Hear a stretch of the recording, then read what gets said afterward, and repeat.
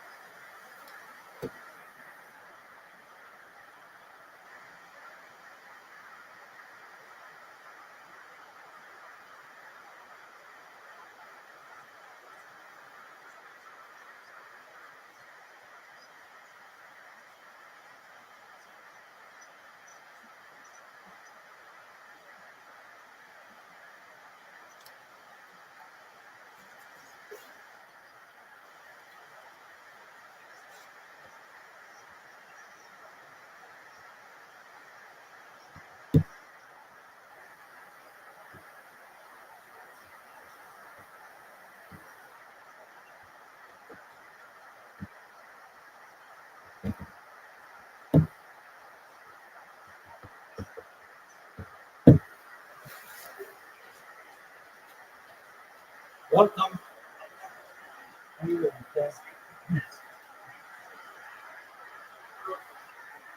What's good, you guys? Remember?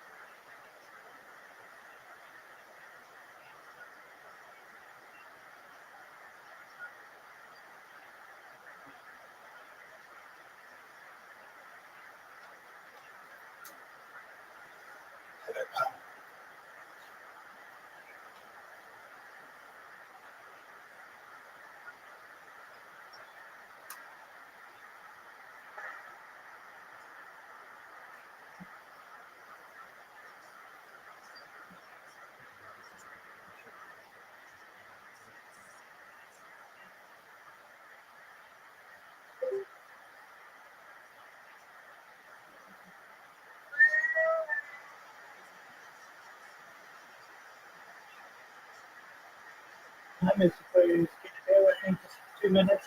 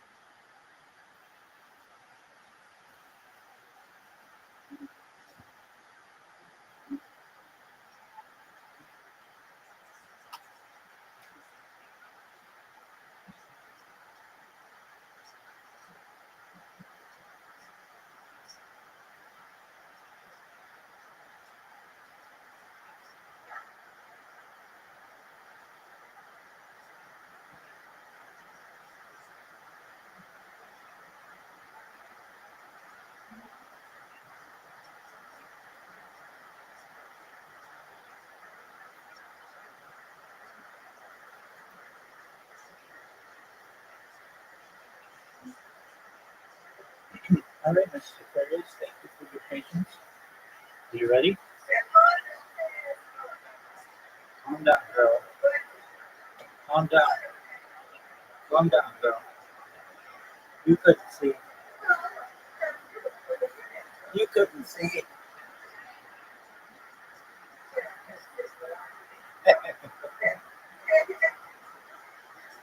Apologies, Mr. Aquarius. I hope I didn't show the full moon. It was just a little cleavage.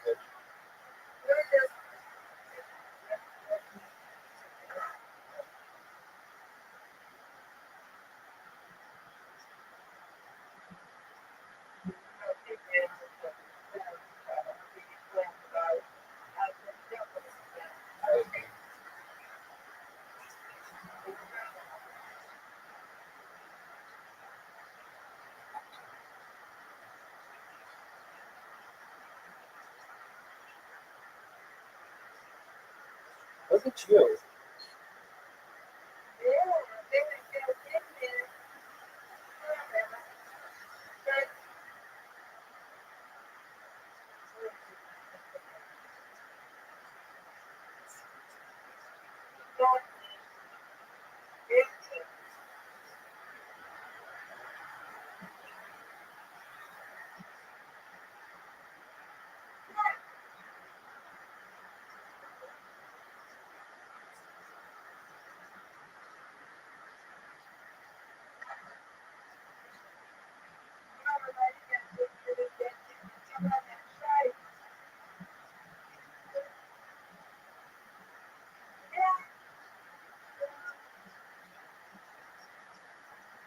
That's what I'm talking about.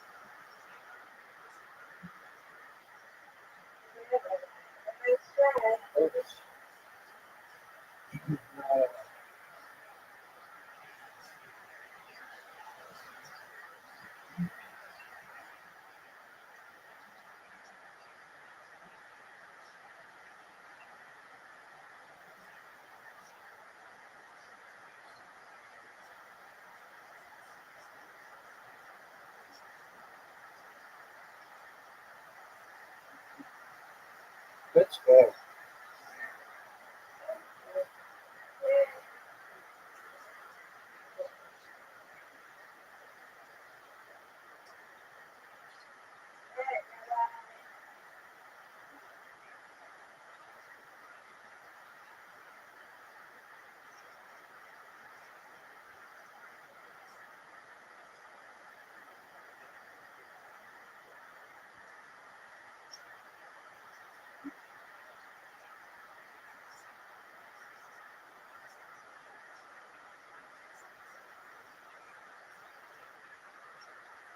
All right. You and I.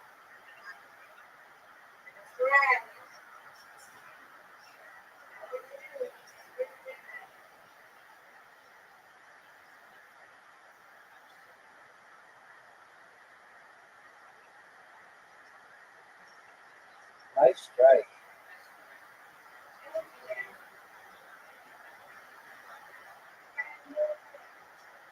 Come on.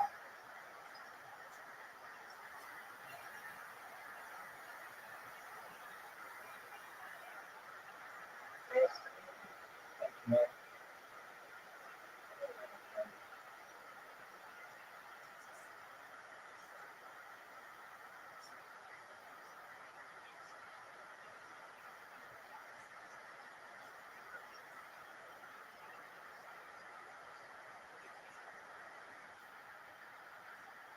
Nice strike.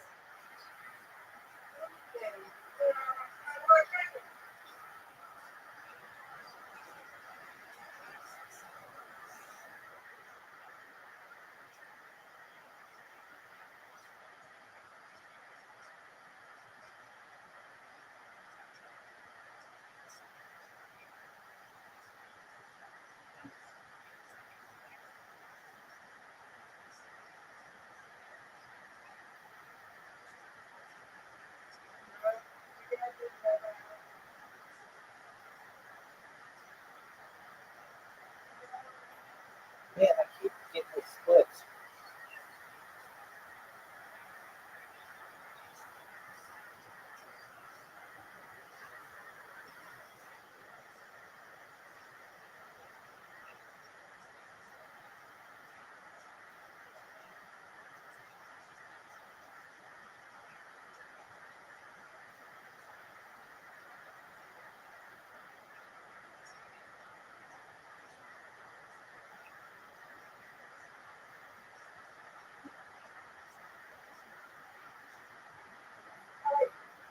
I'm trying. I need these two.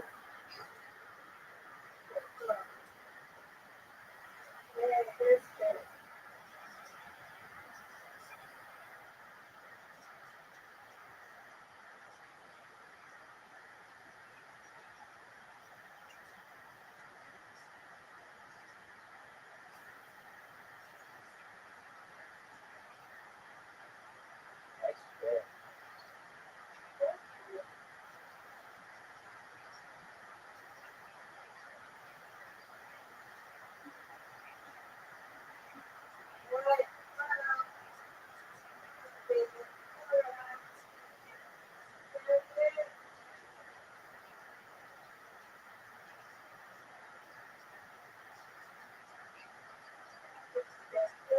No, it's Aquarius. You and I win.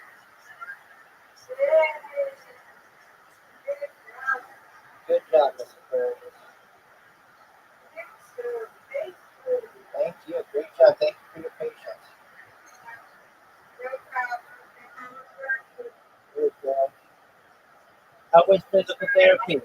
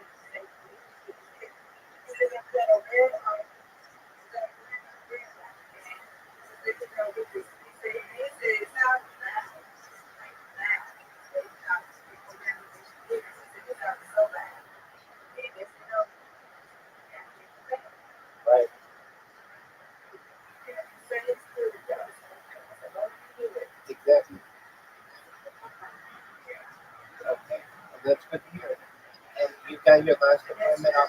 Is it your last appointment on Friday? Oh, okay. All right. I'll let you know.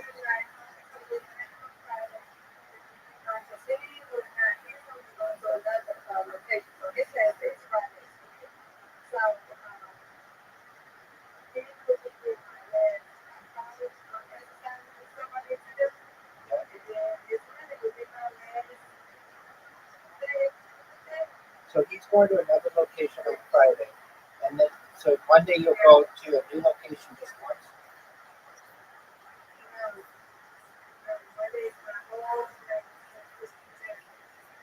I understand that. I understand that. But is it going to be in a new location just one time?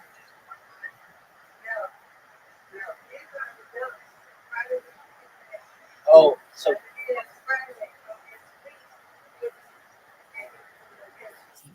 and you'll be who are you going to be with next Monday?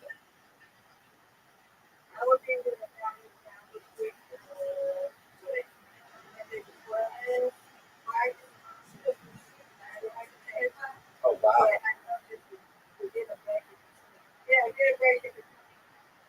Wow. Okay. I got you.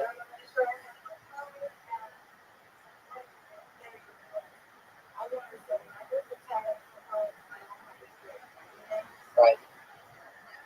All right. So um, you got Friday with your normal guys, then Monday with Marcus, and you're done, right?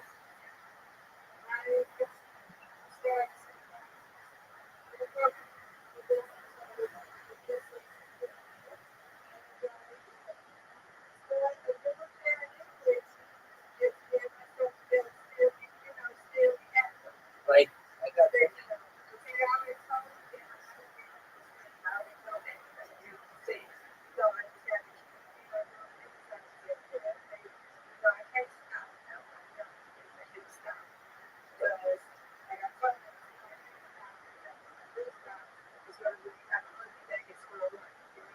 One hundred percent.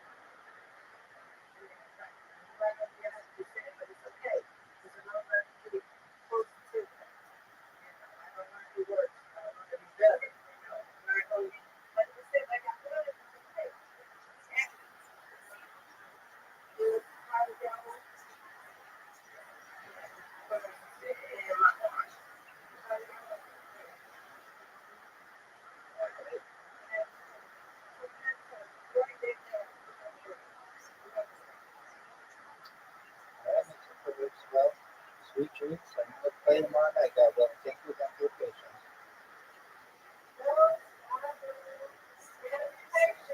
Good, girls.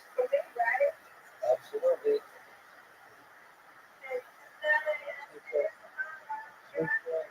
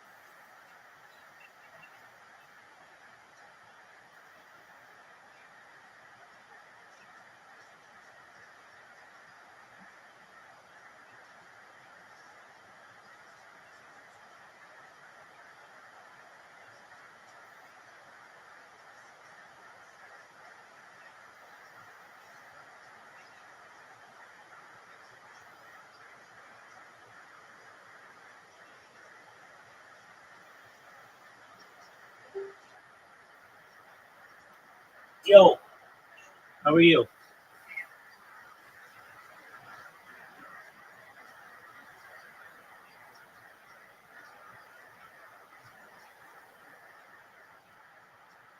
How are you?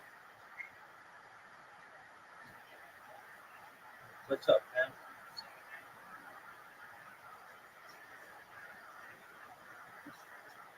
How's your day going? Yeah. What are you saying?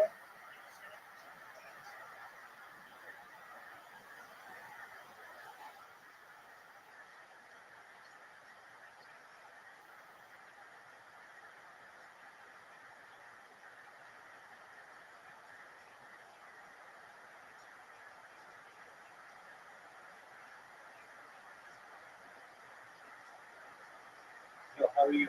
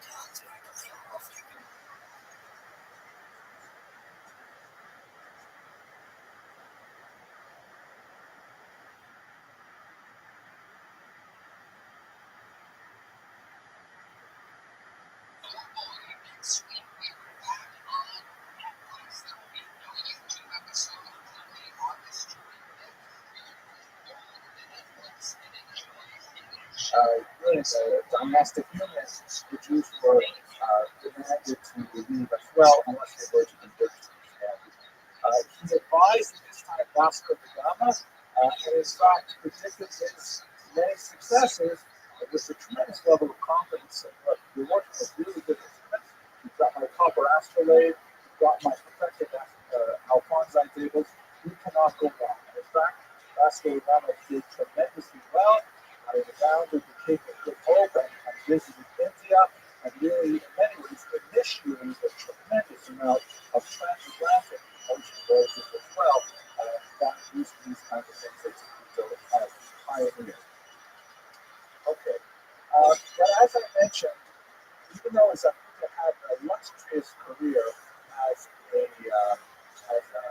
astronomer and as a scientist, he was ultimately forced to leave Portugal, and at that point he sort of re-examined his bearings, to extend his astronomical metaphor, and he took on a totally different course.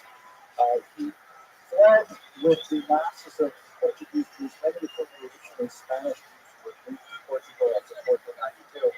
He was captured twice, very difficult ransom fight from being held by pirates.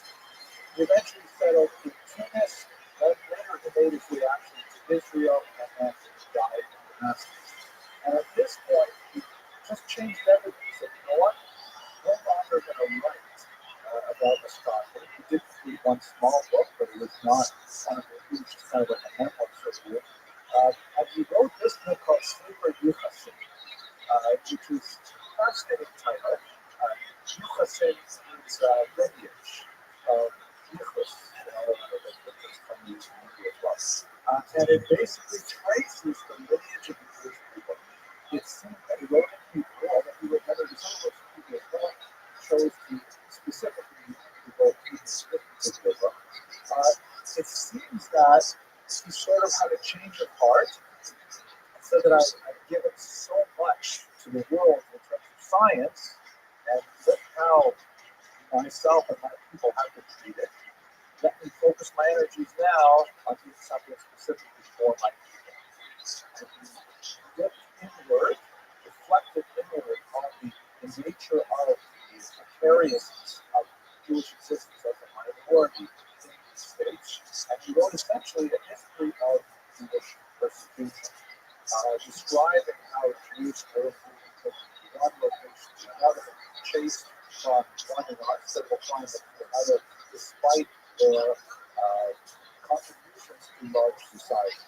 This is one of the early works in what Professor Sullivan from the university called lachrymose marble Jewish history, in which lachrymose means tear-filled. We have this real Jewish history of where constantly harangued and chased from one place to another, and at the same time we're doing so much more for the societies around us. It's a very martyr-like language, which reminds me of a joke. Please forgive me if I tell you this hardcore joke. I know we're here to lecture, but this is a funny joke. So, my jokes are not by definition funny. But the joke goes like this. This is, I actually heard this when I was doing my own doctoral research in the former Soviet Union. And if you recall what it was like back then, so much shortages in consumer goods that lines would form everywhere, drop of the hat. If you heard that a particular store was open, people would stand in line and they would buy anything. They had Czechoslovakian shoes, only size 7. You would buy as many as you could, and then later you would barter them, in various open air markets. So, anyways, there's this lineup of Cherha outside a grocery store, and there's cucumbers ready on sale.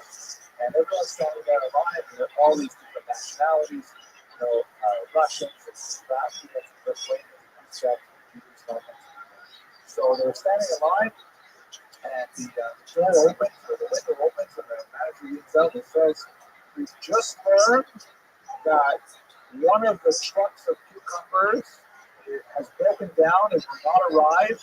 Therefore, all Jews please leave the line." So what do? They packed up their line. Close the window. A little later, he opens up the window. He says, "We've just learned that one of the trucks has been stolen by the mafia, and that less cucumbers than expected. So therefore, all Central Asians, please leave the line. Uzbeks, Tatars, Kazakhs, all leave the line." So, this goes on. Lithuanians leave, Latvians, Poles, everyone to find these only pure Soviet citizens standing in line.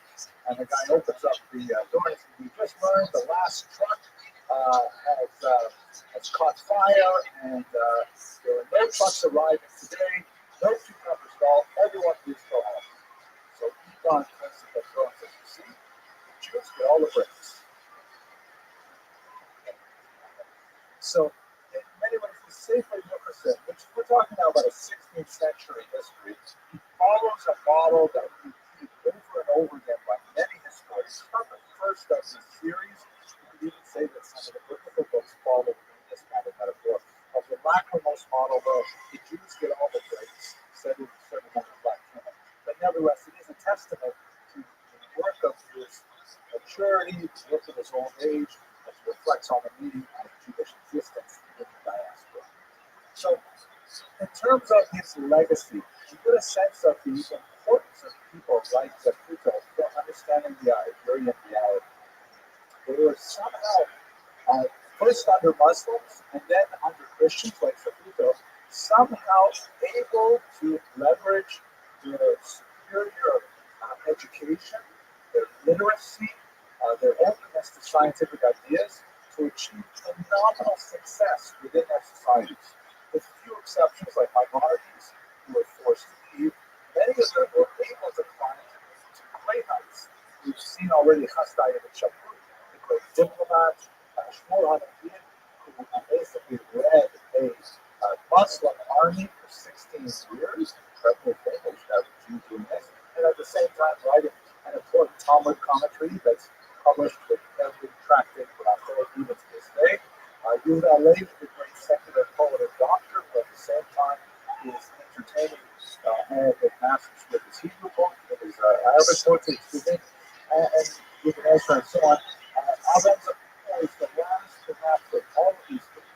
He's somehow able to bring these things together in a unique form, contributing both Jewish knowledge through its sacred literacy and at the same time contributing to world knowledge through the development of the proper astrolabe and the perfection of the Alphonse English.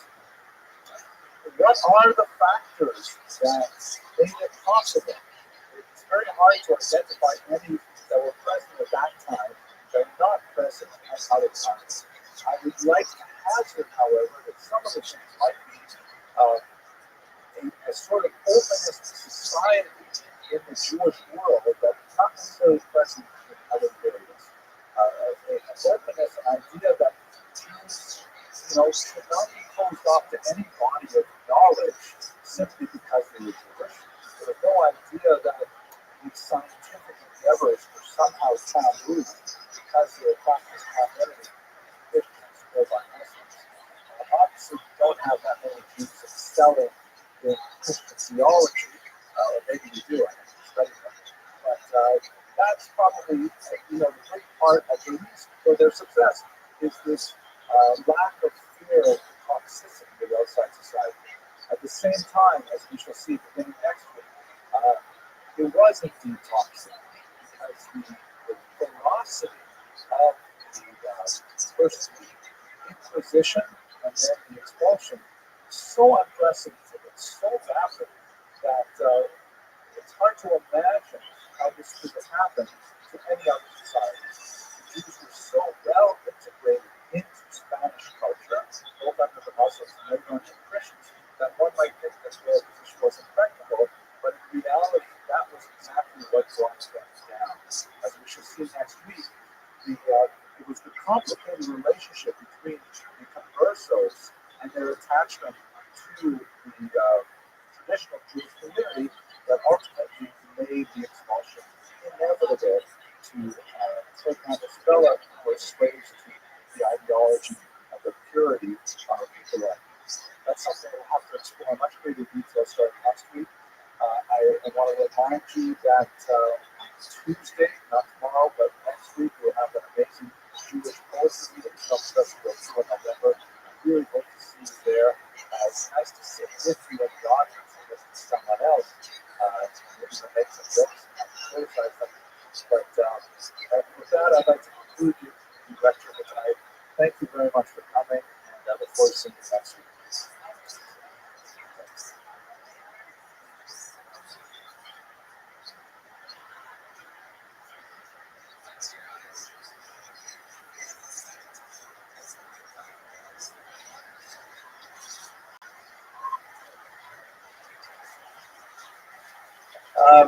Tonight's topic is a very difficult one, I have to say.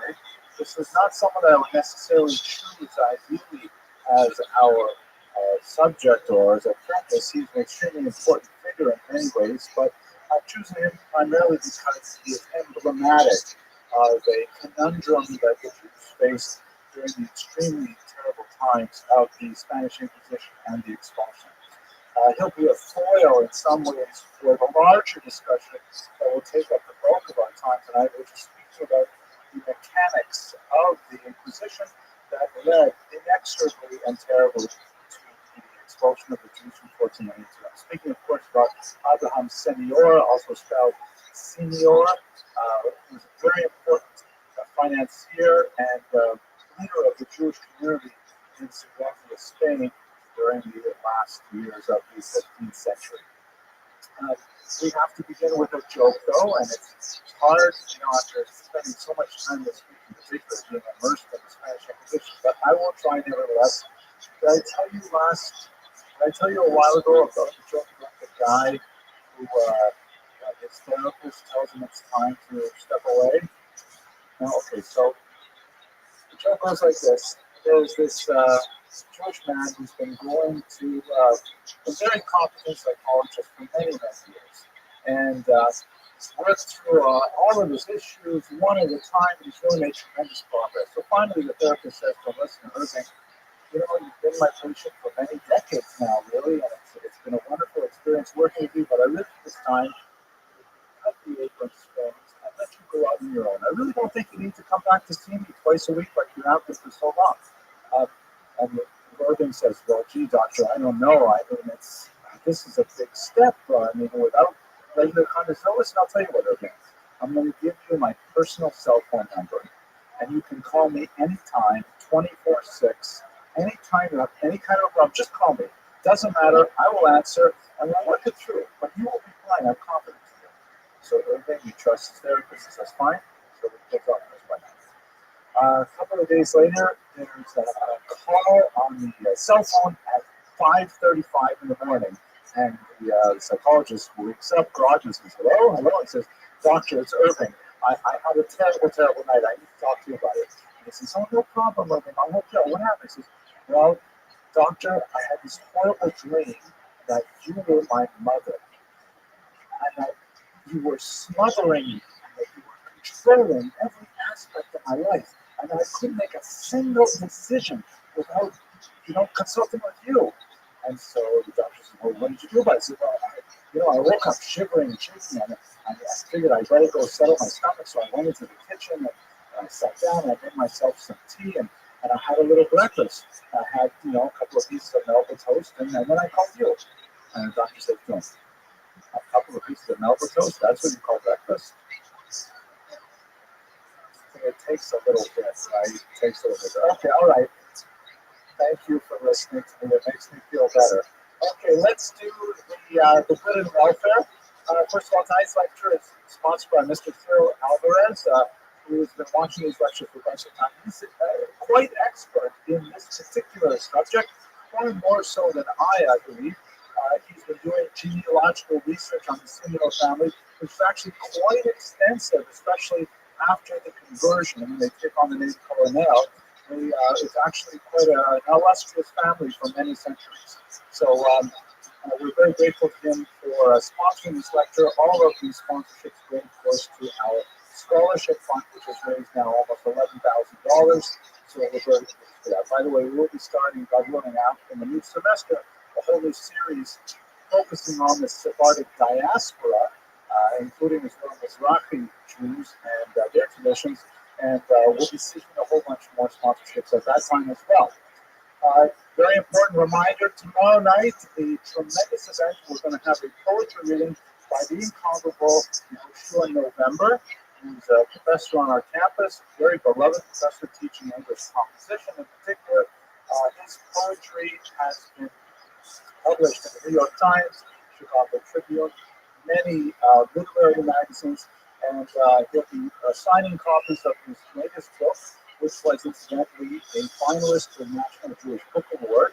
Very impressive poetry, and gives us a sense of what it means to be a poet today. I hope that you will all come, because we spent so much time discussing poetry in the Andalusian period. Let's study it in the Brooklyn period tomorrow. So that's at 7:30 in this room at this time. There will be sushi and other foodstuffs to entertain us. Okay. In terms of the academic resources for tonight's lecture, I've relied very heavily on the research of Professor Chaim Weinert, shown here. He was born in Russia in the 1917, an auspicious year, a century ago. He served in the Latvian army, and then immediately after finishing his service in 1937, he made Aliyah to study at Hebrew University, serving also in the IDF, in the intelligence division, and ultimately he became a professor at Hebrew University. He served as the Dean of Humanities at Ben Gurion University of the Negev, and he retired as a distinguished professor once again at Hebrew University. So his analysis is extremely important. He, if you were to concentrate narrowly on Senior, in one of his books that I used for this presentation, he has about 100 densely packed pages of fine print text going through every little scrap of financial records of the Senior family, which is, quite stressful for even a historian to go through all this level of detail. But really, he is the number one go-to source for this period.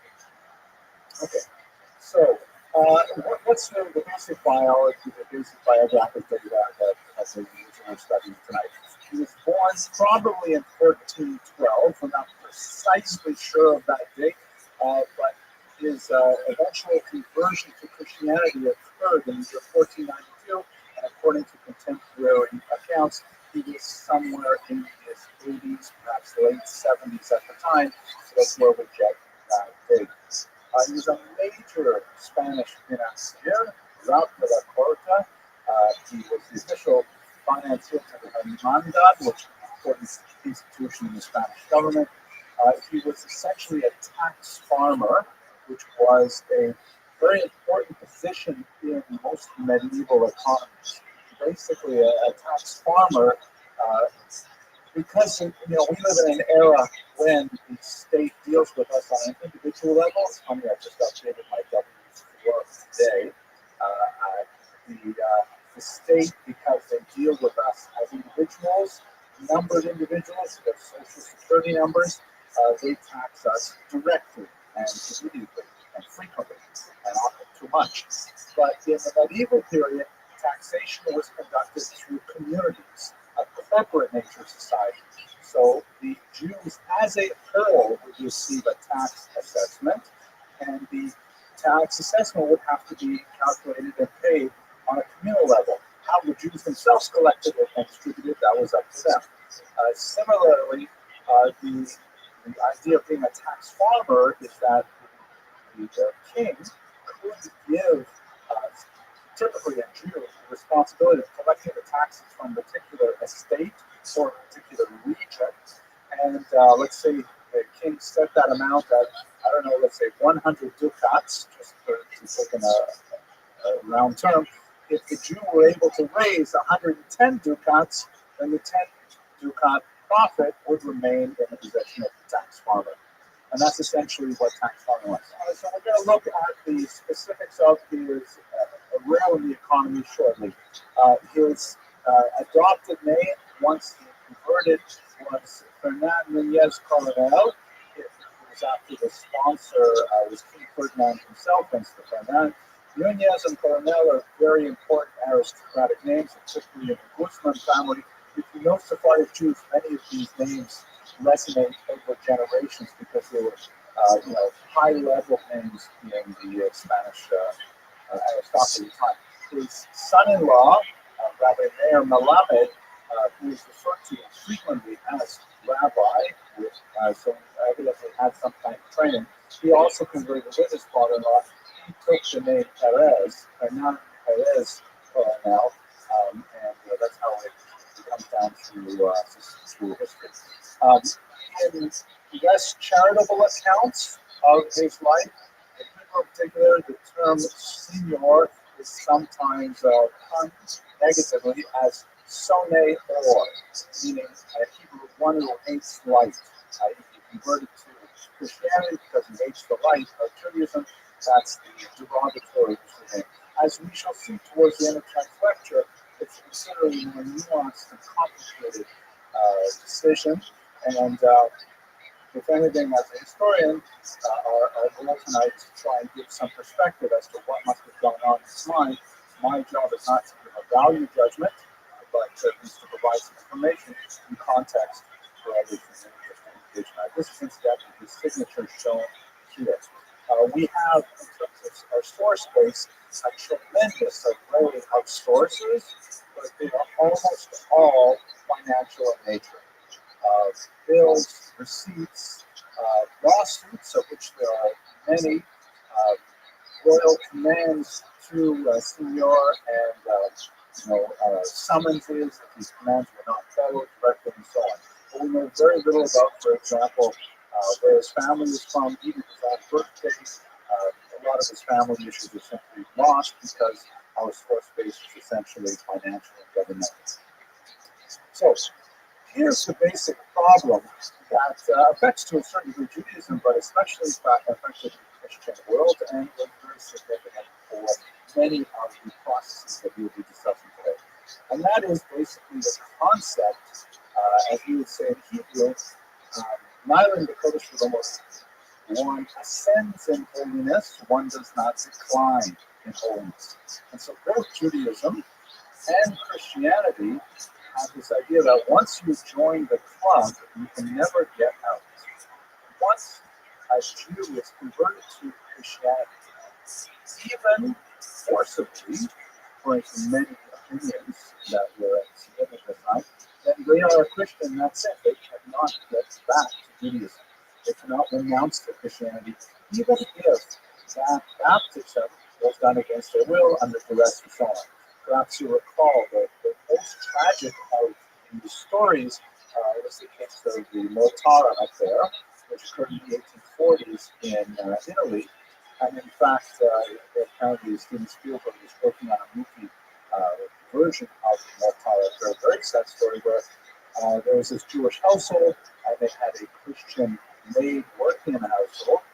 Their young boy, who I believe was about 6 years old at the time, I think his first name was Arturo, I'm not sure exactly, but he had a terrible flu, and the maid, who loved the boy very much, she's a living maid, she cared for them, she loved the boy very much, she was worried that he was going to die of the flu, and he would go and, because he was a Jew, he would be damned to eternal hell. And so therefore she secretly brought him to the church and had him baptized, just to protect his eternal soul. It happened that the child recovered, but the maid happened to mention it to one of her other friends, and the word got around that this Jewish boy had been baptized, and amazingly the church actually kidnapped the child and refused to return him to the family. And despite this is 1840, this is pretty much the modern era, despite the best efforts of the family and international Jewish pressure, Moses Montefiore was very much involved. They were not able to exert the release of this child from the Vatican.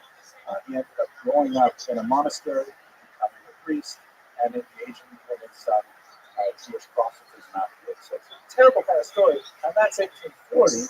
That's 300 years later.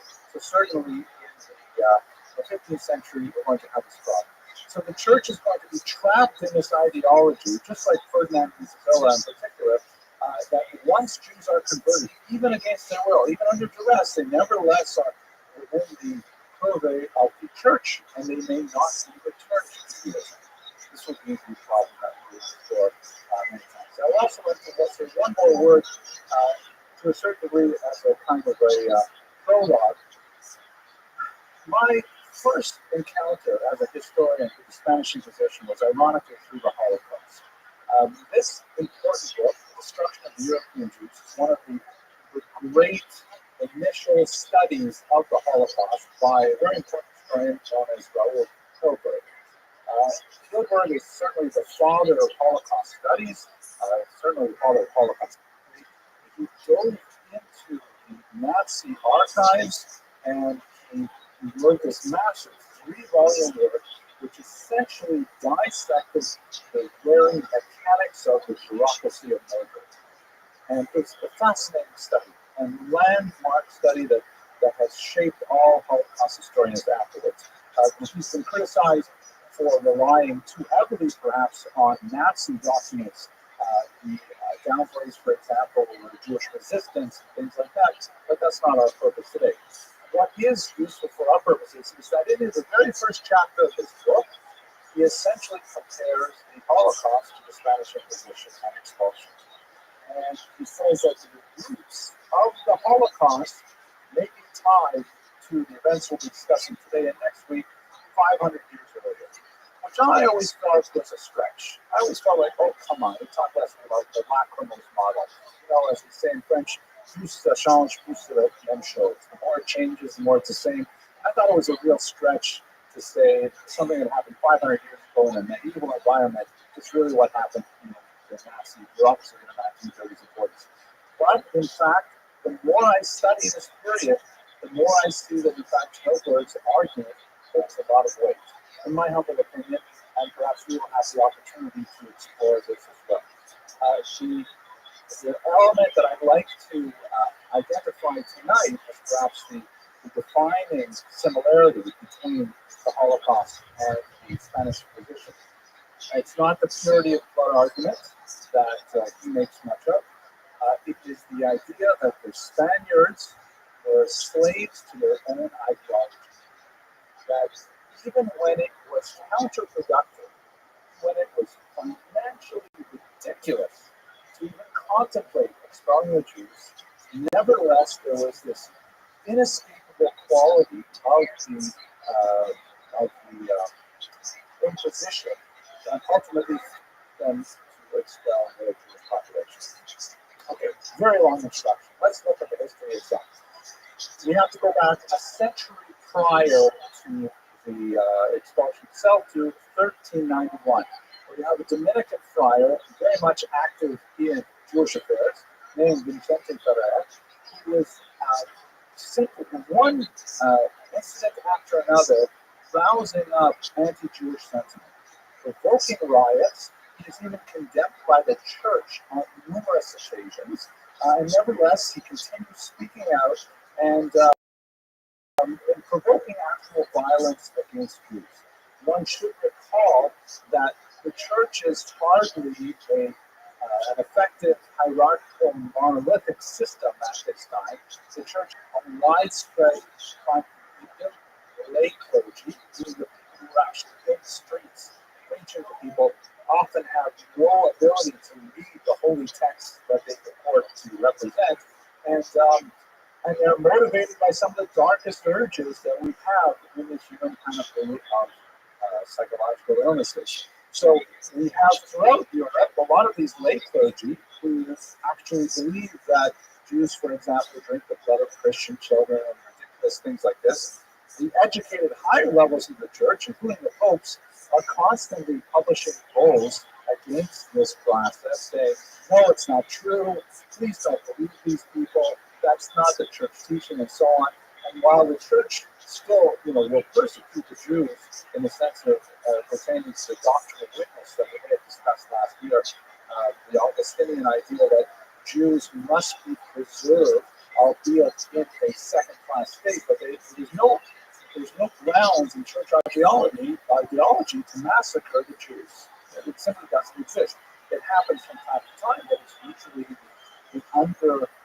it's the expression of the underbelly of the church, often helped on by people like Ferrer, but it's not at all church teaching. The church is still a religion of peace and wants to have some measure of coexistence with the Jewish. It's a lot easier.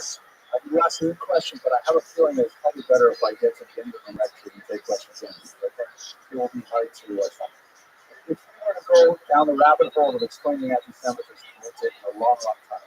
But just to answer your question anyways, because that's really holding. The doctrine of witness argues that Jews must remain alive. They must remain in a subjugated state, but they must remain alive until the second coming. Because only then will they be able to validate the second coming. And the higher level church authorities, with perhaps some exceptions, the higher level church authorities really want to reinforce that. Nevertheless, at the ground level, it's to destroy. So under Ferrer, there's a huge number of anti-Jewish riots. and massive forced conversions. You don't have strong demographics for this period, but it's clearly in the tens of thousands. So you have tens of thousands of Jews forcibly converted to Christianity. What happens to them afterwards? How do they go on with their lives?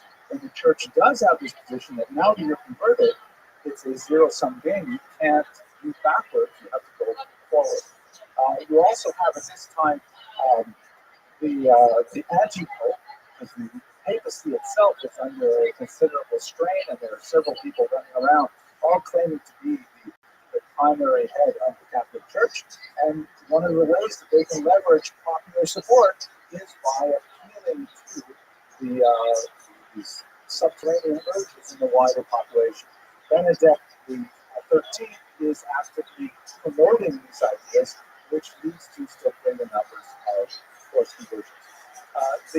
The next thing that's related to this is, okay, so imagine for yourself, you're in a family that has been forcibly converted. It was either rebaptized or be killed, and that's what was happening in 1391 in the riots.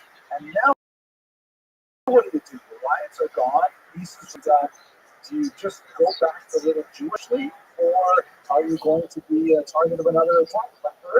So you try to maintain your lifestyle nominally as Christian, but you don't want to eat bread on Pesach, and you want to know when to fast on Yom Kippur.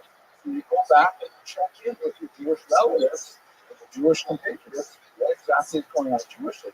If this goes on for a generation, 2 generations, 3 generations, as it did, then it gets harder and harder because people are living more and more openly as Christians, and they have to, with some subterfuge, go back to the Jewish community.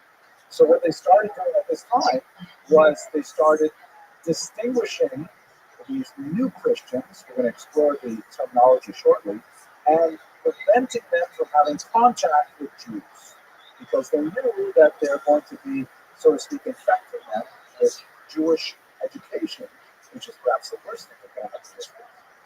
So this is we also often note as well that in 1414 there's another big acceleration of this phenomenon with the disputation of Tortosa. Disputations are a medieval phenomenon that Spain pioneered. The most important of which we discussed last year was the disputation of 1263, in which the great scholar Nachmanides represented the Jewish side.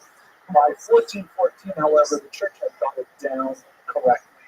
They knew exactly how to stage these things, how to set the rules in such a way that the Jews could not possibly get the upper hand like they did with Nachmanides. And so you have a process. The Tortosa disputation was almost 2 years long, and it was a pageant. It was like Jews were forced over and over again to listen to these debates in which the text was very seriously limited. Jews were not allowed to say whatever they wanted in these debates. And afterwards, the judges, who of course were all Christian, would declare the winners, which were invariably the Christian interlocutors, and they would impose a series of punishments on the Jews. Like, for example, they have to hear 50 forced sermons. And so for the next year, every Shabbos, they would have to hear preachers coming into their synagogues and preaching the Gospels. Or on Sundays, they would have to actually go and show up in church, and they would take attendance. And they would make sure that Jews forcibly listen to these Christian teachings. You also had the burning of the Talmud, and generally they crushed morale. You have a population that's feeling extremely besieged, beleaguered, no hope really for growth in the Iberian Peninsula. It is interesting to kind of reflect at this point on how similar this is to the period immediately prior to the Muslim invasion of 711. The Visigothic period in the late 600s was also very much like this. And added to this, you have war fever, because the Reconquista, the Christian reconquest of the Iberian Peninsula, is proceeding at pace. They're making nominal gains, and ultimately they're able to conquer Granada in the far south. This is a picture depicting the surrender of the Muslims. You see the Alhambra in the background there, and here is Ferdinand Isabella. And even the facial expressions, the Muslims were kind of like puzzled and lost. What's happening here? How is everything changed so rapidly? But with the conquest of Granada and the Christian control of the entire peninsula, including Portugal, this means all of a sudden that there's this sort of feeling like we control it all. We should therefore impose a kind of a purification of the entire system. Kind of like when one political party holds all three branches of government. Maybe I should say that. That's just okay. So in the 1470s, the Inquisition is created. Well, what exactly is the Inquisition?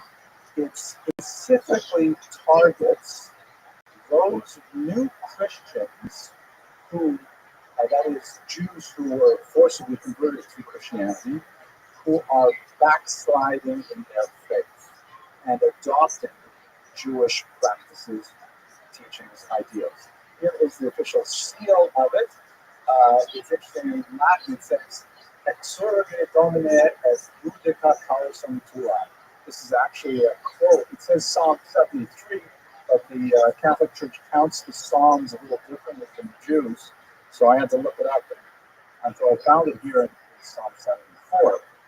The motto of the church is Kuma Hashem, Kuma Rokim, Liba Libecha, Zehorcha Papsta Mine Gado, Kohayam, which I'll translate.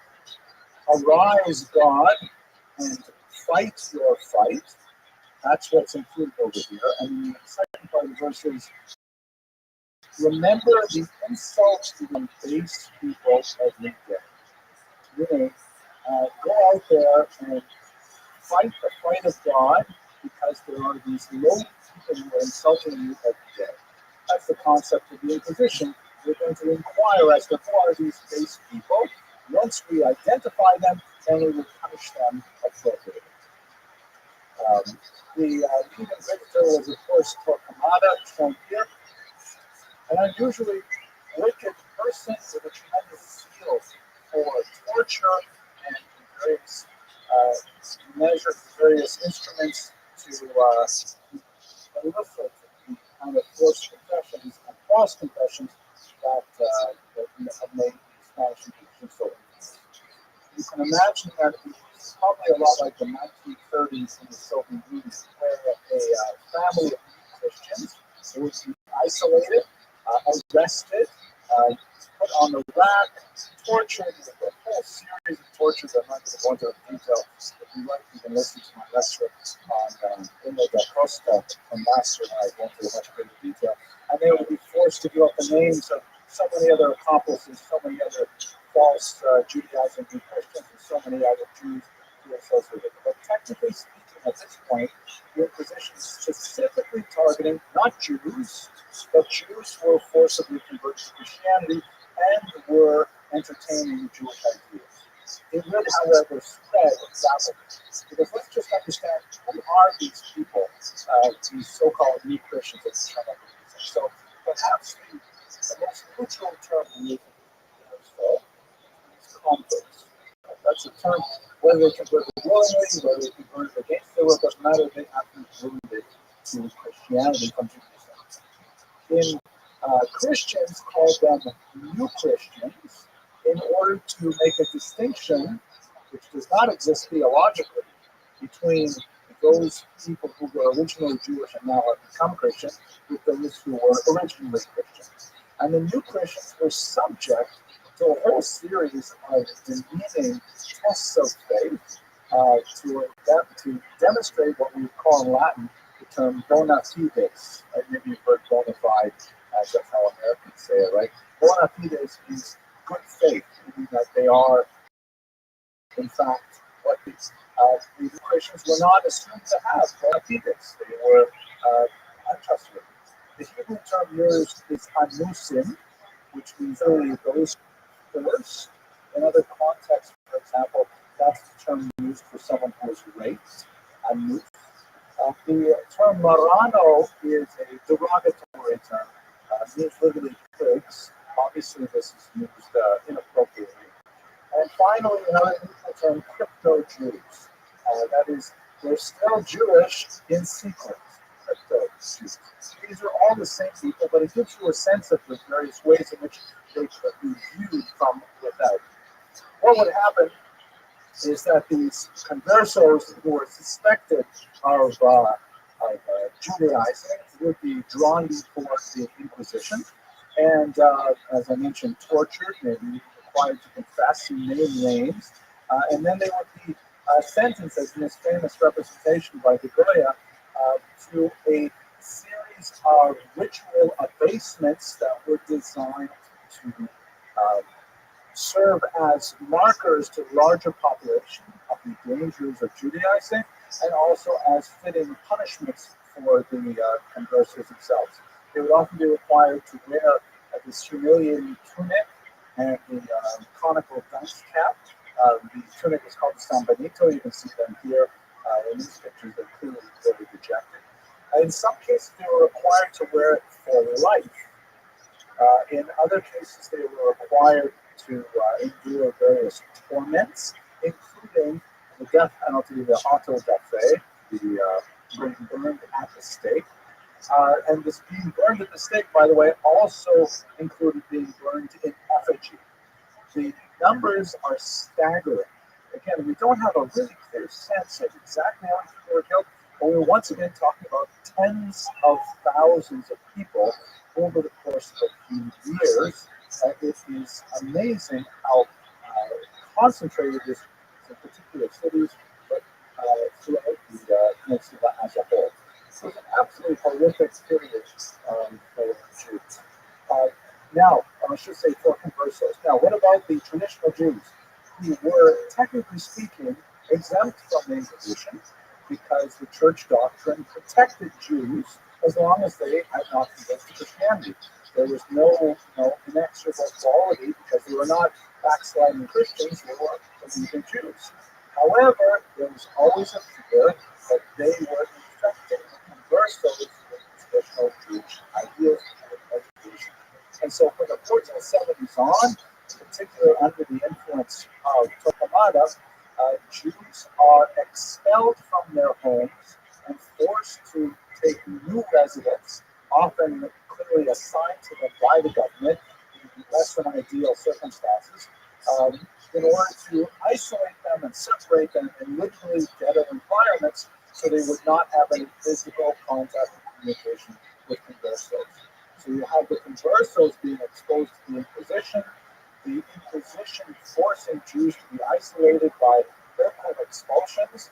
In one case, an entire province, the Jews were expelled, but in most cases, they were expelled from particular regions in cities in order to separate them from Jews. And by the way, according to the Abramson religious history, you can see there's a clear economic upside for Christians to be engaged in this because all of a sudden, Jews who typically are a highly urbanized people and they tend to live in the downtown core of cities because they're early settlers, this all of a sudden frees up all this prime retail real estate that can be used for the crown or for local officials and so on.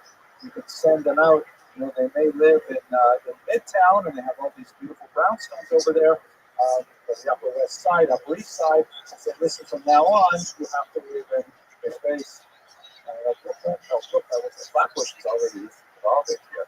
In some other place far away, like across the river to that other state over there or something. That would be the kind of model that we're talking about.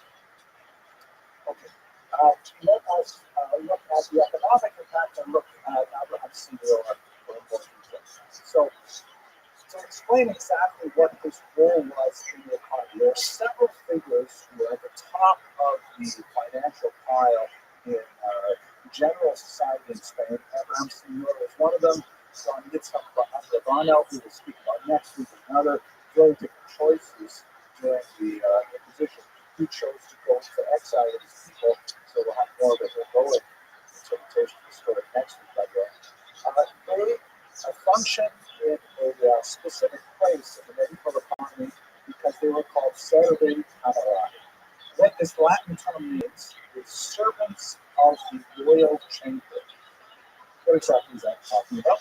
So I'm sure you've studied the feudal system back in high school, you had at the bottom peasants or serfs who are kind of like landed slaves. They have sort of like a land allotment, but they do not have the freedom to move. They are required to seek the Lord's permission to marry, and a certain amount of either their work product or their actual labor is owed to the Lord. So in some cases, they would actually, if they were very strong farmers, they would have to pay a certain amount of their crop to the Lord as a tax, basically rental for the land.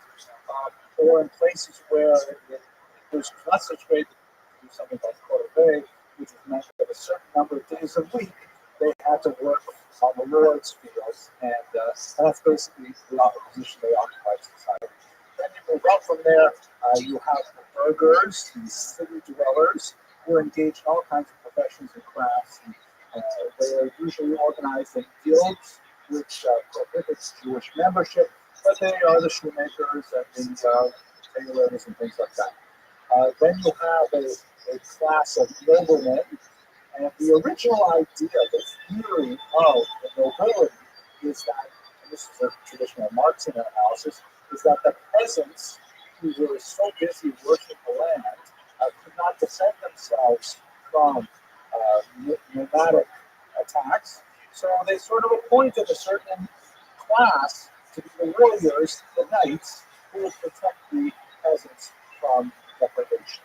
And this was a kind of a social contract that the nobility were there to protect the larger society, and the peasants would agree to pay for that. Obviously, it became very exploitative, and the nobility got richer and richer, the peasants became poorer and poorer. And at the top of the nobility, there you had the king. So the big, by the way, one other very important estate is the church. The church sort of stands outside all of this, reports essentially to the Church of Rome, but serves the entire population. Now the big question is, where do the Jews fit into this system? They are certainly not peasants. They're certainly not nobles. They're kind of like burghers, but they are not allowed into the guilds. So what exactly do they do? So this is where they get the job, Senator Camerai. They report directly and exclusively to the king. They serve in the royal chamber, as we're reading. If you know they could live in your Hubbardsville, yes, their lord is the king in St. Petersburg. Why would this arrangement be adopted? Primarily because something called the Law of Gratias, which is the church canon law, which prohibits Christians from charging interest to each other. The law of Gratias says that Christians can't engage in any kind of credit-bearing enterprise, which essentially stunts the economy because no one can invest, no one can find venture capital to try some brand new venture and then pay interest on that loan. But the Jews were allowed to do so because of a biblical birth. So the Jews could function as moneylenders and could actually amass a significant amount of capital through usury. Usury has a negative connotation, but when you're thinking about 30 to 50% interest rates, it is usury. It is a real heavy cost. So Jews were moneylenders, which were highly valued commodity in the medieval economy. In fact, France expelled the Jews 3 times in the 14th century. And when you see they expelled them 3 times, it's because they had to fight them back 3 times as well, because they couldn't manage their economy without this institution of credit happening. So the Jews had this very special role where they were allowed to engage in money lending. They generated a lot of capital, and the king could tax that capital, which was highly valuable. That meant they were protected, for the most part, from popular uprisings, but not exclusively, especially if the king felt that he himself owed too much money to the Jews. Then, as we saw, for example, in New York in 1290, then the nobility simply expelled the Jews, and Jews wouldn't get into debt. And to fight the Jews later, make up for the lack of the credit in the economy, but that was the idea. So the senior family were the principal tax farmers of the kingdom of Ferdinand and Isabella, which ultimately encompassed almost the entire Iberian Peninsula. So if you are to persecute the Jews, what happens if, for example, you convert them? Oh my gosh. It's like you take all these bankers, they're only allowed to be bankers if they're Jews. And if you make them Christians, what's next time? All of a sudden, the banking industry crashes to a halt because these new Christians are not allowed to engage in exchange of interest. And what about all the debts that are owed to these Jews, which are the income base for the taxation of the king? The king wants to get the collection. The king wants the Jews to actually make this money if they get converted to Christianity. He uses the yeast of the economy. Or to look at it from the metaphor of Shimon Dutno, the Jews are like a sponge that can be dipped into the peasantry and the minor nobility, and then they would be drawn out, and the water would be squeezed out by the king. If you can't use that sponge anymore because you made it into a Christian rather than a Jew. How are they supposed to engage in? So this is especially the case when the war in Granada is going on. We're trying to expel the last Muslim kingdom from Spain. How are you supposed to finance this if you convert all these Jews to Christianity? It proved to be a very difficult problem, and ultimately, Abraham Singer and others were able to hang on to the very end and enjoy royal protection, primarily because of the economic aspects of their position. But, as I mentioned, the expulsion was inevitable. As we should see, here's a very powerful and moving picture by Emilio Frances, 1889, showing what's his name, Torquemada here, displaying the ritual expulsion to Fort Venezuela, sitting currently in the background. There's no question they were completely involved and invested in the actual lasting completion of this document, which led to tremendous suffering of the Jewish population. This is the edict of expulsion, the last page of it right here, and with the seal and stamp of the royal authorities. What I'd like to do is actually read to you a little bit from the document. It is actually about 4 pages long in total, but I've only selected a few passages. And I think it's quite illustrative of what the church was thinking, Ferdinand and Isabella were thinking when they expelled the Jews. Here we go. So, there's a bit of a preamble which is directed to all kinds of people. It comes originally from Ferdinand and Isabella, King and Queen, and it goes through all the nobles, the major ones, the minor ones, through the city dwellers, right down to the Jews. They're writing this is like a general alert for the entire peninsula. And after this preamble, it reads, "You know well, or ought to know, that because we were informed that in our realms there were some bad Christians who Judaized and apostatized from our holy Catholic faith, where the chief cause was the communication between the Christians and the Jews.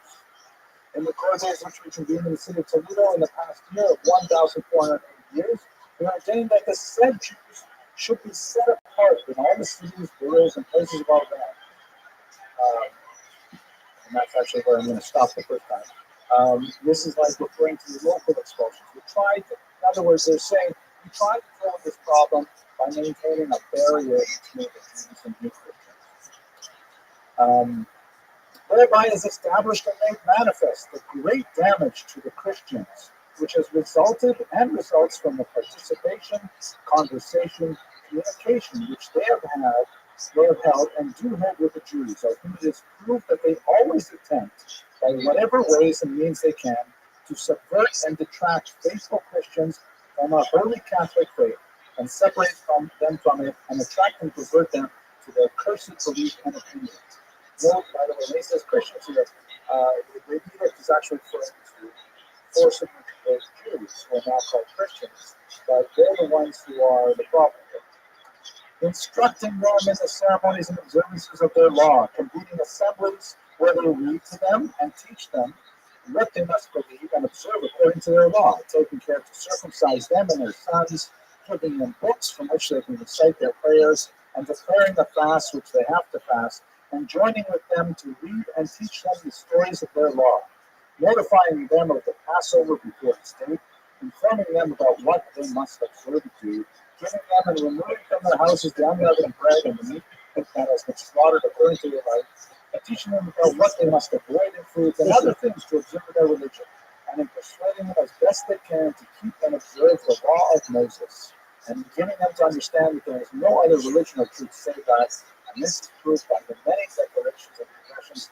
of both the Jews themselves and also those who were corrupted and deceived by them. So it's very clear that what the writ of expulsion is talking about is basic Jewish education. You have this terrible situation where these Jews are great communities, and they're trying to get back and learn the basics of what they need to do to be Jews, and this is specifically what is bothering Ferdinand as well. We, with the council, and the regarded certain pleasant grandees and caballeros of our realms and other persons of wisdom and conscience in our council, having considered the matter with much deliberation, are agreed in ordering that all the said Jews and Jewesses of our realms shall leave and never return nor come back to them or to any of them. And upon this we order that this our edict be given, by which we order all Jews and Jewesses, of whatever age they may be, who live and dwell and are in our said realms and dominions, as well as a native born among them, as those not native born, who in any manner for any reason have come and are in them, that by the end of next month of July, 1492, that comes in the present year, they shall leave all our said realms and dominions with their sons and daughters and servants and maidservants and Jewish followers, as well as the great and small, of whatever age they may be, and that they do not dare to return to them, or with them, or in any other way, whether dwelling or in transit or in any other manner, under the penalty that if they do not do so and comply, and are found to be in our said realms and dominions, or to come to them in any manner, they incur the punishment of death, and the confiscation of all their property to our exchequer and treasury, and that these penalties are incurred by that same fact in law, with no other trial, nor sentence, nor declaration. In other words, they can't even step on Spanish soil without penalty of death, without trial. It's an incredible statement. It's killing. And we combine and prohibit that any or all persons in our said realms of whatsoever estate, condition, dignity they may be, dare to receive shelter or assist, or keep publicly or secretly a Jew or Jewess, after the said date of their coming in July, and hereinafter in our lands or houses, or in any other part of our said realms and dominions, on pain of loss of all their possessions, vassals, and citadels, and everything else. Meaning, if any Christian gives refuge to the Jew, they suffer complete confiscation of their entire property. And it goes on, but you get the basic idea. It's a complete and utter expulsion. Even though this will have tremendous economic consequences, Ferdinand and Isabella are locked into this Orthodox Christian interpretation with no flexibility whatsoever, and they move toward this largely because of the events that began in 1391 with the forced convictions. They cannot turn the clock back, they can only move forward. This is what to go back to Hitler, some Holocaust historians, Christopher Browning in particular, point to in the master bureaucracy of what they call the ratchet effect. Like you're familiar with, those wheels that you can turn on a boat to like pull up the sails or something. They have like cogs on the outside of the wheel and a little hook. So you can turn the wheel one direction, but with every little fraction of a degree, the ratchet falls into place. You cannot go backwards and put it forward. And so they are forced step by step to the inevitable expulsion. The Senor family indicates the documents that we have. And by the way, much of this material, much of this decision to expel the Jews happened in camera, in secret. Very few people in each community, even the most high up elements, Rabbi, Senor, and others, were completely taken by surprise by this. It's something that Ferdinand, Isabella, and Torquemada cooked up on their own largely, and it fell down like a sandbag from heaven. Completely surprising the Jewish population. We know that as late as May 29, Senor had declared that he would definitely emigrate. He would give up his vast land holdings, his incredible debts that were owed to him, his huge financial empire. He had determined that he was going to leave with the Jewish population. Nevertheless, 2 weeks later, he and his son-in-law and almost all of his children, 2 sons and 2 daughters, converted to Christianity. There is a legend, very poorly sourced, but there is a legend that says that Queen Isabella threatened that if Senor did not convert, and then he would take on a new economic role, which we'll see in a second. If he did not convert, she would destroy the entire Jewish population. It's a poorly sourced legend. I'm not entirely clear how she would actually carry that out. The idea of genocide at this level really is a modern phenomenon, not a 15th century one. So it's possibly not true. By the way, I forgot to mention that Senor was also very much involved in the initial shidduch between Ferdinand and Isabella, which shows on the one level just how high up he was in their esteem, and at the same time he got absolved himself out of this horrible crime.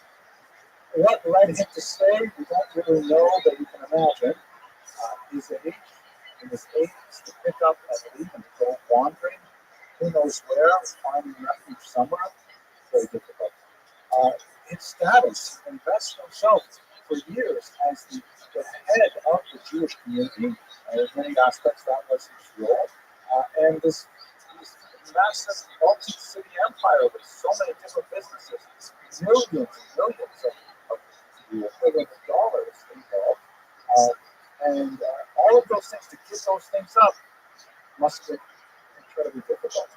Not to mention the pressure from his children, who may not have felt the same way he does. So we do have several financial records and court records that attest to some of their activities. But in the end, all we do know is that he and his family converted to Christianity. One daughter, Reina, apparently did not convert. She went into exile. Although it's one possibility that says, in fact, she did convert. She got some rather than Alana's wife. But most likely not. So, the aftermath was complete economic chaos. And Baynard goes through a tremendous amount of detail discussing how the peninsula now bereft of Jews, except for a significant number who moved to Portugal. We'll study that next week. What exactly happened there? It's also unfortunately a very sad story. What happened to all of the economic activity that was concentrated in people like Senor? So, one of the things that the church had to the crown had to take care of right away is all of the debts that were owed to Senor, and all of the debts that were owed to Jews throughout the population. The crown claimed them. So, in other words, if your average Christian businessman felt that with the expulsion of the Jews, the debts were going to be forgiven, they got a huge ruling from the government, they were wrong. Rulings from the government never happened. And the crown put Senor in charge of collecting all of the debt owed to the Jews that were now out of the country. In other words, the Jews forfeited their debt, and in many cases they forfeited a huge amount of their assets because it was impossible to liquidate them with just a few weeks really until the expulsion took effect. So Senor was charged with the task of collecting that debt, which proved extremely difficult.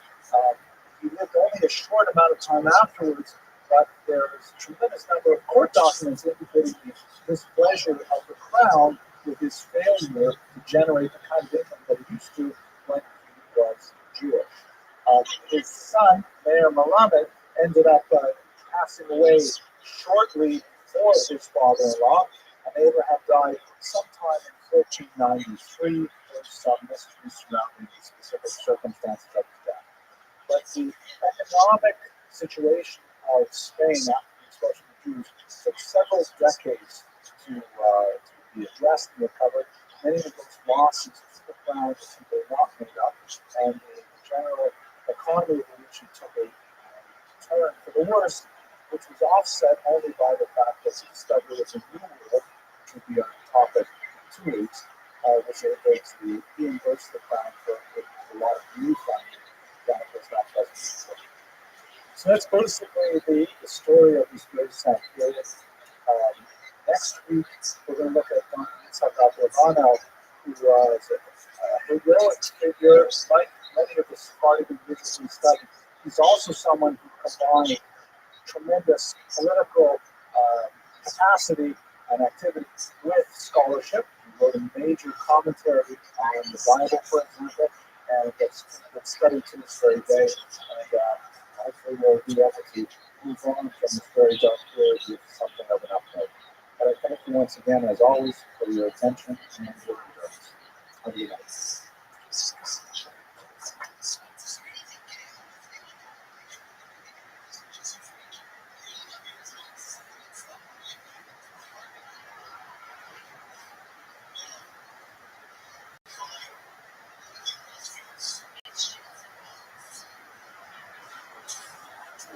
Rabbi Abarbanel is so fantastically heroic and important.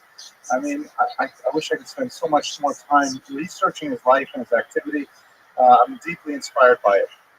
You'll see here.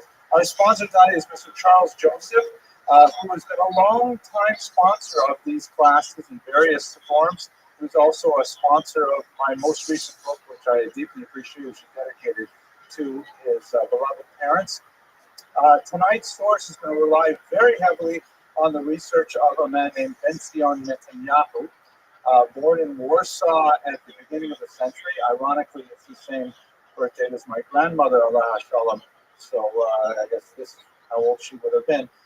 And he passed away in Jerusalem just a few years ago. He was a professor. He became interested in Sephardic studies, a professor at the University of Denver, then at Cornell University. I actually briefly had an office near his office when I was there as a postdoctoral fellow. Later, the Encyclopedia of the Encyclopedia Hebraica. But the reason why we're studying him tonight, of course, is because he wrote a definitive biography of Abarbanel, we'll get to that name in a second, which was published originally in 1953 and then reissued 3 times afterwards because it was really so classic. You may recognize the name Netanyahu because here he is with his illustrious son Benjamin, the current Prime Minister of Israel. He was also the father of Yoni Netanyahu, the hero of Entebbe, and a really very impressive individual. Another son also involved in the idea. So he has a political and a religious history that's fascinating, but for our purposes, it's his work as a historian that will inform most of our comments tonight. Okay, so I want to go back to something that we spoke about briefly when we looked at the life of Abraham Senior last week. And I alluded to this idea that when I first read the work of Raoul Hilberg, I really thought that the whole connection to the Spanish Inquisition and the Holocaust was a stretch. When I read Ben-Zion Netanyahu's work, though, I see that it's quite possible when you look at the dates that Hilberg, who was not an expert in Sephardic history, was probably heavily influenced by Netanyahu's work because that's where you see the thesis developed in a much more precise fashion. And I think we can look at this in the sense that there's, I'm sure you've heard the famous passage from Santayana, which is all those, what is it? Those who ignore history are doomed to repeat it. And in our here at Touro College, our chair of our history department, Toga Singer, likes to say to students, those who forget history are doomed to repeat it next semester. They have to take it again. So there's another clip that says, well, history may not repeat itself, but it certainly rhymes. And there's an eerie rhyme going on here. So let's look for a second at some basic elements of Netanyahu's breakdown of the onset of the Inquisition and the expulsion, and I think we have some eerie parallels. This is a 17th century rendition of an auto da fe, a mass execution and a burning at the stake as a result of inquisitorial activities. So if we look at this pattern that we discussed last week, it really starts out in the late 14th century when you have these mass conversions of Jews. Netanyahu tends to take a very economic approach to the reasoning behind these mass conversions. Much of the anti-Jewish legislation, he argues, or activity, like rioting and so on, um, he argues came primarily from the burgher class, meaning not the nobility and not the peasantry, but the urban class, a burgeoning commercial class that saw the Jews as direct competitors in their various fields of endeavor. And so it was they who really fomented much of this activity. Ironically, Netanyahu argues that they were unprepared for the results because the ongoing trope in the relationship of Christianity and Judaism has been, Jews were given the option of convert or die. And as we saw in the Ashkenazic lands in the Crusades, quite often they chose simply to die. In some cases, even to commit suicide. On other occasions, which makes it a little bit more complicated than just the binary choice of you live or die, there are two other choices. One is, or pay us lots of money to leave you alone. And the fourth choice is, or run away, flee. So the burghers were expecting perhaps one of those options. They were not, according to Netanyahu, expecting the fact that Jews might say, okay, let's convert. Which is in fact what happened in 1391, is that the Jews effectively and en masse decided to accept Christianity, which is not something that you see as a pattern in much of European Jewish history. The reasons why it differed in the 14th century, beyond the scope of our inquiry today, Netanyahu would argue, though, was primarily for social mobility, meaning that the Sephardic Jews felt, this is a really terrible situation. We would rather much prefer to remain Jews and remain in our sphere of activity and have our commercial privileges ratified. But if we're given the choice, perhaps we should pro forma convert and maintain our business practices as always. And then when things calm down, we will go back to Jewish identity. And the burghers, argues Netanyahu, were caught off guard by this. And of course, it was a disastrously counterproductive strategy because once the Jews converted, the Christian state had no legal mechanism to discriminate against them. And all of a sudden, all of their restrictions on commerce, on settlement, on education, on advancement in the professions, on entry into guilds, were all disappeared in an instant. And so they were confronted with perhaps 100,000 new competitors who had the same legal rights that they did. Hence, this caused the persecution of these so-called new Christians, where the Christian state now had to actually create a new category that did not exist in Christian theology, these almost Christians. They had performed the rites of baptism, and by all traditional canon law, they were in fact full Christians. What is a new Christian? So new Christians and their children and their grandchildren were kind of like really suspect Christians. We're not exactly sure what to do with them. This led to the Inquisition because the church was interested in, well, what are we doing with all these people who claim to be Christians and they're not really practicing and they're going back to their Jewish roots, so you had to inquire as to their bona fides, quite literally. And the Inquisition led, as we discussed last week, to the isolation of the Jewish community because the Jews who had converted were still in extensive relationships with their erstwhile co-religionists, and this ultimately and inevitably led to the expulsion. This is the kind of flow of history that we discussed last week. Netanyahu's thesis. There are others who disagree, particularly with the economic components of this analysis, but it sounds remarkably familiar. If you look at the late 19th century and early 20th century Germany, we see, let's put up the Spanish pattern over here on the left, you see almost identical things happening in Germany. This is the line of history, perhaps. Late 19th century and 20th century, you have a massive number of Jews converting to Christianity. Again, purely pro forma as a means to gain entry to all of the avenues of social advancement that were closed to them. And we could rattle off a dozen names of prominent individuals in the 19th century in all fields of endeavor who were Jews who chose Christianity for those reasons.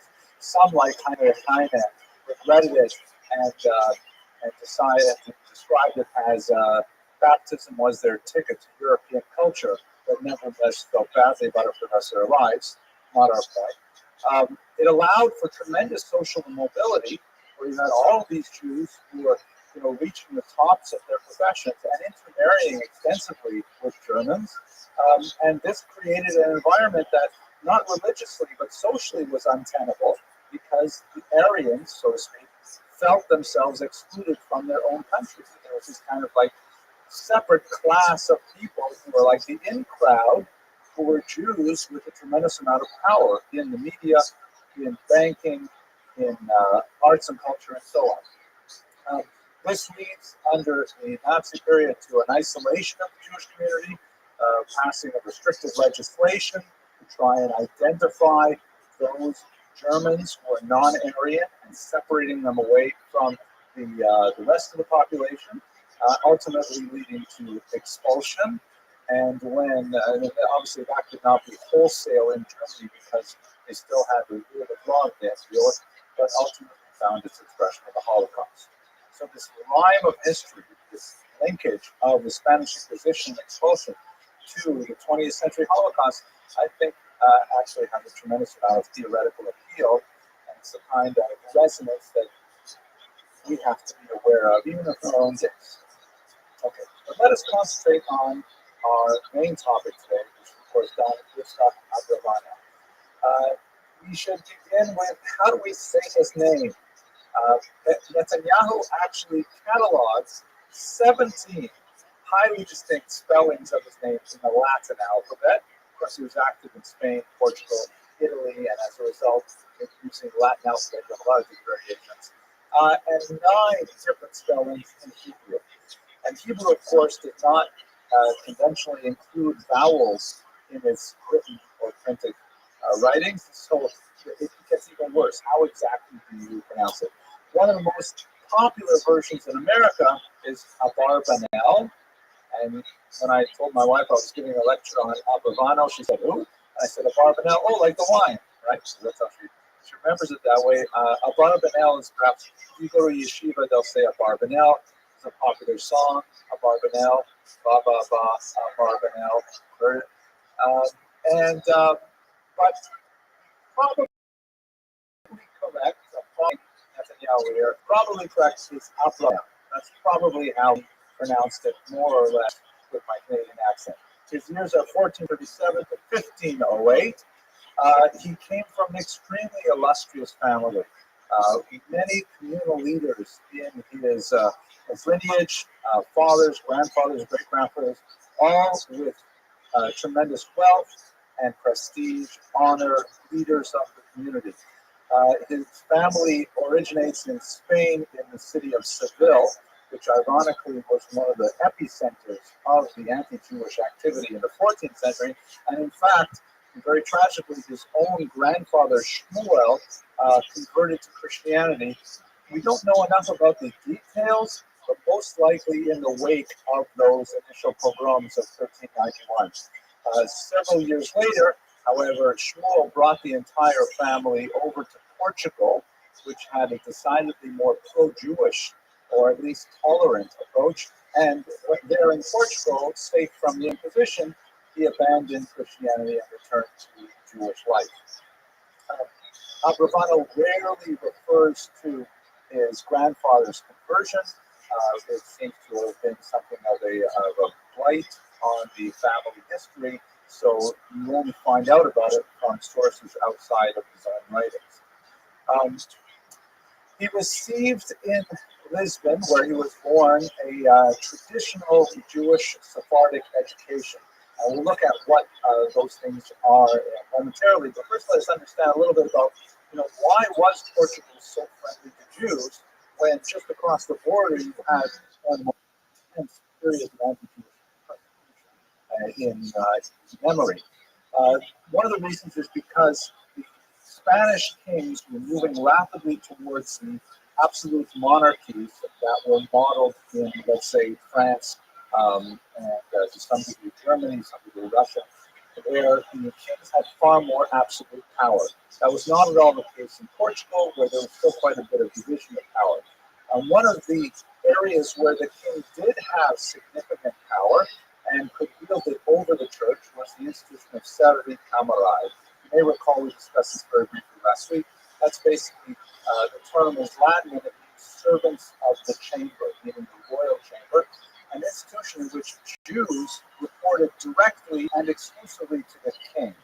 They did not report to local nobles, they certainly didn't report to burghers, and so as a community, whatever revenues they generated from tax farming or commerce or whatever could be taxed solely by the king directly. As a result, the Jews were extremely valuable institution because the king could deploy them specifically to fill his own coffers.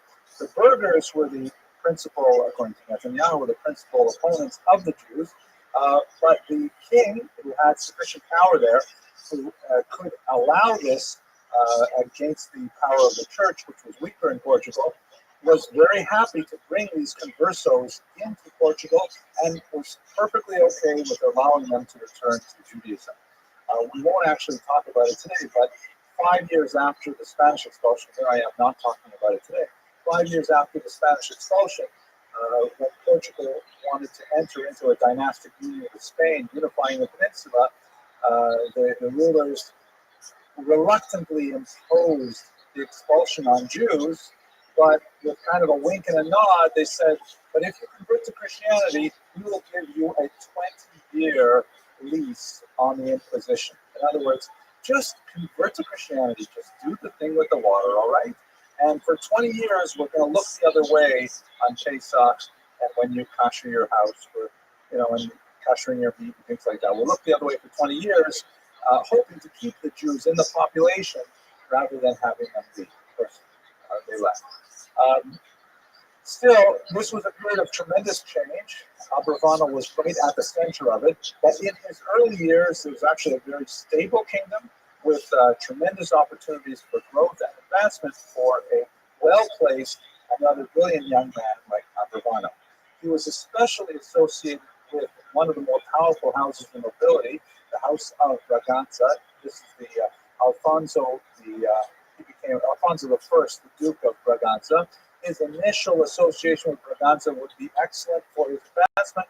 Later on, however, it would prove to be his demise, as we shall see.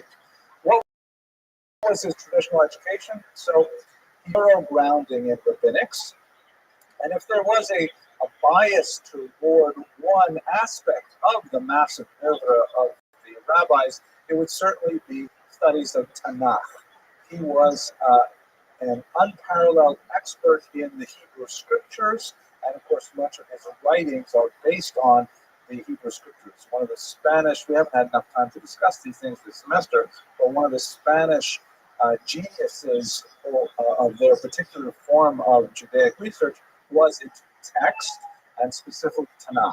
So the Spaniards excelled in perfecting the Talmudic text and also the religious text. Spain was also, of course, a hotbed of Kabbalistic activity. People like the Ramban, Moshe de Leon, and others, and so he was quite familiar with Kabbalistic texts. This would be very significant later on in his life as he began to write about Messianism and predict the Messianic future. He believed, for example, that 1503 was going to be the year that Mashiach came. He was quite disappointed to live past that date without Mashiach.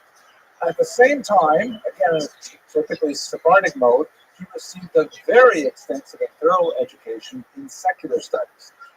Rhetoric was a big deal. He studied Cicero, Thucydides, many of the great Latin classics in particular, and he even studied the Church Fathers, who were also noted for their rigorous dialectic and their beauty of expression in Latin, which he knew quite well. He was heavily influenced by Aristotle, although he had significant differences with Maimonides, and one of his great works was a commentary on Maimonides.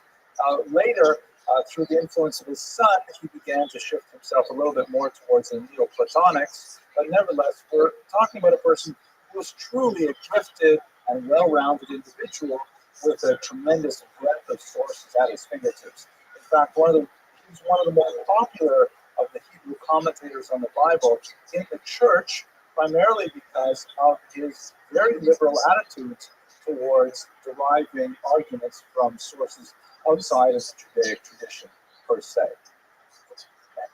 So, in Portugal, he rose along a trajectory that you might anticipate for a person of his stature, with the background that he had and the experience of his fathers and forefathers.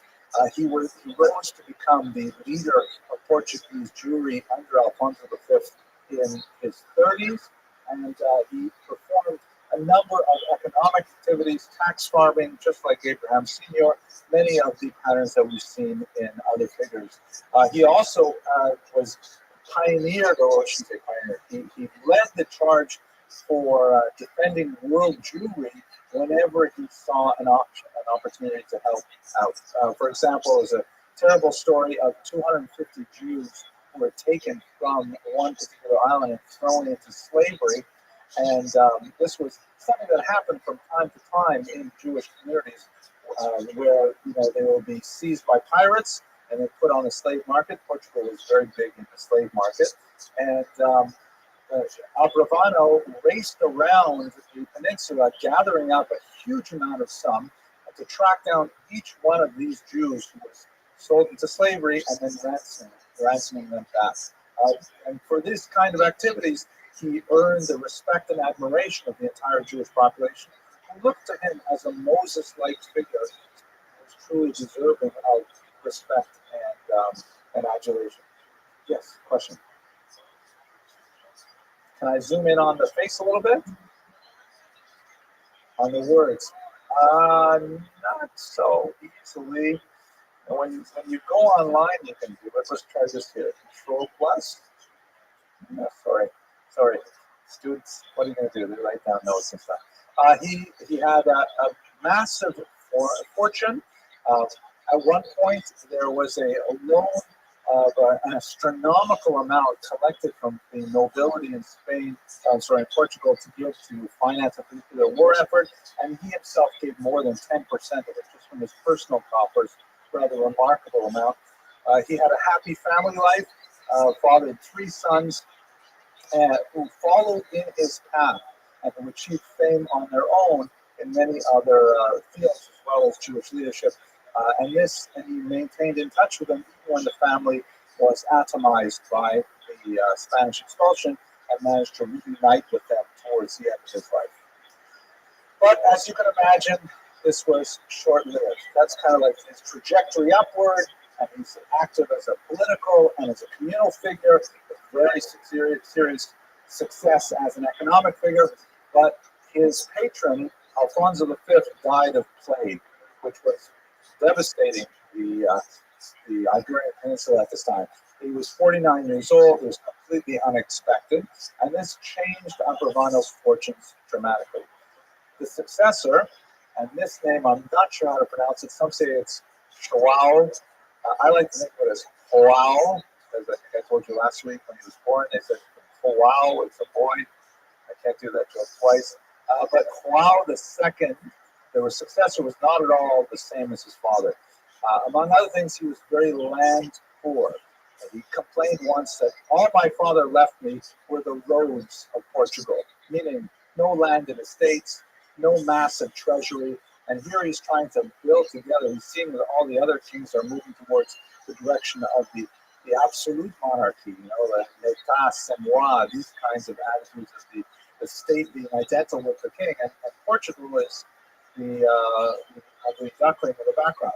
So one of the ways that he hoped to shore up his authority was to find some quick sources of wealth and then distribute it in order to buy the loyalty of the nobility. The two obvious solutions were to dismantle the House of Braganza, which was a major rival for the throne, and seize their lands and then be able to distribute it to other nobles. And since Abravano was one of the primary figures that was supported by the House of Braganza, he was definitely caught in the sights of Wow II. What happened was Ravana was summoned to court shortly after the death of Alfonso V. He left home with a single traveling companion, and on the way, he stopped at an inn, and they learned that, in fact, the House of Braganza, the Duke, had been arrested. So Ravana put two and two together and realized that he was not being called to court to get a promotion. He was, in fact, going to get something much worse. And so a very difficult decision was posed to him, and he decided that he had to flee Portugal altogether, leaving his family behind. He realized he could not simply skip across the border directly, because that would have taken him immediately past the House of Braganza itself. So he decided to move south along the coast of the peninsula, where he was undetected, and only then, after some time, he crawled across the border and made his way to Spain safely. He was declared a traitor to Portugal, as expected. All of his wealth was confiscated. Fortunately, his family was allowed to flee as well, impoverished, but nevertheless with their lives, and they made their way across the border into Spain. So he was dispossessed of all of his authority and all of his wealth in one fell swoop. And it's amazing how he was able to climb back up from that, not once, but several times, an indication of his phenomenal political prowess. His initial period in Spain was one in which he battled with, I think depression would be too hard a word, but he battled with his fate that in some ways, ironically echoed that of his grandfather. In fact, there was a small ironic twist to it. Ravana anticipated that some of his family might have been held against him for ransom. And in fact, shortly after he spirited his family out of Spain, he learned of a plot to kidnap his one-year-old grandson and forcibly baptize him. Thus claiming he was a Christian and have to remain in Portugal, and then Ravana would be forced to come back and meet the new king. So he was nevertheless able to spirit all of his family out before that happened. And he poured his energy into his writing, something which he had done a little bit of earlier. He'd written a couple of small treatises on a number of topics, but once he came to Spain and dispossessed of all of his lands and his authority, he wrote a commentary in the first three books of Tanakh, the first post-Chumash books of Tanakh, the biblical books of Joshua, Judges, and Samuel. And it was an incredibly prolific output and created a classic work which is still studied to this day. He wrote the equivalent of 400,000 words in 4.5 months. And for those of you who have not written novels or anything, to put it in time and space, your typical novel is somewhere between 50 and 75,000 words in length. The book that I published a couple of months ago is about 300 pages long, and it comes in at 69,000 words. So that means that this book that I worked on since like 1994, he wrote 6 of them in 6 months. It was just an incredible output and genius, fantastic research into the language, meaning. And what else is fascinating about it is because he writes with an unusual sense of self, in which, in the Book of Kings, for example, which is not in his initial output, but his commentary in the Book of Kings, he says things like, yeah, this is exactly the way it was when I lived in Lisbon, and the kings were just like it was over here. And he explains the Book of Kings, talking about Solomon and the rebellions and so on.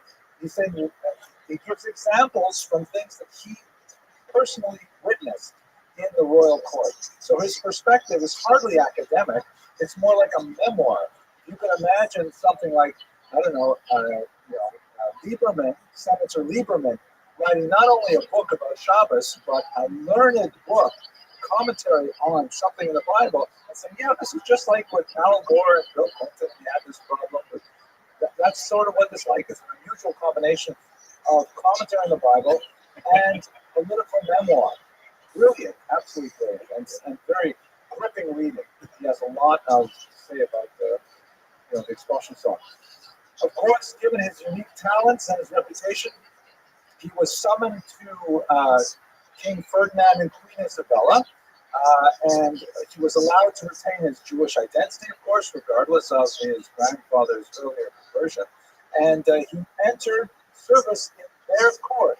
So now he's in his second royal court, where he was essentially the third in command economically. Because the king and queen were jointly the head of the government, and Abraham Senior was the principal tax collector. He was third. He worked directly under the much older Abraham Senior, and he rose to tremendous prominence in Spain after having been in tremendous prominence in Italy. But, in Portugal. As we discussed, that was short-lived. We're talking about basically a period from 1403 to 1492, which is the expulsion. 9 odd years was the period of his rise to power in Spain. Amazingly,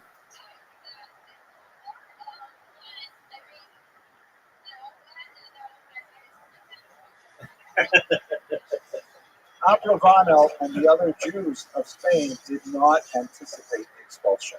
Netanyahu writes about this at great length. How is it possible? A lot of it has to do with Ferdinand's own poker face. He is in fact, I didn't know this, but when Machiavelli wrote The Prince, Ferdinand was his model. That was exactly the person he was writing about. And Ferdinand was able to keep his counsel to himself. He was famous, apparently, or infamous for listening to people without betraying any emotion about what he actually planned to do. And in fact, the Jewish community was completely caught off guard by the writ of expulsion. Abravanel attempted to stay the expulsion. It was just released in March, and it was supposed to take effect in July. And they were talking about a ridiculously short period of time to expel several 100,000 people from the peninsula. Abravanel raised a massive bride, offering it to the king and queen, hoping that would stay the decision. It did not, unfortunately. There's one famous scene which, unfortunately, Abravanel did not write about. We don't have his own words, but we do have some third-person accounts in which they believe that Ferdinand was the principal mover behind the expulsion, that they felt that if they could appeal appropriately to Ferdinand, that he would rescind it. But at a key moment, he said, listen, why are you talking to me? You should be speaking to the Queen Isabella. And they saw an opening. They saw, so perhaps it's not Ferdinand. All we have to do is speak to the Queen. The Queen owed a lot to Abraham Senior. He was apparently very much involved in setting up the original marriage, and they thought that they had it in with the Queen. And so Abravanel and Senior went in to make their last appeal to the Queen. The Queen, however, was of a single mind with Ferdinand, and she famously responded by quoting verses from the Bible, which are ironically quoted in the same context in the Talmud, that to the effect that the thoughts that the king has are planted there by God, that only God can really inspire a king to act.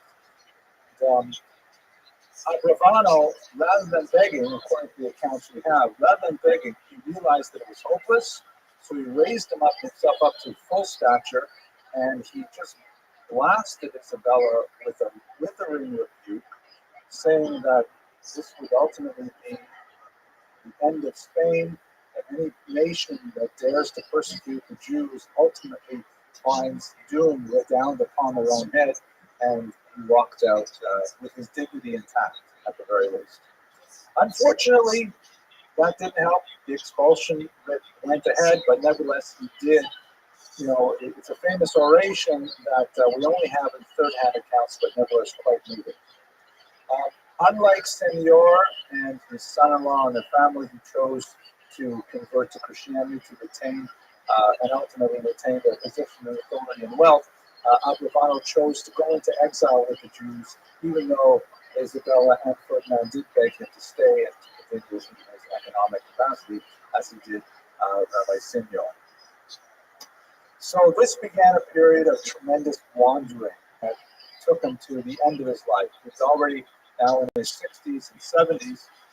He left Spain And although many Jews chose to take the short route either to North Africa or to Navarre and crossing the Pyrenees into Europe proper, they were going to have massive communities of Spartan in Amsterdam, for example. He chose the less popular route. It doesn't quite show as well on this map because there's so many arrows here. But he ultimately decided to come to Naples in Italy. And many other Jews that we'll discuss in the next semester made their way to Muslim countries, Ottoman Turkey. He had some hesitation about going to a Muslim country, and so he and his family made their way originally to Naples. Naples didn't work out that well. They were fortunate to be accepted. There were 3 ships that the Abravanos were on one of them, and the Jews on the ships contracted the plague. And so in Naples, there was a tremendous hesitation. Oh my gosh, accepting immigrants, refugees. Many of the other ports would not accept Jews at all. To even think of accepting Jews with the plague was exceptional. Nevertheless, they were moved by the plight of these illegal Jews, and they did in fact accept them and ultimately cared for them in Naples. And when he was there in Naples, he resumed his book of commentary, continued through many of the other books that we have.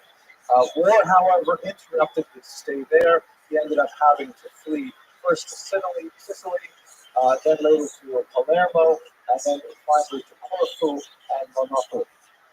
Wandering for many years, spending sometimes only weeks or a few months as the war progressed and closed off many avenues for them. And he began to expand his writings beyond biblical commentary, writing on the ritual of the Paschal lamb, the Paschal sacrifice that comes down to us as a commentary on the Haggadah, and a series of works on the nature of prophecy and messianism in our times. And at this point, under the influence of one of his sons in particular, he was very taken with the Kabbalistic trend that we spoke about with Ibn Gabriel and others, and he began to try to use his knowledge of the Torah to calculate the Messianic end, which he believed would occur in 1503. As I mentioned earlier, ultimately he was saddened and mistaken. His last major stop was in Venice, where he actually, yes, he's right.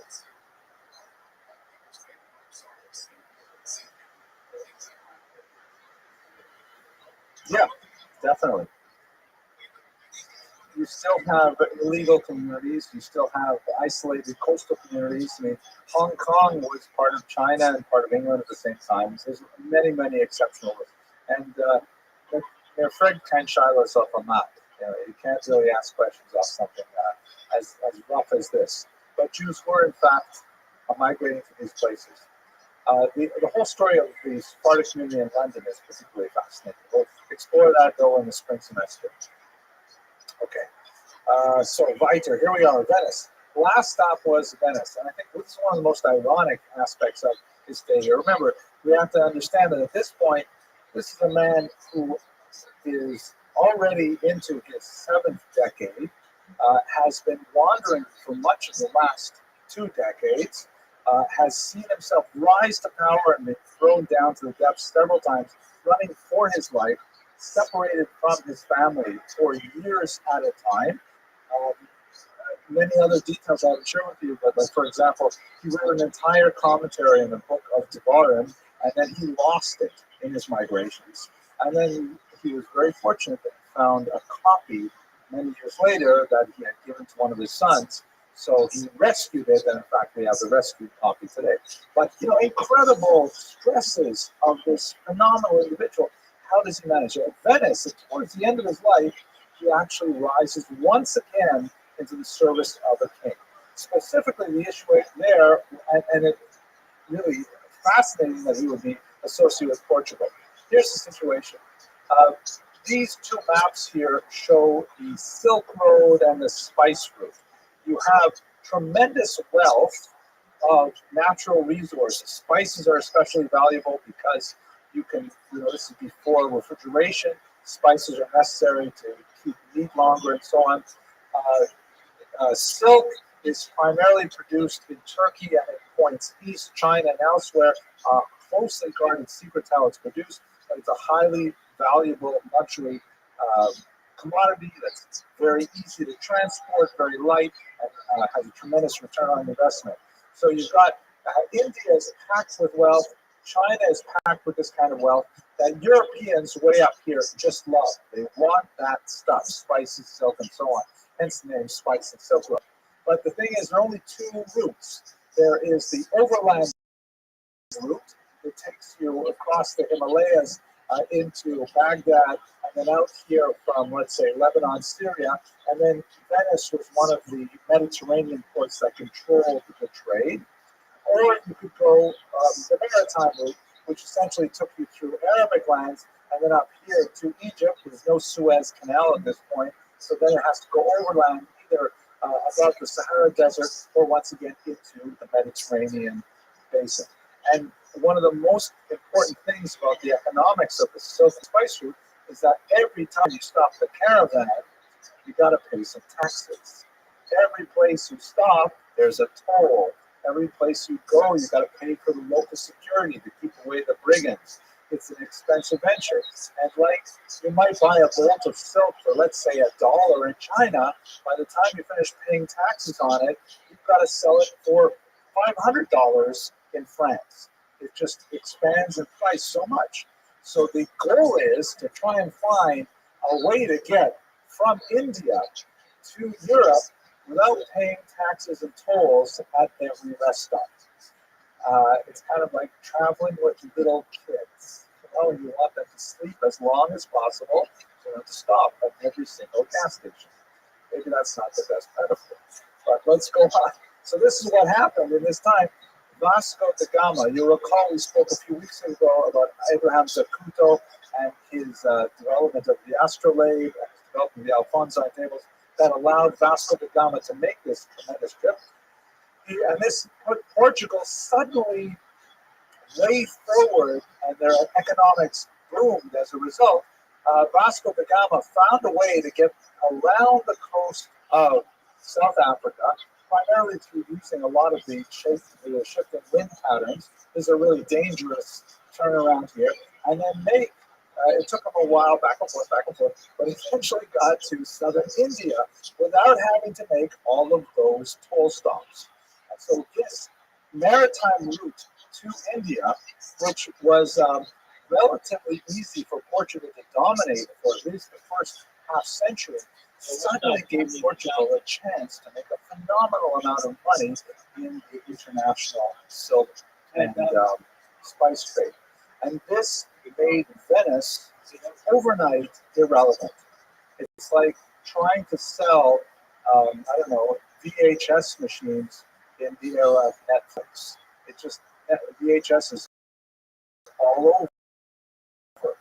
In fact, for those who were born in less than 90, VHS is kind of like a digital record that wasn't digital. I don't know why I bothered things like that. But anyway, so Venice was freaking out when Abrivano landed there. They didn't know what to do about it.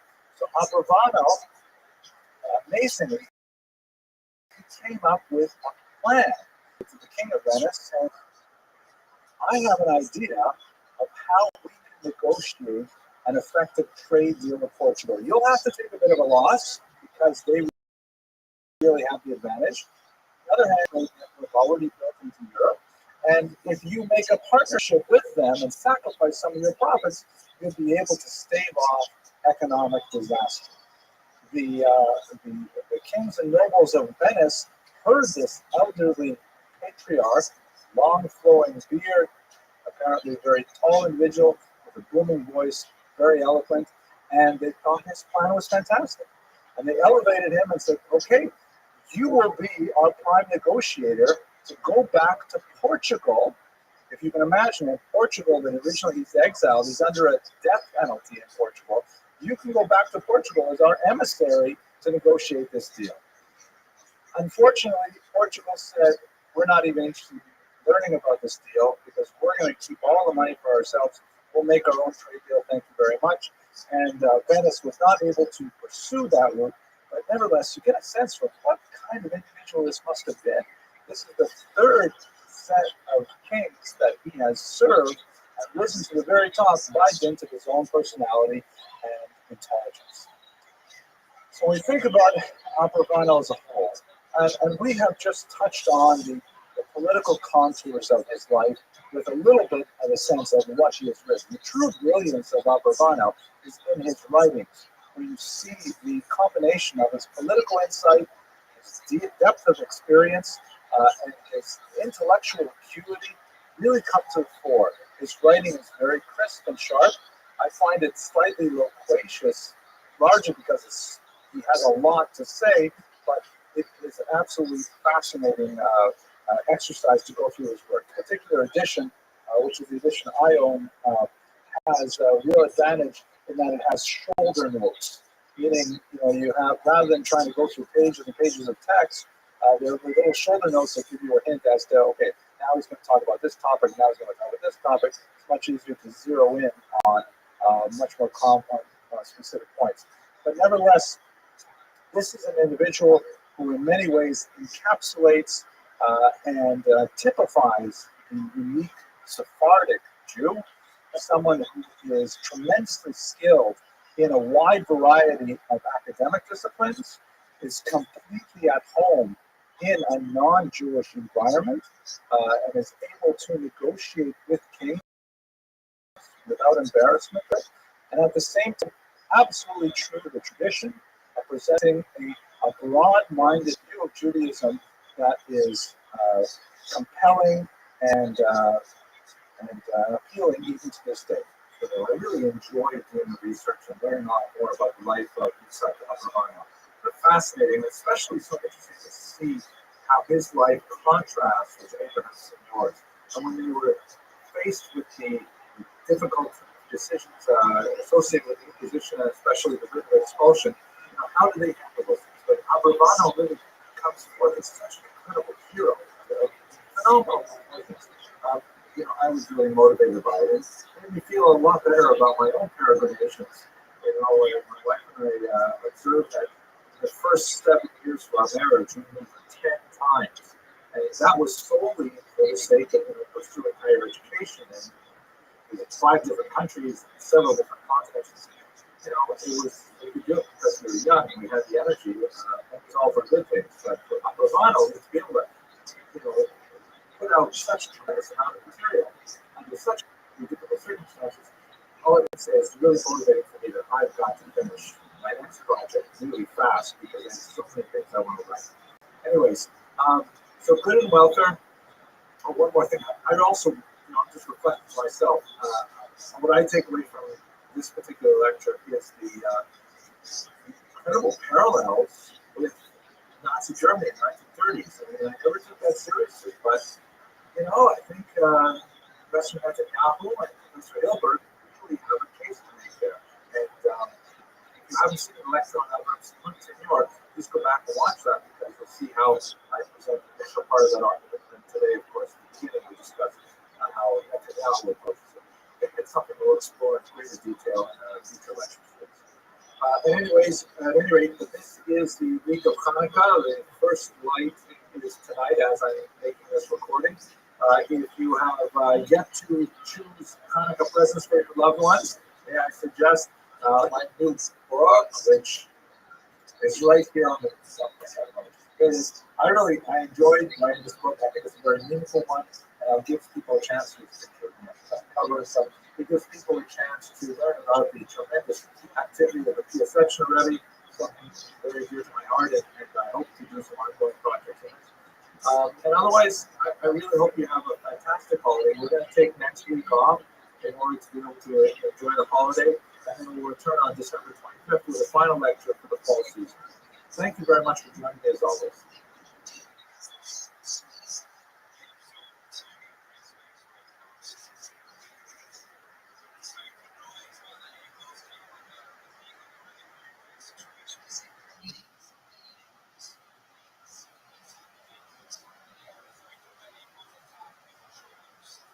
Okay, welcome to the spring semester of lectures. This is going to be an absolute fantastic series. I'm so pumped up myself about the research that I've been doing over the break since the fall semester. And our basic topic is going to be moving from the Iberian Peninsula, the history of the Jews of Spain and Portugal, to the Sephardic diaspora. So over the course of the next 10 odd, 12 odd weeks, we're going to be exploring what exactly happened to the Sephardim as they left the Iberian Peninsula, and we will, as is our wont, tend to focus on the lives of particular individuals. Tonight, we're going to talk about someone who has received very little attention in the scholarly world, even though there is quite a bit of archival data that can be mined, and only now are scholars beginning to really work with the material that we have, particularly in the Italian archives, the life of Benvenida Abravanel. As the name indicates, she is a member of the great Abarbanel Abravanel family. I'll show you the family tree, and there's some interesting sort of difficult skeletons buried there that we'll explore. But she's exemplary in so many ways of the new identity that Sephardim began to develop as they entered the first century of their diaspora. Some fascinating things I hope to share with you. Global ideas like, in many ways, they really constituted the first diaspora community since the exile of the Jews from Israel in the first century. And they were able to become an international community far more than any prior diaspora, as we shall see. And in many ways, their activity articulated the notion of a world Jewish community more than anyone prior. Well, I'm also very grateful to be able to speak about her because it's so hard to find women with enough historical material to actually fill a sophisticated or even popular lecture such as this. But we do have quite a bit of material on Benvenida Abravanel, and I look forward to sharing with you the aspects of her life, and especially the gendered aspects of her life. Let's do the good and welfare materials before we get too far. As I mentioned, the series is going to focus for the rest of the semester on the Sephardim as they fled the Iberian Peninsula. You see these beautiful arrows showing them traveling to Northern Europe, to the entire Mediterranean basin, the Eastern Mediterranean, the Ottoman Empire, and also out to the New World, to America. We'll look at the crypto-Jews as well. I'm also hoping to discuss the experience of the Holocaust by Sephardim. That is also, as I wrote in one article a long time ago, an occluded history because so few scholars have really studied Sephardim as opposed to Ashkenazim, even though Sephardim were heavily affected by the Holocaust as well, particularly in Greece. Tonight's lecture is sponsored by Dr. Karen and Michael Marcus in memory of their parents, Harry and Ann Jake, and Isaac and Bertha Marcus. We're very grateful for the sponsorships. Your presence here tonight is sponsorship enough. It makes me feel very proud that so many of you come out to hear these lectures, and for all of you on the internet, getting about 2,000 views a day, which is an impressive number, I think. We're really grateful for your participation as well. If you would like to support this series, specifically, we're engaged in this project primarily to raise funds for student scholarships. We've raised $12,000 so far. I have a goal of $100,000, so we're almost there. And the website is bit.ly/the Friends of Jewish History. We have 5 lectures this semester that have yet to be sponsored. They're $250 each for a sponsorship. That's a really nice way to participate. But I also really appreciate getting smaller donations too. They all go into the same pot. Even the pushka from my desk goes into this pot, and it helps out our students. Okay, in terms of the sources that we'll use for tonight's lecture, I'm going to rely on 3 sources in particular. I'd like to give some propers to those who help us out with the background material here. First of all, working with, there's no monograph-length study that I'm familiar with yet in any language on the life of Benvenida Abravanel, so we have a few chapter-length studies. Professor Howard Svi Edelman, a landsman of mine from Canada at Queen's University, wrote a fascinating article on her that is in the Jewish Women's Archive. We'll also rely on Professor Renata Segre's article on the Mendez and Benveniste families in Ferrara. Fascinating story of their rivalry that we'll explore. Unfortunately, I couldn't find a picture of her. And Professor David Malkiel wrote an amazing article that will occupy the latter third of this lecture when we look at the remarkable will of Benvenida Abravanel's husband, Shmuel, which occasioned an international debate over what exactly to do with issues of women's inheritance rights, the customs of the secular world as opposed to Jewish halakha, and so on. That's his research. And finally, I have to say that I don't do this often enough, but I rely very heavily on the phenomenal Turo libraries. They're incredibly professional, incredibly swift and helpful. I have to say that the nicest people in the world end up becoming librarians because all they want to do is help you. They're just so happy you come into the library. They say, how can we get you the information you need? In particular, I was desperate for one article that I didn't have, and it was shortly before this lecture, and the amazing Carol Shapiro, indicated here in the Manhattan campus, got it for me in the blink of an eye, and I'm very grateful to her and to all of the Turo library staff, particularly in the basement of Avenue J. Okay, so that's the quick good and welfare. One last detail I've decided to change a little bit for this semester. For a long time, I used to tell a joke at the beginning of every class, and I thought that went great. I really enjoyed it. Then for a while, people complained about the internet, so I stopped telling jokes. And then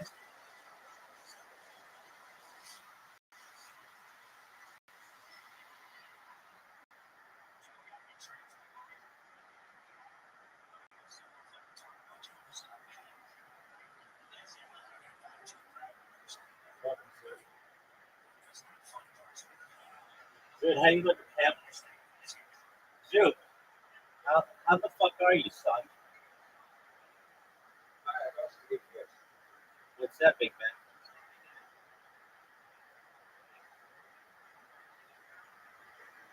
What's your score?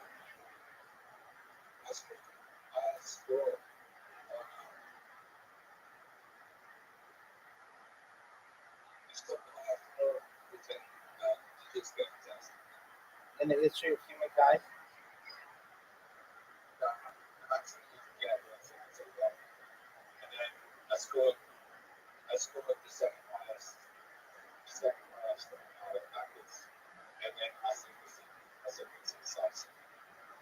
Okay. How many did you do forward? How many did you do forward? Invitation. Everyone's waiting on you.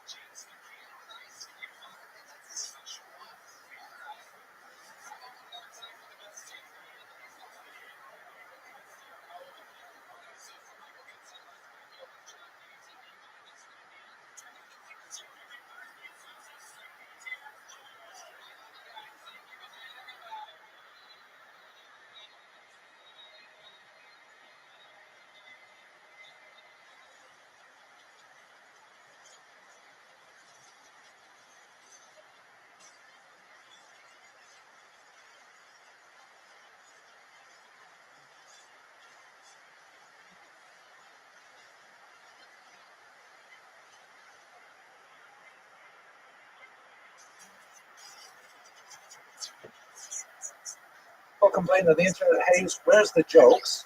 And then most recently, the complaints I'm getting on the internet is, you have to realize that we're giving these lectures for like 5 years. So there's quite a few, several hundred lectures on the web. And people complain saying, wait a minute, you told that joke already. I mean, how many jokes can I possibly know? So anyways, this is what I'm going to try to do this semester. I'm going to only tell jokes for the first time. I've never told these jokes before. It usually takes me about 4 or 5 tellings before I get it right, but you're going to suffer through the first time. So here's the joke, and then we'll get started. David has led a really profligate life. He has visited houses of ill repute. He has cheated others. He has been incredibly disrespectful of the Sabbath and the holidays, and generally lived a life of wastefulness and wanton behavior. And he's on his deathbed, and the rabbi comes to him and says to him, David, after this long life and all of the mistakes you've made, and all the bad choices you made, and how you transgressed the Torah in so many ways, now is the time that you should denounce your Yetzer Hara, your evil inclination. You should denounce the Satan. You should denounce Satan, who tempted you into all of these evil ways. Now is the time to make your stand and say what you really believe in. Are you prepared to denounce the Yetzer Hara and the Satan?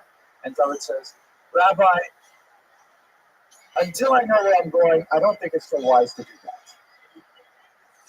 Okay, not so funny, but like I said, first time in telling it. Okay, thank you for the shrug. Okay, let's go on. Let's talk history. So, the Abravanel dynasty. We spent quite a bit of time talking about Don Isaac Abravanel, so let's place Benvenuta, sometimes spelled, by the way, Benvenuta, in this context. So here is Don Yitzhak Abravanel, or Abarnel, who was, of course, the great leader of the Jewish people in in Spain and Portugal, went on to Venice and many other places as well. He was originally of Spanish roots, but as you recall, we discussed in the class a few weeks ago, his father was forcibly converted, possibly in the end of the 14th century, as indicated here.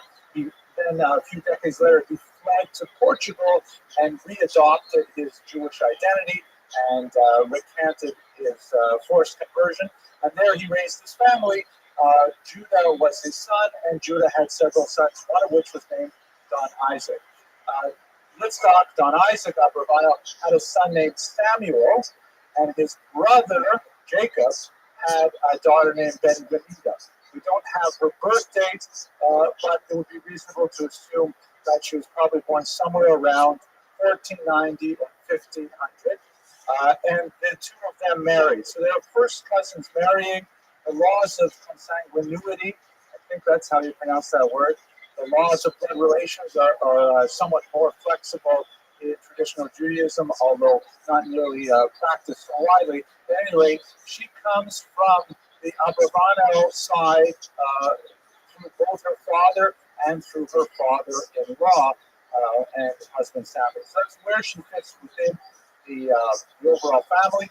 She had several children, Letitia, Yuda, Yaakov, and Yoya, and there's more to this story that we will reach later. She lived her life outside of Spain, of course, because the expulsion occurred in 1492, and most of this story occurs right at the beginning of the Portuguese and Spanish diaspora. So I'd like to just pause for a second and think about that for a minute. I've mentioned Spain and Portugal several times in the last few sentences because, you have Shmuel who migrates from Spain into Portugal. Then you have his grandson Isaac who migrates from Portugal into Spain, and then they're of course expelled. What is the whole business of Spanish and Portuguese Jews? And you'll see quite often that they're mentioned in the same breath when you speak about the diaspora. What is the big deal about Portugal? The obvious point is, of course, that so many Jews fled from the expulsion of 1492 into Portugal, but they were only there for a few decades at most, stretching into the 16th century and slowly making their way out of there. How long does it take before you adopt the identity of the neighboring country? Here you have, for example, from the website of the Congregation Sharas Israel here in New York, the Spanish and Portuguese synagogue. And as the website indicates, it was started by 23 Jews in 1654. And for only 23 Jews, do they really have to have Spanish and Portuguese? I mean, couldn't they get away with Spanish or even Iberian? Why do they have to specifically designate Spanish and Portuguese? So I would like to prefer as a possibility that definitely has some historical validity, but it's a little bit of a chidush, a little bit of an insight that I had. We should recall that there is a key difference between the way in which Spanish Jews, by and large, were able to integrate into larger society and Portuguese Jews. Well, why is that so? We should remember the way that the Inquisition and the expulsions worked. The Inquisition was not per se directed at Jews. The Inquisition, you'll recall, was directed at Jews who had converted forcibly or otherwise and were secretly Judaizing or were suspected of Judaizing. In other words, you have, let's say, a massive forced conversion of Jews in 1391, and all of a sudden you have several generations of Christians who have full access to everything that Spain has to offer, no more legal restrictions, but on the other hand, they only marry other converted Christians.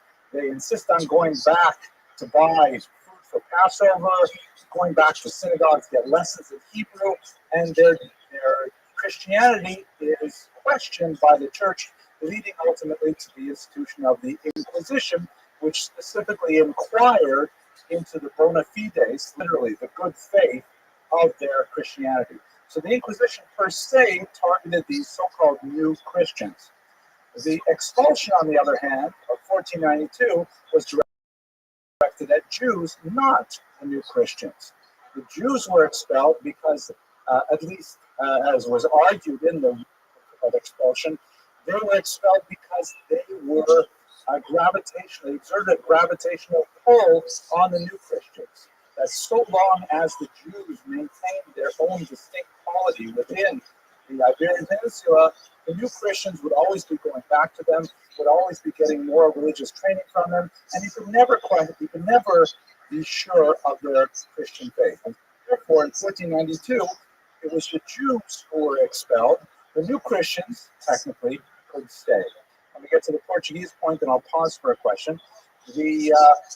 So when the Jews were expelled, the first place that they went, of course, was Portugal. This is the easiest crossing. It involves no major cultural shift. They don't have to move into Arab, Muslim, North Africa. They don't have to move out of Spanish-speaking Spain is, for example. They certainly don't have to make the dangerous sea voyages out here where they may not be accepted in any of the ports they visit. And forget about going to New York or any place like that. New York at this point is so backward, there's not a single Chinese restaurant anywhere in Manhattan. So Portugal absorbed a lot of these Jews. Now, we are not going to go into details of the Portuguese experience. I've scheduled it more for next week, but we should understand that the Portuguese experience was very, very different. There, the kings were not necessarily so, rabidly doctrinal about their pursuit of Christian ideological purity. They were prepared to tolerate a lot more open hypocrisy in order to keep the Jews within their boundaries. And they were willing to engage in all kinds of stratagems to keep Jewish wealth in Portugal and simply turn a blind eye to their poor observance of Christianity. So you had in Portugal a lot more of these new Christians, a lot more Jews who had converted for reasons that we will discuss in much greater detail, God willing, next week. When they also were forced out of Portugal, 1497 and later, then you had two distinct populations in the Mediterranean basin. You had Spaniards, Sephardic Jewry per se, who were the old Jews, who had never converted, and you had the Portuguese new Christians who were returning to their Jewish roots, but technically were freed from the shackles of Jewish religious identity and legal disabilities. And the two groups had a very different access and entree to European culture, to European laws and society, as we shall explore. One of the great rivalries that we'll talk about today is between the Abravanels, who were Sephardim, who had never converted, and the Mendes family from Dona Gracia Mendes, who was one of the Portuguese, who had converted and was returning. By the way, in terms of the Portuguese pressure placed on Jews, some tremendously horrible things, and we will go into greater detail next week, but I wanted to mention one of the worst is the exile of Jewish children, separating them from their parents and sending them from Portugal, you can see on the west coast of Europe there, down to the islands, the Portuguese islands of Sao Tome, here off the coast of West Africa. Absolutely horrific conditions. We'll talk about it more next week. The Mendes family here, this is actually the niece of Gracia Mendes, not Gracia herself, were from that Portuguese stock, and they had, in many ways, a lot more rights and privileges because they technically were converted Christians. And for typically economic reasons, the local ruling powers were prepared to turn a blind eye to their personal domestic practice if they stayed within their environs and contributed to the economic climate of society. Okay, so that's where the Abravanels fit. They are the old Jews, the Sephardim per se, but not the Portuguese. And we'll probably explore this dichotomy more in later as well. So let's look a little bit specifically at her life. We know most about her life in the period between Naples and Ferrara. Anyways, here is the map of Italy, and the the Abravanos ended up here in Naples, where they lived for quite some time. The husband, Samuel Shmuel, was referred to in local municipal documents, non-Jewish documents, as the king of the Jews. Now, obviously, the Jews did not have a king at this time, but this was probably referring to his high social standing and his great wealth that he was able to leverage to support the Jews of his community. Uh, the the conflict between the church and the state was extensive during the 16th century. Reformation, Counter-Reformation was going on, and depending on which power held sway at one particular location or another, there was various degrees of pressure exerted on the Jewish communities, and specifically those Portuguese Jews who were expected to behave like good Christians whenever the church held more power, as we shall see in Ancona. So there were several expulsions of Jews from Naples. The Abravanos were able to avoid two of those. The first in 1511, most likely by paying a large bribe to the local officials. Again, a second exile was decreed upon the Jews in 1533. I know it's a good question. If they were exiled in 1511, how come they're Jews back in 1533 that you have to exile them? This is one of these ongoing patterns in Jewish history that, when Jews are expelled from a particular region, typically the economy slides, and then Jews are invited back, formally or otherwise, to contribute to the economy, and then, the whole cycle starts again, as we've seen. So the second expulsion in 1533 was most likely averted through Benvenida herself because of her association with Eleonora of Toledo. This is not a picture of Benvenida herself. I put it at the front because I think it's absolutely beautiful portrait. It's one of the most stunning that you'll find. It's probably one of the first portraits of a noblewoman and her heir in a portrait like this by Il Bronzino. Very beautiful Augustan figure. Anyways, Eleonora was a ward, a non-Jewish woman of the Medici family. She was a ward in Benvenida's home, and she was tutored by Benvenida. She was actually raised in their home, placed there by their family in order to receive some of Benvenida's erudition and her sense of etiquette and style and so on. So we only know about this kind of secondhand, but the fact that a non-Jewish young girl from a very important family was placed within the Abravanos family to be raised gives us some indication of what their standing must have been like. As she grew up, when the expulsion of 1533 was ordered, her personal intervention, Eleonora here, made a significant difference in allowing the Abravanos to evade that expulsion as well.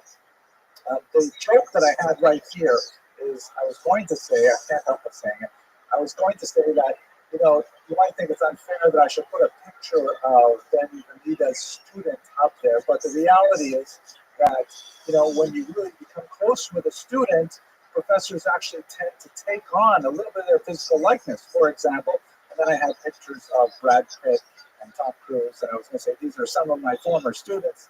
George Clooney, one of my graduate students. Such a waste.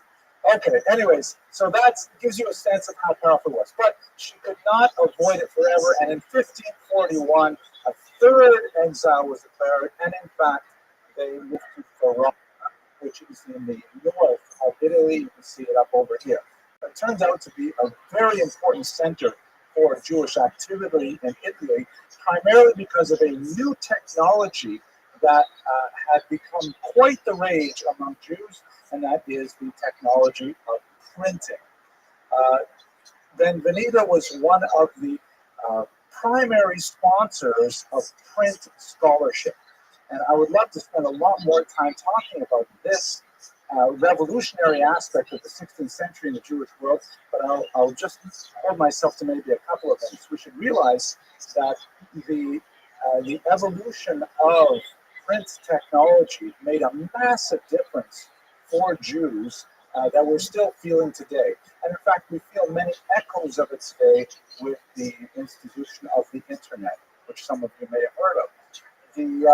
The idea that you could mass produce at a reasonable price printed documents led to a literacy explosion among Jews, who already prided themselves on having a higher level of literacy than the surrounding society.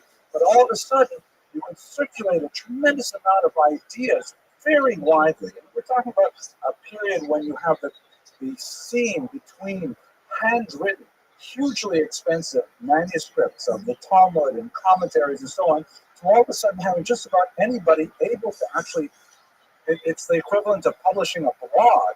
You can write something, you can get it out there quickly, cheaply, and so many people can access ideas. Not all societies accepted the printing revolution. The Muslims, for example, in Turkey, the Ottoman Turks, they felt that printing was such an ugly and cheap, poor imitation of the beauty of handcrafted calligraphy that they waited about 100 years before they really got on the ball with printing, not recognizing it for the technological advantage that it gave a society. But Jews were early adopters of printing. Many of the early printed works we have, in general, are written in Hebrew. This is the era of the first printing of the Talmud, for example, and so on. Really an incredible thing. So she was at the center of that new printing world. Ferrara was a noted location for printing. One of the first and most important books that she contributed to, which was actually dedicated to her rival, Gracia Mendes, because she gave apparently even more money, was this book that we'll study next week, The Consolation for the Tribulations of Israel, which was a Portuguese work that was written by Rabbi Samuel Usque as an attempt to explain the earth-shattering significance of the Spanish expulsion. That will be our topic for next week. But you can see that this is the frontispiece. You can see the globe.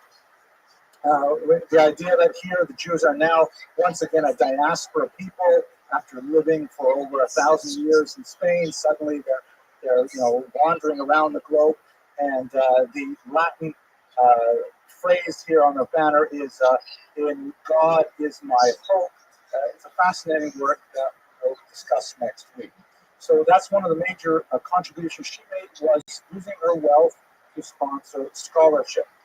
She also used her wealth for one of the other unfortunate aspects of the sudden diaspora from the peninsula. She used a lot of it to ransom captives. This is a period when human trafficking was booming. You have lots of stateless peoples who are wandering around the Mediterranean basin. We're not speaking only about, of course, the rise of the transatlantic African slave trade, which will really explode in the 16th century once the Portuguese open up West Africa. But there are a lot of Jews who are captured, and it's widely known throughout Europe that Jews will redeem their own. Jews will pay the ransom to get their own back. Benvenida is actually reputed to have ransomed over 1,000 slaves. There were 1,000 Jews who were taken into captivity. This, by the way, is unfortunately a modern prayer for contemporary captives, referring to those Israeli soldiers who unfortunately are captured in war and are held hostage for various negotiations. So it's still something that we have today, unfortunately. But in Benvenida's time, she really used her wealth quite liberally for the mitzvah of Pidyatruyim, of rescuing, redeeming captives. These are the kinds of things that she was doing there.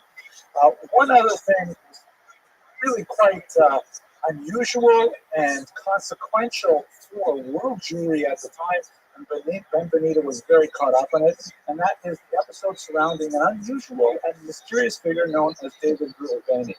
Probably born around the year 1500, died around 1550. We believe his death is kind of a mystery. He was sent to prison, ultimately in Portugal, and there he disappeared. Ruobeni was a small man. Some of the references speak of him as a dwarf with a very dark skin, perhaps of African origins. And there have been a lot of suppositions. Perhaps he came from Afghanistan, perhaps he came from part of Africa. It's still not clear. But he strode widely across the global stage in Europe, visiting the courts of many kings and popes, and presented this amazing messianic model of a global conflict that he would engineer to bring about the coming of the Messiah. Specifically, he alluded to the mysterious kingdom of Prester John, which was a medieval concept that many Christians believed that there was a massive army, possibly of Jews, they were called the Red Jews, living inside a mountain in the Caucasus region. And at some point in the war of Gog and Magog, all of these Jews would come spilling out of this mountain, and you would have this great conflagration that would ultimately end up in Armageddon and the coming of the Messiah. So Rabbi went from court to court, saying that he had the ear of Prester John himself, and that with the right inducements, he needed a little bit more reinforcements from European armies. He would actually take that huge host from the Caucasus Mountains, and they would invade the Ottoman Turkish Empire, and they would liberate Israel from its Muslim controllers. And this was something which was seen with great enthusiasm by his Christian interlocutors. He actually held audiences with many kings and popes who took him seriously. And then Benita Abravana also, she supported him financially. She supported him with this amazing banner that you can see represented in this piece of art here, which doesn't zoom in there, in which it has the 10 Commandments emblazoned on it. And he made kind of like a striking figure wandering with tremendous chutzpah into all of these courts and claiming this. When he met with the Pope, perhaps it was Charles V, the Holy Roman Emperor, he said, you know what? I think you should go to my relative in Portugal. I'm not saying that name. I know I'm saying it wrong, but I like saying wow. So go to him, and he'll help you out. So he went to Portugal. Again, a chutzpah, right? This is after the Jews have been expelled and excoriated. He goes to King Wow, and King Wow goes for it. He says, you know what? This is great. I'm definitely going to chip in. You can count on me.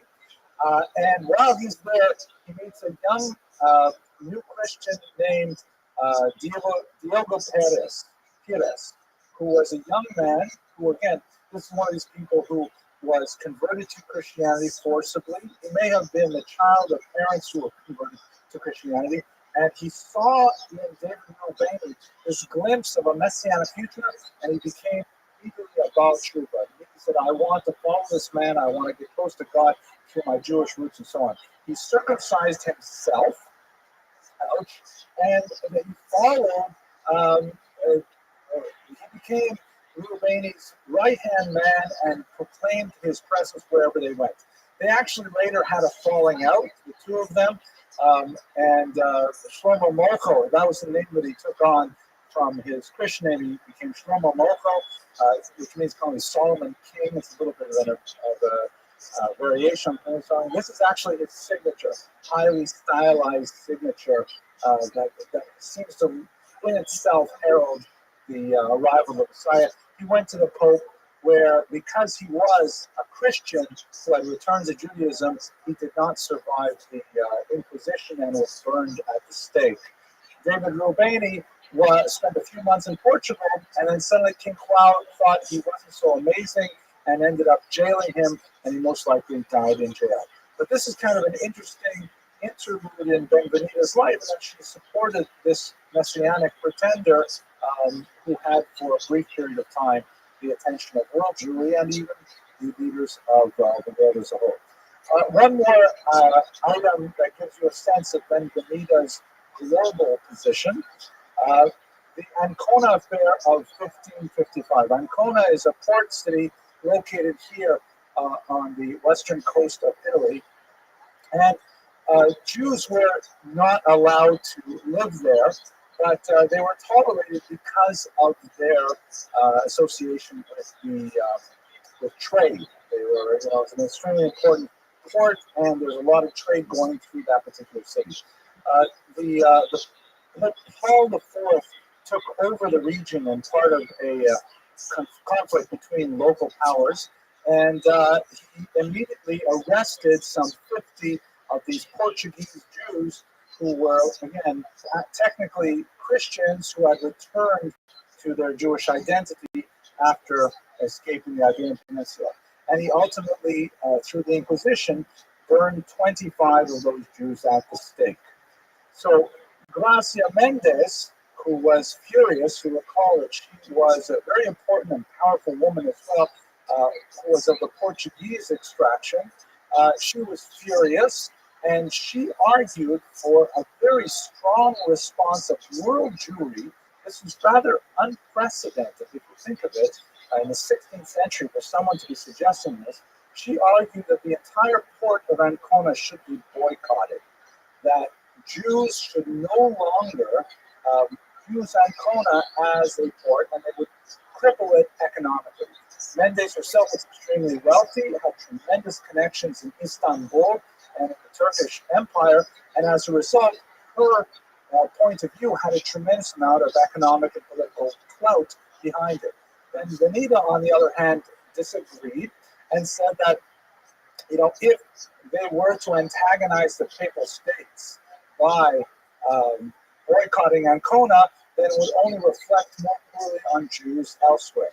Furthermore, and did not need to be pointed out at the time, Mendes herself would have profited tremendously by diverting trade away from Ancona to some of the ports that she had more interest in, whereas that Ravanel had much more interest in Ancona itself.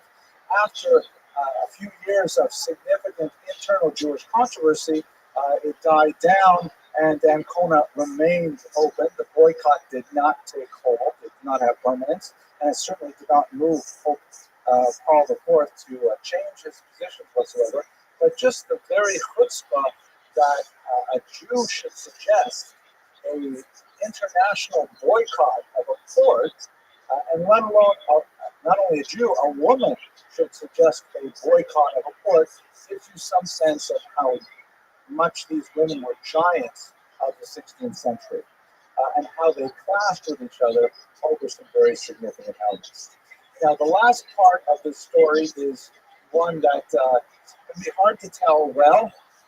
I'll do my best to try and give it over, but we actually have quite a bit of archival evidence to back up this part of Benvenida's story. You will recall that in many of our discussions in the past, a lot of Jewish history is reconstructed from the responsa literature. She'elot Teshuvot in Hebrew. This is when there's some kind of legal dispute or a question about practice or about changing social mores, and a question seeking guidance on how Jews are to react to those changing mores. And the answers that the rabbis give back say a lot. Besides the theological and halachic Jewish legal information, they tend to say a lot about the nature of the social fabric of the historical period. So for a long time, we have possessed significant responsa literature about a very notorious dispute over a will that occurred in Ferrara in the 16th century, but it's only in recent years that it has been connected specifically with Benvenida of Ravenna. And David Malkiel has published a major 60-page article that identifies all of the archival sources that points it specifically to her. So we know that the story of this controversial will is in fact associated with her and her family. And that's a sad story. And by the way, it makes me think of my father, Oliver Shalom, who always used to tell me that whenever there is a will, there is going to be family dispute, that children fight over the inheritance. That never happened when my father, Oliver Shalom, passed away, but only because I'm an only child. And who else am I going to fight with? But anyways, here's the story.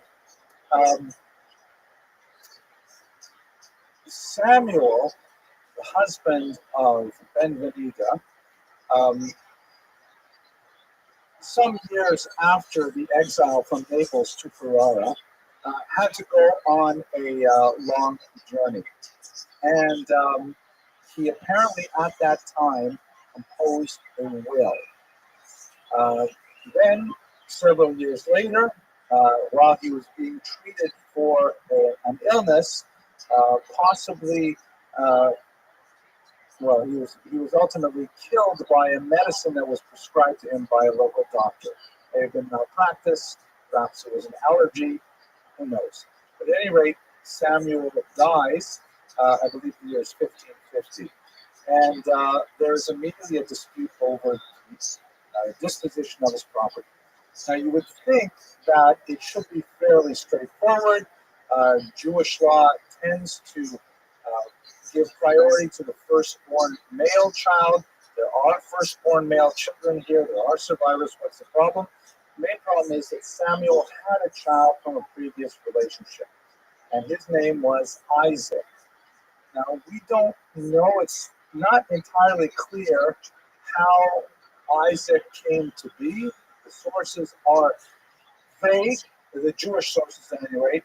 The Italian sources refer to him as naturale e bastardo, which I think you can anticipate what that might mean, but like as a natural son. It could have come from a prior marriage, of which we are ignorant, but anyways, the firstborn male was this son Isaac, who was only a half sibling to the later children who was born to Ben-Benita. Now, Isaac, upon the death of his father, claimed assets. And Isaac, by the way, was known to Ben-Benita. It was not a secret. He did not live with the family. He was an adult at this time. And he claimed his share, which according to traditional biblical law would be Pishnayim, which would be twice the size of his younger brother's shares. However, another very well-respected principle in Jewish law is Hamos Mechavero Alav Lahevi Araya. If you want to take property that is in the possession of someone else, the onus is on you to provide proof that you should get this. So there was a dispute, and 3 years after Shmuel Abravano dies, Ben-Benita produces the will. So one of the big questions is, why did she wait 3 years to produce this will? She said it's because it had lots of embarrassing things in it, and it did. The will itself is a very unusual document in many ways. We're going to explore 2 specific ways in a second. But one of the things it says is that the heir to Shmuel's property is not Isaac and is not his son Judah, it's Ben-Benita. He leaves his property to his wife as his heir, and that is highly unusual in Jewish law. Typically, the firstborn son receives more, the other sons receive the balance, and the mother is expected to be supported by these sons. This is, when you read the Torah and you imagine kind of like the Middle Eastern ancient setting, you always imagine, I shouldn't say always, but predominantly women live in the shadow of men, either in the shadow of their protective father, their protective husband, or in this case, their protective sons. There's a lot of fascinating discussion in Halakha on what does it mean now that women have economic independence? What does that mean for many of these issues? And it came to play here as well. And not only was Ben-Benita named the heir of all this property, she was the executrix, meaning she could decide when and how much to give to each of the sons. There was an indication that they should receive part of that wealth, but it depended on how they behaved and who they married. Did they marry women that Ben-Benita approved of? And there's a lot like conditions attached to this will that was revealed, again, 3 years after the death. So this, because of the massive amount of money that's associated with this will, imagine this is not just some shtetl will. We're talking about, a Reichman kind of will, a Bill Gates sized will.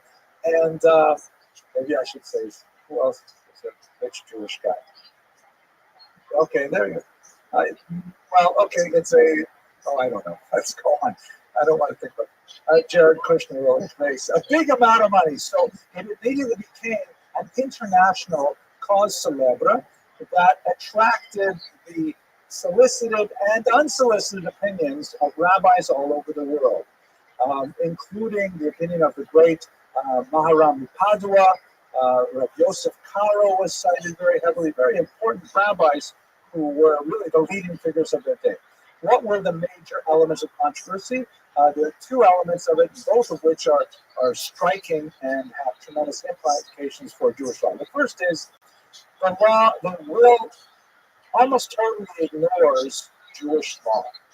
The will gives the money to the wife, and while there's kind of like a token where he says regarding his son Isaac, he should get some special jewels that are precious and valuable, it doesn't give him the pishnayim that the Torah refers to, the double half. Now, this is not totally outside of what can be expected, because there is a very well-known phenomenon that in order to find a way to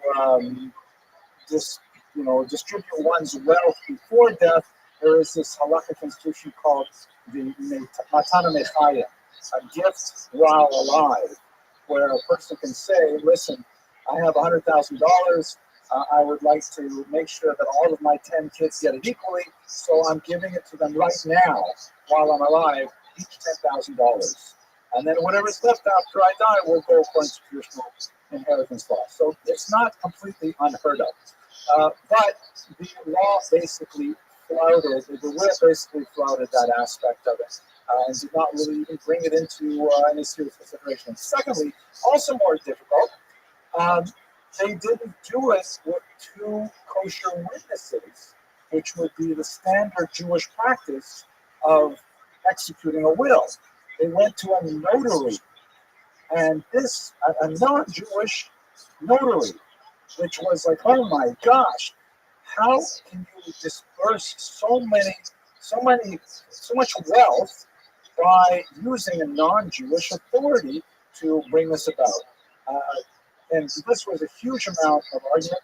Should the will be invalidated, A, because it ignored the traditional law boundaries, and B, because it used a non-Jewish system of recording the will?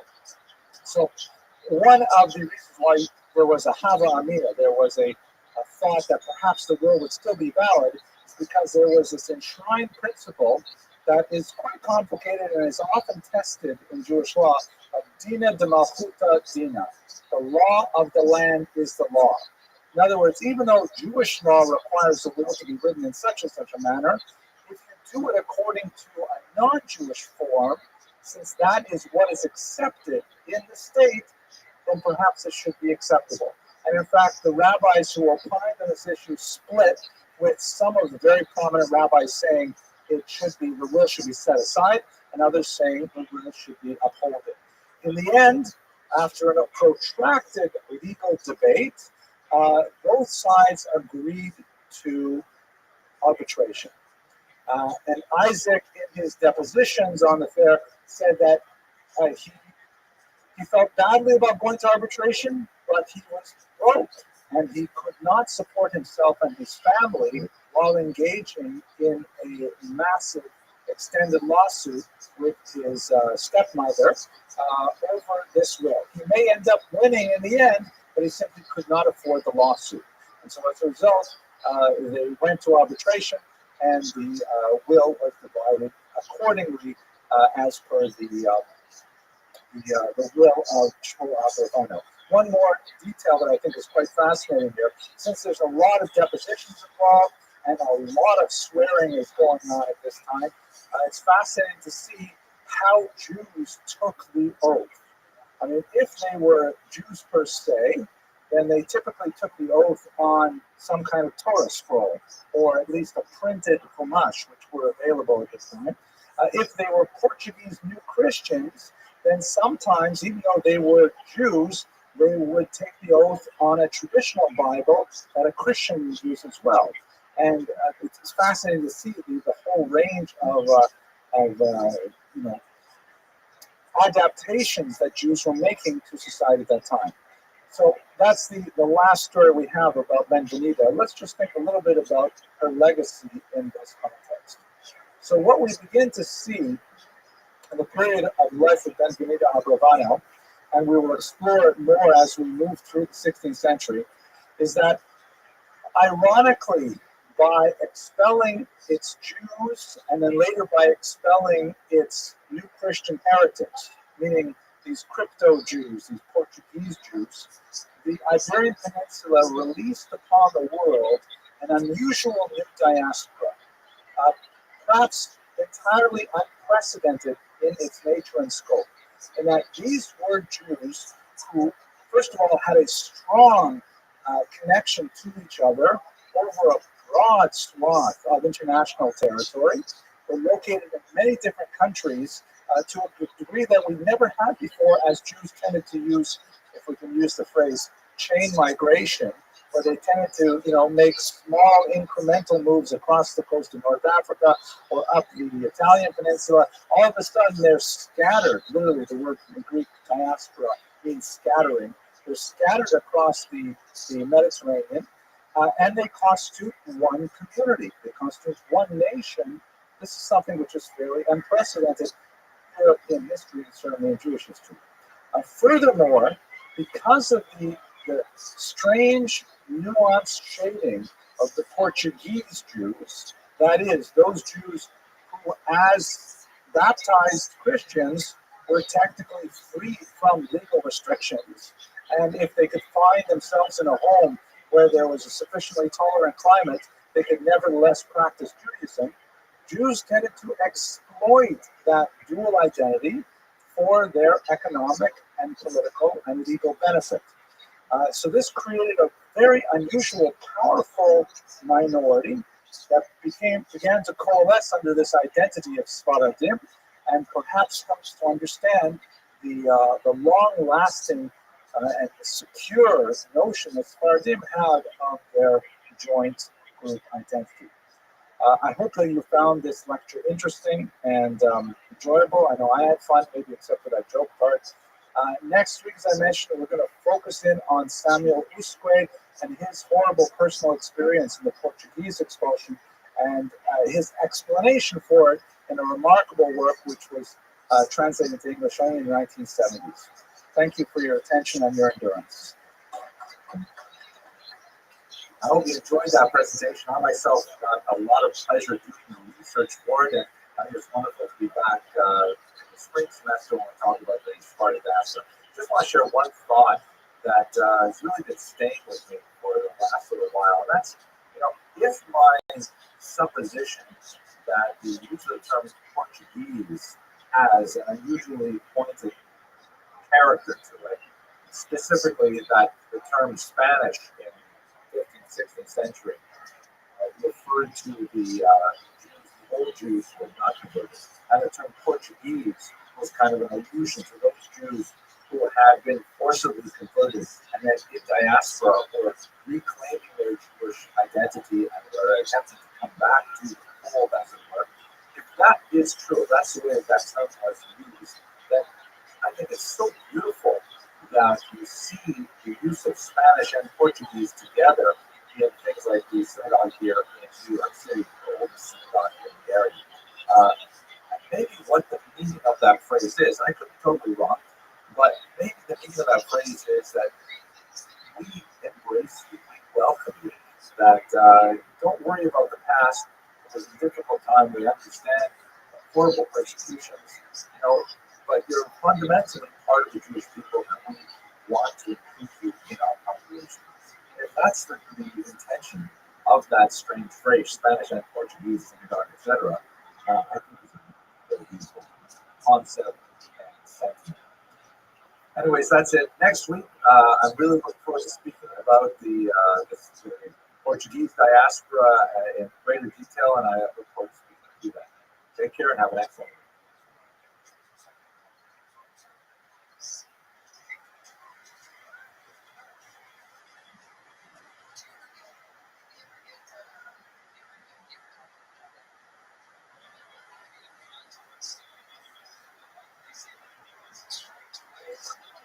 Thank you, everyone, for coming. I'm so glad you're here tonight. We have actually a really amazing subject, something I've wanted to speak about for a long time. I actually looked up just a minute ago exactly how to pronounce his name because I've been saying it in a certain way for a long time, and I realized, oh my gosh, I don't want to blow it by pronouncing it wrong for an entire 50 minutes. So I would guess the subject of tonight's lecture is Samuel Usque. But when I looked it up online, they said Usque, which seemed to me not in conformity with Latin rules of pronunciation, but on the other hand, the name is Portuguese. So please, those of you who know how to pronounce this properly, forgive me if I say Usque. It's going to come naturally. But at any rate, I don't mean by this some kind of lighthearted introduction to diminish in any way the tremendous heroism of this individual that we're speaking about today. It amazes me that so few people are familiar with his work. He is one of those tremendous heroes of the Jewish literary tradition, literally risking his life to put certain words to paper, and the book that he ultimately completed that we'll be looking at tonight was in fact a treasured possession of many a converso family. Many Sephardim, particularly from Portugal, actually gave up their lives for possessing this particular book. I believe that tonight, warmed by the story of Samuel, his vocations for the tribulations of Israel. An absolutely amazing phenomenon that I look forward to discussing with you over the next 40 minutes or so. So let us begin with our usual thank yous. Tonight's lecture is sponsored by Mr. Brandon Sultan in honor of the Sultan and Benaroth families. I'll just read what it says here, whose Sephardic roots are expressed in a desire to honor the convivencia. That's what we discussed last semester, right? The coexistence of Muslims, Jews, and Christians for that brief period of time in early Al-Andalus. And also in loving memory of Mrs. Jean Milstein, whose relentless optimism was an inspiration to us all. I also have to make a good end, so thank you to Mr. Sultan, who is a regular viewer of these lectures online. I have to make a quick announcement. Remember, next week is President's Day, so we will not have our conventional class on Monday night, but gear up because the following week we'll be studying the Chidah, Rabbi Azulai, one of the most important figures of the 18th century, who was really a transformative figure in creating the identity of Sephardic Jews by uniting them around the entire Mediterranean basin. Absolutely fascinating figure, very, very prolific and active in all kinds of Jewish affairs. We are also short, unfortunately, a sponsor for next week. So if anyone would care to donate to our student scholarship fund, we ask for $250 to make these lectures possible, and the money goes entirely 100% to our students to help them pay the sometimes difficult tuition bill, because college is expensive, and in order to make this work, we try to help them out in every way possible. You can sponsor by visiting this website, bit.ly at the Friends of Jewish History. Much appreciated. Of course, I'm always grateful for your presence here. That gives me a tremendous amount of chizuk and makes me feel like it's worth doing the research for these lectures every week. Tonight's lecture is going to rely almost exclusively, certainly very heavily, on the research of Dr. Martin A. Cohen, who translated and wrote a critical edition of this Portuguese work that is the core of our subject tonight. Portuguese is just not one of those languages that is well studied in Judaic studies as a whole. Obviously, the Brazilian community is much more familiar with it, but in Europe and in Israel, Portuguese is lower down in the languages that we go to. Nevertheless, we have a Shakespearean, something of that good status in Portuguese literature, authored by the Jewish we'll discuss tonight, Samuel Usque, and we're deeply grateful to Dr. Cohen for his pioneering research in many areas of Sephardic studies. We'll be returning to his research when we look at conversos and crypto Jews here in the Americas, where he's done quite a bit of research as well. So that's kudos to Dr. Cohen. Let us now go right to the topic at hand. What exactly are we talking about? We're going to focus on this book here, which is truly a most dangerous book. It was a book which was banned early on by the Inquisition and consigned to the flames in 1553, but it was ultimately a book that transformed the lives of so many Jews who had felt that all hopes were dashed, that everything that for a millennium and a half of exile the Jews had worked for was for naught, and it strengthened their spirits and allowed them to continue to maintain their identity as best as possible under unimaginable conditions. Specifically, the title of the book is, as you see here in Portuguese, translated into English, Consolations for the Tribulations of Israel. It was published in Ferrara, Italy in 1553. I've discussed Ferrara a little bit last week when we looked at the life of Benvenida Abravanel. This was produced through her sponsorship and also that of her rival, Gracia Mendez. We'll return to those two very important women to understand how they related to this particular book. And it was also authored and printed in a period when printing was still fairly rare. But this is the heyday of early printing, the discovery of this new technology that allowed for wide dissemination of text. It meant that official organizations such as the church had to find ways to control the dissemination of often heretical or at least antinomian works, and to make sure that certain ideas did not circulate too far. Of course, some of them, such as Luther's translation of the Bible, circulated very far and had a tremendously negative impact on the Catholic Church. This is the period of time when Usque came out with this particular work. You see that the frontispiece has this image of the globe, which is meant to evoke the scattering of the Portuguese Jews in particular after the Spanish Inquisition and the Portuguese expulsion. We'll discuss those in details. And the kind of the banner around here says, my hope I place in God.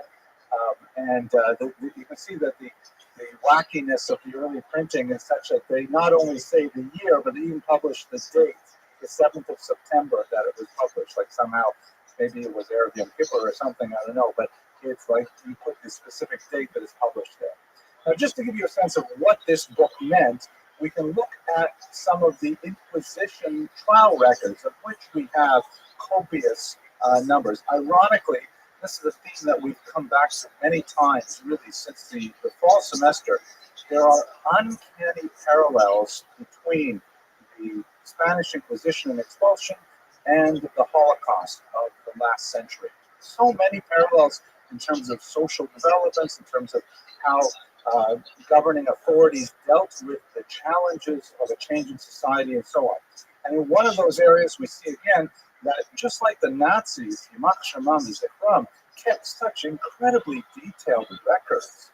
And they were very, very particular about what exactly happened when, to whom, and who would manage it, and so on. The Inquisition also had very, very detailed records.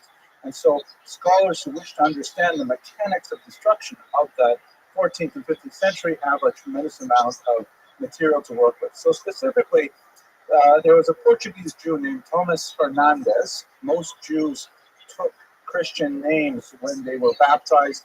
He was certainly not a new converso. He was probably several generations into Christian identity, but of course they had retained their attachment to Judaism nevertheless. He was arrested in Lisbon in 1558, and he was tried for quite some time before he was eventually sent to the flames.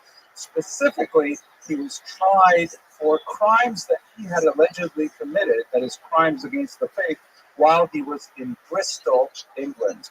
You recall, by the way, I have to do a very quick review. I see a few new faces here. Welcome.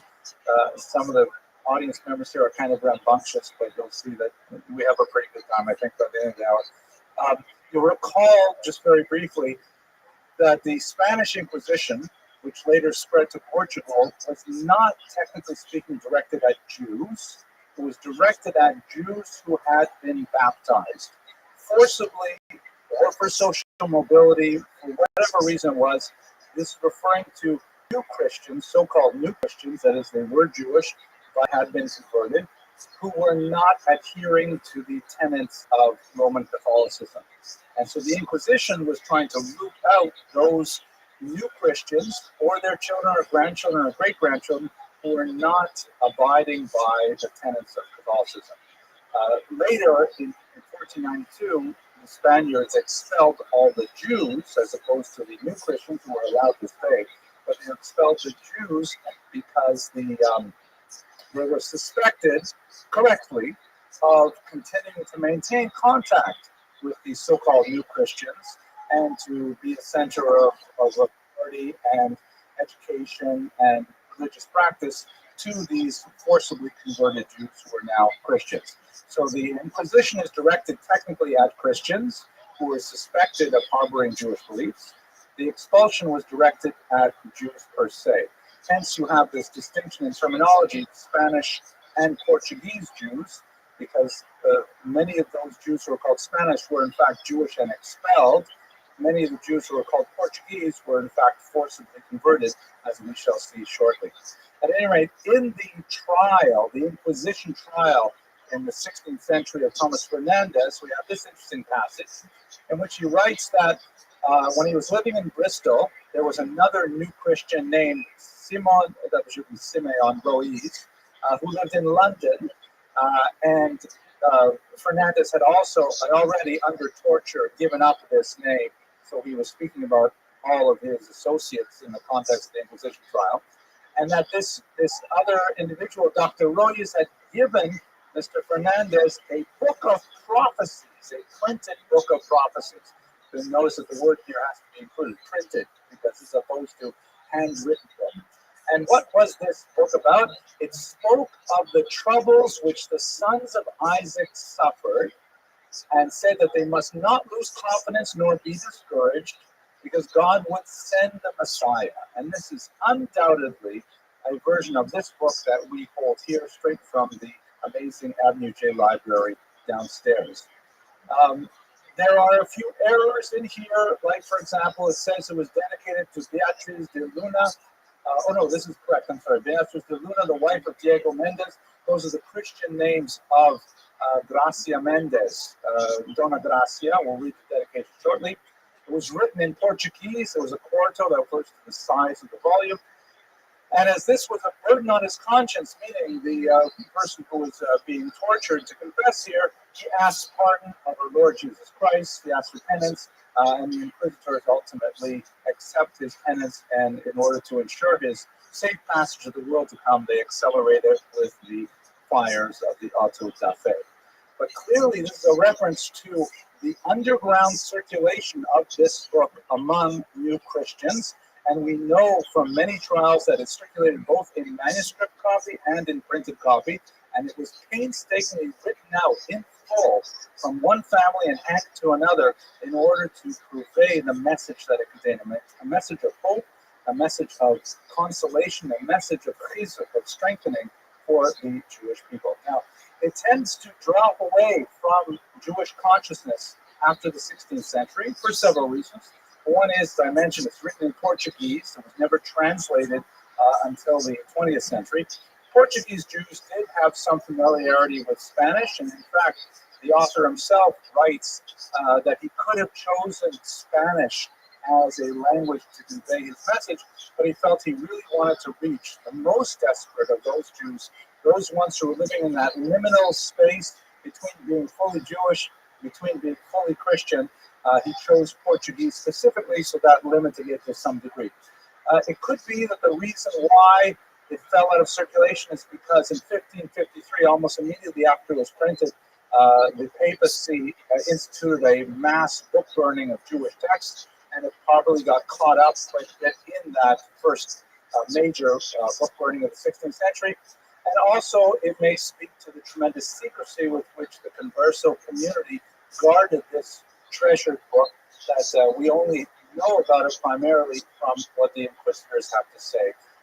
It does make some impact on the literary tradition, but unfortunately, many other tribulations rose up shortly thereafter, and it tends to get lost. So let us, though, now look to the history of the Jews of Portugal to try to place Usque's specific work within that context. So you'll recall, as I mentioned a few minutes ago, there was forced conversions in Spain that goes really back to the 14th century, in which some over-enthusiastic lower clergy in particular, acting in many times against the will of the papacy and the higher clergy, converted tens of thousands of Jews to Christianity. And those Jews who were baptized were suddenly trapped because the Catholic Church does not recognize the institution of forced conversion, at least not in the 14th century. In other words, if a person was baptized, even against their will, they were nevertheless Christian. As I think we mentioned last semester, we talked about the terrible case of Edgar Mortara, who was already in the 19th century, was kidnapped by the church because the maid in his home, thinking that he, as an infant, was going to die of scarlet fever or something like that, she had him baptized because she worried about his eternal soul. And when the papacy found out, they actually kidnapped him and never returned him. He grew up as a priest and engaged even in proselytizing with Jews. Steven Spielberg is coming out with a major motion picture about the Mortara affair, which is certain to be a blockbuster.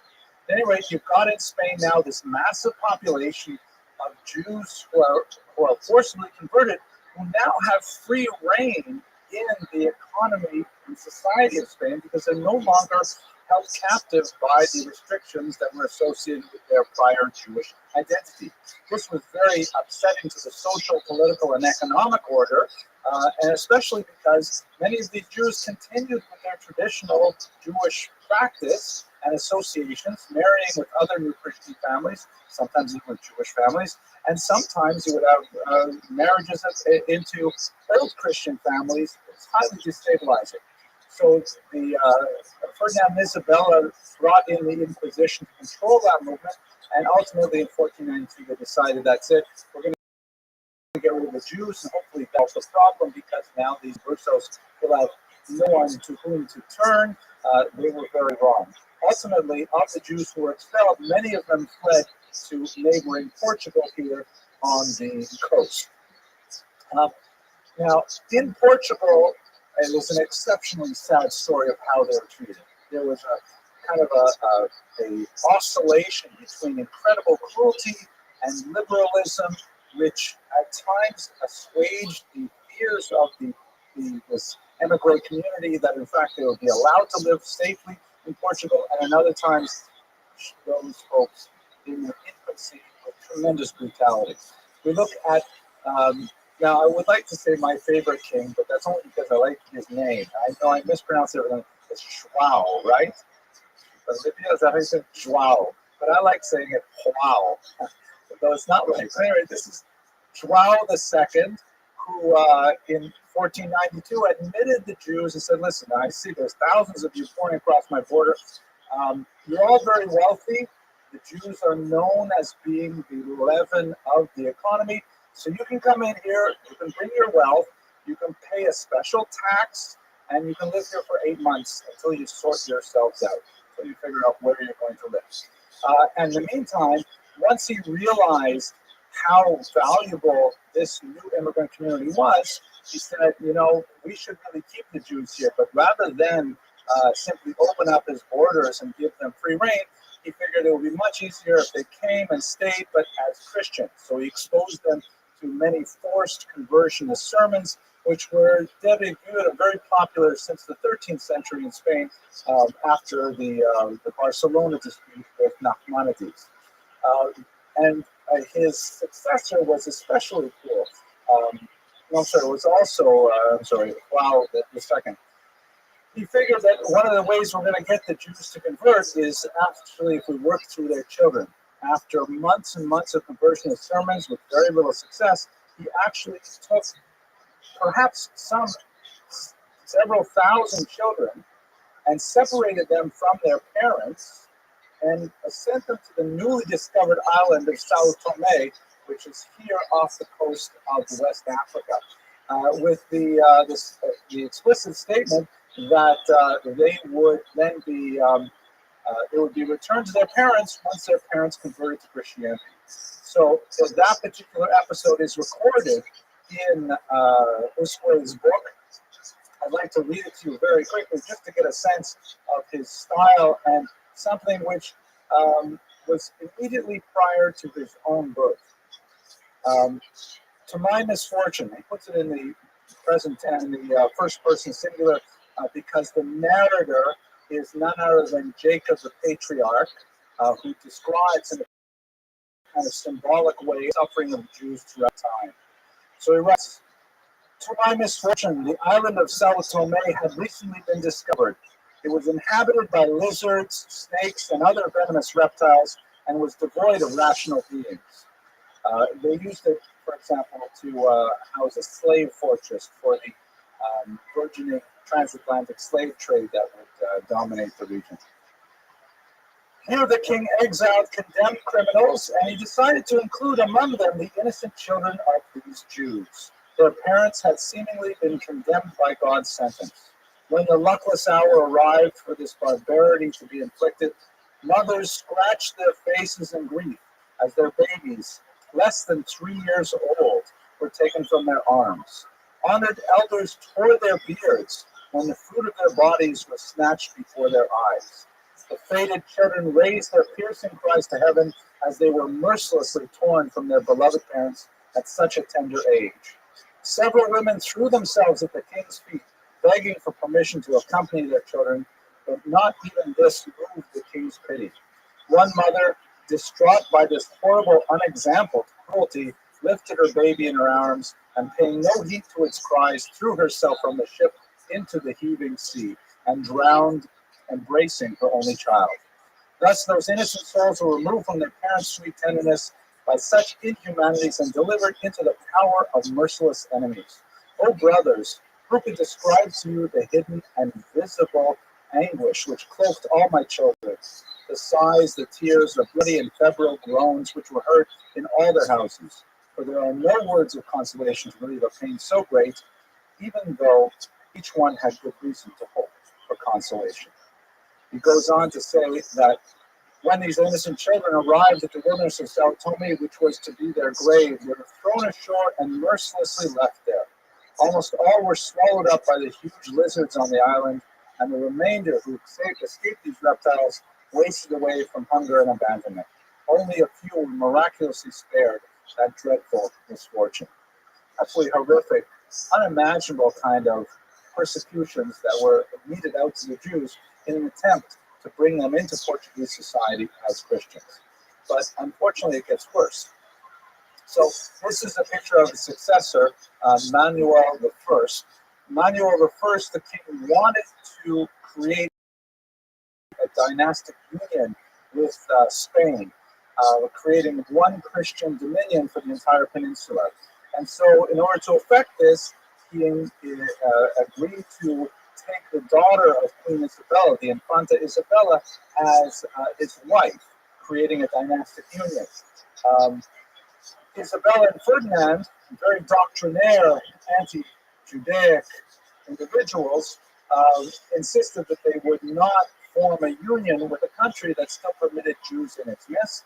So Manuel agreed to expel all the Jews in 1497 in a manner similar to the Spanish expulsion of 1492. This is, by the way, not Isabella's daughter. This is his second wife, Maria. Isabella died in childbirth, and so he then married her sister in order to preserve the union. The expulsion of the Jews from Portugal, or the agreement to expel them, ironically is, as the historian Prescott put it, the first time that Jews were persecuted out of love. Ironic, right? Because he loved, it's not really funny. I don't know why I said it. Maybe I'll just cut that out of the internet because it doesn't make sense. Really. We're talking about the lizards. No, we're talking about, forget it. Okay, so what did he do? So he decided, I'm going to expel all the Jews, but then he realized, you know what? Once again, like his predecessor, the Jews are very valuable. So instead, you know what? Let's just baptize them all instead. Let's just make them Christian. That way we'll keep their wealth, we'll keep their know-how. It's only a few thousand Jews anyways, and so through various stratagems, he actually brought them to the seaside, and before boarding boats, they were baptized, and suddenly they became Christians. No more Jewish problem in Portugal, and then immediately thereafter, he closed the borders, and he said that no new Christians may leave Portugal. So one of these ironic situations in which the Jews are not free to practice their religion, they are free to be Christians, and they're not free to leave either.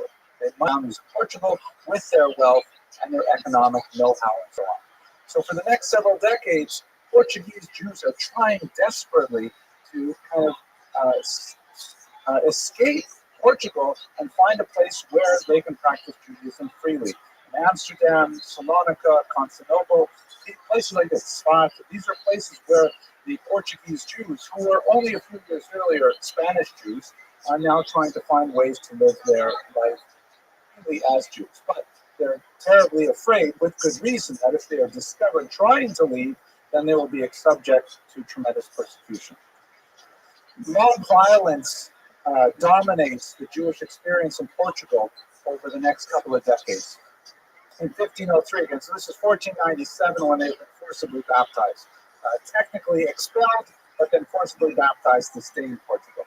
1503, there's a famine, and the Jews are, of course, blamed for the famine, and there's mob violence. So it's not Jews, these are the conversos, right? The Jews who have been converted to Christianity, their presence is viewed as the reason for the famine.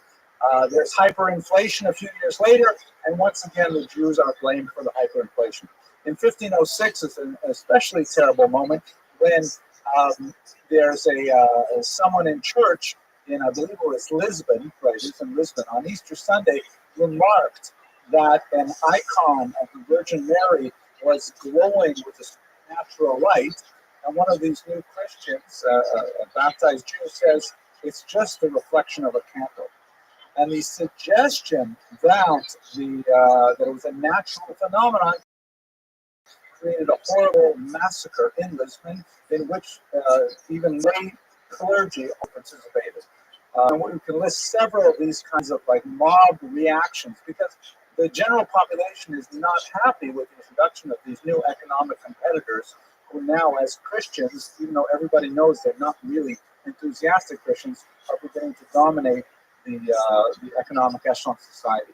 There is a little bit of a liberalization under João III in 1521, but then there's a series of more pogroms, really, after there's a crop failure and several other things that go wrong.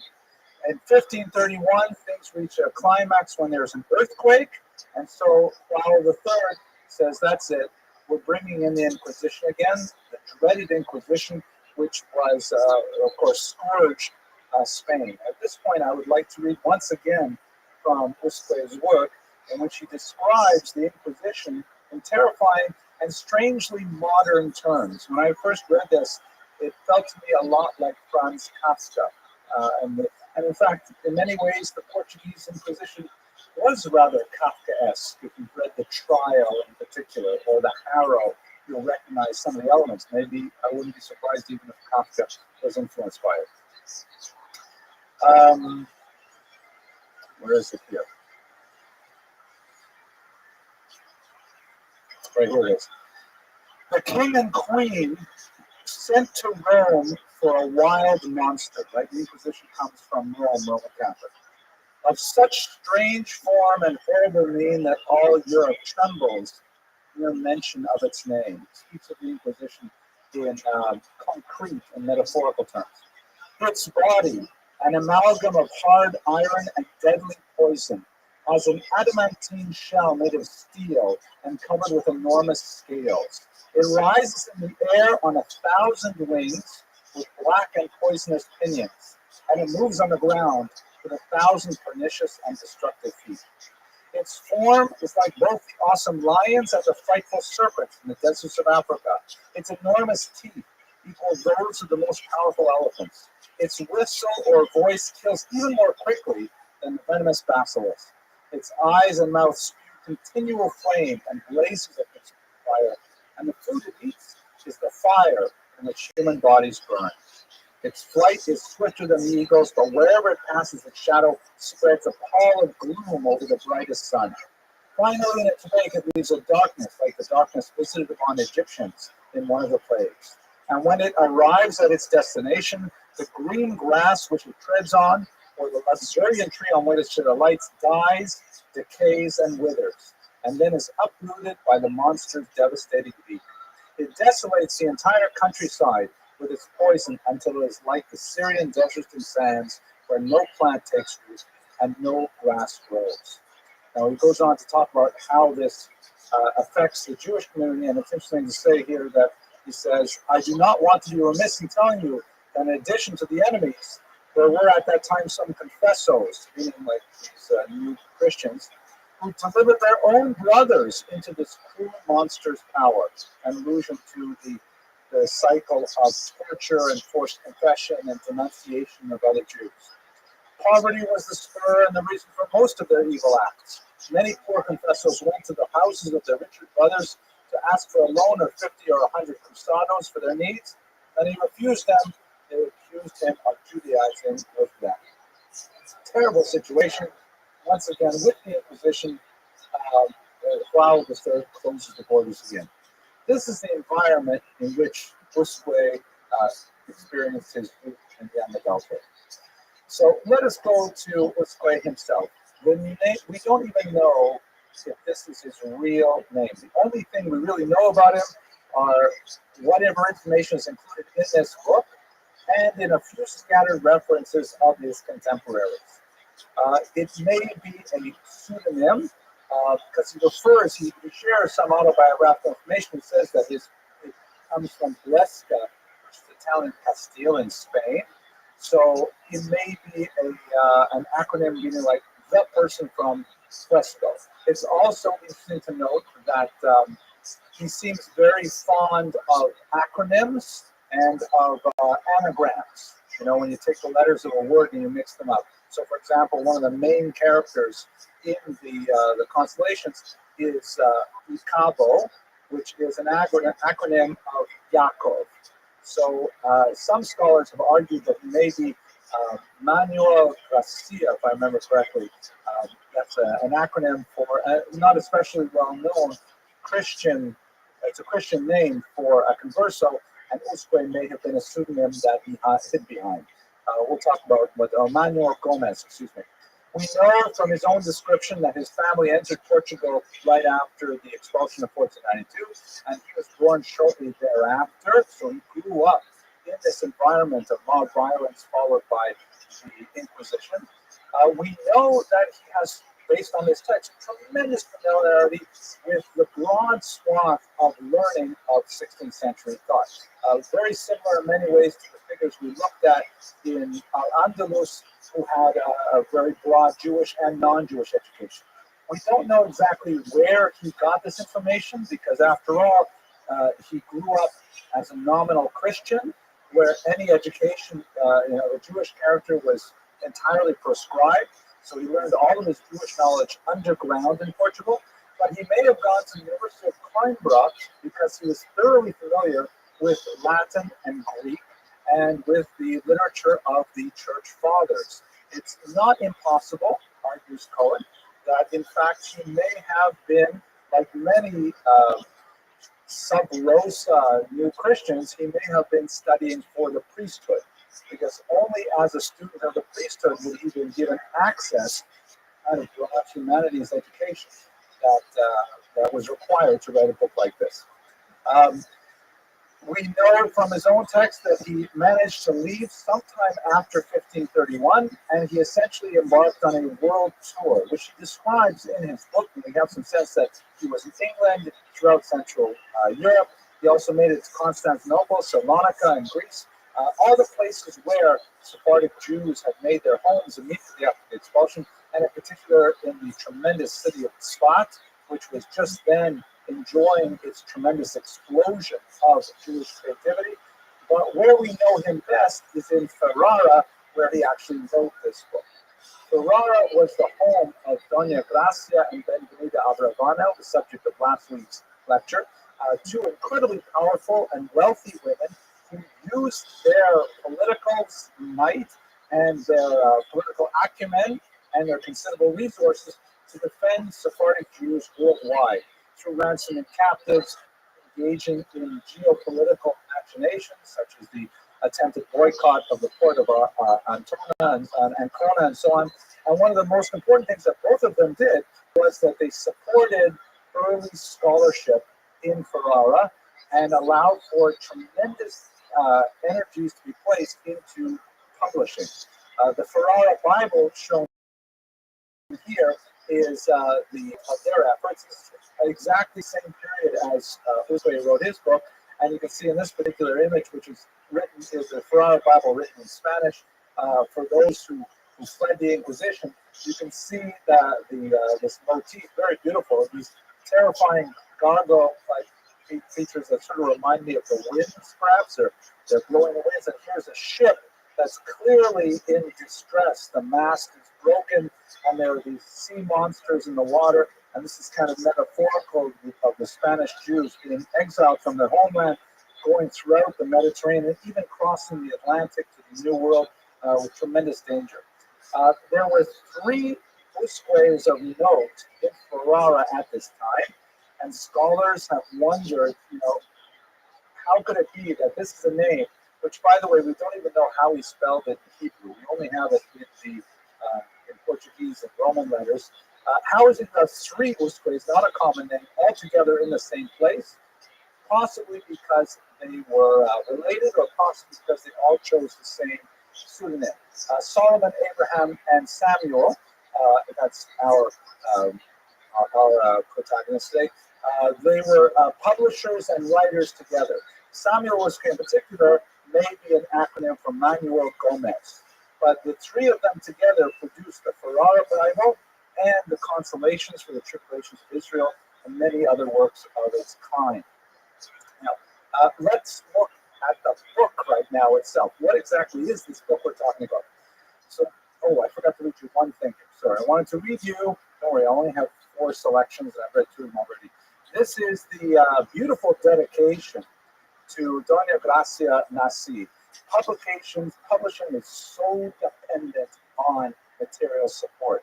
It doesn't happen by itself. People have to find, as they say in Herdiavos, in Kemach, in Torah. If there's no flour, there's no Torah. You have to have, okay.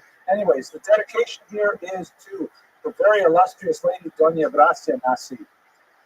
And so Samuel Usque writes, the heart is prized as the human body's noblest and most important organ, for it is the first to feel the pain which any other part of the body suffers.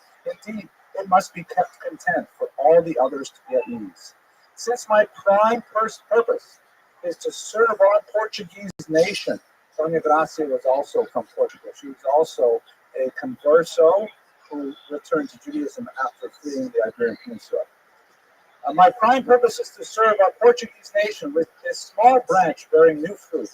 It is proper to offer it to your excellency, for you are the hearts and the body of our people. In the remedies you have offered, you have always shown that you feel our people's sufferings more poignantly than anyone else. I say this not out of blind devotion, though I am your protege, most illustrious lady, and desire to satisfy you through works, writings, and deeds, and to show myself in some small way grateful for the largesse I have received from your generous hand. Since you began to reveal your light, even our sucklings have imbibed this truth at their mother's breast, and your name and the memory of your goodness will forever be a part of the marrow of their bones, which is in fact true. We speak of Doña Gracia Mendez 500 years later with the same respect and admiration because of the decisions she made with her individual powers and wealth. So you get a sense of the relationships there. She also speaks very positively of her rival, Benvenida Abravanel. Obviously, he didn't want to offend either one of them, and he benefited from both. Anyway, what is the purpose of this book? It is, as I alluded to in his dedication there, that he wants to provide consolation for these scattered, embattled populations of Portuguese Jews who are not sure what to do with themselves. They're hiding their Jewish identities. They're hiding their Jewish practices. They're trying to live a life of outward Christian behavior. They're worried about what will happen to their children, what will happen to their legacy. And on a deeper level, metaphysically, they worry, has God abandoned us? Were we wrong to maintain our Jewish identity for 1,500 years that now we are suffering such tremendous pain? And so he begins in his prologue, which maybe I won't read to, maybe I'll just paraphrase it, but it's very beautiful. He says, listen, I've written this book, which is in many ways a long scroll of agony. I quote a title of a Holocaust work. It's a long scroll detailing the so many persecutions that we have suffered since the exile, actually 2,000 years ago, under the Babylonians. And in each of those exiles, each of those persecutions, we have endured primarily by attachment to our faith. He spends a lot of time talking about how the persecution itself is embedded in biblical texts, that, this particular thing happened here, and you can see an allusion to it in the book of Deuteronomy. Some of those parallels are absolutely chilling. And of course, we can do the same in our own generation, looking at the Holocaust, where we see the similarities between these far off prophecies and some of the terrible things that we experienced. But nevertheless, the fact is that if the prophecies that describe the persecution were true, then it also follows the prophecies that describe the redemption are true. It's reminiscent, if you're familiar with the famous Talmudic passage, when some rabbis are surveying the disaster in Jerusalem during the Hadrianic persecutions of the 2nd century. And some of the rabbis are moaning and wailing, and Rabbi Akiva, the greatest, starts laughing. And you say to him, Rabbi Akiva, why are you laughing? Oh, it was specifically occasion because they saw a fox running through the ruins of the temple. And what a terrible thing to have a fox running through the Holy of Holies like that. And the rabbis say to him, Akiva, how can you laugh? He says, I'm laughing because I know that if this has happened to Jerusalem, which was foretold in our prophecies, then we will also see the redemption that is similarly foretold in our prophecies. So this book, in Portuguese, for Portuguese remnants, going over and over again, in often painful details, the specific persecutions that Jews endured historically and in a very long section again in their own person and in their own day in the 16th century. Absolutely fascinating structure and guide. I mentioned already the language is Portuguese because he was speaking specifically to his generation. The style is in the form of a dialogue, particularly between three shepherds. There are these two shepherds who, well, actually, I'll tell you that in the next slide, so I'll tell you. And the message I've already told you, so let's jump ahead. There's three dialogues in it. The first one introduces the three characters, where these are countless people who lived for centuries upon centuries. One of them is a shepherd named Icabo, which is an anagram for Yaakov, which is not a coincidence or square. He makes that clear in his introduction that this is what he's trying to do. And he is comforted by two other shepherds, one named Numeo, for whom Musquay says is representative of the prophet Nahum. The word Nahum in Hebrew means consoler, one who consoles. And the other one, Zechariah, which is the prophet Zechariah, the one who remembers. Zechariah, remembering God. And the first dialogue essentially has these three characters, and it really does read Shakespearean in a Shakespearean manner because they're speaking in very elevated language, and you get a sense of scenery. They describe where they're sitting, what they're doing, sometimes using metaphors of the hunt and hares and ostriches and lions, things like that. And he goes through the basic elements of Jewish history in the first dialogue up to the Babylonian exile. Now, I should mention at this point, many scholars have kind of got lost in the weeds about this because as a historian, it's not so good. As a historian, there are lots of inaccuracies, and he is heavily dependent on poor sources. So he can only be as good as his sources, and quite often he's conflating dates, he's conflating events, and he's confused about certain basic elements. But that's not what he's trying to do. He's not trying to write a history. He's trying to write a book of consolation, and the religious and psychological message, which is really what is prevalent here. The second, the return of the Jews in the 6th century before the Common Era, right up until the Roman exile. And by the way, this is kind of an interesting piece. Dr. Stephen Fine, a scholar at Yeshiva University, recently discovered tiny traces of pigment in the famous Arch of Titus frieze that is in Rome, and he was able to reconstruct the way it actually looked in the 1st century.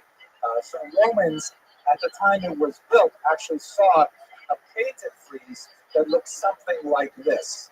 It was much more garish than the way that we see it today, but nevertheless, it's a very powerful thing. And if you imagine in a pre-literate culture, this is an incredibly powerful, iconic reminder of the conquest of Jerusalem. At any rate, let us go on. The third dialogue is perhaps the most fascinating, and one that many scholars have meditated on the most. It goes from the post-Roman exile, 2nd century, basically, right up until the 16th century, including some very lengthy descriptions of things that Busquet experienced himself or his immediate prior generations. So he now becomes a much more important source for a discussion of the Spanish Inquisition, the exile, the Portuguese Inquisition, and so on. And he then leaves, he flees Portugal, and we have some sense of what Jewish life was like as he wanders around these scattered Sephardic communities throughout the Mediterranean basin. The autobiographical material here is very rich and dense. You get a sense of who he is as a person and the tremendous sense of mission that he brings to the task of this particular literary endeavor.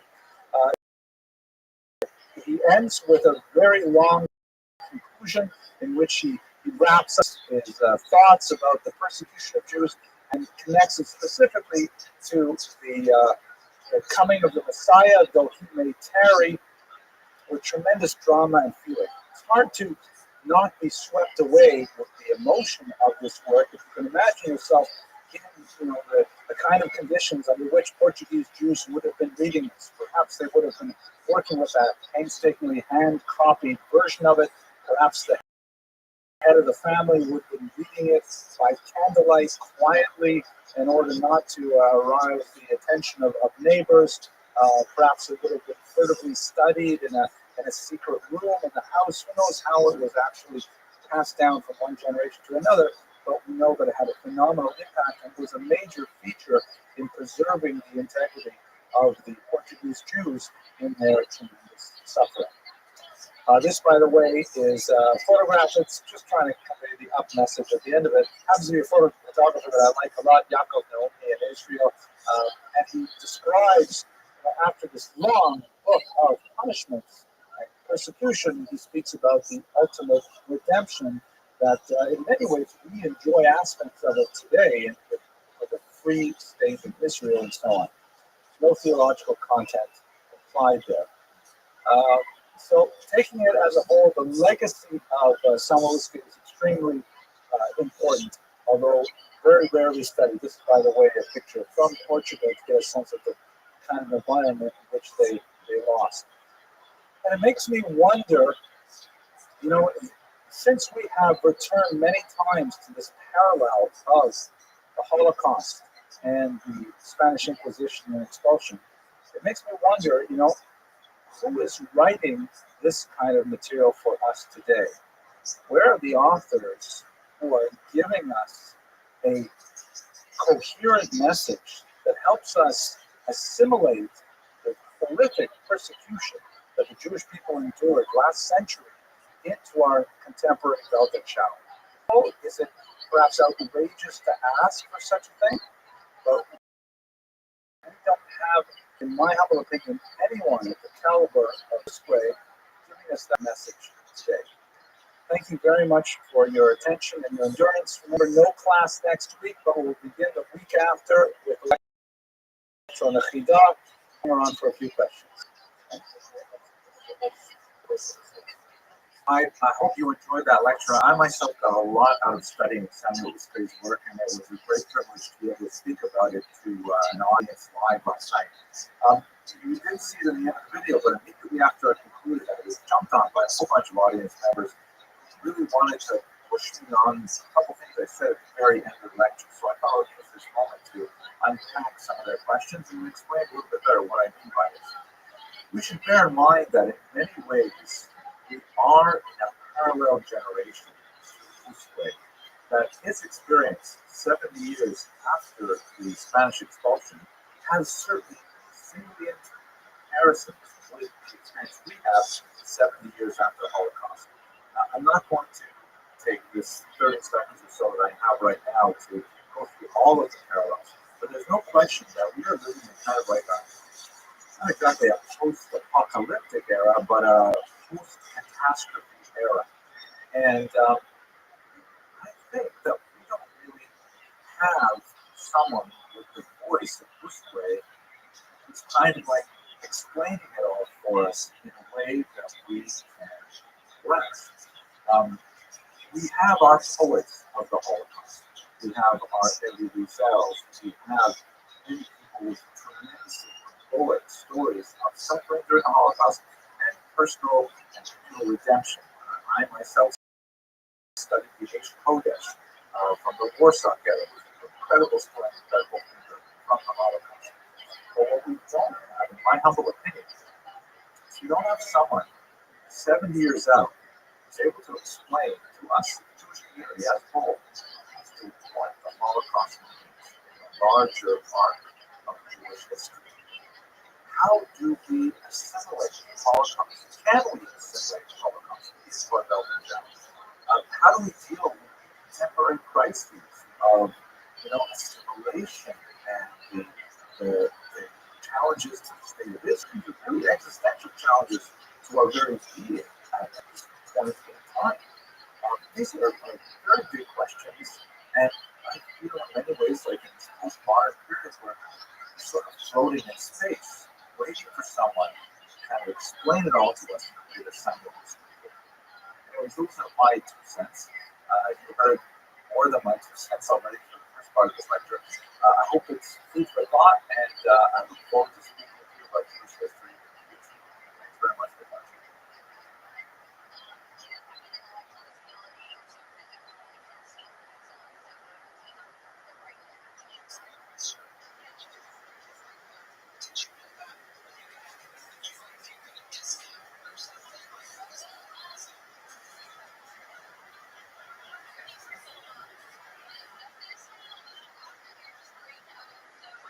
Tonight's topic, fascinating material. We're going to look at the life of an individual known by the acronym of his name, the Chida.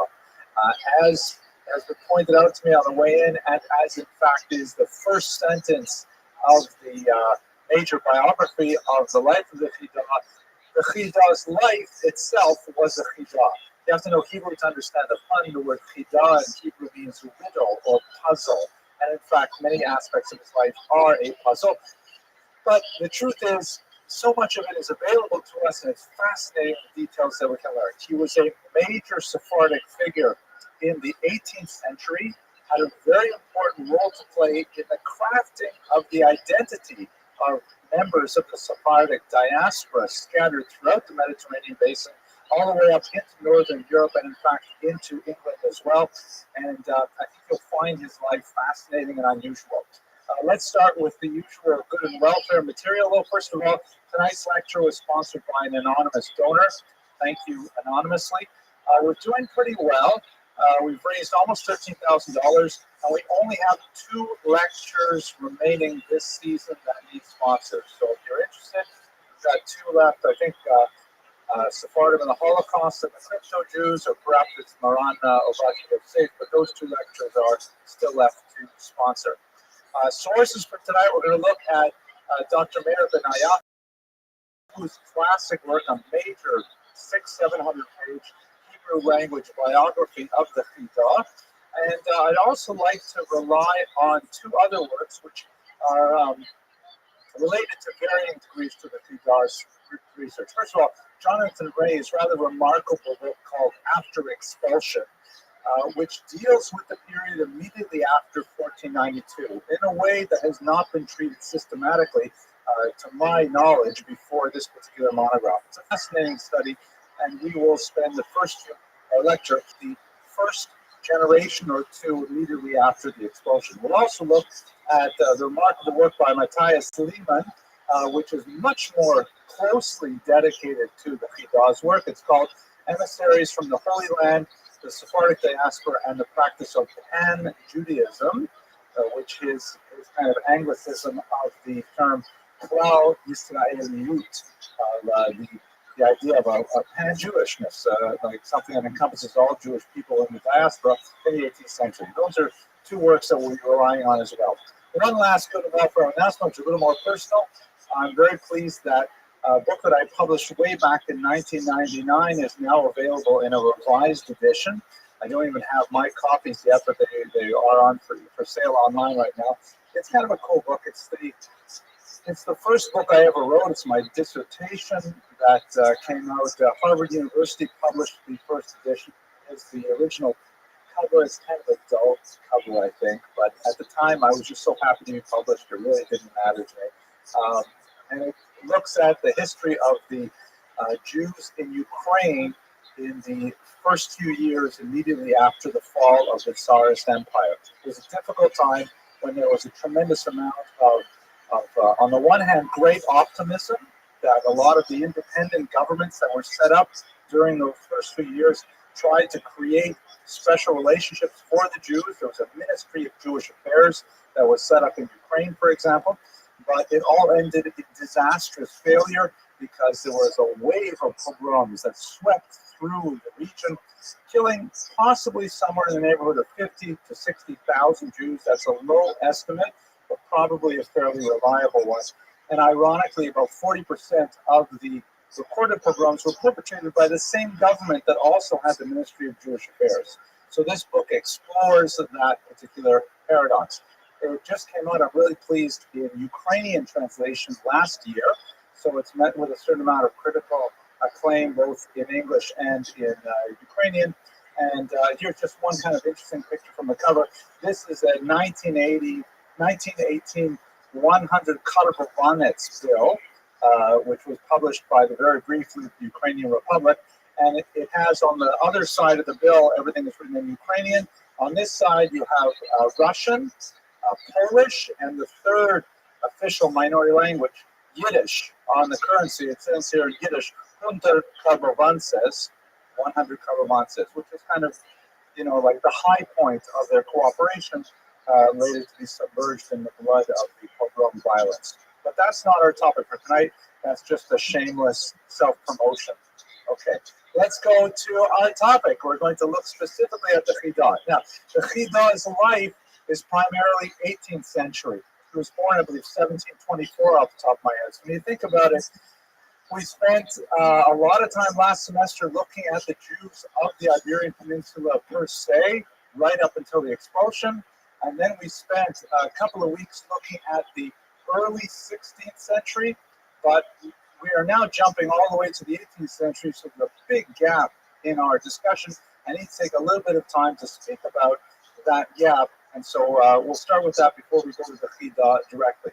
Of course, this map, which we've used many times, indicates the kind of paths that Jews took from the Iberian Peninsula, and this is where Jonathan Ray's book is absolutely fantastic, and actually quite, disturbing in ways. For example, we should bear in mind the degree of dislocation that the 1492 expulsion occasioned for Jews.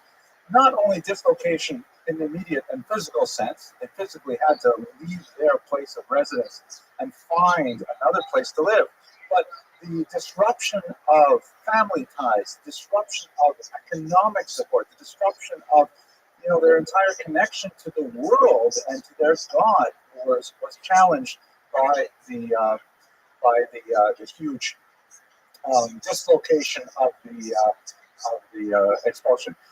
Ray catalogs how there were 3 entry ports into Portugal, going into that country before, of course, it was transformed for the Jews there 5 years later.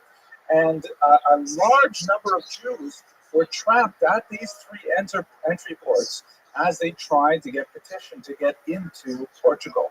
While they were there, many of them actually turned back and decided it's too difficult, let us convert to Christianity and we'll figure out what we can do in Spain.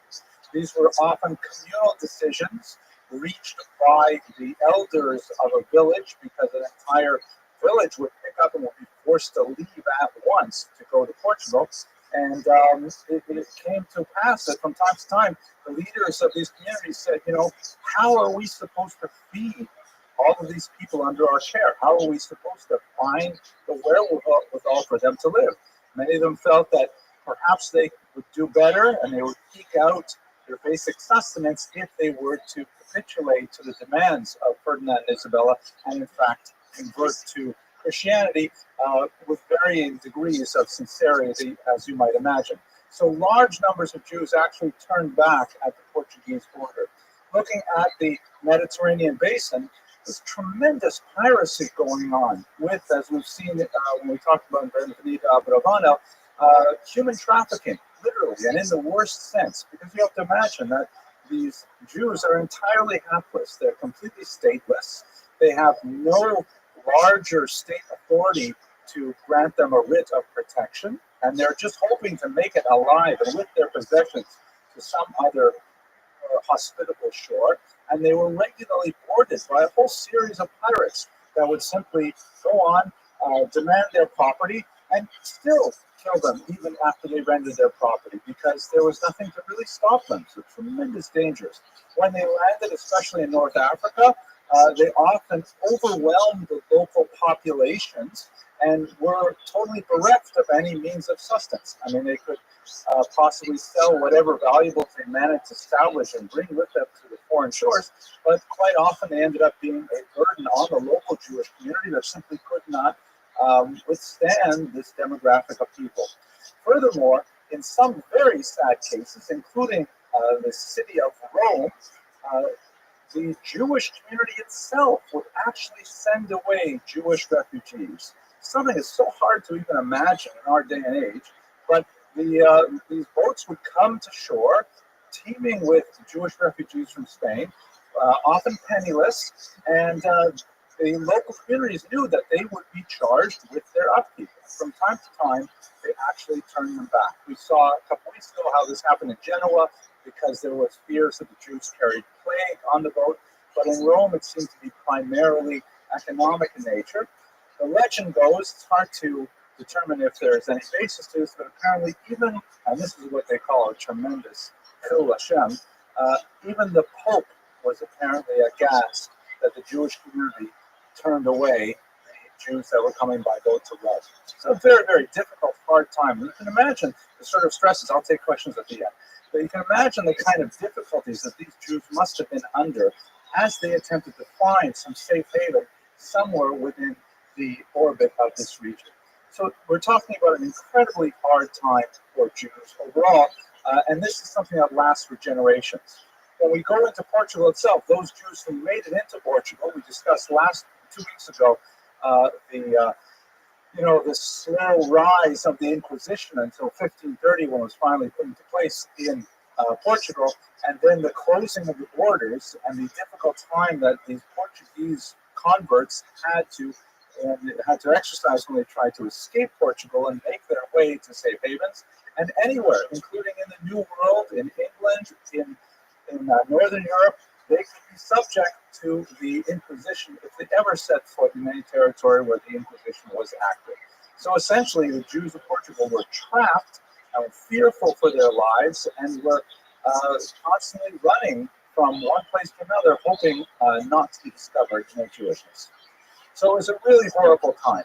Now, over in the Eastern world, we have quite a significant difference because the Ottoman Empire, which was based here in Istanbul, it's not the spelling we use in English, Constantinople, which is the earlier name for this. The Eastern world is showing great haven to the Jews who are making their way over here, and giving them, respite in Greece in particular, and also in Israel, the famous developments in the town of Tzfat, which we'll see in a second. So the Jews who could take a risk to go so far east would find that they eventually had some safe haven here, and that's where the story of the Fidah really takes much of its takes place. We also should bear in mind, and I've just kind of like in a space of a few minutes sort of raced through the 16th century to give you a sense of the kind of cultural and physical environment that Jews were living in when they left Spain. We should now look at the 17th century just for a minute. Who are regulars in this class, we've talked about Shabbatai Tzvi, I think twice now. We talked about Shabbatai Tzvi himself, and then we had another lecture where we talked about his rather bizarre wife, Sarah was also a whole story unto herself. But just to give everyone who's perhaps a newcomer to this audience, because the Shabbatai Tzvi plays a role in the later story of the Chidah, an interesting character, comes from the Eastern world. He was from Smyrna near Greece, where he was a rather talented, quite brilliant, well-loved young scholar, known to have a beautiful appearance, a sweet voice, prone to sort of lone wanderings in the forest, and perhaps with a somewhat delicate personality. At some point, he had some kind of a psychotic break, and he began to regard himself as the Messiah. There are different ways to understand the story of Shabbatai Tzvi. The older historiography tends to portray him as more of a villain, a charlatan. The reality is more and more research, really in the last half of the 20th century, has demonstrated that probably he was just mentally ill. And he was taken advantage of by some of his supporters who encouraged him and perhaps reinforced the worst aspects of his illness, and unfortunately it triggered a Europe-wide phenomenon that swept up tens of thousands of Jews in its wake. At any rate, he was actually so popular that it became a non-Jewish phenomenon as well. The line drawings that I'm going to show you here are in fact Christian works that were circulated because non-Jews wanted to know, what kind of guy is, what is going on with the Jews? Anyways, he proclaimed himself as the Messiah, claimed to be able to levitate, to traverse vast distances with with mystical powers. He abolished traditional fast days, behaved in an antinomian way. At one point, he married a Torah scroll. Another point, there's lots of crazy things that he did at the time when he was in some of his what they call illuminations. But he gathered a massive following of Jews who were so broken by the suffering of 1492 and the later Ukrainian rebellion under Khmelnytsky that many of them turned to Shabbatai Tzvi saying, in fact, he must be the Messiah. I mean, how much else do we have to suffer? It must be the time of Mashiach. He must be here finally to take us. So wherever he went, he gathered hundreds of Jews out to follow him, and many of them sold their property and made their way, following Shabbatai Tzvi, towards Israel. He had to make one stop that was very important in Constantinople, where he would meet with the Sultan, and then he would present himself as Mashiach, and the Sultan would then say, very good, let me give you Jerusalem so that you can initiate the end of days. Here you see, by the way, his principal propagandist, Nathan of Gaza, leading these massive hordes of Jews who would sell their property at a pittance and then just take a small amount of cash to go make their way with Shabbatai Tzvi. When, however, he confronted the Sultan said, I have an excellent counteroffer. How about I let you keep your head if you become a Muslim? He had a flash of sanity, and he said, you know what, that sounds like a very appealing counteroffer. And so after being imprisoned briefly, he became a Muslim, and most of his followers simply, dejected, fled his movement and tried to rebuild their lives back in their homestead throughout Europe. A small but significant number were so committed to Shabbatai Tzvi. I had actually an interesting discussion with one of my students about it, comparing it to contemporary politics in America. You can just use your imagination. That they believed in him so much that there was nothing that he could do wrong, and it must be that we should justify even the crazy things that he did. And so a group of Jews, who were later called the Dinmeh, figured that if Mashiach converts to Islam, it must be that that's what we're supposed to do too. We're supposed to convert to Islam, and we're supposed to do this like world tour of all these Middle Eastern religions, and only then will Mashiach come. So the Dinmeh actually converted to Islam. Jews who converted to Islam, they maintained endogamous relations for a couple hundred years, and right up through the 20th century. Several Dinmeh played major roles in Turkish politics later on. Perhaps we'll talk about them in the last lecture when we talk about crypto Jews. But at any rate, the movement ended in a tremendous defeat. it was not a sudden and sharp break because Shabbatai Tzvi had such an influence. We should realize that much of his Torah was very appealing, very thought-provoking, stimulating. It did not read like Narishka, it did not read like ridiculous ideas. A lot of his thought was very, very persuasive, and many thinkers, you would be surprised if I gave you some of the names, many very mainstream thinkers were engaged to one degree or another in Sabbatean thought.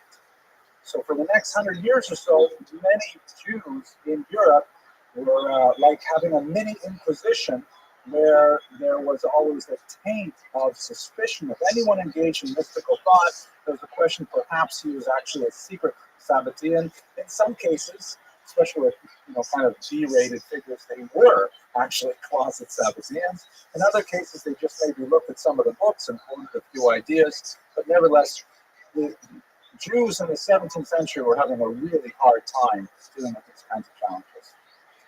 And this brings us to the immediate 18th century and the foundations of the life and work of the Chida. One of these messianic movements was led by an Eastern European rabbi named Yehuda the Chassid, not to be confused with Yehuda Chassid from the 12th century. Yehuda Chassid led several hundred Jews from, I think it was Poland, if I remember correctly, and Germany, to Israel, who were laboring under the misconception that the Messiah was to appear in the year 1706. Bear in mind that the height of Sabbatean activity was the 1650s, early 1660s. This is 50 years later, and Yehuda Chassid brought somewhere in the neighborhood of 1,000 Jews to Israel, who also sold all of their belongings, anticipating that the Messiah would be revealed and we would have the dawn of a new era. When they landed in Israel, penniless and without any means of support, they overwhelmed the local population of Jerusalem by at least 100%, meaning there was one of these followers of Yehuda Chassid for every native Jerusalemite Jew. And then within a couple of months of their arrival, Yehuda Chassid dies. And now they're left alone and leaderless, bereft of any economic support whatsoever, and Jerusalem goes into a precipitous economic crisis, the Jewish community specifically. They borrow heavily from Muslims, and they are unable to repay the loans, so much so that in 1720, the Muslims actually seize the central courtyard and synagogue of these Ashkenazi Jews and destroy it, and for debts that were outstanding. Absolutely intolerable kind of situation. And this is the period when the Chida was born. Okay, now let's finally speak about our subject. I apologize for taking so long to get up to it. The name Chida, he's known as the Chida, HaChida, as is common in Jewish practice. It's an acronym for his name, Rabbi Chaim David Azulai. The word Chida also means secret or riddle or puzzle, so it's kind of a clever acronym. His father was a famous Sephardic Kabbalist. His mother was an Ashkenazi Jew. It's not impossible that his mother was perhaps one of the original immigrants, or perhaps a child of the immigrants who made it to Israel under Yehuda Chassid. His years, however, are 1724, which indicates that she's most likely someone who was a very young child at the time that they arrived. And he died in Leghorn, also known as Livorno, Italy, in 1806. His birth was occasioned by something of a miracle. When he was born, all of the attending physician, midwife, and in fact, his own mother thought that he was stillborn, that he was dead. But his Rabbi, the grandmother, refused to accept this, and she managed to get him to scream and suddenly realized, in fact, that he was alive. So he dedicated most of his later Torah to his Rabbi, to his grandmother. And in writing, he specifically dedicated her for managing to save his life somehow. He was a child prodigy from his youth. Apparently, at the age of 13, he was also already giving classes to people who were 3 times his age, and he was especially associated with a Kabbalistic synagogue there in Jerusalem and then later in Hebron. He's famous for so many things, but I'm going to focus on 2 things in particular. First of all, as a great Jewish literary figure, he composed some 80 works. About 65 of them have eventually seen print. The other 25 have either been lost or remain in manuscript. Most of them are fairly small, but some of them are really quite massive, huge honkers of tomes. Most famous of which, he actually wrote a massive 2-volume collection called Shema Gedolim, which he wrote in 40 years, 40 days, lost the manuscript and wrote it by heart. So it's an amazing thing that he could do this. An encyclopedic work that we'll discuss later on. He also was quite interesting from a historical perspective because he wrote a brilliant memoir, later published in 2 volumes under the title Ma'agal Tov. It may not have been his own title, but in fact, it's not even clear if he intended to publish his memoirs. They may have originally been started as kind of like his own personal journal associated with the job that he had to do, as we shall discuss. But later he decided to develop these and flesh them out, and it's clearly he's writing for later readers. The Magal Tov, the word Magal in Hebrew means like circuit or circle, and it refers to it's in 2 volumes, the 2 major trips he took as a meshulach, as a charity collector for the Jews of Hebron in the south of Israel. Here is a map of his 2 major trips that he took in the middle of the 18th century, starting out here in Hebron, making his way all the way across the Mediterranean basin into northern Italy, Livorno, which was a major center at the time, and then all the way through northern Europe, up into Amsterdam and London, and then coming down the south of Bordeaux, primarily visiting Sephardic communities, but also some Ashkenazi communities, visiting nearly 200 recorded Jewish towns on the way, and then he brought back the funds to Israel. He was then sent out a couple decades later, where he made a slightly different trip. This time, the first time he also went to Istanbul and the Ottoman Empire. The second time he skipped that and stayed primarily in the West. But he left us this amazing record of what it was like to travel through Europe and go to these Jewish communities. And we have now a phenomenal document that has not been studied enough. In fact, it's only been translated into English once in the 1980s, and in many ways a brilliant translation, but could be brought up to contemporary standards, and there's a lot more research that can be done. Okay, so we're going to spend a lot of time looking at these particular excursions. This, by the way, is his signature, which gives you the kind of mystical, Kabbalistic feel of his persona and the larger type of issues that he was in. I have no idea even how to read this. I don't know where to start. It's backwards, forwards, whatever. Okay, so what he was doing? The institution he was involved in is called shlichut, or he was on a mission.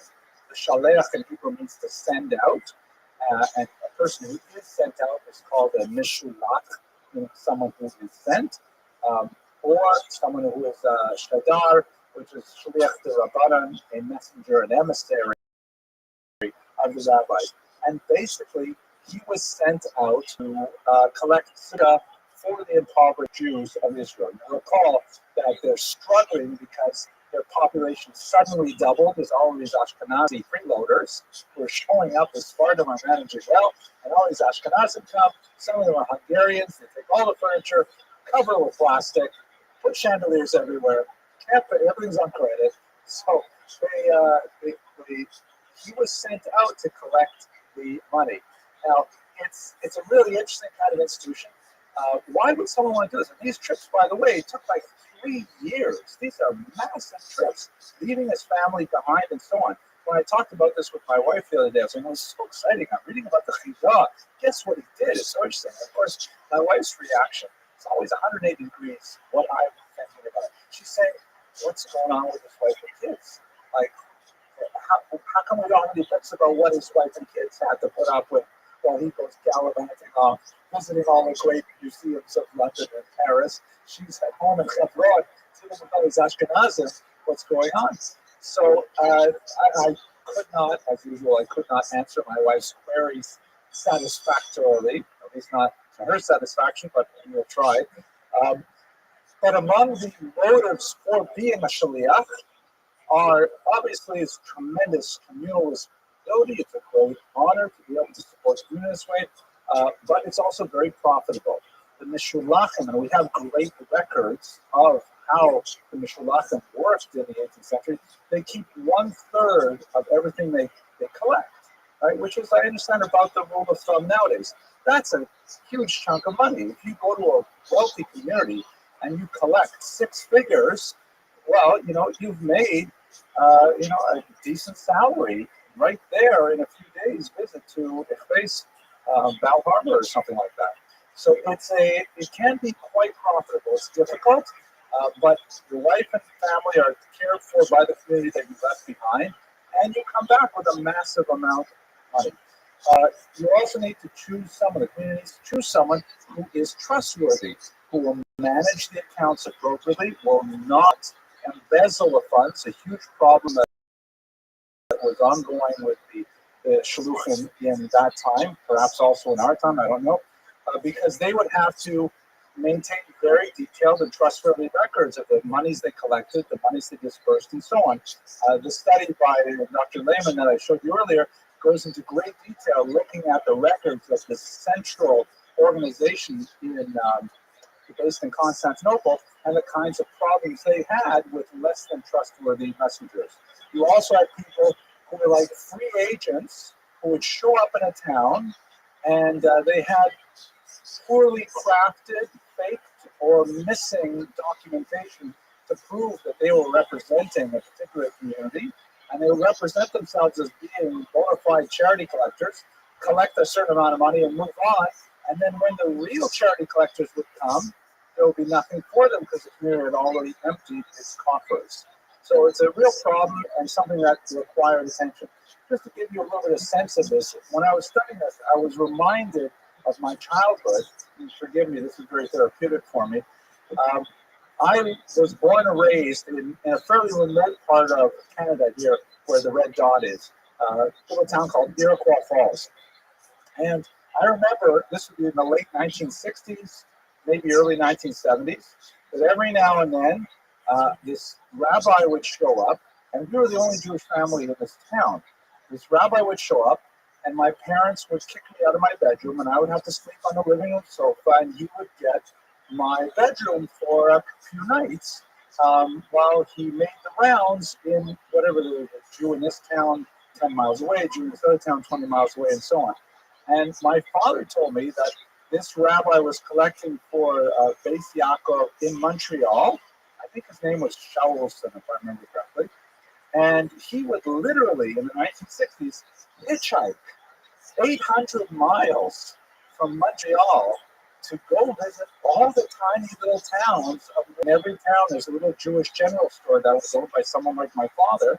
And he would go from town to town, hitchhiking in areas where there are more bears than people. It's incredible. Hard to imagine why he would do that.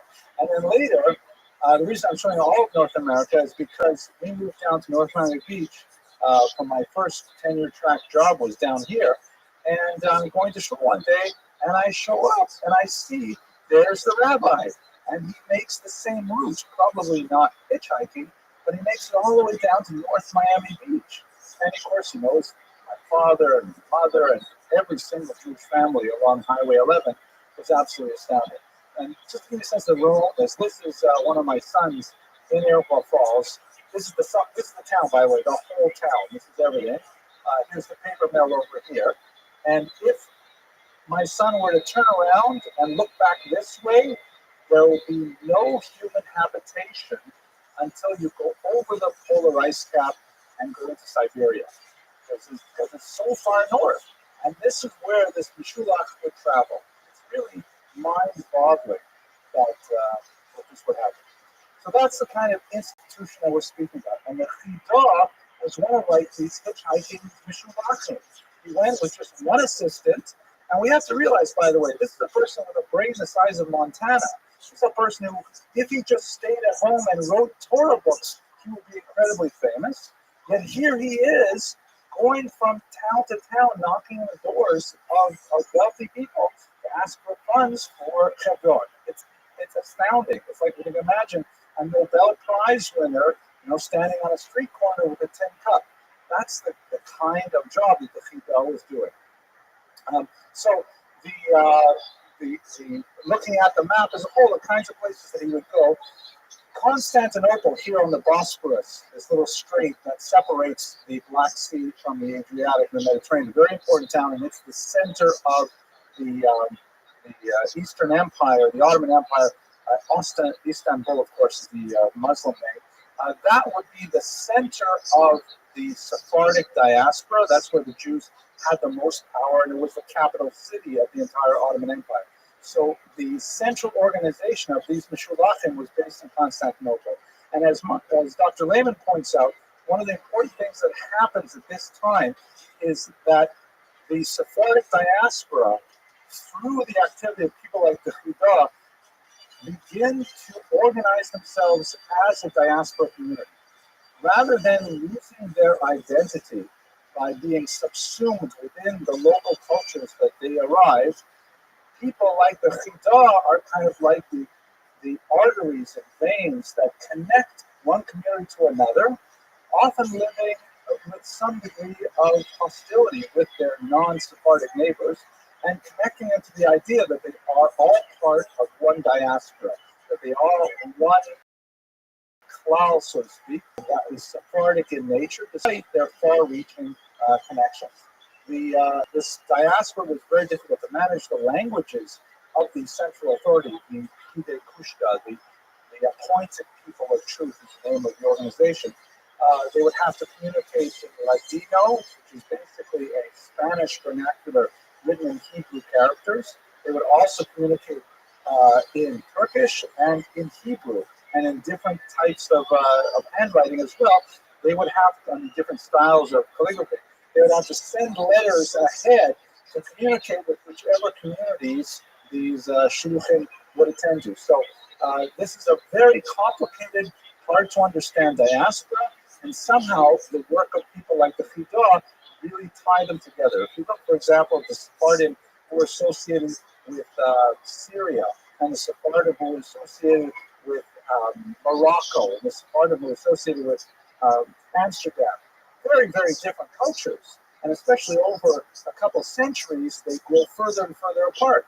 But the role of the Chida was to still connect them together, to remember that Israel is really the beating heart, the center of the Jewish body politic, literally, and maintain their identity as a diaspora community. So why was he such an amazing scholar? This is a source, by the way, I didn't have the opportunity to consult the more popular work, but by the very prolific young man named Yehuda Azurai, written quite a good work on Sephardic greats, and I look forward in particular to reading his biography of Rabbi Yosef. The Chida was like a dream Mushalach. He was a tremendous scholar. On his first voyage, he tended to be viewed with a certain degree of skepticism, because you imagine him walking into some German village and he's dressed in traditional Sephardic attire with a long robe and a turban. The picture that we see here is probably not that far off what he looked like. It's true, it is 18th century, so there's a lot of liberties taken, but you have similar kinds of issues with pictures of the Vilna Gaon, for example. But nevertheless, he apparently was very tall, very good looking, was an exceptional speaker, and he would be called upon as he comes into these towns to deliver some Torah wisdom. In many cases, he describes how he is sort of challenged by the local rabbis to a kind of impromptu Torah debate. And those who are perhaps more insecure in their own knowledge will make it more of an aggressive challenge. And the Chida was always careful. He used to, for example, fine himself, a monetary fine, if he ever grew frustrated or angry. He would often, put aside money that and sort of stuff. But he would manage all of these strange kind of encounters in a very appealing way. He was quite ascetic. He insisted that while he traveled, he would not sleep on a bed. He slept on boards wherever he went. He was a vegetarian during the week. And for the Sabbath, because he was never entirely sure about the kashrut of whatever village he happened to be staying in. And by the way, he and his assistant were quite often dependent on the services of non-Jews to convey them to their destinations. And every now and then, he had to spend Sabbath out in the forest or in a desert even, and all kinds of difficult situations. He mentions, the diary is just a mind-blowing kind of thing. He mentions, for example, when he was in England, and I've been to Scotland where I think I've seen things like this. He needed, it's a diary, but as a travelogue, it's very entertaining. He describes how he needed to relieve himself. And, so the caravan that he was with had stopped. They're you imagine some mules and some carts and things like that. So he went to look for a more private place to relieve himself, and he saw this low stone wall, right? You imagine in Scotland, they've got all these sheep around and stuff like that. This low stone wall, and on the other side of the stone wall, he saw what looked like solid earth, so he thought he would just hop over this stone wall and do what he had to do there. But on the other side of the stone wall was a cesspool. He didn't realize it. He ended up to his chest. It was filled, and he could not get out. It was and so he started screaming until some non-Jewish woman in a farmhouse nearby came out, and they pulled him out. Imagine he's dressed in all this Ottoman garb with a turban and everything, and he's smelling. And he describes how he had the government blankets and stuff like that. These are the kind of adventures. Imagine the Gadol Hador, this great rabbi, with these kinds of very human adventures. It grounds you in the kind of things that he's dealt with. So he learned to shecht his own chickens, and would shecht the chicken on Friday for his meal. Otherwise, he tended not to partake in the food wherever he ate. And there are a lot of interesting, miraculous stories associated with it. So much so, I'll show you at the end of this lecture, there's actually an app for your iPhone where you can read one miracle a day associated with the Midah. So many of these amazing stories I find very appealing. But apparently, he was brought an 8-month-old child to visit, and a very precocious child, and he actually taught the child the Hebrew alphabet, which everyone thought was amazing, and then he kissed the child on the forehead, and a few days later, the child died. Then people said to him, it's just a horrible, terrible story, but he said to them, you don't realize that child was actually Mashiach. Mashiach was born in our generation, so we were not ready to receive him. It's kind of woo-woo stories, but you get a sense of what kind of person he was. Okay. So let's talk about the first expedition. Here's the title page, Magal Tov Abed. You can see in this map here, the map here. This is the first expedition.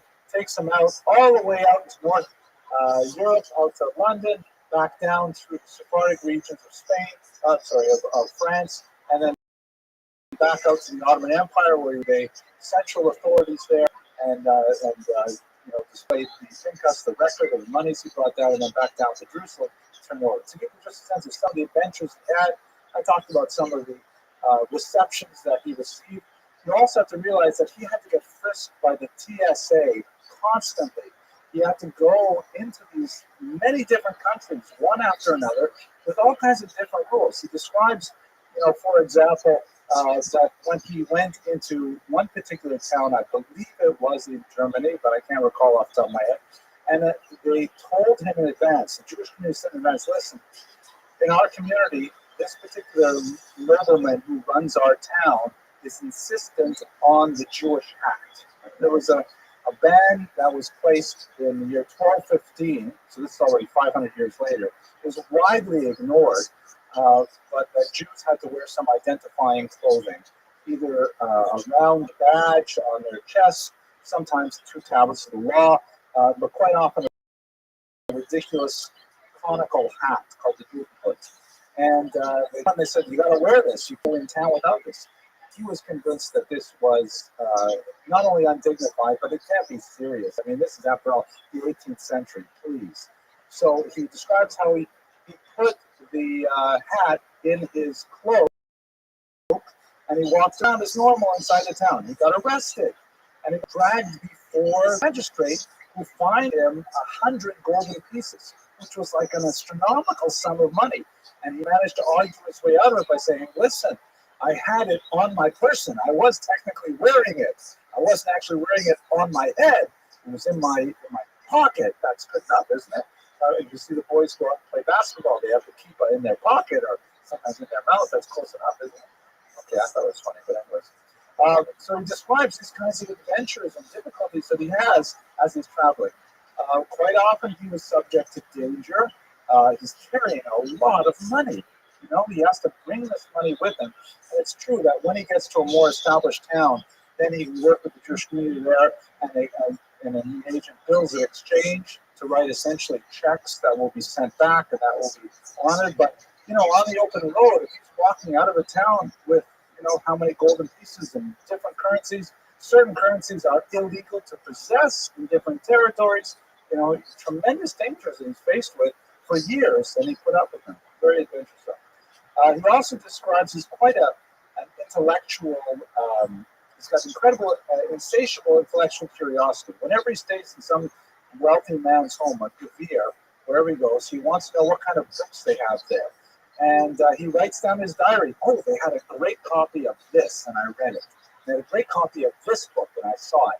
And I saw this manuscript version, and it had differences from the book that I read in Constantinople, and he keeps a record of everything that he read. He got to whatever location he went to. He loved going to museums. He has a description of the Song of Louvre and the British Museum. He goes in there and he describes for the curious reader what was on display there. He even saw the coronation of the new Ottoman Sultan when the first one died, when he was there, and he describes in great detail exactly who was in the coronation parade and how many of them and what they wore. It's a travel log. It's a fascinating document. He also is introduced, because he's something of a celebrity himself, especially on the second trip, he's introduced to some fascinating people. And we learned about, for example, his visit with a Jewish man named Perrier, who invented sign language. And Perrier was a Sephardic Jew living in France who was the first person to actually teach a deaf mute to sign with his hands. It's a Jewish invention, amazing. And he went to meet him, and he was astounded. The child that had been taught by Perrier could speak in French and in Hebrew by signing the alphabet.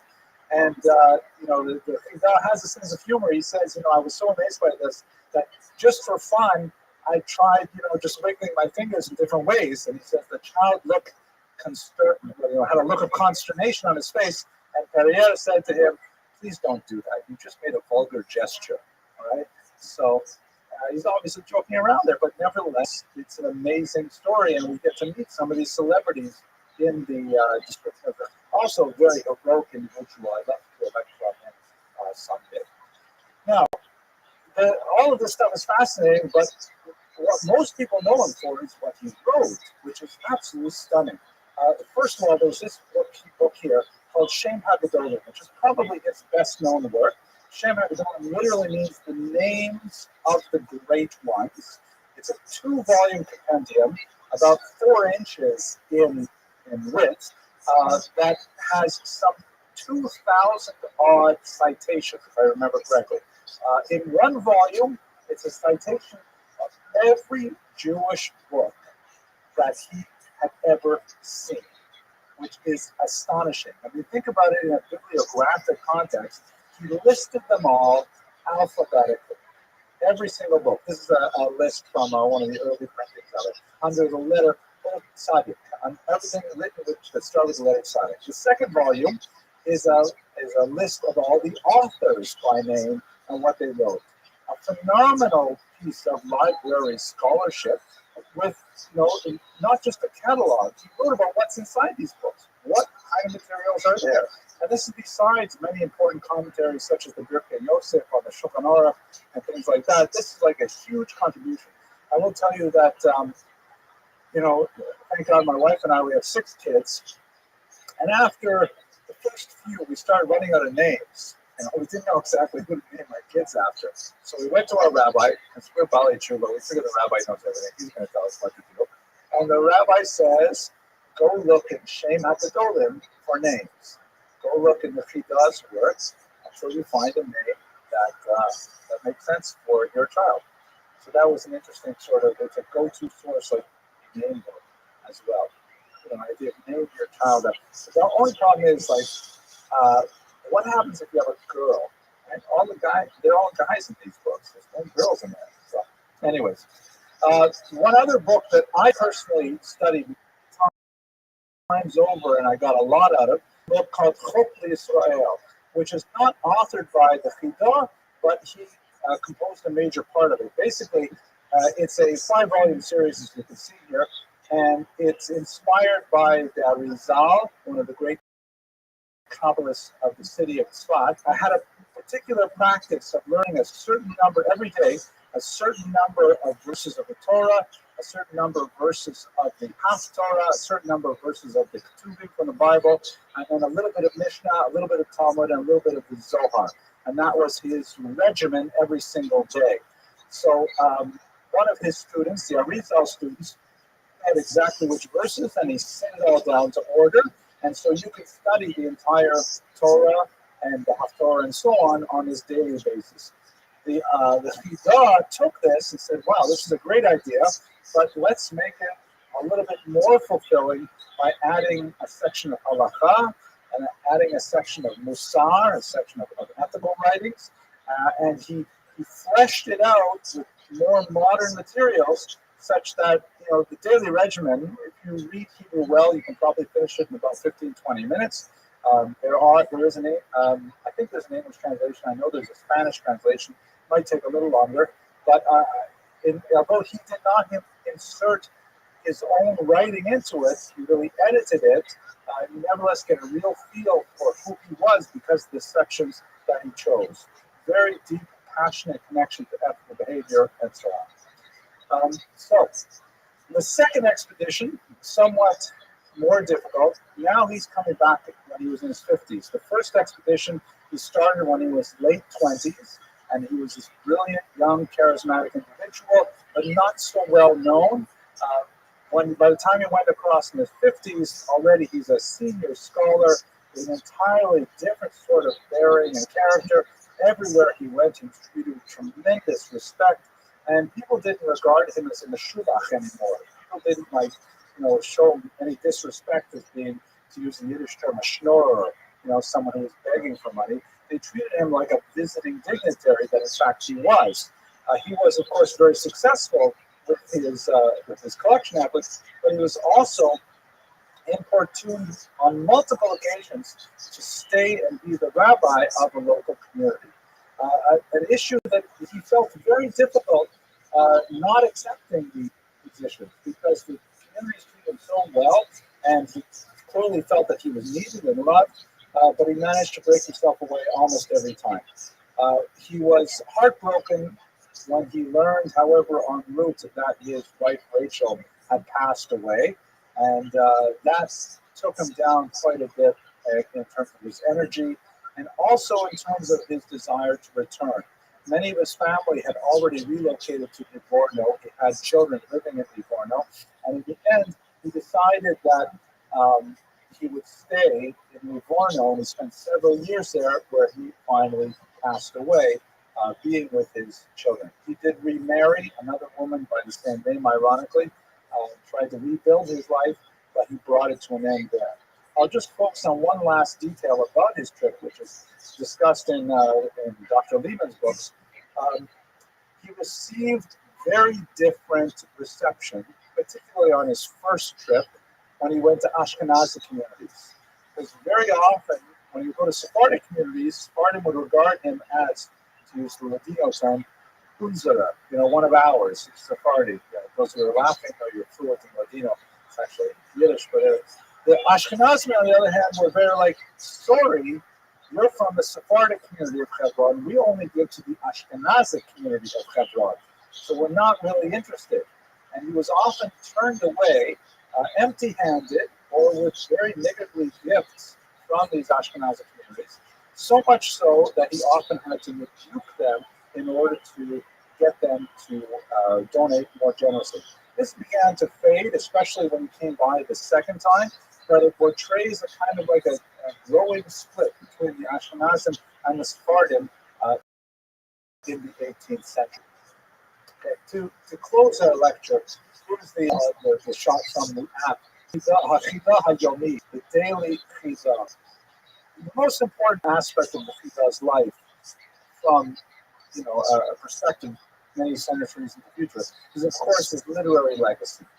But we should also recognize that with his tremendous personal efforts to support the poor of Hebron, he also served a major function in tying together this disparate Sephardic diaspora, and also by connecting all of these far-flung communities to the central homeland in Israel. Here was a real-life, legitimate immigrant from Israel, or traveler from Israel, who's showing up in Amsterdam, in London, and saying, I need money back for the poor of Israel, that constantly reminded the Jews of their connection to the Holy Land. In fact, many Zionist historiographers really emphasize his role in planting the idea of early Zionism in the mind of 18th century Jews, because it really connected them to the concept that there are Jews living in Israel today. Let us recall, we're talking only about, before the Ashkenazic onslaught of 1700, we're talking about 1,000 Jews living in Jerusalem, a tiny amount of Jews. So the idea that all of these hundreds of thousands of Jews living in the diaspora could still see Jerusalem as their homeland was very significant. So he really did a lot to solidify the idea of a Sephardic diaspora. Furthermore, the hostility which he occasionally encountered from Ashkenazim, more on the first trip than on the second trip, indicates the tendencies, centrifugal tendencies that could have torn apart the Jewish community were it not for people like the Fida. There is one last miraculous story associated with his reinternment. In 1956, Chief Rabbi of Israel, noting that the Fida had always wished to be buried, and petitioned successfully to have his body returned from the Livorno, and in fact he received a burial with dignity. Here's his mausoleum on the Mount of Olives. But there's one last small story.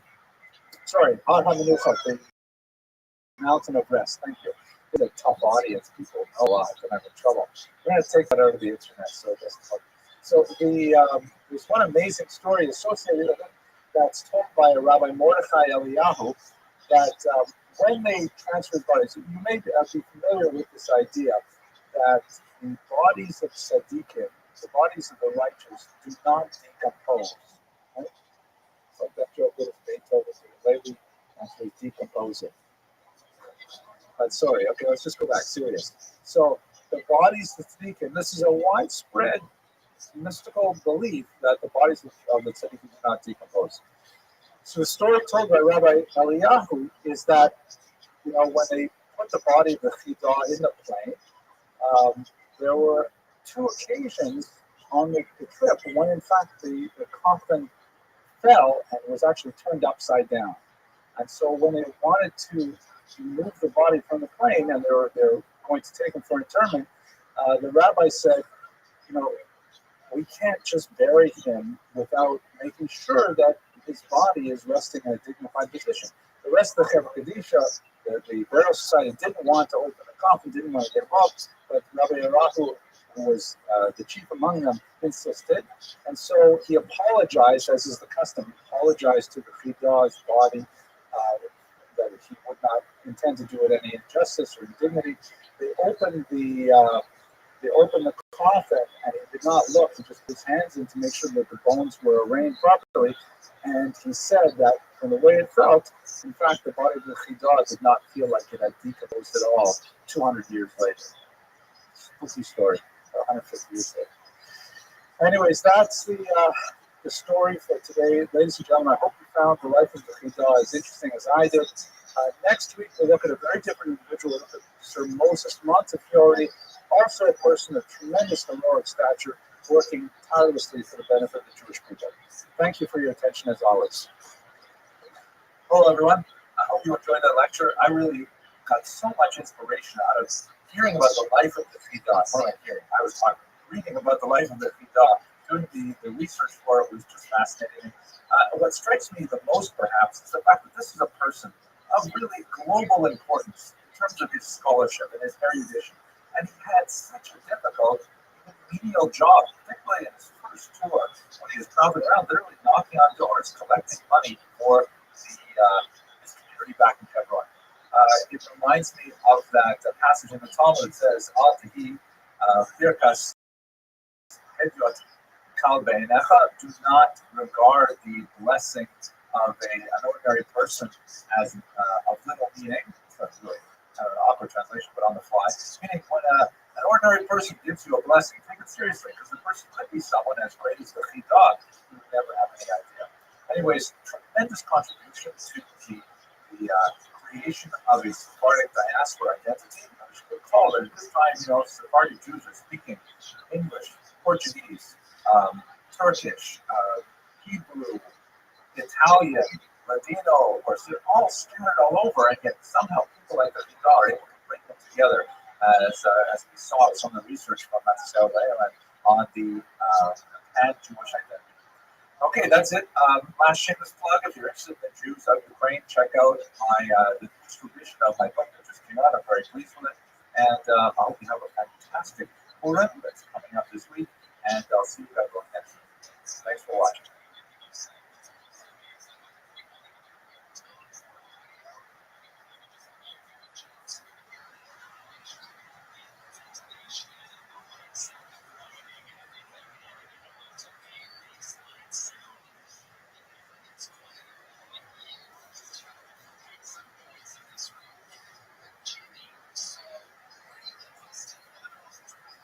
Good evening, ladies and gentlemen.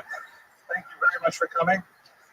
This week we have an amazing person to speak about, someone who lived just a little over a century and had a phenomenal impact on the entire 19th century, and in many ways a lingering legacy that continues to inform the way we relate to each other as Jews even into the 21st century. A person of truly towering proportions, someone who had personal influence in so many parts of the globe, and was really an inspirational character that I got a lot out of in doing the research for this particular presentation. I'm speaking, of course, about Moses Montefiore, an extremely important philanthropist from England who was exceptionally involved on a personal level on the rescue of many Jewish communities, both with his wealth, but also with his tremendous force of personality and the pressure that he brought to bear in so many different political environments. Many regarded him as a Messiah-like figure because of the salvations that he was able to bring to individual Jewish communities, especially in the Near East. His life is somewhat more complicated, but the deeper we go into his personal background, I think you will find that it is as inspirational as his tremendous achievements were. Let's do our good and welfare very quickly. So tonight's lecture is sponsored by Christopher and Anne-Marie Bray.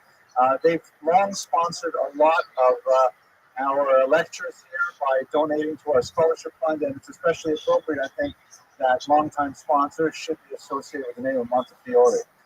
Our source today is going to be Abigail Green's recent biography, a real honker of a book here, about 500 odd pages, published by the Belknap Press of Harvard.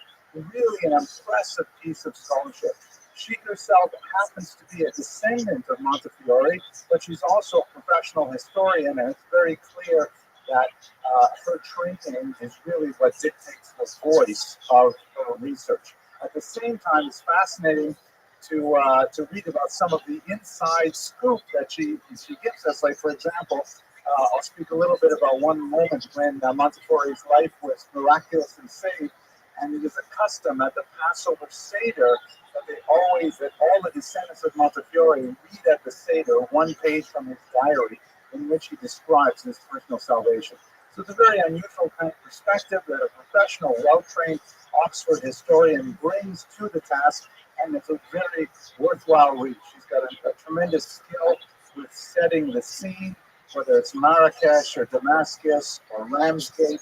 You really get a feeling for what's happening, and actually I'm hoping to see if I can bring some of that particular special spice into my own writing. But anyway, that's our primary source for today, her book on Moses Montefiore. So, who was this man? His years, you can see, 1784 to 1885, is just over a century. In fact, the centenary of his birth was a cause for international celebrations, both in England, where he was a major political and philanthropic figure, and also among all of the Jewish communities really of the world. He was incredibly influential in finance and industry, where he made his fortune, and at a fairly young age, he basically retired from his business efforts and placed almost all of his energy into Klal Yisrael, into the Jewish people as a whole, traveling the world, helping besieged, beleaguered populations, trying to work through some of the political crises that they faced, and also lending of his phenomenal wealth to populations that were desperate for food and suffering from cholera and so on. We'll explore some of those things. He was ultimately knighted by Queen Victoria. He became Sir Moses. It was actually a bit of a scandal when he became the Sheriff of London. The idea that you should be a sheriff by the name Moses, it suggested that maybe anglicize that somehow to, I don't know, Boris or something like that. Like, my middle name is actually Moshe Moses in Hebrew, but in English it's Morris. And he said, not at all. I was born Moses. I will die Moses, and you'll call me Moses. Thank you much. We'll talk about his religious orientation later on in this presentation, but it's quite fascinating. Ultimately made a baron as well. And his main claim to fame, as I mentioned, is his philanthropy and his support of Jewish causes worldwide. Here's one of the many tributes that appeared around the centenary of his birth. These wreaths here have a couple of names of places on it where he had tremendous influence: St. Petersburg, Rome, Morocco, Jerusalem, of course. We'll speak about how he improved the lives of Jews living there. Damascus, Constantinople, his coat of arms here. He was very proud to actually have the word Yerushalayim in Hebrew emblazoned on his coat of arms. And when his flag flew, when he traveled through the ancient Near East, the Near East, and the Jewish community saw the flag of an English nobleman coming around with this Jerusalem banner, they often broke down in tears. It felt like a messianic kind of moment when this great wealthy individual was coming through with tremendous aid for the population. He was also he liked to record aphorisms, and he jotted down things in his diaries and it's the inside flaps of the books. He was an avid reader.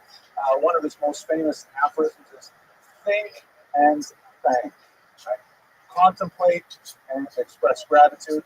He liked collecting these sort of things. This is kind of like a tribute image to him on the centenary of his birth in 1884. Clause I mentioned before, great celebration. Now, I should mention that much of the story that I'm going to tell you today is based on some of the official biographies that have appeared. It happens that he died childless and named his nephew Joseph his heir and really executive. He had a massive amount of personal papers because, as I mentioned, he was an assiduous journal keeper. He kept diaries, voluminous correspondence all over the world. And Joseph, some years after the passing of Montefiore, earned almost the entire archive. for reasons which are unknown. Some have argued that he wished to avoid exposing his illustrious uncle to humiliation of scandals that may have been buried in those archives. Others have argued more charitably that he was worried that his uncle would be reified in an idol-like fashion. He didn't want people digging deeply into the documents, and this is an open question. Dr. Green goes into in some detail, and certainly peruse her book for various theories as to why this particular act of destruction was motivated.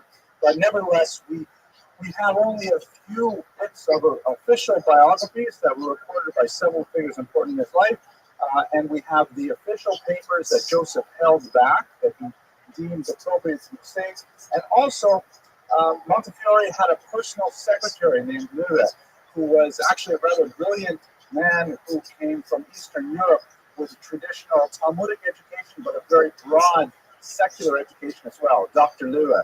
And Dr. Lura was so pro one of the official biographies, he personally could not bear to see so much of this material lost, so he actually rescued a few key sections from the archive.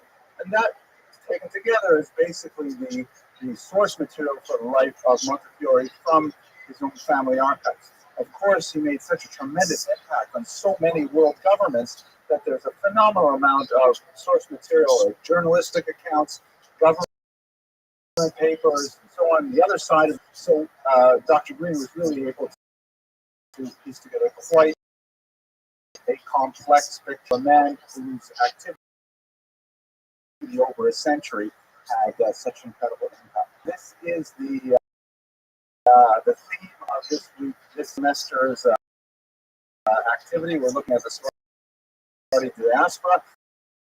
It actually came from an Italian Sephardi family in Livorno.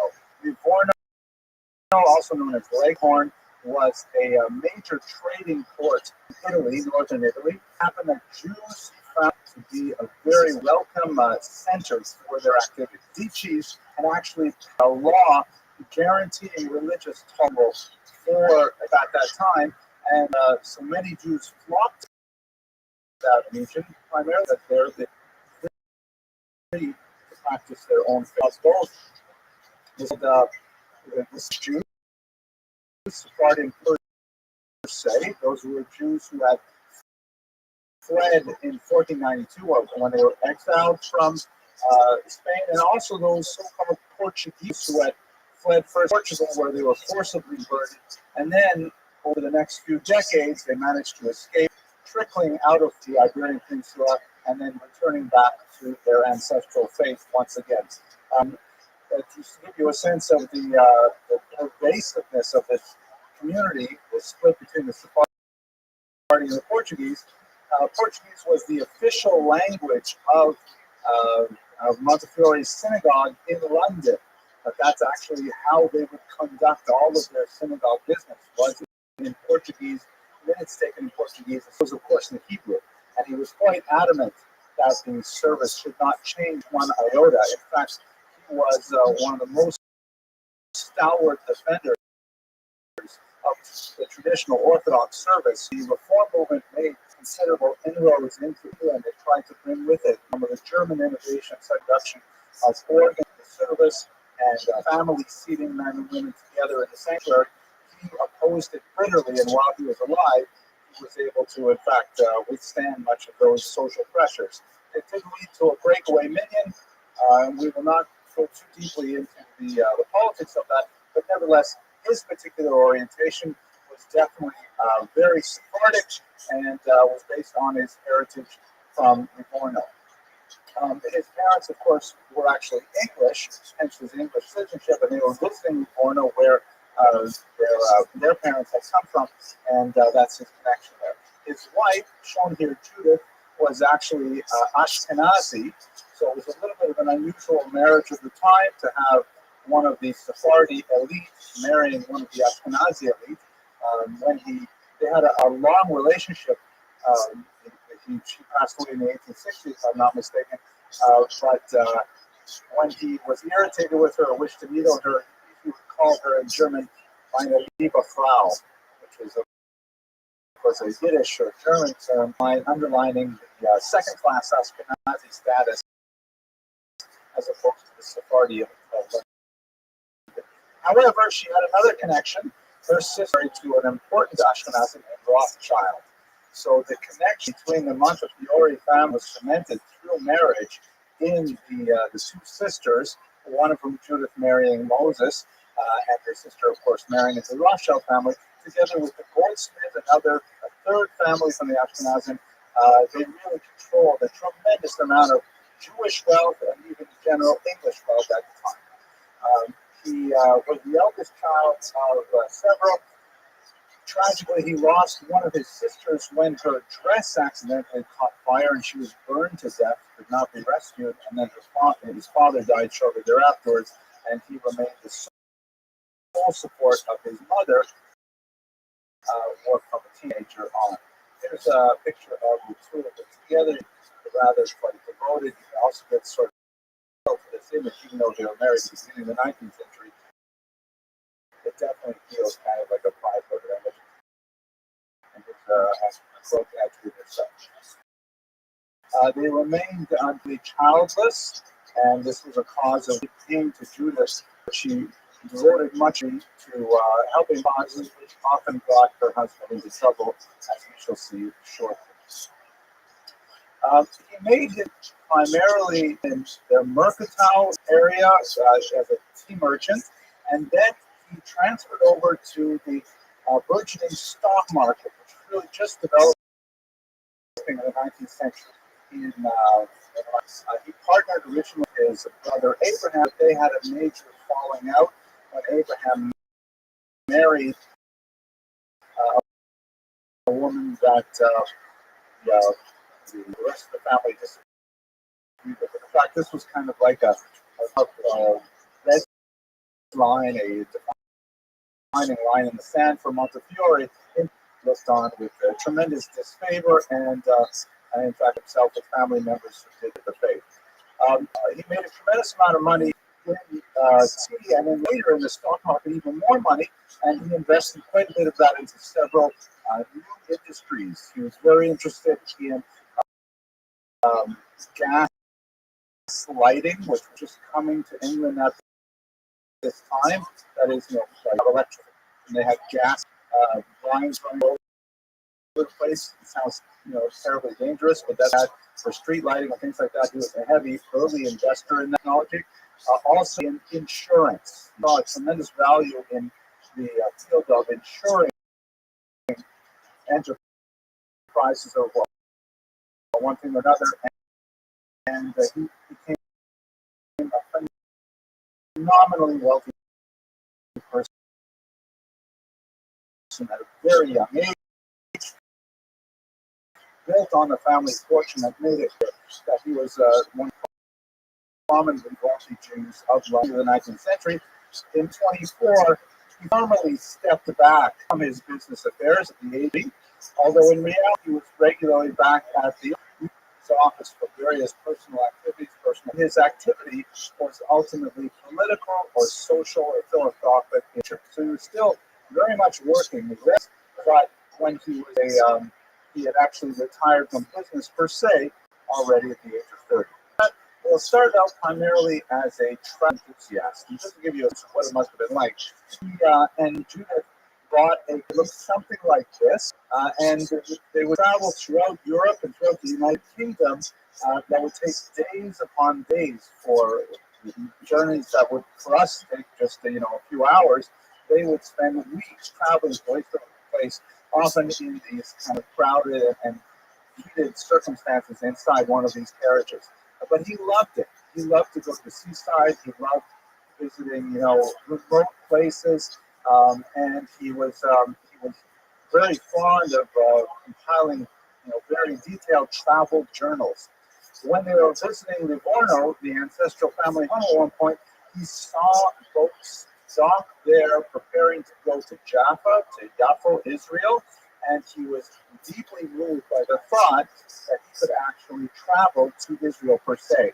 This really moved him tremendously, It united the religious elements in his personality, which were profound, and ultimately that's when his personal journey of becoming an internationally active individual began. I should mention at this point, his religiosity is fascinating. His library contained no significant works of Jewish scholarship. It does not appear that he was particularly learned in Judaism, other than the very basic minimum that would be required of a Jewish male to participate in traditional Orthodox services. He was, in some cases, quite ignorant of the halacha of Jewish law, and he relied very heavily on Dr. Lira, who I mentioned earlier, for guidance in many areas that other Jews simply took for granted. On the other hand, what he did know, he was an immovable force with regards to those halachot, with regard to those aspects of Jewish law, and he would not compromise if he felt that tradition was at stake. He was very much firmly in that mind. And we should recall that this is not a typical attitude for wealthy Jews of his class in the 19th century, and I would dare say in the 20th or 21st century. Sometimes, maybe I'm wrong, maybe I just haven't known enough of the right people, but sometimes when people get very, very wealthy, they kind of feel like, well, it's enough already. Like, it's just beyond what's necessary.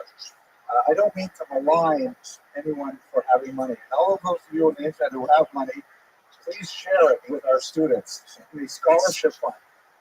But he was definitely not like that. He was someone who identified with the poor. He refers many times to the feeling of anguish he felt when he encountered the poor. And we should say that he was not at all parochial. One of the great platforms of his philanthropy was that it had to be for both Jews and non-Jews. And certainly, that's one of the reasons why his particular philanthropies, the Holy Land, were so wildly successful, was because he said outright that whatever monies we collect are intended for the poor will be given to anyone in Jerusalem who is poor. Jewish, Christian, Muslim, it matters not. And that drew in a tremendous amount of support from non-Jews as well to support these particular activities. So he was not at all parochial, and many charitable organizations chose him specifically to be the vehicle for their donations. Let us remember what we talked about last week when we looked at the Fidah. This is a period in which philanthropy is really changing dramatically. The whole history and mechanism of Jewish philanthropy is changing because the individual communities in Israel would send quite often their messengers, like the Fidah that we saw last week, and then the Fidah and other messengers, Meshulachim, would go from town to town and would collect money, and they would typically keep 1/3 of everything they collected for themselves, which meant that there was a certain number of charlatans who would come, and they would also represent Hebron, and 2, 3, 4 people representing the same poor population coming through town. And if you just gave, 100 lira to the first collector representing Hebron, and the second guy comes, he's also representing Hebron, and you begin to wonder, how much of my donations are actually overhead, and how much are actually getting to the poor people of Hebron? So there were several competing organizations that claimed to collect and organize and administer these collections such that the overhead was minimized. Montefiore did not intend to compete with these organizations, but quite often, I don't know what to do with all these solicitations I'm receiving. Let's just give it to Montefiore and he'll take care of it. And in fact, he did. So this is something that we see even in the charitable world today. But let us go back to our story of Israel. So he made 7 trips to Israel in total. And let's recall that trips to Israel in the 19th century were nothing like the trips we have today, where it's harder to get to JFK than it is to get to Jerusalem. It's a tremendous, these are trips that were quite dangerous, that required, travel through war zones, that required travel in places where there was no real secure rule of law. Banditry was common. In fact, on their very first trip, no one would travel with them from in Cairo by boat to Israel because they were afraid that they would be besieged by piratemen who agreed to travel with them. And he said, "I'm be fine. We won't be attacked, but just to be safe, everybody like an Ottoman Turk." In fact, they had to dress up like Turks with turbans and the whole thing. His wife as well, and they couldn't get Dammit any come with them, so he had to secure the money he had with him in 11 skits, distributing it through his luggage, and just hope that they would not be attacked. Very dangerous kind of travel. I would like to read you one passage here. I have a couple of passages in which he describes the kind of feeling he had when he was in these places. Okay, so when he first saw Jerusalem, he writes in his diary, "With humble thanks to my God, the God of my fathers, only true God, we arrived safe, without any accident, in the city of our forefathers, the great and long-desired object of our wishes and journey. May God Almighty bless my dear wife and honored mother, make me more deserving of his manifold blessings and mercies, that I may become every day a better man, a more righteous Jew, and more useful to my pure brethren in general, so that my latter days may be virtuous and peaceful. May my God guard and protect me and my dear wife to the end of our lives, and then receive our souls to his almighty care." Get a sense for the genuine piety that he experienced upon seeing Jerusalem. It was a life-changing experience for him. He, over the course of these several trips, came with many charitable ventures. He was very big into the idea that the Jews in Israel should be given the means to make themselves productive. Let us recall, he's living in Jerusalem at this time. Something like 3,000 Jews are there. The community is roughly split, Ashkenazim and Sephardim. Very different attitudes to work, to Europe. Montefiore was an unusual character because of his Sephardi roots, but also his tremendous wealth, coming in these decorated carriages, especially in later trips. And he often enjoyed wearing, by the way, his official uniform as the Sheriff of London, even after he was no longer sheriff, which is an interesting guy. When I think of sheriff, I think of Wyatt Earp, I have six guns. It's not like that. It's like the Sheriff of Nottingham, right? Except, right?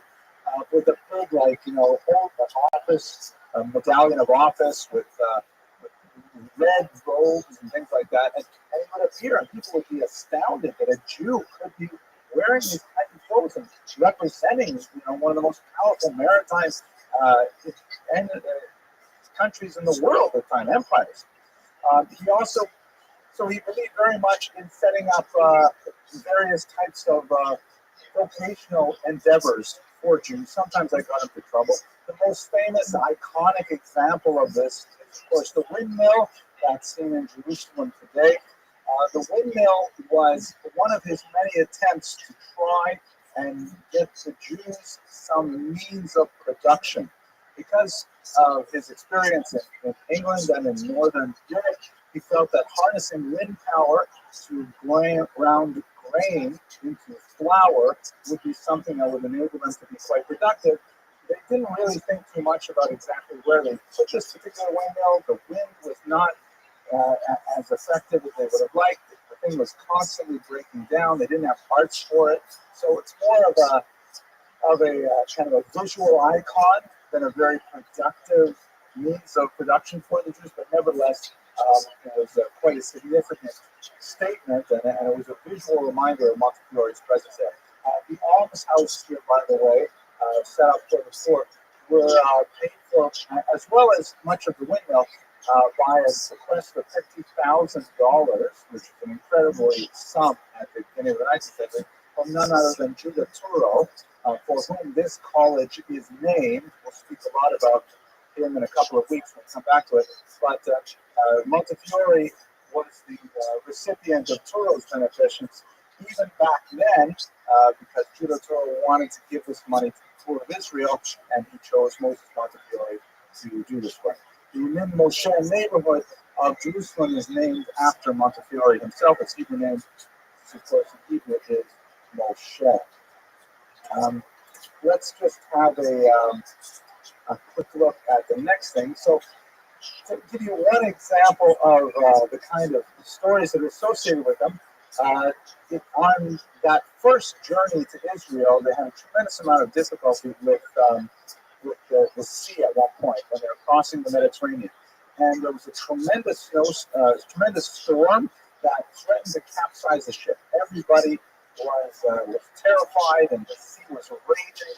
And it happened that I don't know why, but they were carrying with them a piece of the afikoman from the last Pesach. Maybe this is some kind of an amulet, a talisman. I mean, there are, just to back up, especially for the people in the internet audience who may not be familiar, on the holiday of Passover, you eat these unleavened bread, sort of like wafers or crackers, absolutely tasteless.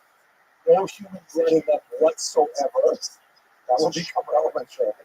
But I shouldn't even say that. It's scary. But at any rate, it's just bread and it's just flour and water. And one of the pieces from the meal is called the afikoman, and it's a particularly prized piece that is saved for the very end. Some people save a little bit of it for various kind of folk remedies. I've seen it placed over the threshold of a door as a kind of a fertility invocation. People do different things with it. But anyway, he had some of this afikoman with him on the trip, and the sea was raging. The sailors were terrified. He went out to the side of the dock, of the boat, and he called upon God, and he threw the afikoman into the water, and amazingly, the sea calmed, and everyone was safe. And after that, everyone was blown away and said, wow, this guy's a real Moshe for sure. This is really, so they gave him a tremendous amount of credit, and he recorded this in his diary. And this is, by the way, the story that they read at the Montefiore Seder ever since, because his descendants or his extended family recall that moment. As I mentioned, he was very involved with Touro College and healthcare. Sorry, not Touro College, Judah Touro and healthcare, which is still something very much associated with the Touro name. He was big into a personal philanthropy as well. One of the major controversies going on in the charitable industry in Israel at the time was how many people are there who are eligible to receive alms. The Chalukah, the division of the funds coming in from Europe. Obviously, the census is crucial because when the funds are divvied up on a communal basis, if you walk up and say, I represent 3,000 people or I represent 4,000 people, that will have a bearing on how much money you can collect for your community. And there were tremendous controversies between various sub-communities in Israel. There were no accurate censuses to try and determine how much money should be distributed. So Montefiore decided that he would personally give a charity to every single individual in Jerusalem who came and asked him for it. And there are some engravings that are presented in Dr. Green's book. I couldn't find it on the internet, just put it here on the slide, where he's sitting down with Dr. Gura next to him, who's helping with the translation of the various languages.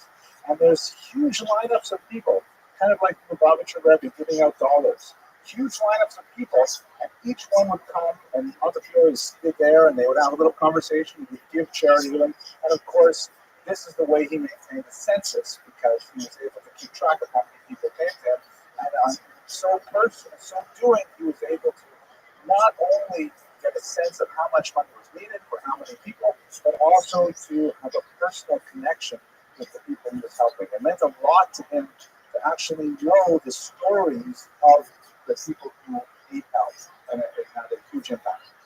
He was not above getting into trouble, however. For example, one of his visits, he was very much interested in visiting the Temple Mount.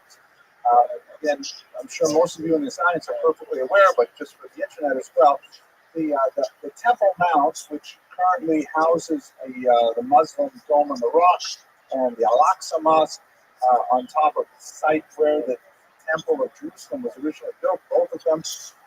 And according to Jewish thought, eventually the third temple will be built and we'll have to find someplace else for the mosques. But that's kind of like the embassy discussion. At any rate, since the Holy of Holies, the Sancta Sanctorum, the Kodesh Kodashim, is located somewhere on that Temple Mount, Jewish practice since the destruction of the temple has been that Jews are forbidden to walk on that ground.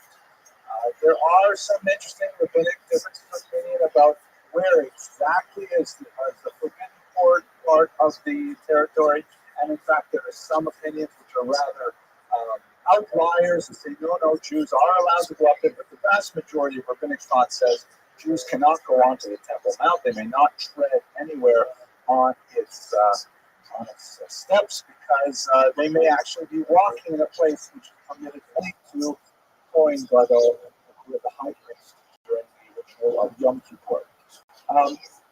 Montefiore nevertheless visited the Temple Mount, and that caused a huge uproar because all these Jewish communities, most Jewish communities, were saying, "How can you possibly transgress and walk in this space?"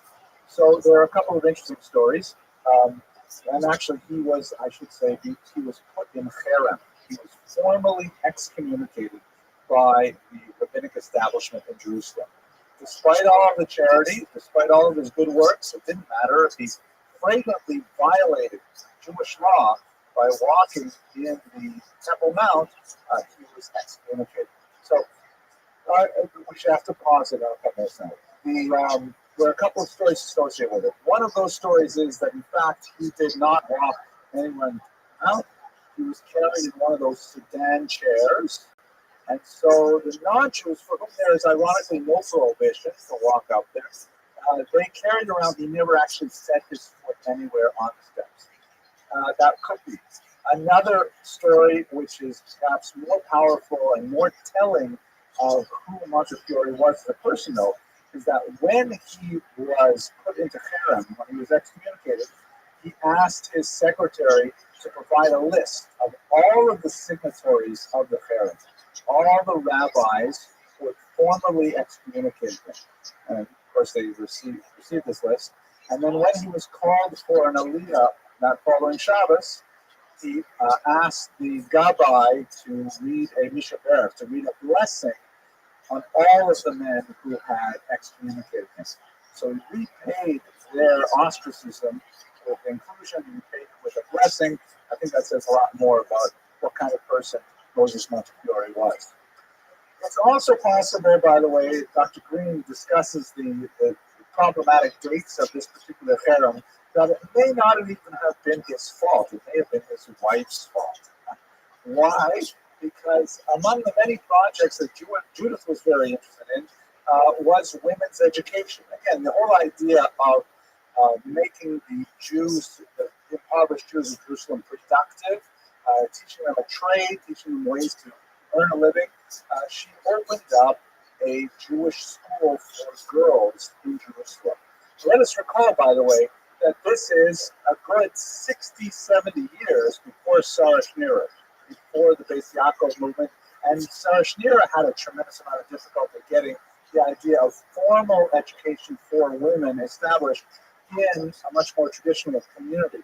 Let us recall that there's nothing specifically forbidding women from receiving education. In fact, here at Touro College, close to 3/4 of our undergraduates are women, and that's something that's replicated not quite with that degree of disproportion, but in the academic world in early 20th century. But the fears among the traditionalist community would be that this would be the leading edge of much more global, far-reaching social change. If the young girls learn how to read, if they learn how to do mathematics, if they learn how to, keep books or operate computers or become physician assistants, who knows what would happen, could lead to, mixed dancing or ways. So the Sephardic community ultimately came around to it, and all of the female students who showed up were Sephardic women. The Ashkenazi community completely banned it. And the harem that Montefiore was put into, according to Dr. Green, was probably more due to the upset over the idea of educating women in a formal environment, as opposed to in a home environment that was occasioned by this. And nowadays, of course, in the 20th century, 21st century, we no longer have any controversies about women getting educated. That's a perfectly. I'm joking. I'll probably cut that out of the internet, but I can get in trouble. Anyways, that's some of his. Let me just read you one other thing. After coming back from Israel, he was definitely a changed man. He was definitely someone who, although prior to this, he had taken his Jewish identity for granted and his Jewish participation kind of like, sort of typical for his class and station. After visiting Israel, he was a changed man.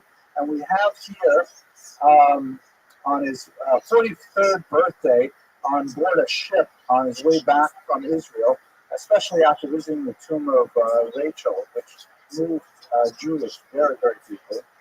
He writes, I humbly pray to the God of my forefathers, my God, the only true God, to grant that I may henceforth become a more righteous and better man, as well as a better Jew, and that I may daily be more deserving of his abundant mercies, that I may, to the end of my days, be guarded and directed by his almighty providence. And when it pleases him to take me from this world, may he graciously receive my soul, pardon and forgive my iniquities, support and comfort my dear, dear wife. This day I begin a new era. I fully intend to dedicate much more time towards the welfare of the poor and to attend as regularly as possible on Monday, Thursday, and Saturday synagogue. And in fact, this is what he did. He turned around synagogue attendance in such a profound way, on a personal way, that it was typical for members of the synagogue, particularly the wealthy classes, to not attend. If they failed to attend a certain number of days, we should try this in shul today, they were fined. It was a fine that you had to pay. If you didn't show up often enough, you had to pay a fine. So Rothschild, for many years, simply paid the fine, and he showed up when he felt like it. But then after visiting Israel, not only did he avoid paying the fine, he gave alms, but he didn't pay the fine, he asked to become the Rabbi himself. And he became the taskmaster. And he was the one who was constantly pestering all of his social circle, why aren't you coming to shul? And he literally revolutionized the attitude towards shul among his socials. It was a brilliant personal transformation. He was about Tshuva himself in this regard. But we go on. There's so much more to say about it. I jumped ahead a little about this, right? I talked about this without even a slide. There we go. So what is, I think, most significant, though, in his religiosity? Because as I mentioned earlier, he was not a learned Jew. He didn't spend a lot of time focusing on the traditional texts, but he regarded his own avoda to be that of chesed. I've given those terms intentionally. The word avoda in Hebrew, avodah in modern Hebrew, or in Sephardic pronunciation, it's hard to translate properly. Literally means work, service, but even that, service is not a great translation. The word avodah has two kind of complementary elements. One idea is, take the Hebrew word melacha, which means labor. It's effort, to do things, to physically carry things and get sweaty. That's part of avodah. If you say an eved, a slave, right, or a servant, depends on the context, but that's someone who physically has to do work.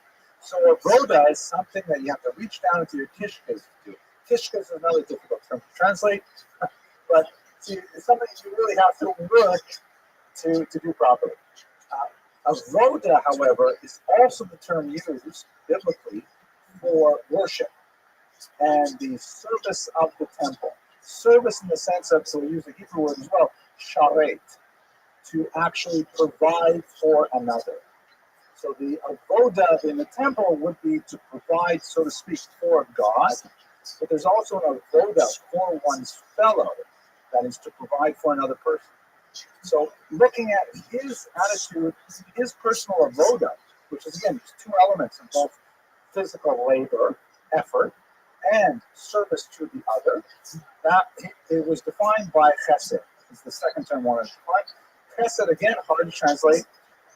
It's generally rendered as kindness, but in the context in which it appears in a few places in the Bible, it means going beyond what is the norm, doing more than is necessary. So we were chassid, right, like the chassidim in Williamsburg and in Crown Heights and so on.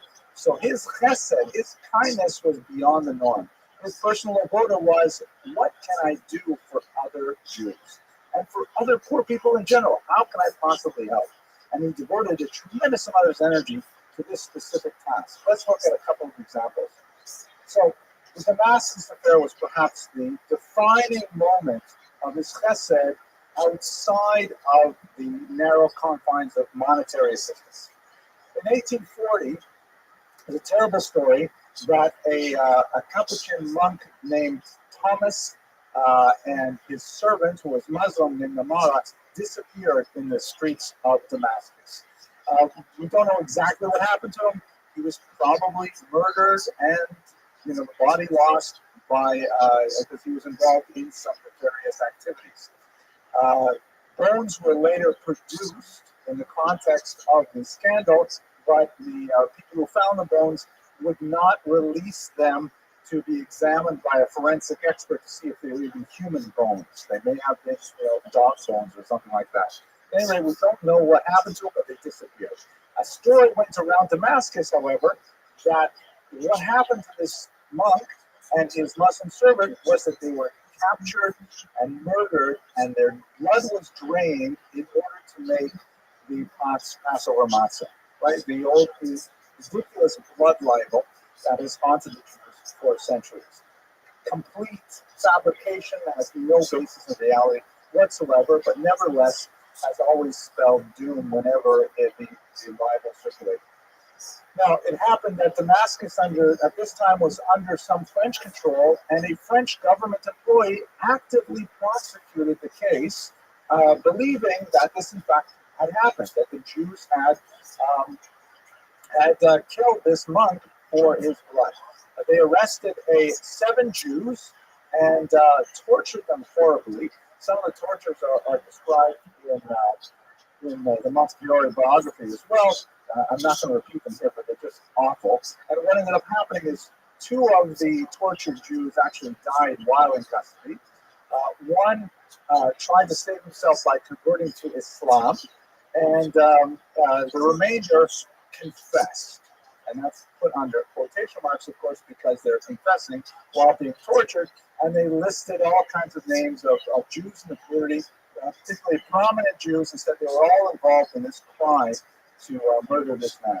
Those people were also arrested, and the whole cycle began again, and it became quite an awful affair.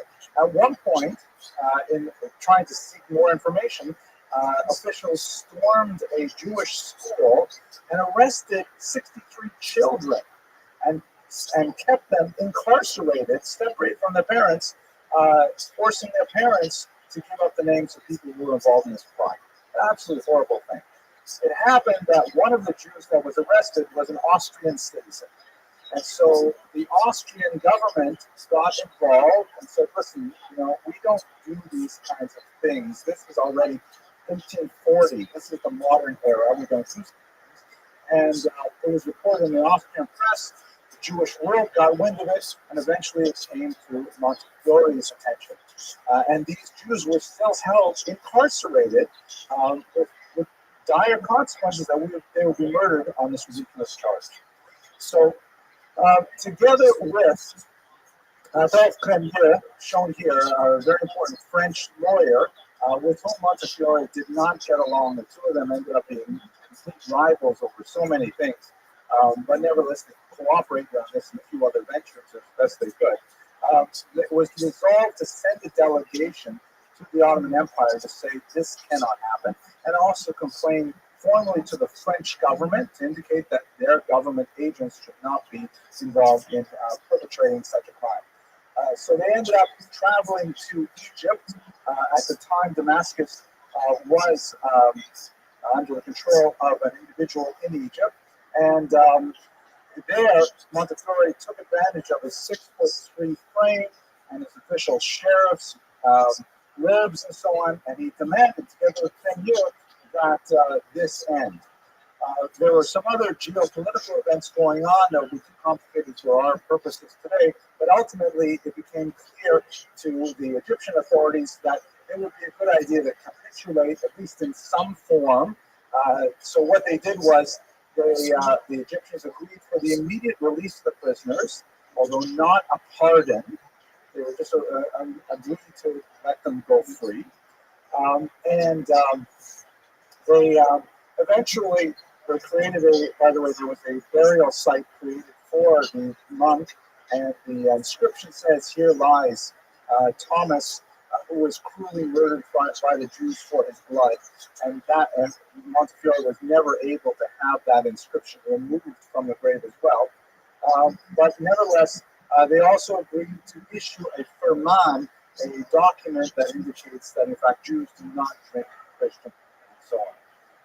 So this was regarded, even though it was not a total victory, they didn't get the pardon, they had other things associated with it. Nevertheless, Montefiore was hailed as a tremendous hero for his personal involvement in bringing about the release of these Jews from the Blood Bible. And he was viewed by the Jews of the eastern part of the Mediterranean as a tremendous savior figure. He was able to sail in from London and be able to actually turn things around for these beleaguered Jews in prison. When he returned to international fame, a commemorative community actually created this massive trophy for him, a kind of a commemorative thing. There's a picture of it in Dr. Green's book. It's in silver. It looks like it stands about 3 feet tall, and it has figures around here of Moses and Ezra, and here's one of the Jews of Damascus. The sphinxes represent Egypt, and on the panels shown down here, there are the whole story of Damascus there, and at the very top is a depiction of David killing the lion to save the lamb, a famous passage from the book of Samuel. And obviously the imagery is that Montefiore was like David, who goes out and faces down a tremendous threat. The lion, in this case, to save the lamb, the Jews of Damascus. So it's a very dramatic moment, probably the high point of his career as a philanthropist and as someone involved in Jewish affairs. But, in the interest of time, I'm going to have to skip through things very quickly. Another major effort was in Russia, where Montefiore was called upon because Tsar Nicholas I, shown here, had issued a decree that all Jews had to be displaced if they lived within 40 or 50 versts of the border. There was a tremendous amount of smuggling that was going on across the Austrian and the German borders with Russia. Jews were suspected, probably correctly, of being involved in that trade. But Nicholas I, in his typically, autocratic and heavy-handed style, simply banished all Jews from this region, causing tremendous dislocation and suffering, demographic upheaval.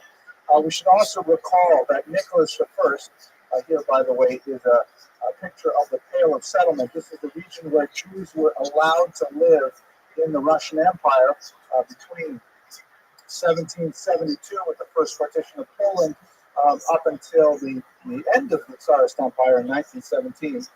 This region, it's a strange name in English, Pale of Settlement, but Pale really means region. In Russian and in Hebrew and in other languages, it's just the region of settlement. The term Pale probably comes from English history, and the region that separates the southern part of the UK from Scotland is also called the Pale. We have this phrase in English, beyond the pale, meaning beyond the normal boundaries. Anyway, so region of settlement, these are where Jews were allowed to live. So any Jews living within 50 versts of the bound of the borders with the West had to move to the interior of the Pale of Settlement, whatever the economic consequences were. Montefiore went over there. He met with a lot of the officials. He actually met with some of the reformers, the Jewish reformers who were trying to create a vocational school system there. He was initially quite impressed. One of the things that he thought was extremely valuable for Jews was that Jews should learn the vernacular. That was a key tenet of the reformers who were establishing the schools in Russia, was to get them to learn the Russian language. In reality, the proselytizing efforts of the church were using these schools in a very profound manner, and Montefiore was eventually soured on that idea because of the Russian Orthodox Church. But nevertheless, he did like the idea of the vocational schools.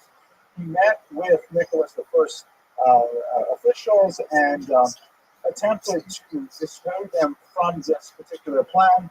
He was not especially successful, but he did spend a tremendous amount of time arguing with them and getting to know the Jews of Eastern Europe as well. He was very moved by his reception in Vilna in particular. He and his wife visited the grave of the Vilna Gaon and shed many tears there, as it describes. But one of the fascinating passages is he had a debate with some of the local Hasidic leaders. One, Hitcher Mayer in particular, and I think, sorry if I'm not incorrect. But anyway, they had a long discussion over the question of vocational training for Jews in Russia, and specifically the idea of learning the vernacular. And of course, the Hasidim were opposed to it because they felt that this would represent the end of traditional society. So towards the end of a long debate, I'll just read to you from Dr. Green's book here. And it's very appropriate since we just had Purim here. This is the Montefiore's doctoral assistant and translator, tried to persuade the Hasidim that there was good cause to be made in favor of enlightenment by arguing that if Mordechai had not understood the dialect of Bigtan and Teresh, right? Remember the story of Purim, that Mordechai overhears them plotting to kill the king. So he says, if Mordecai had not understood the language, he would have been unable to uncover the plot against King Ahasuerus. And so his linguistic ability had saved the Jewish people. Hitcher responded, this is a Hasidic individual responding, that the book of Esther proved quite the contrary. Had it been generally known that the Jews understood the native language, then Bigtan and Teresh would never have been so indiscreet. Right? They would not have spoken in the vernacular because they would have thought they understand. So Mordechai, however, was a member of the Sanhedrin, this is the Talmudic understanding, and therefore a linguist. But the same did not apply to the masses. Unwilling to enter into such high-flown Talmudic disputation, Montefiore intervened pragmatically. Quote, if you are opposed to study of secular subjects, you will be qualified to protect your right to the government. Rabbi just smiled politely, praying for the advent of the Lord. But until then, we are well satisfied with you, honored sir. So it gives you a sense of how Montefiore was interacting with this complicated society, but also how he was regarded by traditional elements. A last period in which, unfortunately, he was not successful, and this shows how the waning of his powers, but it also illustrates the fact that Jews turned to him worldwide, was the horrible Mortar affair. We spoke about this briefly last week. Mortar affair is the story in which a young Jewish child was baptized as a baby by his non-Jewish maid. And when word got out to the church that in fact young Edgardo had been baptized many years earlier, the Pope actually arrested the child, brought him to a monastery, and raised him as a Catholic because he had been baptized. He therefore was a Christian in good faith, so to speak, regardless of the fact his baptism happened when he was a child. This is a famous portrait that tries to illustrate the moment of his seizure by the church. His mother is fainting here. What ended up happening is Montefiore was called upon, much as he was for the Damascus affair, to come sort this out. Please get this young, I think he was 8 years old at the time, child back from the church and reunited with his family. Montefiore went to Rome, met with many officials, was unable to persuade the church to release the child, despite international pressure, and in fact he had to go home empty-handed. Mortara, who is shown here as a baby on the left, and as an adult on the right, ultimately grew up to become a priest himself, to engage in proselytizing activity in the Jewish community. When asked about his feelings, he recorded that he has absolutely no desire to go back to his Jewish family. He accorded that sensation to none other than divine grace, that God must have implanted within him the desire to remain a Christian. Steven Spielberg, shown below here, is currently making a film that I'm sure will be an absolutely fascinating movie, which documents the horrible story of the kidnapping of Edgardo Mortara, which is the title of the film. I think it's slated for release 2018 or 2019.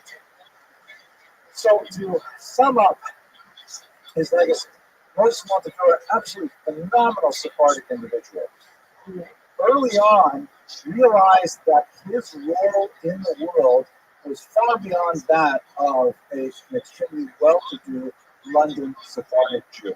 That he could expand his horizons far beyond his Brevis Marx synagogue and reach out to the Jews of the world. He leveraged his phenomenal wealth and his personal charisma and his political clout to literally save thousands of lives around the world, and the world has been transformed by his philanthropic mind and by his ceaseless dedication to the welfare of the Jewish people. Thank you very much for your attention. I look forward to speaking to you next week.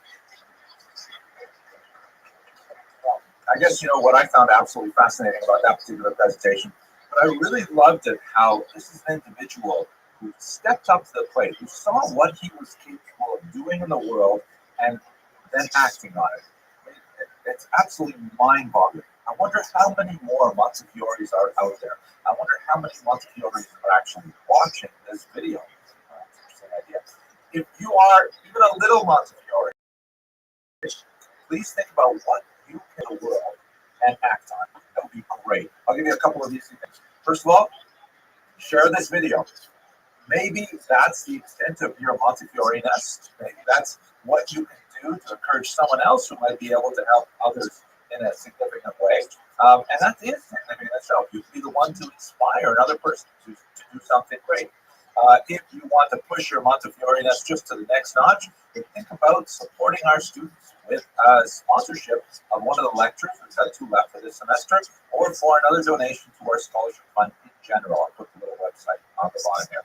And if you want to do even more, I don't know, the sky's the limit. Anyways, I hope you enjoyed this video, and I look forward to speaking to you next week. Thanks very much.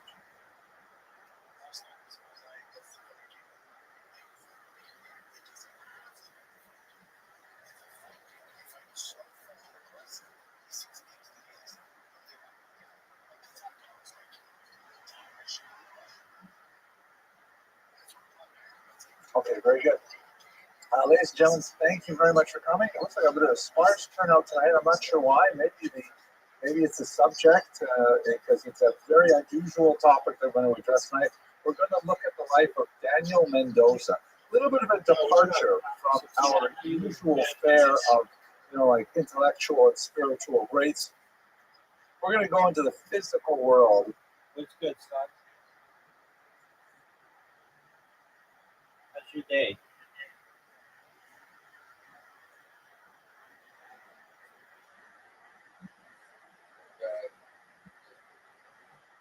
All right, what's new?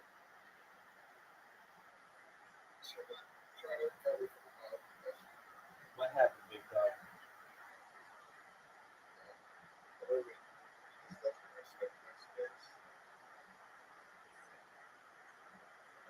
And so they concussed you?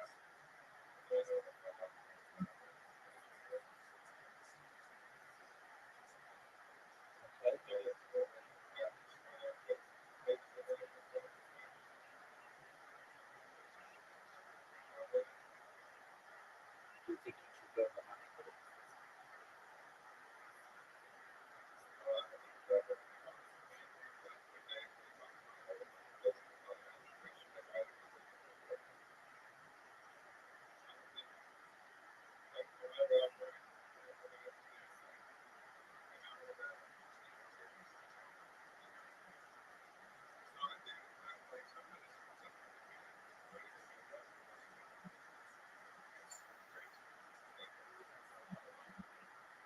did the cop say?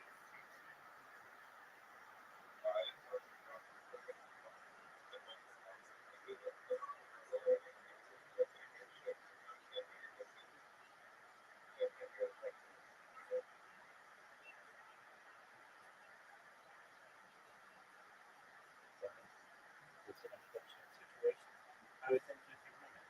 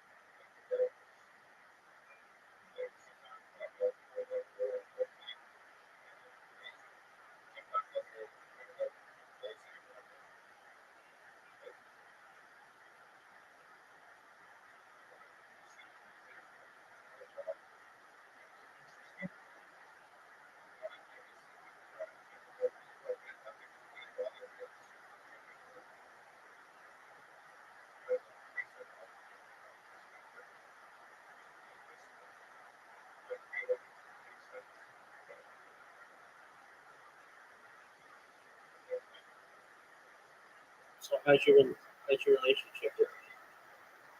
relationship with them?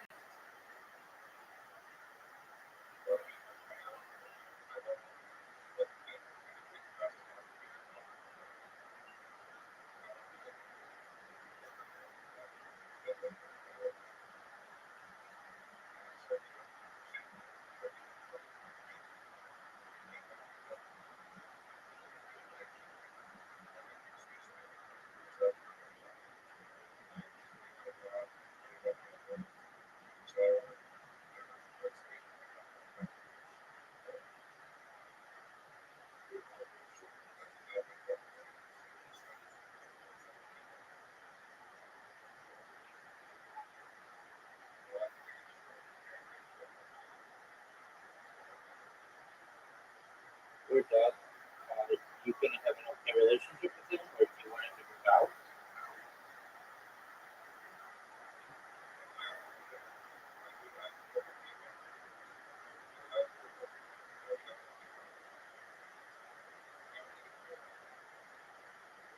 Why did he want you in the first place?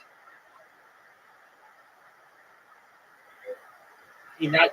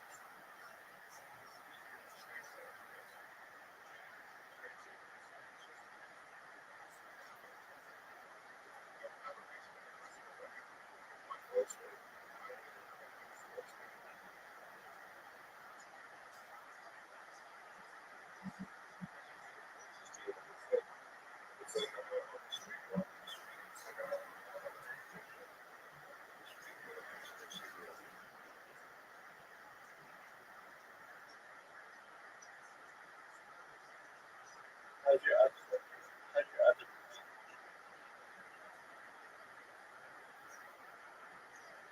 how's your other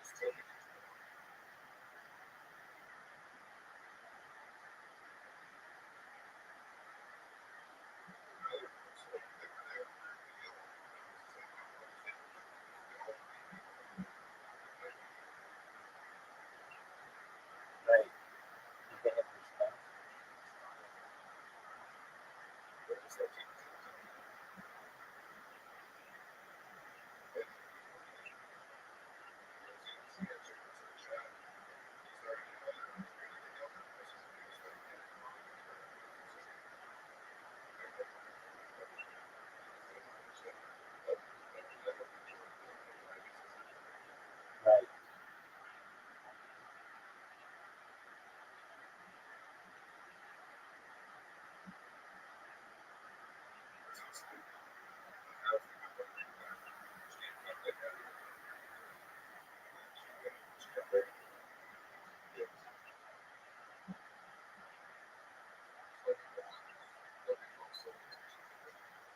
Okay.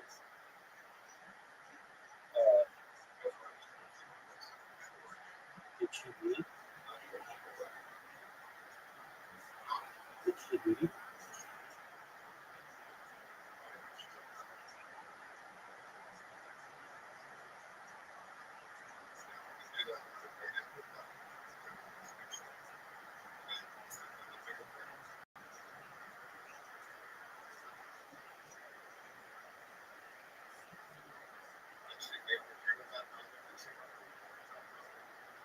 Right.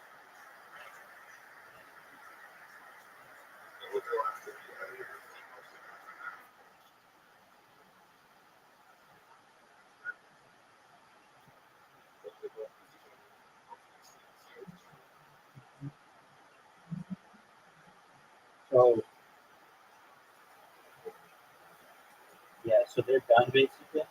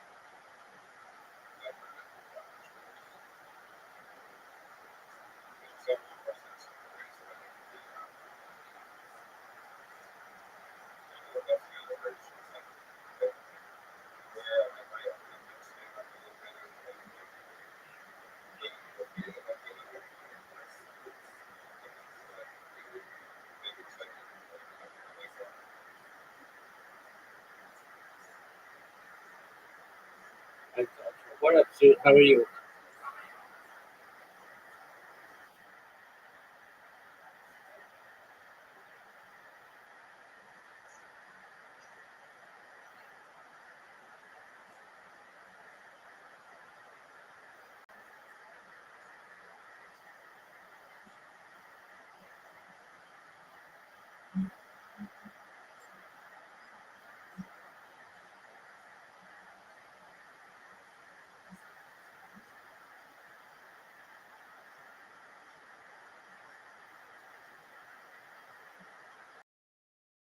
I hope you feel better.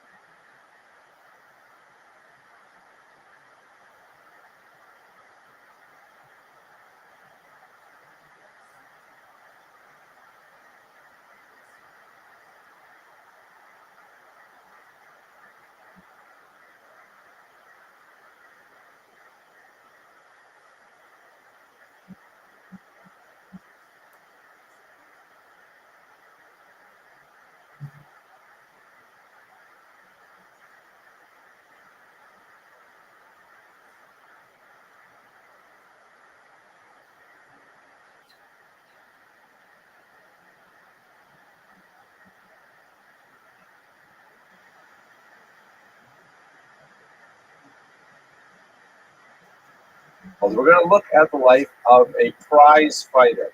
Fascinating story of his life. Not necessarily kosher in all respects, but this is not a sermon or a drasha. This is a brief history class, so we're going to look at warts and all, so to speak. Let us begin with a thank you to Lieutenant Richard F. Moreno, who has sponsored many lectures, more than one in this particular semester. And this lecture is in memory of his father, Frank Moreno, who was born Pablo Igual Pero in Spain, whose family history, of course, goes through much of the material that we're discussing here. We're very grateful to Lieutenant Moreno for his support of our students and of this particular series. Tonight's sources, there's no book-length biography, Doza, at least in traditional text format, as we shall see. So I relied on a few articles, which were quite fascinating. A beautiful article we'll read from beginning at the beginning of this lecture.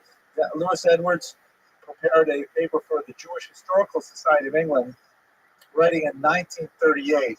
Fascinating to imagine what it must have been like to speak about a Jew who fought back in 1938 in an environment when Jews of Europe just across the channel were enduring such tremendous persecution in the immediate pre-war era.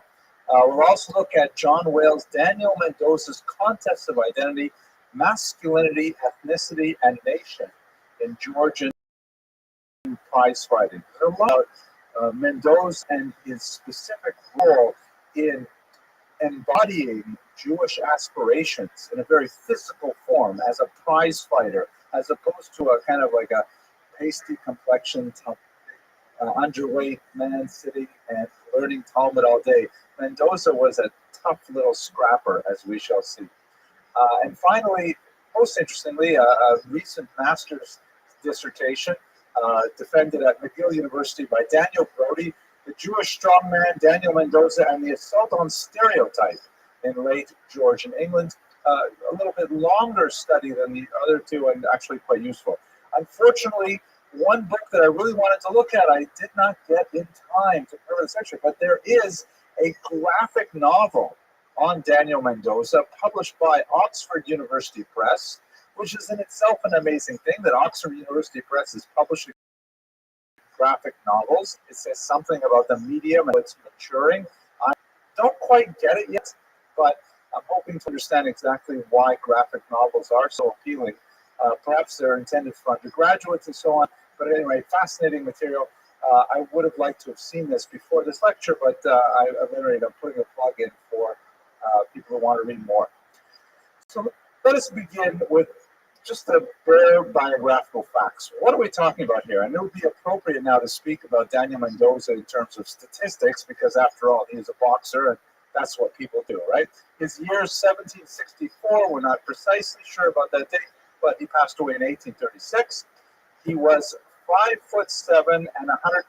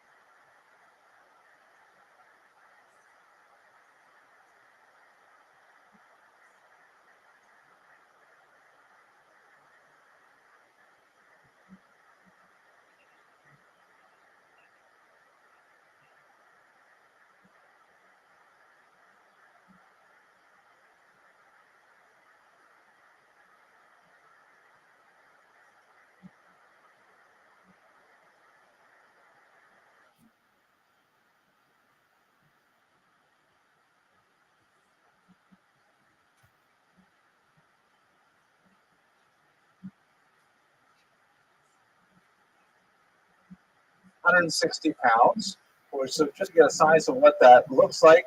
He had just a little bit of height on me, and I've got a little bit more than a little weight on him. So, in other words, about my size, only more svelte. That's the kind of size we're talking about. And he was the heavyweight champion of the world, fighting as a middleweight. And you've seen those boxers, Ali, you've seen Tyson and so on. They're like the size of a school bus, and he was defeating them all. In his record, which is incredible, he fought 37 formal fights. He won 34 of those fights, 30 of which he won by knockout or technical knockout. In this context, technical knockout, TKO, refers to fighting until your opponent is no longer able to continue. May still be conscious, but simply cannot continue anymore. So this little tiny guy, a chutzpah, was fighting against these big, tough Irish and Scottish and English men and beating them to a pulp. And he's a Jew. It's an amazing kind of thing. We don't have very many figures like this in Jewish history. Maybe you've heard the joke. It's not really a funny joke, but it's actually a little bit kind of like nasty. But yeah, I'm not even going to tell it, but it has to do with how many Jews are in sports, and it's just not true at all. At any rate, he was very much aware of his Jewish identity and the way that he was perceived as an outsider in Georgian England, and he used that to his advantage. He was always Mendoza the Jew. That's how he was billed in his fights, and it was intentionally used status to portray his fights as kind of like a defense of this besieged nation and protect Jewish pride and really elevate the sensibilities of Jews. Even though he had some character flaws, as we shall see, nevertheless, he was regarded as a phenomenal hero in 18th century, early 19th century England. Okay. We should start with a little bit of an apology. As we are talking now about not necessarily the most educated or the most noble of figures. We're not talking, we're putting in the same series as people like the Chida, Sir Moses Montefiore, Benvenida Abravanel. Put all those away for tonight. We're going to look at a totally different part of Jewish history. And let us recall that, Jewish history is filled with Jewish people. And as Rabbi Beryl Line, one of the doyens of popular Delta Ed period of Jews, likes to say, you should never confuse Judaism with Jews. This is very much the case here. We're not talking about someone who was, specifically motivated by his Jewish identity or tried to do something noble for the Jewish people. In fact, the opposite, he may have used his Jewish identity for personal gain in some context. But, that's the nature of the subject that we engage in. We're looking at Jewish life and all of its complexity and sometimes its darkness. Louis Edwards was certainly conscious of this when he provided that paper in 1938, the first real scholarly biography of any type of Daniel Mendoza, and he wrote at the introduction, it is suggested that, and you have to imagine he's reading this before an august, panel of intellectuals and scholars and historians at the Jewish Historical Society of England. They're trying to really reach the highest levels of Oxbridge learning and so on. And he writes, it is suggested that, though an apology is not necessary for the choice of the subject of this paper, an explanation would not be out of place. Meaning, why are we talking about Daniel Mendoza, a boxer, in this august setting? He says, to the muse of history, nothing nowadays is common or unclean. And were the subject of boxing, in fact, even more disreputable than its opponents have claimed, a society purporting to deal with all phases of Anglo-Jewish history could still not deny it an audience. Meaning, Mendoza is the thing, like it or not. Mendoza is an important person who had a huge impact. His Jewish identity was well known, and he was perhaps the most famous Jew in England in the 19th century. And as I think you'll find interesting, he was probably the first Jew to meet King George, even before Moses Montefiore and many other people. First of all, we might as well get it out of the way. He does have a significant criminal record. Now, the archivists looking at his life have not been able to connect every single Daniel Mendoza reference in police records to our Daniel Mendoza. So in some cases, it's possible we're talking about multiple Daniel Mendozas. Certainly, there were crimes committed later in life after he had achieved tremendous fame that are definitely the Daniel Mendoza that we know and love. These earlier ones we're not entirely sure. But at age 18, for example, one Daniel Mendoza was convicted for a mugging that went wrong, and he was part of some kind of gang that was made up of other Jewish criminals. The reality of the history of Jewish criminality is something that goes way back into ancient times. I'm not going to make any statements here about the proportion of Jewish criminals vis-a-vis the rest of society. My grandmother Shalom always used to say that Jewish husbands are always the best because they don't drink and they don't beat their wives, and that's what makes them the best husbands ever. Kind of like a low standard, but I have reached that. I made it. But it's not hard to imagine. We know in real life that we live in an urban environment. There are all kinds of Jews engaged in all kinds of activities. We might be able to make some generalizations about when Jews go into crime. There are certain crimes that are more Jewish in character, like white-collar crime and things like that. Fraud, perhaps, God forbid. But Mendoza was right at the bottom. He was with a whole bunch of other criminals running in the streets. And among the things that this is the same Mendoza, at age 18, he mugged a man. The man tried to fight back. Mendoza took out some kind of blade, perhaps a penknife or something, and stabbed him several times in the hand.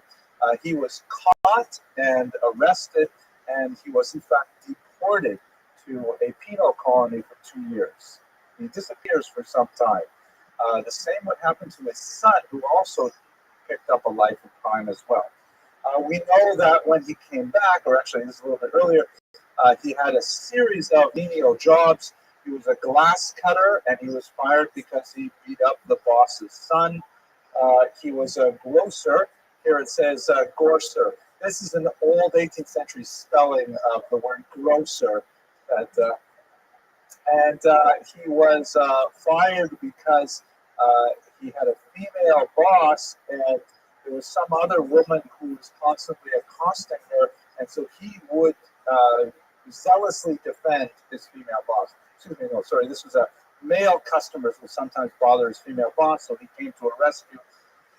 We only know some of these things not from criminal records, but from Mendoza's own account, which can be somewhat self-serving.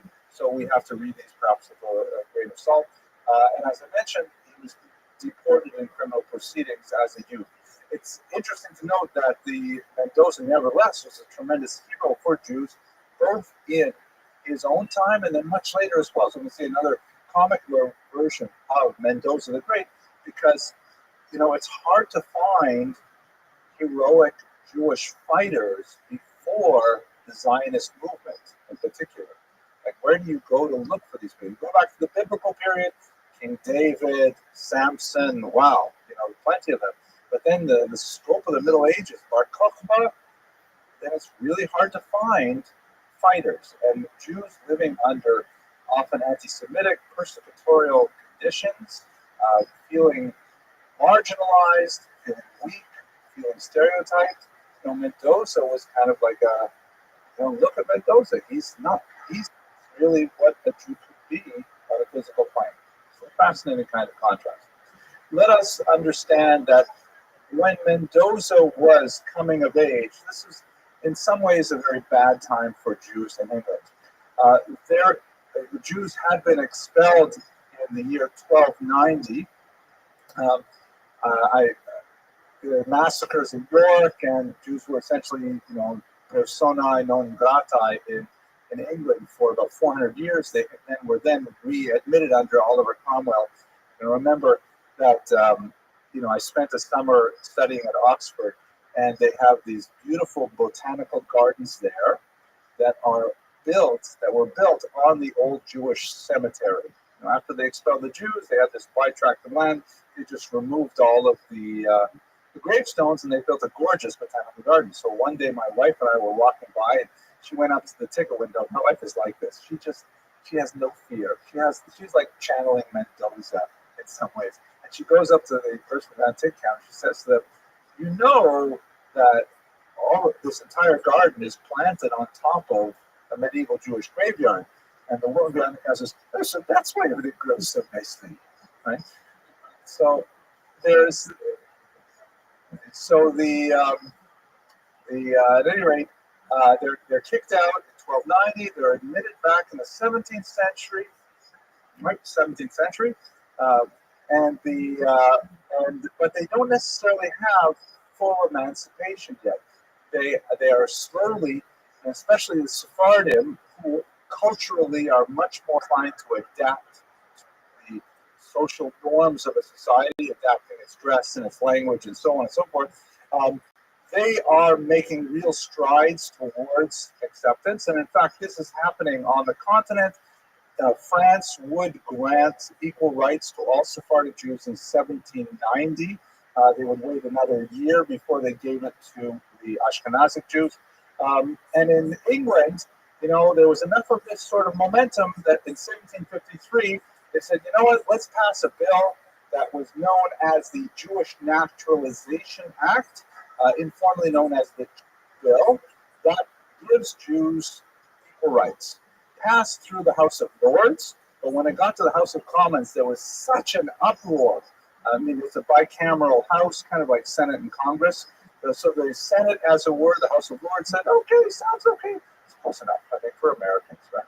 So the upper house said, "Sounds like a good idea." But when it got to the popular house, there was such an uproar that it was considered an insult to Christianity, that you were vacating Christianity from the British Isles by admitting Jews as equal citizens. It was overturned, and the bill was dead. So England, as a government, had officially said no to Jewish emancipation, and they were kind of locked in a limbo of slowly increasing social rights, but legally they were still second-class citizens. There's a lot of fascinating things to contemplate with that. Perhaps we'll get to it on the next slide. This was not because of the Sephardim so much as it was because of the Ashkenazim. The Sephardim, as I mentioned, tended to adapt quite rapidly in terms of mores and behaviors and attitudes and so on, but they tend to be wealthier as well in business. We talked about the Montefiores last week, but the Yiddish-speaking Jews from German territories. Sweezy. How you living, man? What's good, Sweezy?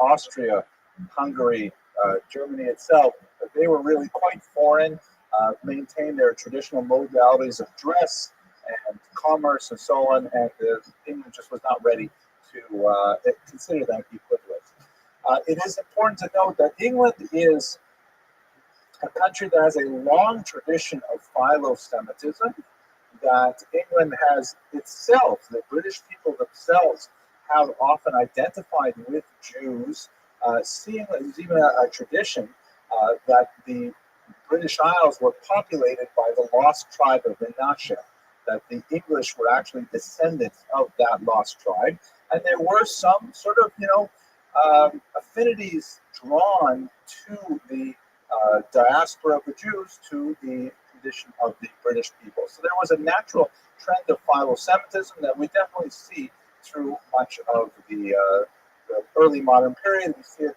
culminating perhaps in the Balfour Declaration of 1917. At the same time, there's also a competing trend of anti-Semitism, which is it's not the same character as you will find in the continent. It's certainly not the same character of anti-Semitism you'll see in the German-speaking lands, for example. The blood libel and things like that, even though it has a history in England. The first blood libel was, of course, 1144 in Norwich, but it was not taken seriously.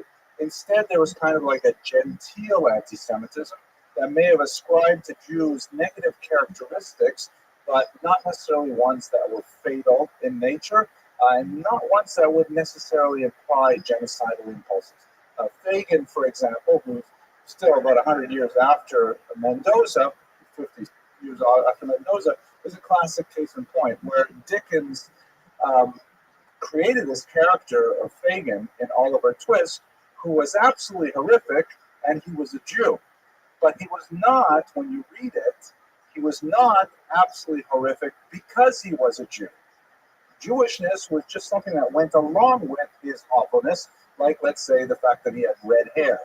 His red hairness was part of his character, and Dickens, played it up, but he did not necessarily make Fagin Jewish in order to advance an anti-Semitic agenda. In fact, when he was called to the carpet about it, he was horrified that people would think this of him, and he later attempted to undo it by writing about positive Jewish characters in his later works, but it's hard to undo this kind of characterization. It's hard to apologize for something when you've already offended so many, but that gives you just a sense of the kind of two worlds in which Jews could inhabit space in the British society. So let's go back to Mendoza. Here's a great picture from the period. Have a closer look at it. You notice that there's kind of like this backdrop. Well, first of all, his pose. He probably didn't look quite this muscular. Again, remember, he's about my height and a certain number of pounds, smaller than I am. And here he looks like he's really quite buff, and he's got quite a bit of pounds on me. But nevertheless, you've got all these admiring British citizens in the background, and they're all, looking in awe at his awesome physique. He's got this determined look in his eyes. Note the haircut. That will be very significant, as I shall explain in a minute. And he's got his fists up ready to go. In the background, you have like the beautiful British countryside, as if he's defending the British Isles themselves, as if he is somehow the representative of all that is good and noble in the UK, and he is going to stand for it. So his innovations, why was he a special boxer? besides the fact that, of course, he was the heavyweight champion of the world for some time. So first of all, he had a unique fighting style, which boxing websites, when I was doing research for this, will go on and on about Mendoza's style. Like it was something really unique and special for the time. I don't know how to imagine it. I wish I had some videos of it. But apparently, he adopted, like most boxers of his day, tended to compete in a very rigid manner. They would take their stances and essentially rely on their reach and their power and try to pummel their opponent into submission. Mendoza, on the other hand, would move a lot. That was like, it's amazing to me. They thought it was a big finish, an innovation. They should move out of the way when someone else punches you. You know, it takes a Yiddish cop, I guess, to figure that out. But he apparently moved a lot. He put a lot of emphasis on footwork, on sidestepping, rather than simply standing there and trying to bend one way or the other. And he would also simultaneously defend and counterattack. So every move contained both a deflection of a blow coming his way and also a simultaneous attack on his opponent that was apparently quite deadly. From what little I know of Krav Maga, which is a form of martial art that was developed in Warsaw during the 20th century, that it has a similar kind of approach, but beyond our scope today. So his fighting style was apparently unique. I can't say too much about it. He was the first fighter to charge admissions for his fights. In other words, these were not like just, okay, I'm going to meet you tomorrow at noon, and we're going to create an open space, and whoever wins, wins. But there was a lot of money changing hands at these fights because there was gambling.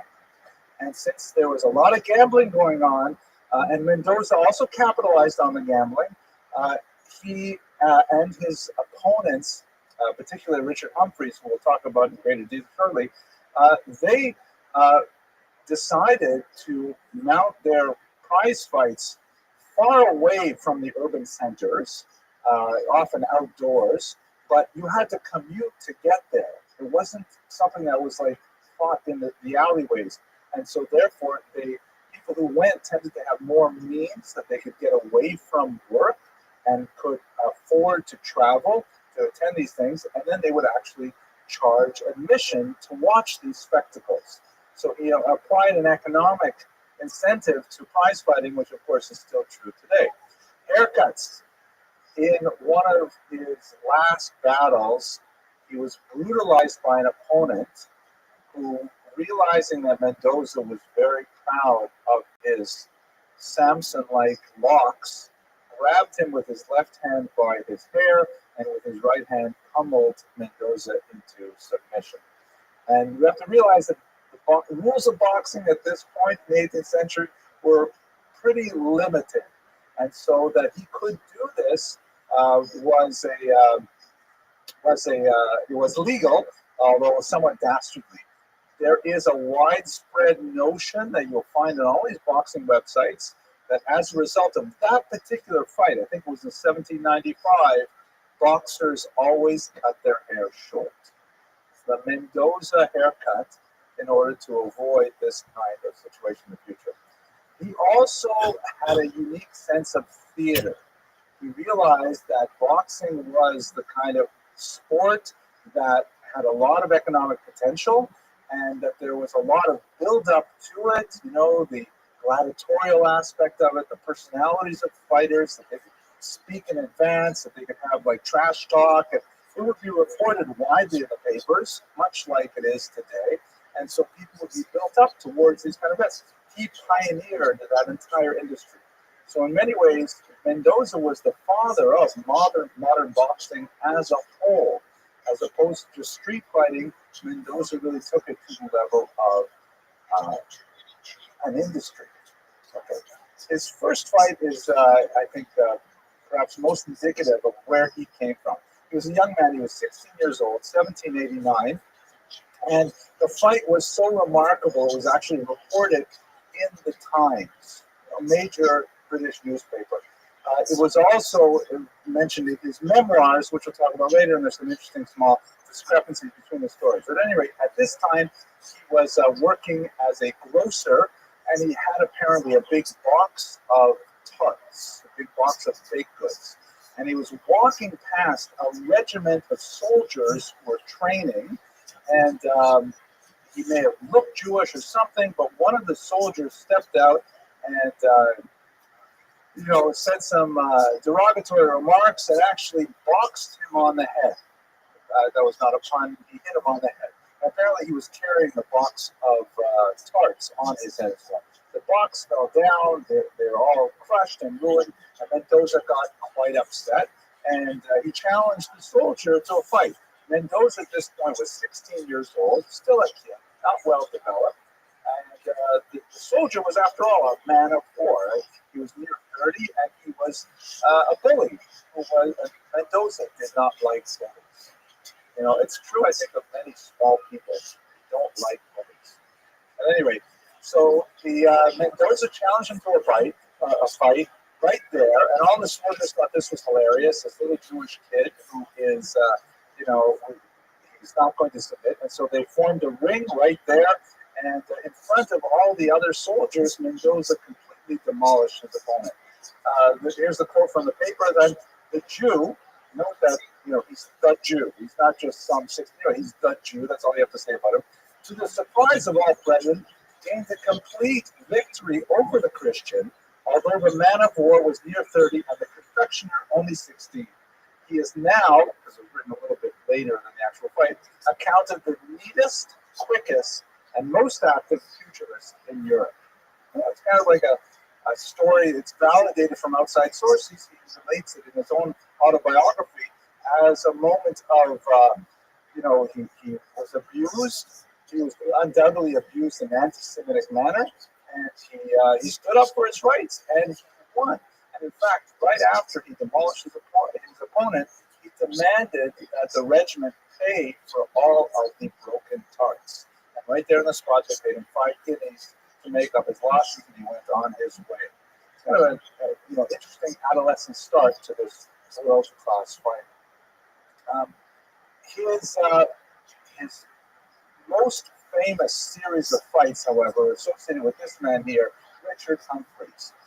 Originally, Humphreys, also a boxer, some years older than Mendoza, saw the tremendous talent in this young man, and he began to teach him and to guide him along the way. And under Humphreys' influence, Mendoza won fight after fight. He was virtually invincible. In fact, most of the fights that he lost, the 4 out of 37, were at the very end of his career when he was already quite a bit older. At some point, they had a falling out.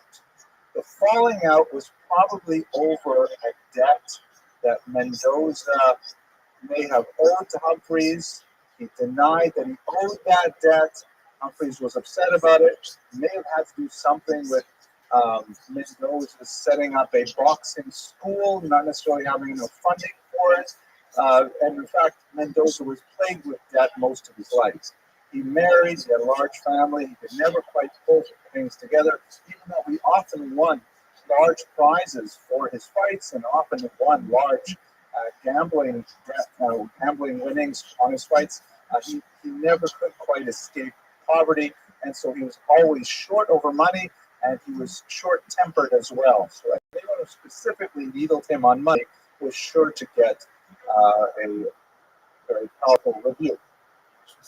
They ended up agreeing to fight to settle their debts, and at that point, it begins to acquire the aspect of theater. It has 3 well-publicized fights where the results went back and forth. Mendoza ultimately would emerge victorious from the 3rd and final fight, but it was kind of like this sustained grudge match between these 2 rivals.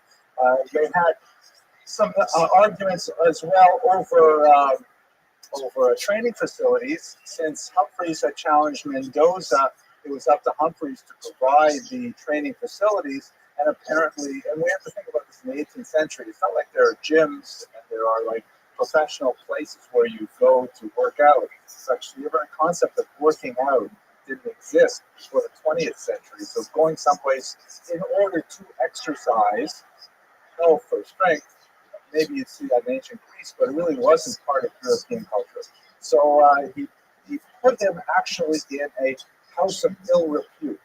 And he said, hey, why don't you just work out here? This is a place, it's close by, it was cheap, you know. And Mendoza was offended with this suggestion.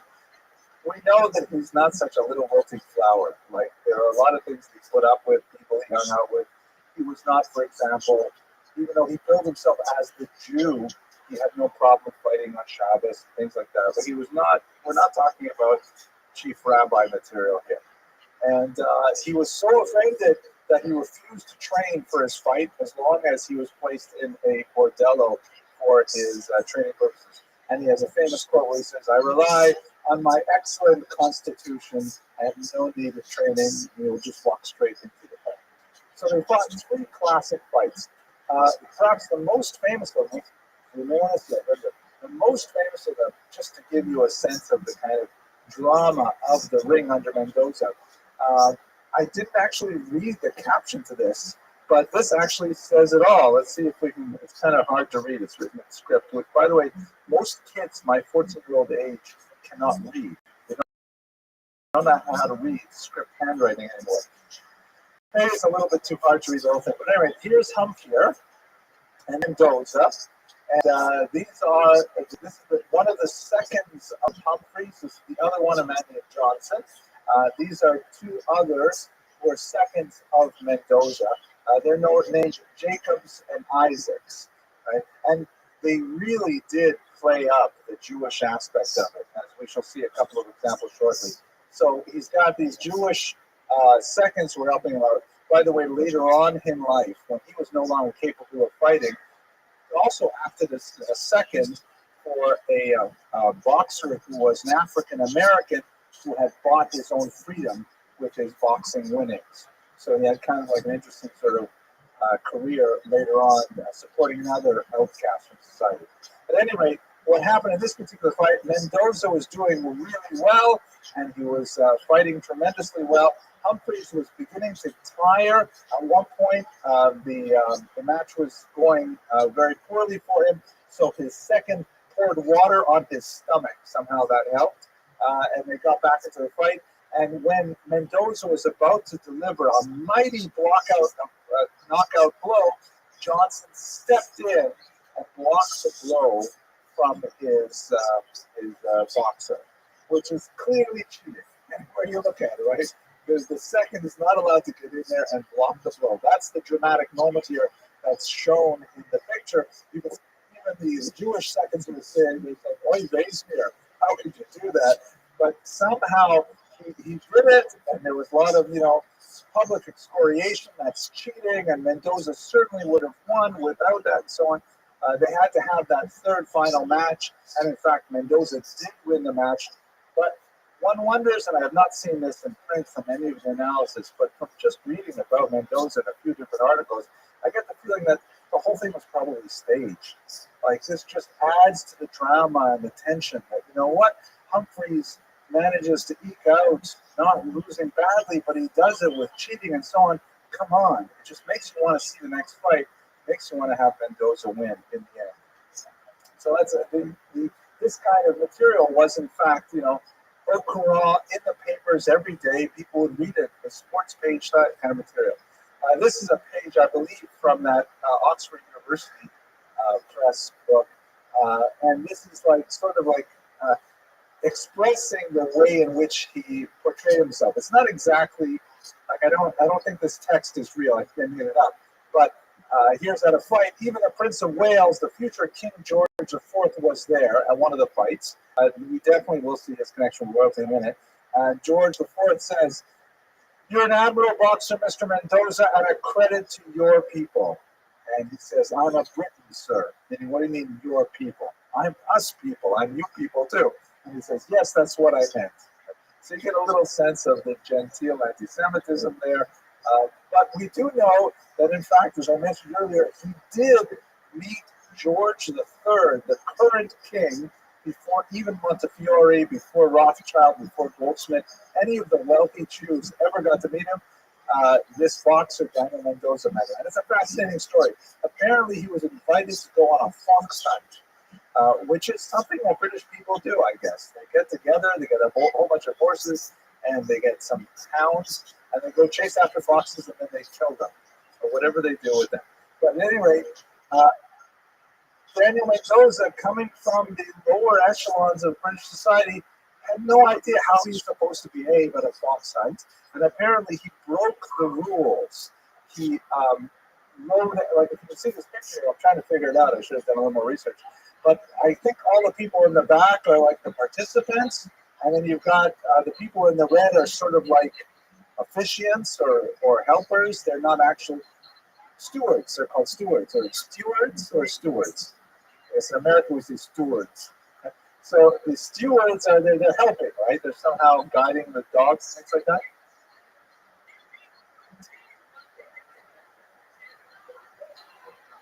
They send the dogs out with traps.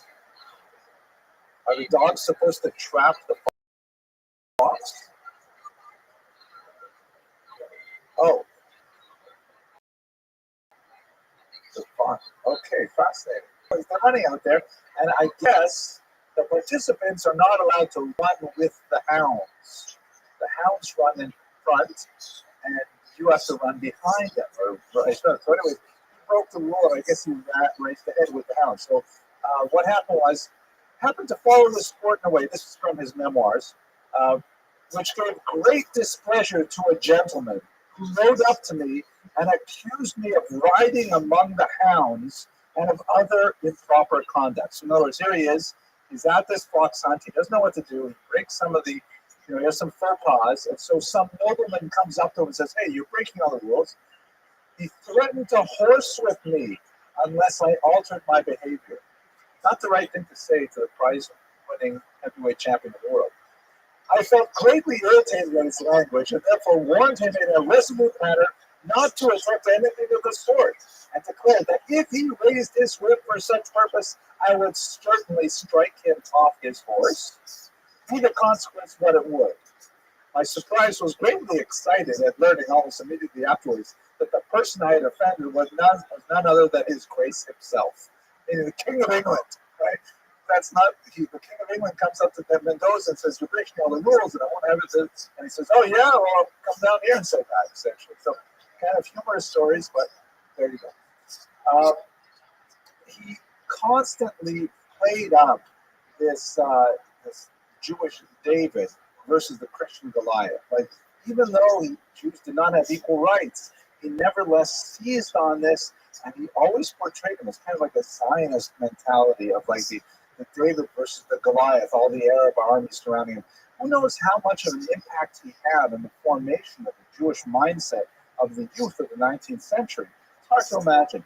They actually had, like, Jews would sing these little rhymes at some of their events. This one is reported also in the papers that said, then this is a pro-Mendoza Jewish taunt song, right, to taunt Richard Humphreys. My Dickie, which is Richard Humphreys, was all the delight past the Gentiles in town, the Gentiles in town. What a damn them to be spoiled by a cursed little Jew. Meaning it's tongue in cheek, I'm a cursed little Jew, and look what happens to you. He contemptuously viewed his opponent as huge like Goliath. Right? The giant Goliath looks at David and says, am I a dog that you send out a boy with a stick to fight with me? So he really played up this kind of attitude, and he rode that media wave for the aggrandizement of the prophets, no doubt, at the various matches. And here's another picture from the one of these fights conducted out in the open.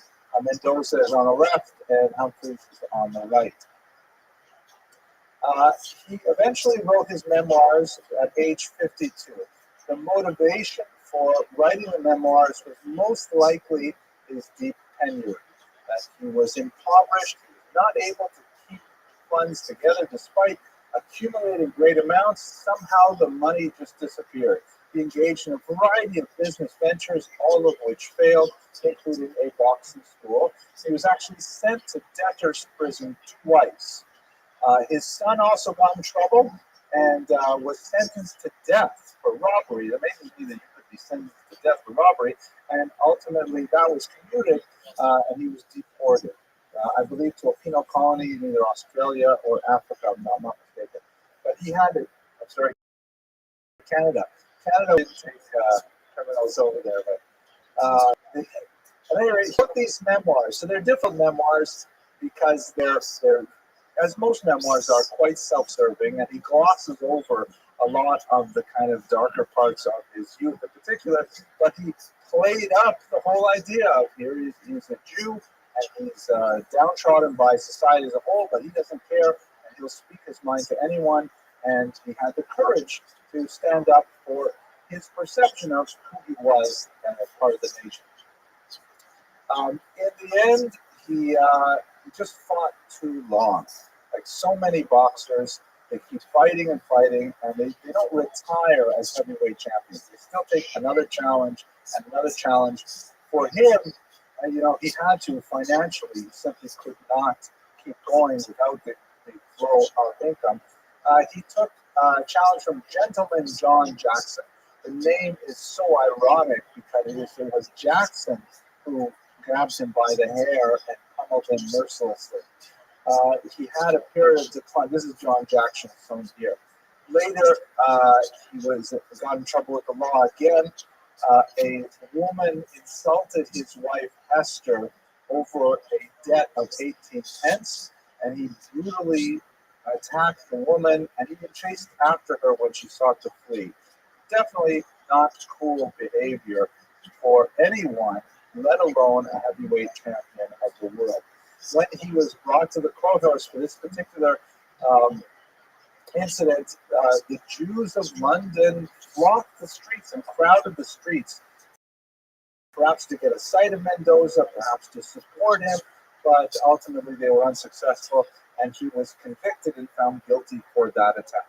So he definitely is not a poster child for all of the good character traits that we try to emulate in ourselves and in our children, but nevertheless, he's a dramatic illustration of a different path for Jews that can really reach great heights. Here is a picture where he looks a little bit more like me here. This is at age 43, he came out of retirement, the first of two times he came out of retirement, and he actually won a fight after a really horrific 56-round match. And these matches, by the way, the rounds had very little break time in between them, like 30 seconds, and they just go at it and at it forever. He tried again at age 57, so I'm not quite 57 yet, but just imagine somebody like me deciding to come back out of retirement, and he was not able to win at that advanced an age, but nevertheless it shows his triumphant spirit, that he could not be cowed in submission. Even age would not hold him back from his attempt to defend his title, and in many ways he's a fascinating sort of counterexample of the lives of Sephardic Jews in the modern era. That's it for my comments today on Daniel Mendoza. I hope you found this entertaining. Maybe not enlightening, but nevertheless entertaining. God willing, we'll be back next week to talk about Judah Turo, an American Jew of Sephardic extraction. Of course, it's going to be very important because this is raw. Can we zoom in on this here, David? We are at Turo College. We are named after Judah Turo and his family, so it'll be a very relevant discussion of Sephardic Jews in early North America. Thank you very much for your attention. I hope you have an excellent week.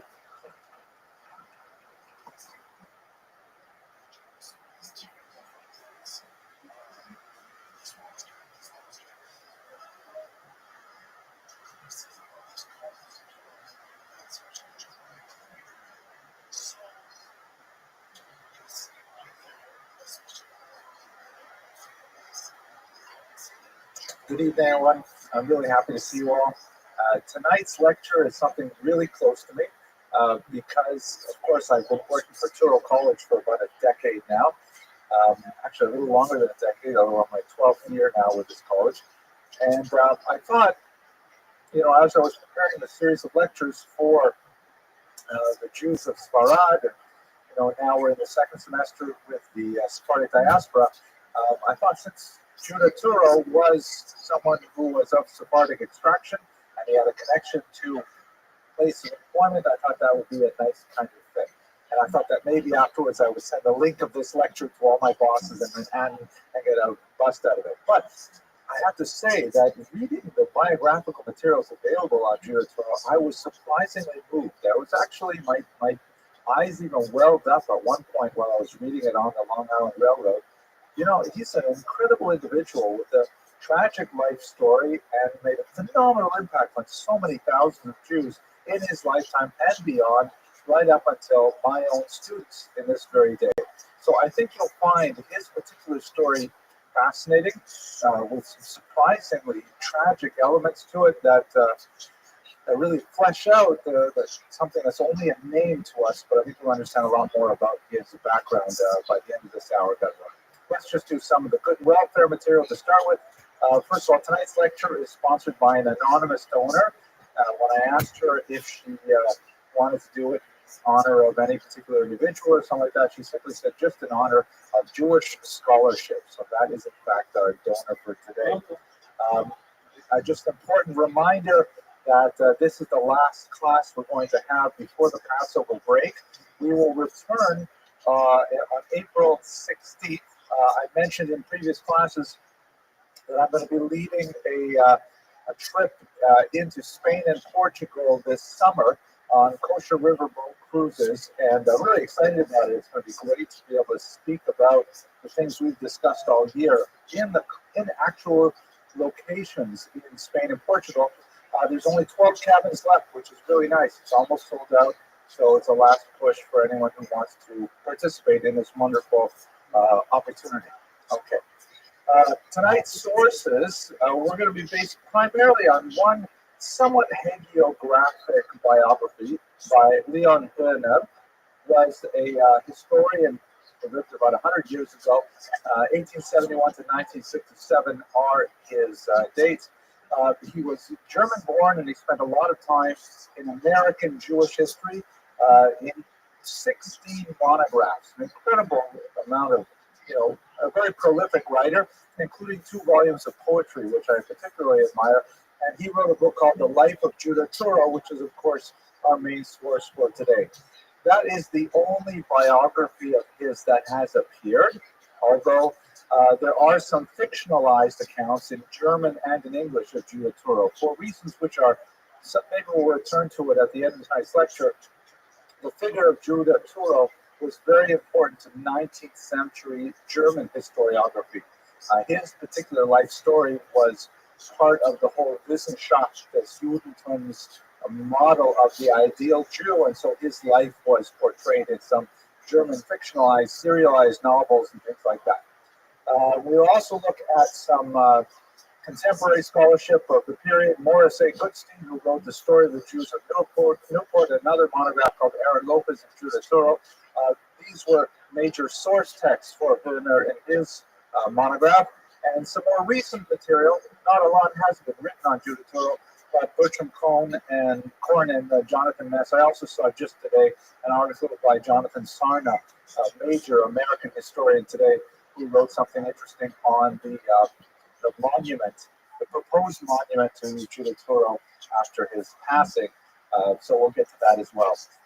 Those are our main sources for today's lecture. So who exactly was Judah Turo?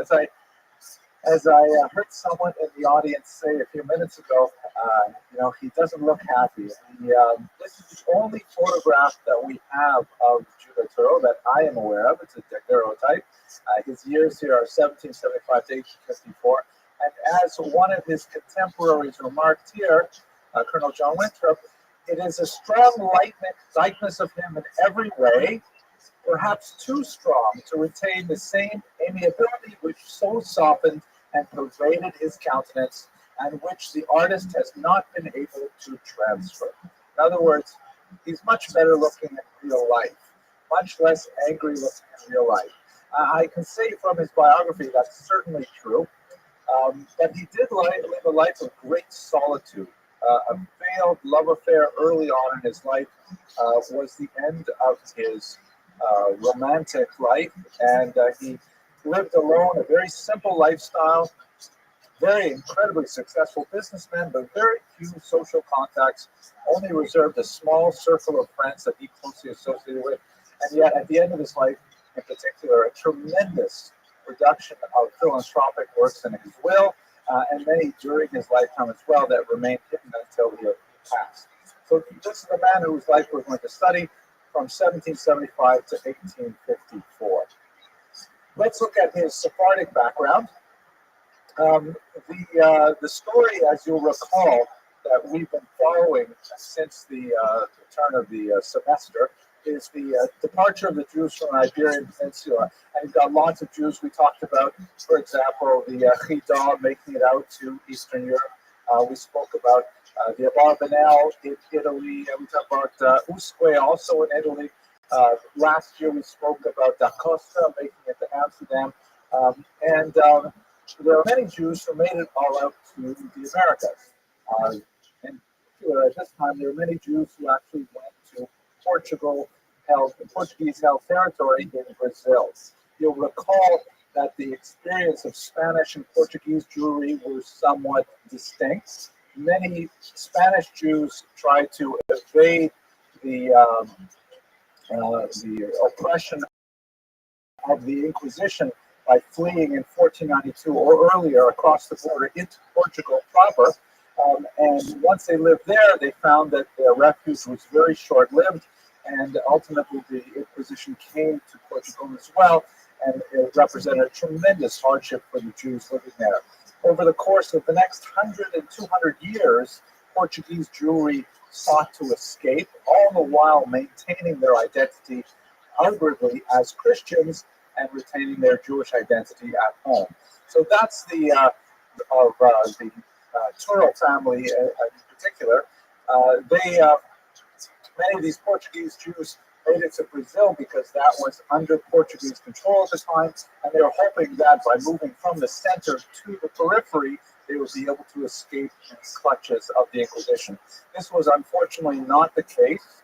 The Inquisition followed Portuguese and Spanish Jewry into the New World, and you had several major auto da fe public burnings of suspected Judaizing Christians. You had many of these Portuguese Jews living in Brazil at this time.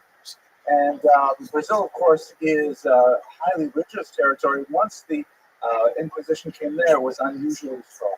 So it happened that many of the Jews, these Portuguese Jews, were living in the northern section that was conquered by Holland briefly between 1630 and 1654.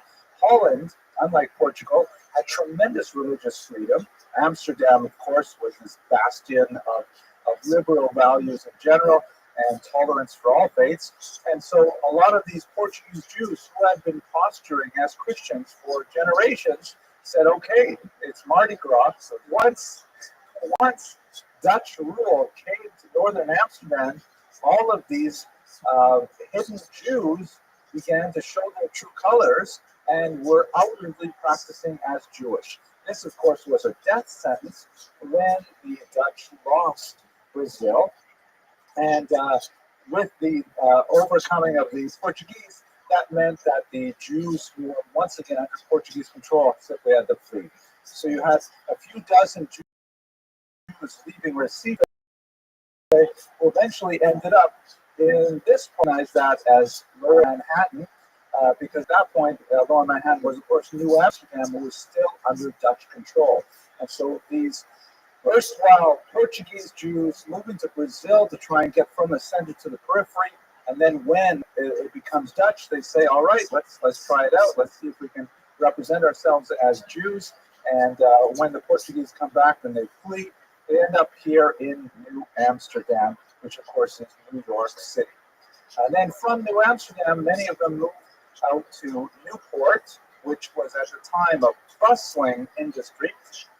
And that's where we're going to pick up the specifics of the Judah Turo story, because a small number of these Portuguese Jews had made it to Newport, and in 1658, 15 Jewish families from Holland came directly to Newport, Rhode Island, to join those few Portuguese families that had started there, and they included among them Judah Turo's father, Isaac, for whom, together with Judah, this particular college is so named.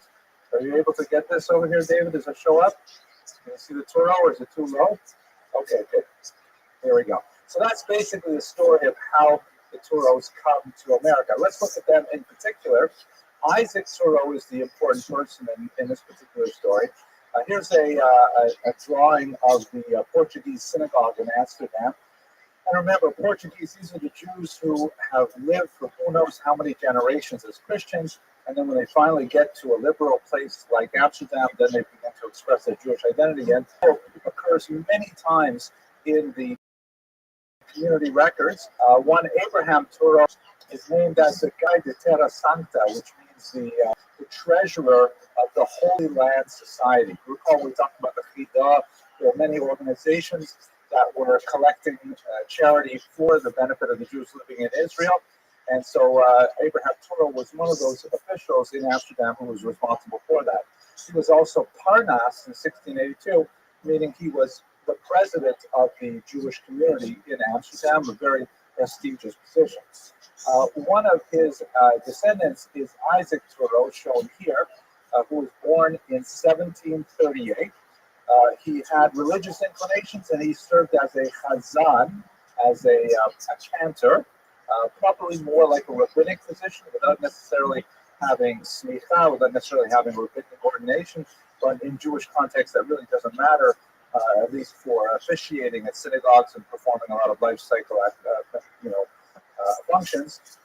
He moved to the New World, and he actually bounced around quite a bit. He served in Curacao, Suriname, New York, and Jamaica before he eventually joined these Jews living in Newport, where he met his wife. He served as a spiritual leader of the famous Turo Synagogue, one of the oldest synagogues in North America. This is the building as it's located in Newport. It has some interesting architectural features, which are not really visible in the current configuration, but it included, among other things, a trap door right under the bima, so that people could escape, because they were always concerned that perhaps the Inquisition might come to America and Jews might have to escape at the last minute. It's a very fascinating synagogue. These fans are direct from the 18th century, very rare electric devices. No, I just made that up. Okay. Right, you knew that. Anyways, he ended up becoming the rabbi of the synagogue in Newport, which was not, of course, called the Turo Synagogue back then, but nevertheless, it has been associated with his name and with his illustrious son Judah, who we will explore now. So, what's happening to Isaac Turo, the Chazan who moved from Holland to Newport? He marries Raina Hayes of Boston. Raina Hayes' brother is an extremely important person in Judah's life shortly. They had 3 children, Abraham, Judah, the second son, and Rebecca. But then the American Revolution broke out. And ironically, while Judah, the son, ended up becoming very much an American patriot, his father, Isaac, was a Tory, was pro-British. And this never happens in the modern age, where a father and a son have different political viewpoints. But at any rate, the father, was concerned with the Revolutionary War, and so he ended up leaving Newport with the Torah scrolls. He took them to New York City, where he had some protection from the British government. And then when the American Revolution expanded still further, he ended up moving to Jamaica, where he served as a rabbi in Kingston. After living through this New York winter, I don't know why anyone would want to go to Jamaica for for position, but that's where he set up a stella, and unfortunately he died the year after. And so Judah, his son, was only 8 years old at the time. So following the trail here, Isaac, the father, comes from Holland, moves to a few places in the New World, settles in Newport, and marries there. And then with the revolution, he makes his way down to Jamaica and unfortunately passes away, leaving his widow with their young children. She decides to go back to Newport, and the children are raised in the home of her brother-in-law, Moses Michael Hayes. Very important American patriot. Anyways, Judah is raised from the age of 8 in the home of his uncle, Michael Hayes, Moses Michael Hayes. Hayes, unlike his father, who was a Tory, Hayes is an American patriot who supports the revolutionary efforts, and he also has some rather unique, broad-minded values. And this is a small section from an abolitionist named Samuel May, who was a Ben Bias, was a regular householder in the Hayes home, a Christian, and he writes in his memoirs about what it was like visiting the Hayes so often. And he writes here, both Uncle and Aunt Hayes, or so I called them, were fond of children, particularly of me, and I was permitted to stay with them several days and even weeks together, and I can never forget not merely their kind, but their conscientious care of me. I was the child of Christian parents, and they took special pains that I should lose nothing of my religious training so long as I was permitted to abide with them. Every night I was required on going to bed to repeat my Christian hymn and prayer to them, or else to an excellent Christian servant woman who lived with them many years. I witnessed their religious exercises, their fastings, and their prayers, and was made to feel that they worshiped the unseen, almighty, and merciful ones. Of course, I grew up without any prejudice against the Jews or any other religionists, because they did not believe as my father and mother believed. It's a beautiful short passage of a longer section here that describes how the Hayes home was clearly religious in nature, that they have their fasting and their prayers, and the young Christian child who was a Ben Bias there. I don't even know what the right English term for Ben Bias is. Someone who was a child who's constantly underfoot in your home and a regular guest without any invitation necessary. Usually their kids' best friends, like my boys' best friends are constantly eating at our house. I send a bill every 6 months to their parents, that kind of thing. So he was in their house, and when he would sleep over for whatever reason, the parents are out of town, who knows, ways the Hayes would make sure that he did his regular Christian things, and they confirmed that while they had their own religious identity clearly well entrenched in their identity. So it gives you a sense of what kind of home Judah must have grown up in from a very impressionable age. And it also says something about the kind of values that he imbibed, that one which maintained a strong identity rooted in the Jewish tradition, but at the same time quite tolerant and even promoting the religiosity of others simultaneously. It's an interesting kind of combination that you do not see so often anymore. Unfortunately, here is the beginning of the tragic part. He fell in love with his first cousin, the daughter of the Hayes family. So here he is, a young orphan who's living in his uncle's home and growing up in close proximity with young Catherine, who was born right about the same time he was. And he falls deeply in love with her, and she with him.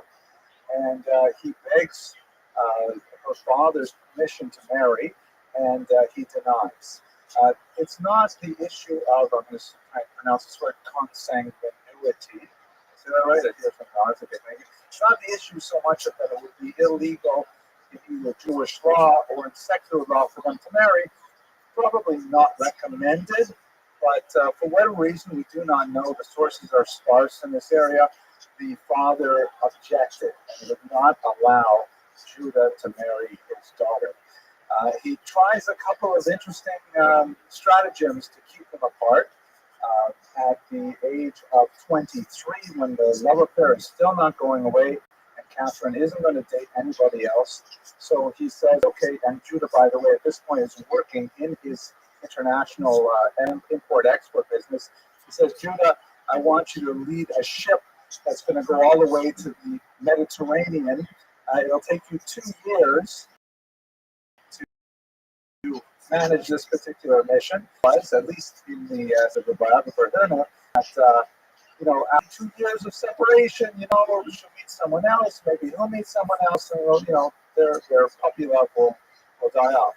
It's also a pretty dangerous mission. He ends up being attacked by pirates. He survives the venture. He actually saves the cargo.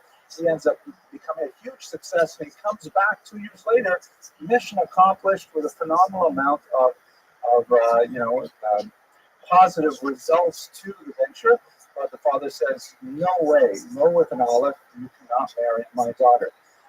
So Judah importunes him, and so Hayes fires him and says, you're out of a job, find someplace else to live. So Judah Turo, not sure what to do with himself at this point. Right now, all of his efforts to marry Catherine are blocked. In Newport, it's a small town that's dominated by his would-be father-in-law. There's no way for him to go out and make a fortune, so he heads off to the most likely place for it. He goes to New Orleans, which at this point was an extremely important port, as we shall see.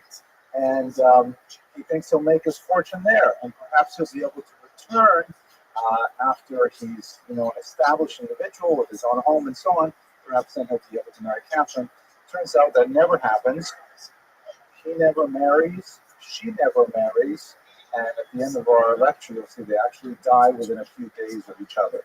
It's kind of a star-crossed lover sort of story. At any rate, let's bear in mind how that must have had an impact on his growth as an individual. He shows up in New Orleans as a young man, now in his 20s. The population of this port city was about 8,000. And this was prior to the mission of New Orleans. It was still before the Louisiana Purchase. But he realized that this would be a really important port for your continent because it's at the bottom of the Mississippi Basin on the Gulf. Tremendous opportunities there for South America, North America. It's good climate for lots of international trade and so on. This is well before Katrina, obviously, but he thought that it would be excellent. And by 1840, just 4 decades later, it became the 4th busiest port in the world. And you understand the context of it here. Only London, Liverpool, and New York were bigger than New Orleans as a port, with more cargo going in and out. And it was actually the 3rd largest city in the U.S. and the wealthiest per capita city. So by 1840, the wealthiest city in the Union, based on per capita basis, was in fact New Orleans. So his gamble was well planned, and it worked out for him because he became a phenomenally wealthy individual there, working in mercantile endeavors. He owned several ships, some of them captained by Daniel Marcy, shown here, who later became a representative to New Hampshire. And these ships I tried to get some pictures of them. Some of the ones I've seen in the books really wouldn't reproduce well, but these massive 1,000-ton ships, 4 or 5 large masts, constantly carrying goods all over the world, all focused in the hands of this one individual, Judah Turo, who is sending them left and right and managing every single detail of his far-flung business enterprises with a tremendous degree of concentration and attention to detail. And he sent out his clerk to buy him a new cloak.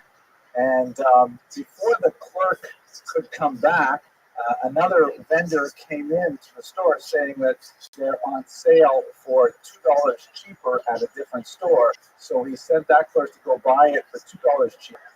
And when the clerk came back, he told him to return the cloak.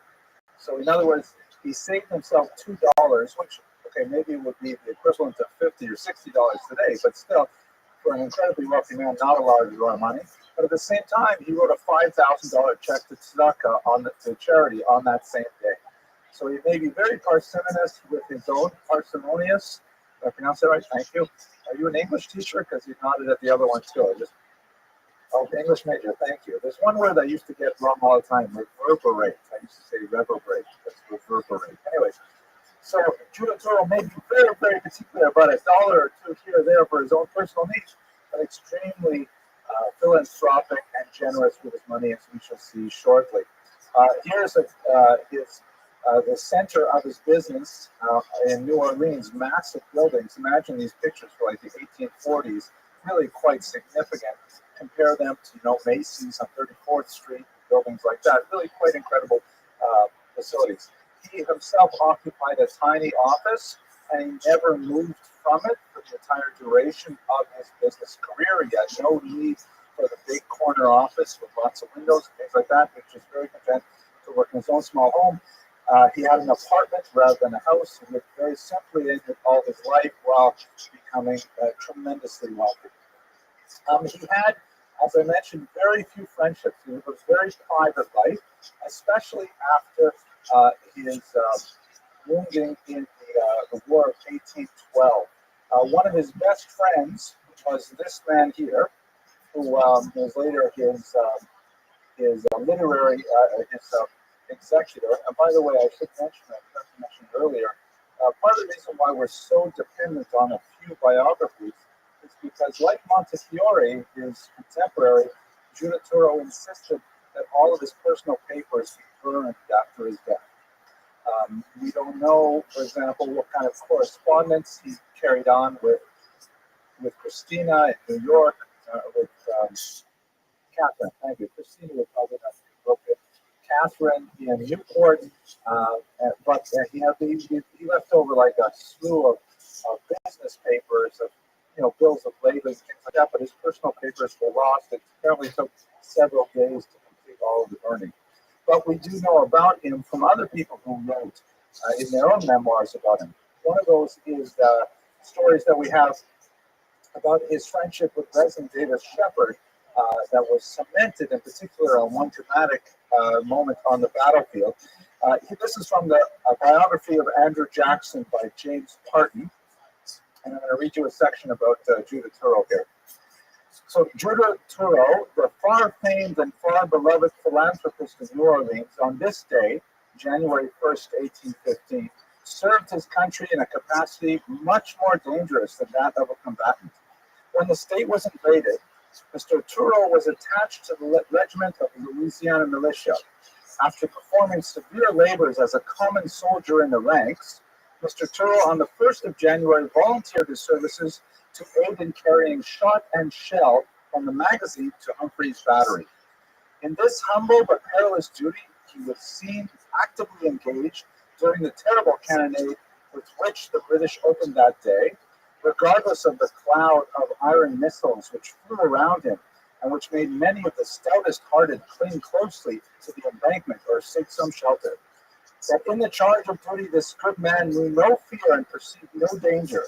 It was while thus engaged that he was struck in the thigh by a 12-pound shot, which produced a ghastly and dangerous wound. And what ended up happening is that he was lying on the battlefield, bleeding out, being hit somewhere in the thigh.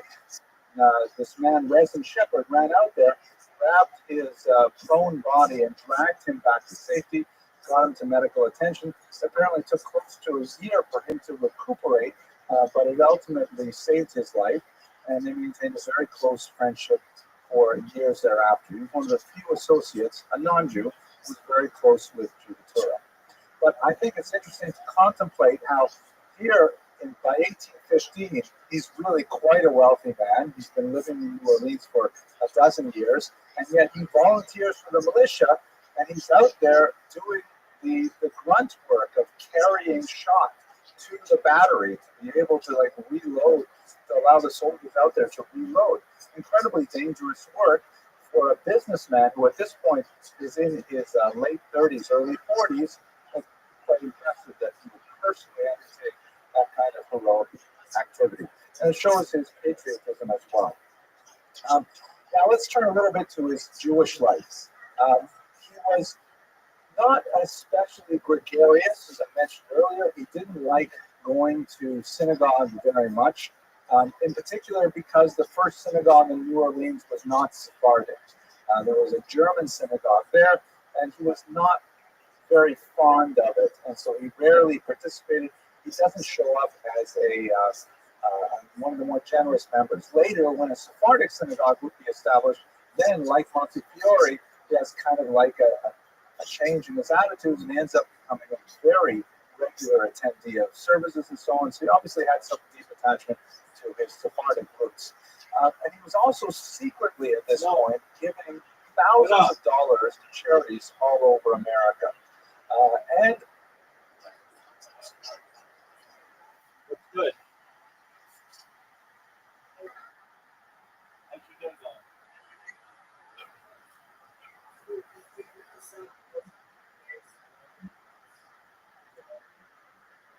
Well, what happened?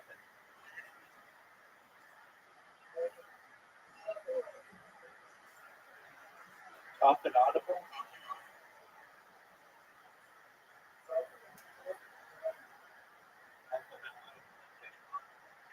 How'd you find out about it? Word.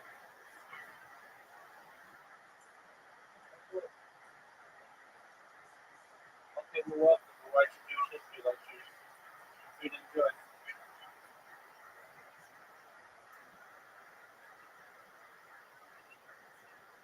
And across the world. We've already mentioned last week when we spoke about Montefiore that he donated $50,000, incredible sum at the time, to Alms House, which is right by Montefiore's windmill, in an attempt to provide a livelihood for the dispossessed of Israel. But he began to sort of seed money at $5,000 here, $5,000 there, to all kinds of congregations all over the eastern seaboard, both Ashkenazic and Sephardic. He even was quite interested in the practice of Jews in exotic countries. At that point, the Jews of Kaifeng in China were discovered. Here you can see some of those Jews from that region.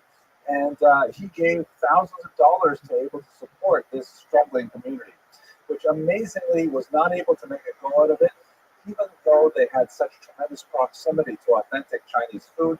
They simply could not attract enough Ashkenazim to keep it going, even on December 24th. Here, but his philanthropy went far beyond Jewish life as well. And he was an incredible supporter of non-Jewish causes as well. And this is, I think, something signal about Judah Touro and also about the Jewish experience in America. We know from Talmudic sources that the rabbis enjoin the Jewish community to support communal causes, even if they are primarily benefiting non-Jews. The Talmud says explicitly that the Jews have to support non-Jewish graveyards, non-Jewish hospitals, and non-Jewish orphanages, that we are required to support the general community as well as our own. And this is something that Judah Touro took very seriously, and for which he was probably much more well known than he is for his Jewish activities. And here's one interesting story written from a Christian minister in 1855. So there was a church, the first Congregational church in New Orleans, that had gone bankrupt, and they were going to be evicted from their premises. So he writes, Mr. Touro became the purchaser without any conditions expressed or implied as to what disposition he should make of it, meaning of the building. Then we were few, feeble, impoverished, and bankrupt, and noble Israelites snatched us from the jaws of destruction. From that day up to its conflagration in 1849, he held it for our use, receiving not enough in the way of compensation for keeping it in repair. We might have torn the church down and reared on the site a block of stores whose income by this time would have amounted to $500,000. He was urged to do so, and at once replied to a gentleman who made a very liberal offer for the property that there was not money enough in the world to buy it. Immediately after its destruction, he bought a new building for us, meaning after the church burned down in 1849, he paid for a new building for the congregation, where we have worship till now, free of charge. Is there a Christian society in New Orleans that has ever offered to help us? It's an amazing kind of, to use the term from the Jewish sources, a kiddush Hashem, a tremendously public action of kindness that would be hard to imagine happening today so easily, particularly in the kind of strained relations we often have intercommunally. But this was not Judah Touro. Judah Touro, like his would-be father-in-law, was very tolerant of all faiths while clinging very strongly to his own, and he put his money where his mouth is. Let's have a look at some of the philanthropic causes that he was involved with. He established New Orleans' first lending library. I believe it is the first lending library in the United States of America, meaning a free public library. This is, I know, appealed to Dr. Lander of Shalom when he established the name Touro, because here Judah was clearly very interested in public education and free education in providing for the community as a whole. This is a picture of the building that Touro built in New Orleans. He was also very involved in healthcare initiatives. He created this Touro infirmary that you see some of the buildings of it. He contributed, by the way, he created the hospital, which is known today in New York as Mount Sinai. That came from Touro's seed funding. And he also was associated with many universities. Tulane University, for example, has the Touro Medals, which are awarded to their top students in several fields. And really quite impressive, his name, particularly in the South, is all over the place because of the tremendously generous donations that he gave. There are so many stories about how he secretly gave money. In one occasion, I recall reading in some of the letters served that he heard that a particular building was falling down, and he said, "Listen, I'll give you money. Please do not reveal where this source came from." And by the way, when I walked by it the other day, I saw that the entire road leading up to it was rather in bad repair. So listen, I'd like to pay you to make sure that the road leading up to your facility is also put in good repair, and once again has to be done completely confidentially. So a tremendously generous individual who is looking to do something productive with his funds. Really quite amazing. Now let us turn to his legacy, which is fascinating and complicated in many ways. He was ultimately passed away in New Orleans, but he asked to be reinterred next to his mother. He wanted to be buried next to his mother, and of course that would have been close to Catherine, who also died just a few days after him, and was also buried there. This is actually his gravestone.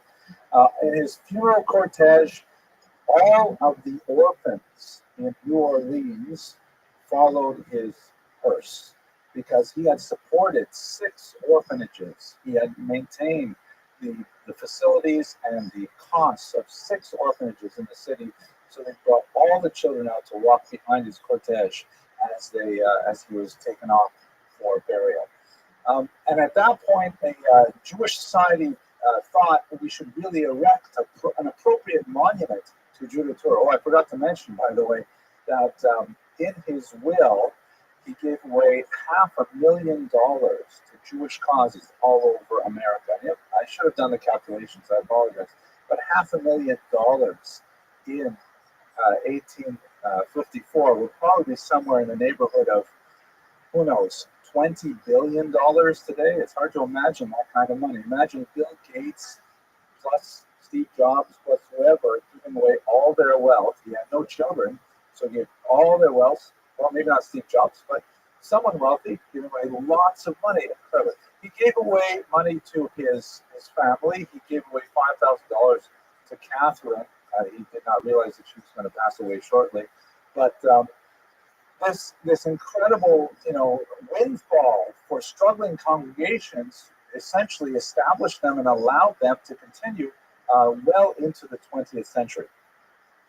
So anyways, they thought, let's build a monument, and they sketched out a couple of large, statues where you could see his figure and you could get a sense of who this individual was. But there was a German Jewish traveler who had a name for himself later by writing a book called Drei Jahre in America, 3 years traveling through America. He went by the name Binyamin Hasheni, which was an echo of Benjamin of Tudela, this medieval traveler. This was another traveler who made his way through America and went back to Europe to tell the story of his experience there. And he devoted 20 pages in his memoirs to how he vigorously fought against the monument for Touro, not because he had anything against Judah Touro as an individual. And in fact, he praised his philanthropy, but he really maintained that a plastic image, a stone image would be contravening the basic tenets of Judaism. To make a statue that would be quasi-worship would be so antithetical to Jewish values that really could not happen. And Binyamin Hasheni, the second Benjamin, held the day, and so as a result, no specific memorial other than the gravestone was erected to Judah Touro, although his legacy is celebrated in many other ways. And of course, the most important way that we should talk about today is how he was associated with this institution, Touro College. So without, we could easily spend an entire hour speaking about the founding of Touro College, which maybe we'll get around to sometime in the series. But let's just take a minute to see what is the connection with Touro. Why Touro? So this is the founder of Touro College, Dr. Bernard Lander, Rabbi Dr. Bernard Lander, who at the age of 54 decided he would just give up his prestigious position at another important university in this city and just start his own college. And everyone thought he was crazy except for his wife, who said, go ahead and do it. And she was his main support. And he set about with tremendous success to create this massive institution, which now has campuses in Jerusalem, Los Angeles, Moscow, Berlin. We have 18,000 students worldwide. I mean, it's an incredible institution. We are the single largest provider of healthcare graduates in the state of New York. And it's an incredible kind of achievement. 5 medical schools. We can go on with these things. How did he come to choose the name Touro College? So this is the official biography here by Peter Weiss called The Lander Legacy. It's actually a pretty good read. I did enjoy it thoroughly. And it appears that when he was tossing about for names for this college, and he had to find some kind of, motivational figure to start this project, it happened that it was rather rushed, and in 1969, an important member of the organizational committee had to register a name for a state charter, so Leon Rice chose the name the Hebrew College of Brooklyn. Now, it happened that Dr. Lander was not pleased with that impromptu name that was filled out essentially for, just had to have a name. You can't just start a college without a name, because he felt it was too limiting. First of all, our mission at Touro College is really a dual mission.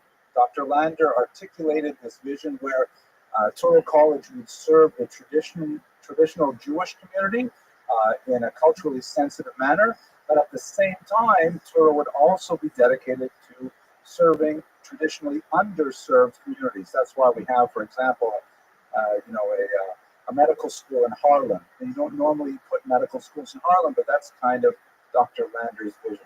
So he felt that the Hebrew College, and just in Brooklyn, that's way too limiting. So we had to cast about for other names. So the other names that came up, they thought, okay, how about, because it is such a visionary and unusual kind of place, let's call it New College. The only problem is, New College has already been taken. There's lots of new colleges around. There was a new college where I was educated in Toronto, the new college in Oxford, so you can't just call it New College. So then they said, okay, how about naming it after Israel's first chief rabbi and call it Herzog College. There is, by the way, a Herzog College in Israel right now. But they were concerned, well, maybe the family wouldn't like that. Maybe the family has other plans with it. So Herzog College didn't fly either. And then here's my favorite. They thought, okay, what about, extremely important individual in the founding of Israel, because Dr. Lander is very Zionist and very much pro-Israel. How about we name the school after Rabbi Abraham Isaac Kook? And then Dr. Lander said, no, then what will happen is the students will be called cookies, and that just won't work in English. But we could have been Kook College. That's not impossible. So ultimately, after a long discussion of many of the options, Dr. Lander decided on the name Touro College after Isaac because of his just credentials and his service as a Chazan, and after Judah because of his tremendous philanthropy and his tremendous love of both Jewish people and the American people. And I think, humbly, it was a very appropriate choice, because a lot of the values of the college, the fact that we will have, these tremendous programs in the Bronx and the kind of neighborhoods where there are food deserts, but there's not an education desert. And at the same time, we have, one of the largest undergraduate programs. I think we are the largest undergraduate college for Jewish students in the world, maybe outside of Israel. But those two kind of visions are very much, exemplified by the life and work of Judah Turo. I have one more photograph just for my own satisfaction. Here's a picture of me with Dr. Lander. This is me here when some of my beard was still a little bit darker. This is Rabbi Alan Senior. Rabbi Senior and I were involved in setting up a campus in Miami Beach for Turo College, and here we are at the Fontainebleau Hotel with Dr. Lander. I have many personal memories of the brief number of years that I knew him when he was already quite an elderly man, but it was through him that I think I really channeled the ideas of Judah Turo, and hopefully we can represent those well to the next generation with our student body. And that's the presentation on Judah Turo. I hope you found this fascinating and as inspirational as I did. And I hope you all have a tremendously wonderful Passover. Look forward to seeing you on April 16th. Thank you.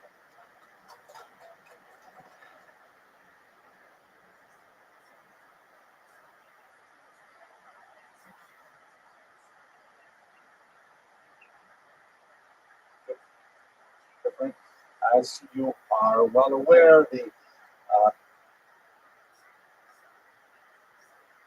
pattern that we've set for the past couple of years actually is to do biographies where we look at a particular historical period through the lens of one specific perspective and try to understand how that person lived their lives and what kind of information we can glean about the surrounding society from their particular experience. Tonight we're going to do something a little bit different. We have to do several things differently, but the most important change for tonight's theme is we're going to look at the macro theme, look at the Holocaust writ large, specifically how it affected Sephardim. I'm tempted in future years perhaps to return to this topic in a biographical format, but for now we have to take a broader approach, primarily because much of this has been largely ignored by the scholarly community, as we shall see shortly. So let's do the good and welfare very quickly. Tonight's lecture is sponsored by Richard Moreno, Lieutenant Richard Moreno, who sponsored actually quite a few of our lectures. If you are interested in sponsoring a lecture, we have 2 left for the season, which are yet unsponsored. Next week is Emma Lazarus. The week after, we have the Crypto Jews, also another thematic class, and then we will go on to Rabbi Ovadia Yosef to close the class. So 2 of those are still unsponsored. The website is bit.ly at the Friends of Jewish History, or just contact the office. We would love to have your sponsorship. Okay, let's go to the subject at hand then. The Holocaust in Sephardic lands, or the Sephardic experience of the Holocaust, is subject to what one scholar, me, called a double occlusion, meaning a double hiding. And there's 2 elements to this. The first is that the Holocaust is overwhelmingly understood as an Ashkenazic experience. When you look at popular culture, the victims of the Nazi genocide inevitably have their language inflected with Yiddish or Polish, perhaps French, German, Dutch, but you rarely hear Arabic as one of the languages spoken by the victims of the Holocaust. This is a grave distortion of the historical record. To be sure, the vast majority of the victims of Hitler's tyranny over Europe were Ashkenazic Jews, but there's significant numbers, tens of thousands, perhaps hundreds of thousands, that hail from Greece in particular, from Turkey, North Africa, and their experience has largely gone unstudied. Even the Greek Jews, who are perhaps the most European, and their experience was most closely related to their Polish brethren to the north. And this is a highly unfortunate situation. There are only a handful of scholars who are doing any significant work on the Holocaust in Sephardic lands for a variety of reasons, but it has meant that the story of these tens of thousands of victims have gone untold. I'd like to rectify that very briefly tonight in a tiny way, so that, especially after Yom HaShoah that was just commemorated a few days ago, we can understand a little bit more of the scope of the devastation of the Third Reich. That's the first occlusion, is within popular culture, the Holocaust affecting Sephardic lands is not well known. The second occlusion is that within the academic world, I speak for myself as someone who, associates with other academics and historians, there's just not much talk about the Holocaust and how it affected Sephardim. And if it's not being generated in the academic world, where we are capable of studying the most arcane and sometimes ridiculous things, then how are we going to push this out to the popular world? So in tonight's short lecture, I hope to try and address that a little bit from an academic perspective. We're just going to do a sweeping overview of the Holocaust in the Sephardic lands in order to understand a little bit more of what we are missing in terms of the larger picture. Perhaps one of the problems that has plagued the field of historians and also by extension popular culture is the fact that the Sephardic experience was far from uniform. We can say certain generalities about the experience of Ashkenazi Jews, particularly if we try to, focus on Eastern Europe as opposed to Western Europe. Maybe we can break it down a little bit by country because each country had its own unique experience. Hungarian Jews, for example, had a very different experience than, let's say, Polish Jews, certainly than French Jews or Dutch Jews. But the Sephardic Jews, especially those from places like Tunisia and Libya, totally different from what was experienced north of the Mediterranean basin. So that's made it much more difficult for scholars as a whole. This is a fascinating photograph showing some Greek Jews in a displaced persons camp holding a mass wedding, a celebration of life writ large in 1946, a rather joyous occasion that gives a sense of the life that reverberated from the ashes of the Holocaust. That's a mixed metaphor, but I'm not going to go either. Okay, so let us just quickly, in the context of Yom HaShoah and as a lead up to understand the distinctions with the Sephardic experience, let me just very briefly catalog what we know about the Ashkenazic experience. I know that many of you are deeply familiar, perhaps personally familiar with these things, either through your own experiences, perhaps, certainly through parents and extended relatives, but I'd like to give you a little bit more of an academic perspective. And in so doing, I would like to introduce you to one of the most significant debates that historians have had since the 1950s over the interpretation of the Holocaust. Basically, there are two main scholarly groups in approaching the big questions about the Holocaust. And when I say big questions, I mean, how could it possibly happen?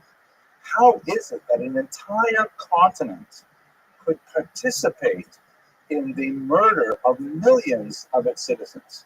How is it possible that such a complex system of murder, a bureaucracy of murder that required detailed coordination of everything from arranging the train schedules to dropping off supplies to processing the recycled gold teeth and eyeglasses and prosthetic limbs of the murdered Jews, how is it possible that the entire continent could bend itself to this single nefarious task?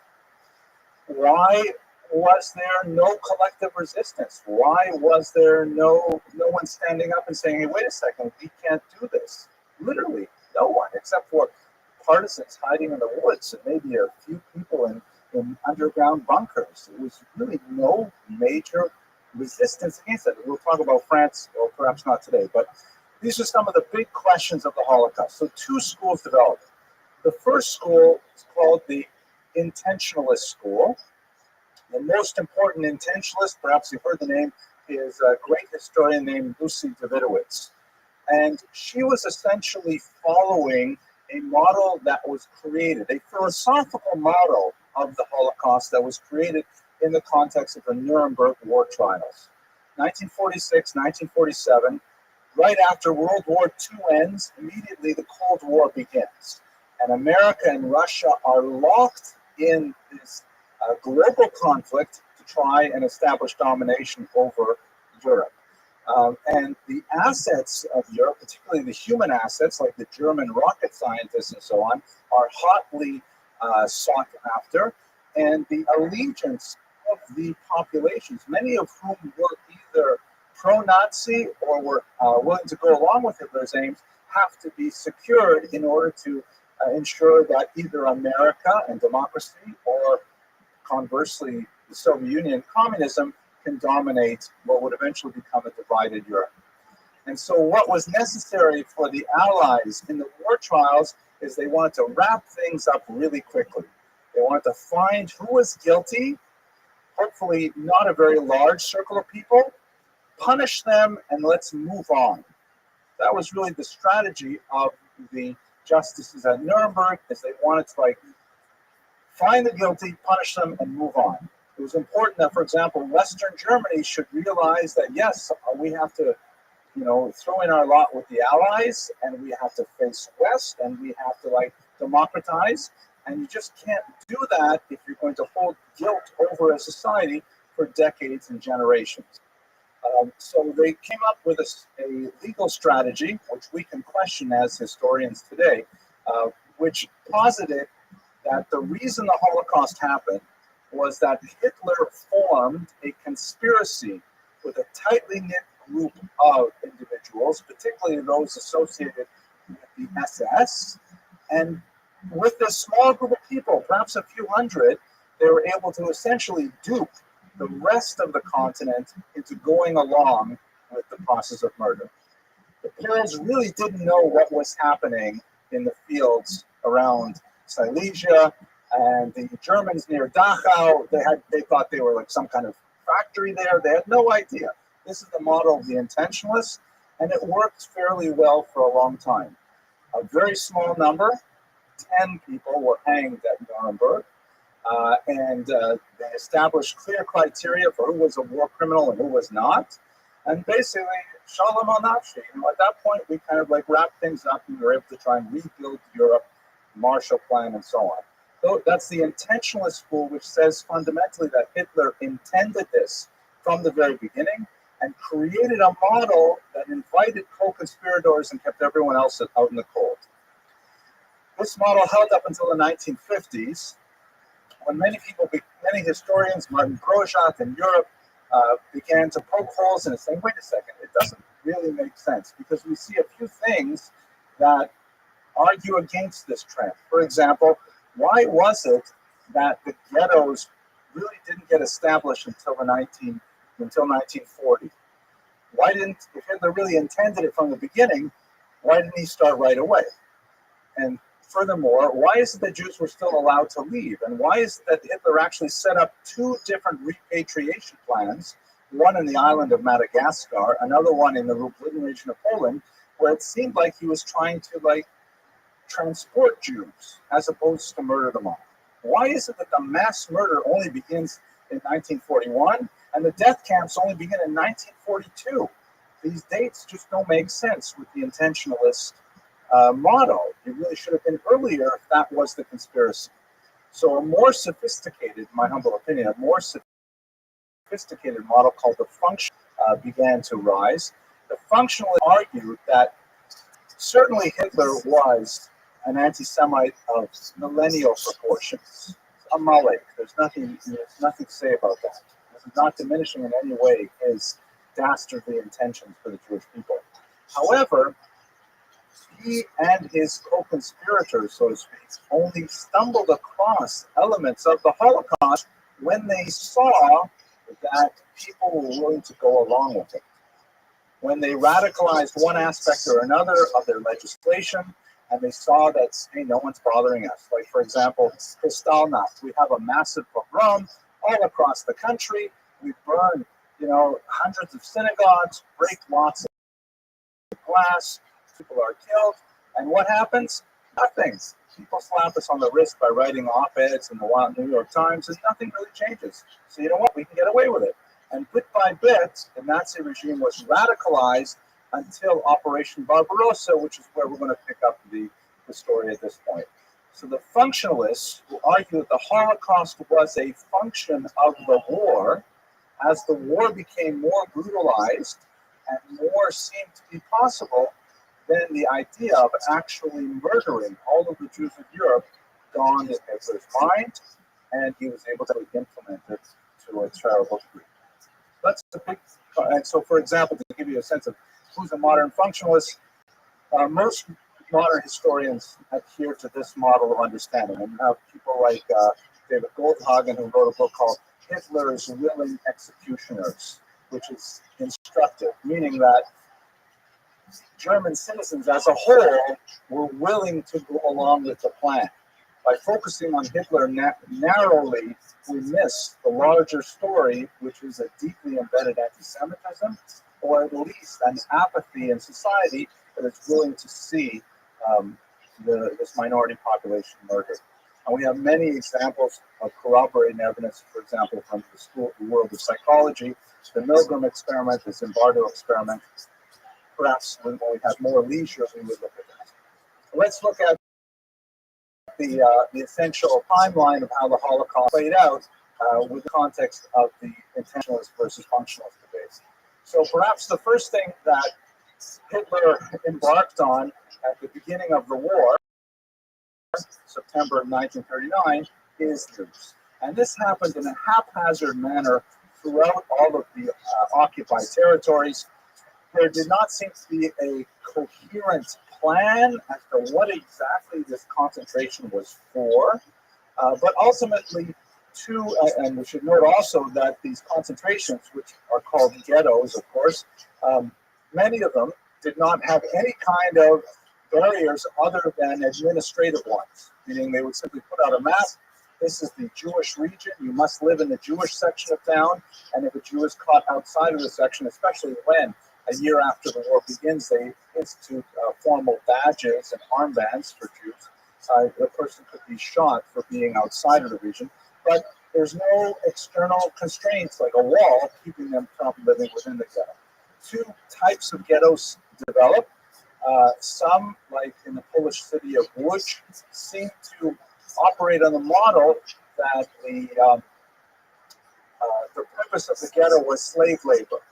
And so the way to survive, the whole culture of the strange culture of the ghetto was built around earning a work permit. So you can work, let's say, in the textile factories that populated Łódź, and then you would be able to get rations to feed your family. Other ghettos, like Warsaw, shown here, were understood to be simply holding pens for Jews to starve. That they were there to just attritionist places where Jews were given. For example, the daily ration for Jews in the Warsaw Ghetto was 150 calories, which is basically like a few potato skins. Average, I just did one of those reading tests today, and they told me that I need to eat 1850 calories per day. I said that's per day, right? Not like half a day and then another 1850 at night, no, per day. So an adult male has to eat about 1800 calories. Jews were given 150 calories. So they were like intended for starvation.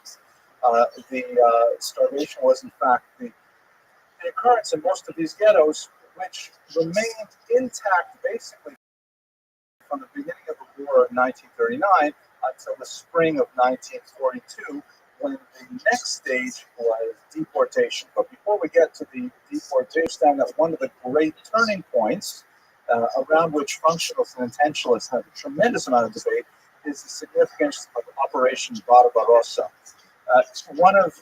Looking at the war militarily, one of the things that Hitler was well aware of was that Germany has this geographic problem whenever it fights a war. We've seen it many times in German history. Germany, since it's in the center of Europe, cannot win a war fighting on two fronts. Germany cannot fight both to the west and to the east simultaneously, primarily because of logistics. If you have a weakness on the eastern front and you need, to get a supply line out there, or you need to get reinforcements, you've got to schlep them all the way from the western front, which is frequently impossible. Furthermore, when you go into the east further, you hit the greatest generals of the region. Maybe you've heard of him, General Winter. The Russian winter is so brutal that it's impossible to maintain occupation of beyond the Urals in any way. At any rate, Hitler followed this plan by conquering the west first, in France, Holland, Norway, Denmark, and so on. leaving England for later, but attacking with punishing brutal air campaigns. And once the West was pacified, then he broke his deal with Stalin that he had signed in late 1939 and invaded in a surprise attack. Now, what's significant beyond the military in terms of the Holocaust, and remember that the war and the Holocaust are two separate but related phenomena. The Wehrmacht was trying to advance the war effort, and at the same time, Hitler was trying to advance a second war effort, that against the Jews. So he sent out 4 groups of what were called Einsatzgruppe, or special commandos. And these special commandos, A, B, C, and D, followed the Wehrmacht into Poland and the former Soviet Union, and essentially followed the troops in and went to the tiny Städtlach where Jews lived. They would round them up in these tiny little Städtlach, these roving commandos, and they would drive them out to ravines. Sometimes they would have them dig their own graves, strip them naked, and they would shoot them en masse. They did this for about a year, and they killed somewhere between 1.5 and 2.5 million Jews in this manner, including most of my own family that remained behind in Europe. This is, however, a far cry from the death camps that would be created later. And historians wonder, did Hitler switch to the death camps because he saw that he was going to lose the war, because the winter was beginning to impinge on his troops movement, or did he move to the death camps because he saw he was able to shoot so many Jews in a fairly inefficient manner with machine guns? Perhaps he can get away with something even more radical. So the war at this point, this is when you have the first actual incidents of organized mass murder. And it's significant to date. June 22nd, 1941. The war has been going on for almost 2 full years at this point, and you have not had any organized mass murder. Kristallnacht is a massive, upheaval and pogrom, really of a 19th century variety, and there are lots of incredibly awful, brutal attacks on Jews, but they are called Einzelaktionen, single action events. You don't have a clear mandated military plan, a technological and bureaucratic plan until 1941, which lends more strength as well to the functionalist argument. So after the Einsatzgruppen have had significant success for about half a year, then they move on to the next stage, which is the development of death camps. We should recall that Hitler actually had thousands of concentration camps that were operating already from the 1930s. And he put into the concentration camps basically anyone he didn't like. Political prisoners, communists, Jehovah's Witnesses, homosexuals, gypsies, anyone he didn't like. Jews were only a tiny minority of the camp population before 1942. And you can see here these black dots are many of these camps. One of my own teachers was here in Sachsenhausen. Then in 1941, largely, by the way, as a result of the experience they had testing new methods on Sephardic Jews. Sephardic Jews were the first Jews to be gassed in the war. The Jews of Slovakia were experimented on as to find a more efficient killing method. Hitler set up 6 of these camps here, which were known by the German term Vernichtungswege. Vernichtung in Yiddish means literally to make into nothing, right? Vernichtungswege as opposed to Konzentrationswege, meaning they're there in order to make people into nothing. The most notorious of them, of course, was Auschwitz, but the other 5 names are etched in the memory of Jews as horrific sites of mass murder. And of course, we know the story of what happened with the death camps. The Jews who had been languishing in the ghettos were rounded up, like this photograph again from Warsaw at the Umschaltplatz, separated male and female, and then put into cattle cars where they were for days trucked across the landscape. They would be emptied out at one of the many concentration camps, such as Auschwitz, shown here. There would be a selection process where the vast majority of them would be sent immediately to be killed. But those who either showed promise as slave laborers would be dedicated to one of the many satellite work enterprises that surrounded these death camps. For example, Auschwitz had outside of it a plant for making acetone, which is a significant chemical used in the war effort. And so a small number of physically healthy Jews were separated off to be worked to death as slaves. Those were ultimately the very tiny minority of Jews who survived admission to these camps were typically among the ones who were associated with slave labor. Also taken away at this point were Jews who were useful for medical experimentation by pseudo-doctors such as Joseph Mengele, the Wasser Engel, the white angel, they called him. He specifically liked taking children who were twins because he could experiment on one and use the other one as a control to see what experiment resulted. The Nazis also used Jews for a whole series of war-related experimentation, such as, for example, field amputations. If a person stepped on a landmine and lost a leg, would it be possible to sew on another leg? So they can simply remove limbs, sometimes reattach them, sometimes ship them off to the front. And in their typical Prussian way, they kept detailed records of which continue to pose a ethical dilemma for scholars who wish to perhaps use that medical research today, despite its nefarious origins. The vast majority of Jews, of course, would be taken to a gas chamber like this one at Majdanek. They will be exposed to a rat poison called Cyclone B that would mix with the air and would asphyxiate the Jews within 20 minutes. And then other Jews would be brought in to remove their bodies and take them to crematoria for burning. I'm sure everyone in this room is broadly familiar with this history. It pains me, though, that my students, my undergraduate students, they're what they call the 3Gs, the third generation after. They may have grandparents who experienced this. They may know grandparents who experienced this firsthand, but they're the last generation. It's hard to imagine there will be a 4G that has any meaningful contact with survivors. So it bears repeating primarily for the internet audience because the vast majority of young people today don't have a sophisticated idea, even a 15-minute presentation such as this. The survivors, as I mentioned, were typically those who were selected for slave labor and who happened to be fortunate enough to be alive at the time of liberation in 1944 and 45, many of them by the Russian army. And many of the slaves had actually tipped over the point of what we would call conscious sentient life and become what the camp slang called Musulmanes or Muslims, which was a slang for people who simply gave up on living and they felt nothing. They literally felt no pain.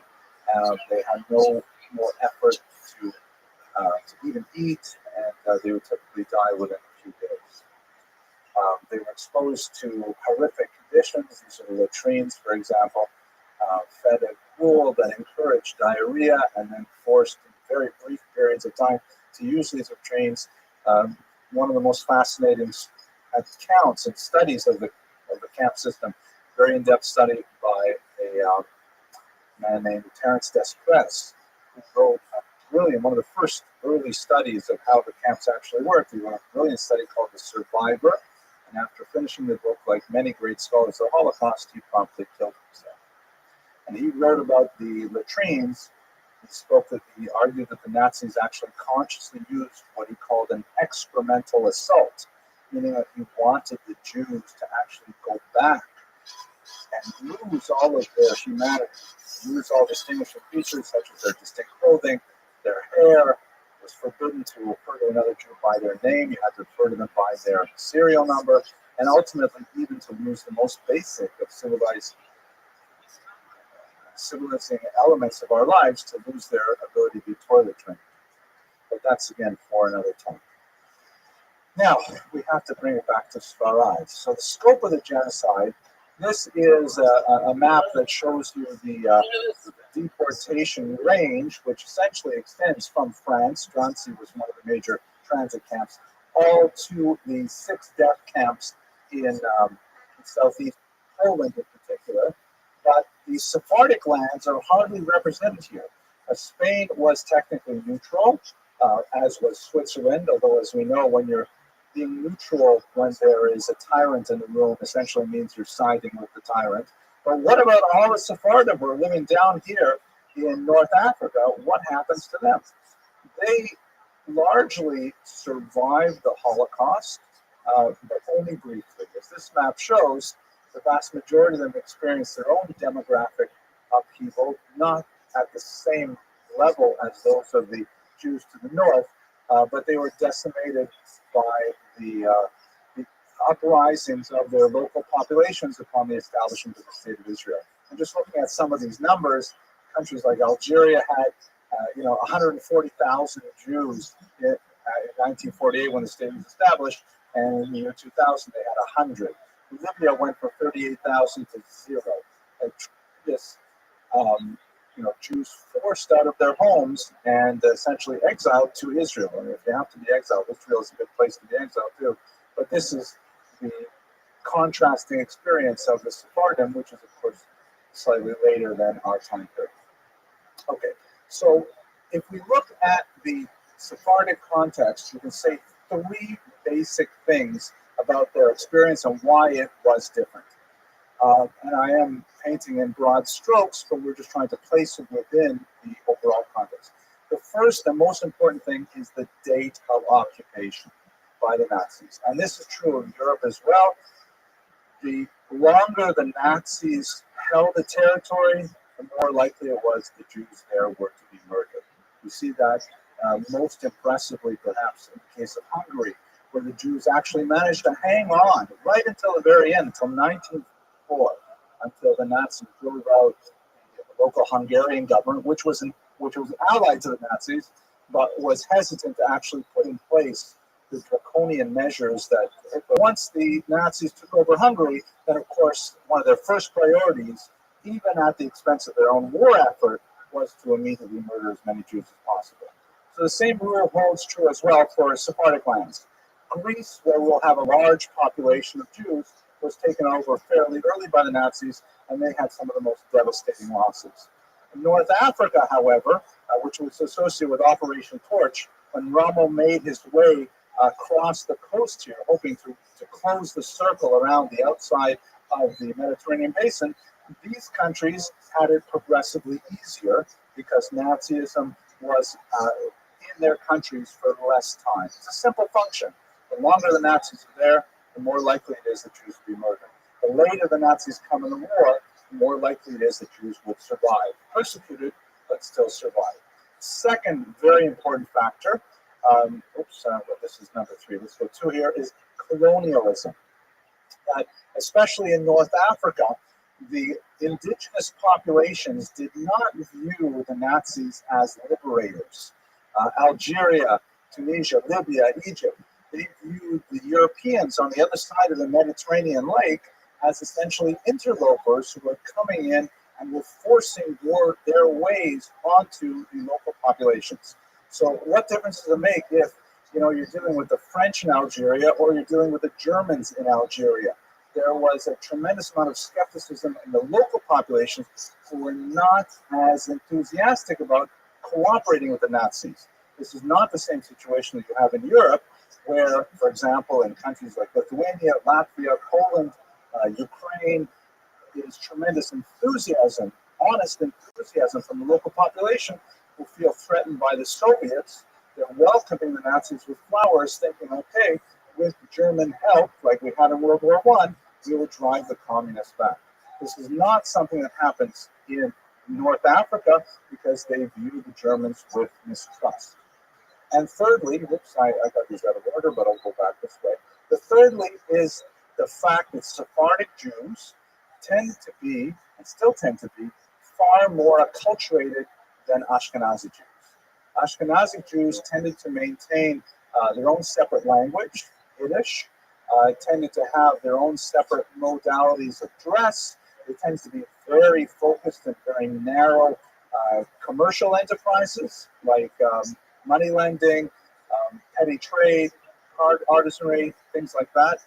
In North Africa, in the Arabic-speaking lands, Jews were highly adapted to local populations, virtually indistinguishable from them in dress, language, and culture.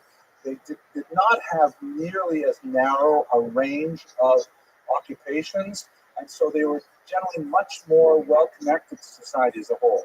This is something that we see all the way back from the Golden Age of Spain, where Sephardic Jews had significant linkages with local populations and were able to blend in with a much greater degree of success than they were in Ashkenazic lands. The great exception to that rule, of course, would be Germany and France, where the Jews attempted a phenomenal effort to slavishly imitate local non-Jewish norms, and they did not help them one bit. So let's have a quick look at the three main regions of Sephardic lands and understand their experience from the Holocaust.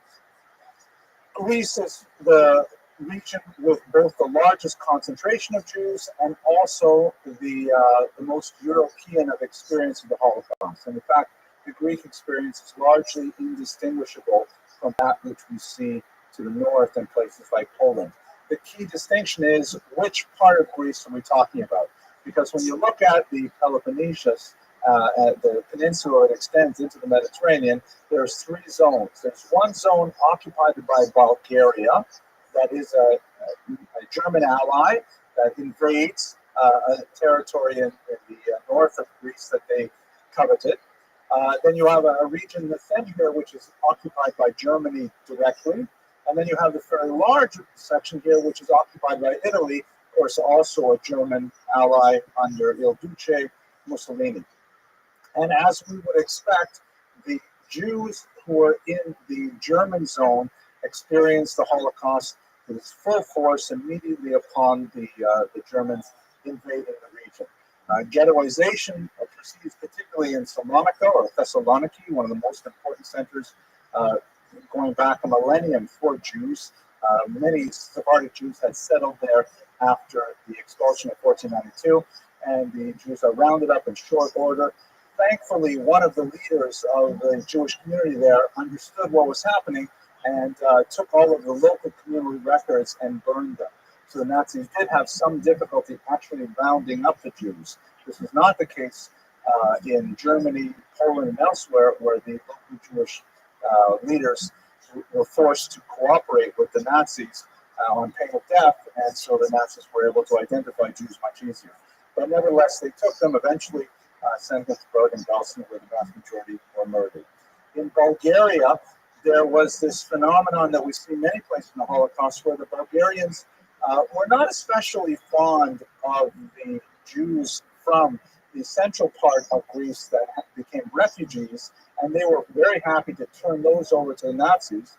But there's a big distinction made with what they considered our Jews, our Bulgarian Jews who have lived here for many centuries. They were not in a hurry to go along with their ally and hand them over. And in fact, only after great pressure did they in fact do so and send their Jews to death camps. This is in contrast, by the way, with France. When France was conquered, even though we have this image of, these heroic French guys wearing berets and like bombing things, and like, the reality is the Vichy French offered the Jews to Hitler before he asked for them. They already deported their Jews in advance of a request from the Nazis. The same thing happened in the Italian zone. The Italians were perhaps the least or the most reluctant of Hitler's allies. Mussolini himself had very fond relations with Jews. He had a Jewish mistress for some time, and he was just not, he loved the idea of territorial expansion. He just could not really get his head wrapped around the idea of anti-Semitism, especially genocidal anti-Semitism.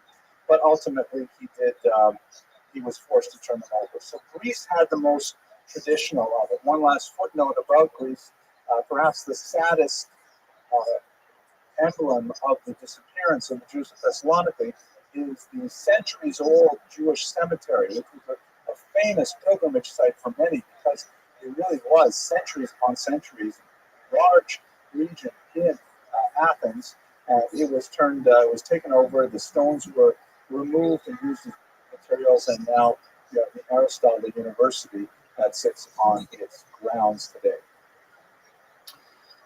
Serbia and Croatia has a similar experience to many of the European regions. The Sephardic Jews in Serbia were exposed to incredible cruelties.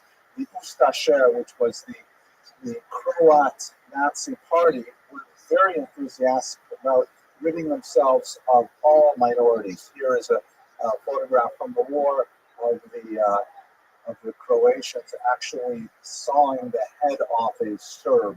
And if you were around in the 1990s, you remember the tremendous the war that went on there that America participated in as well.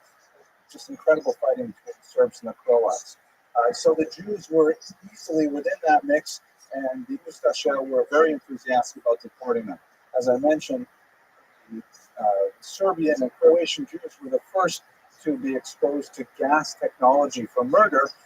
This van is one of the many gas vans that were constructed. They were vans that were taken off their wheels and put on blocks, and essentially they used in these early attempts carbon monoxide poisoning.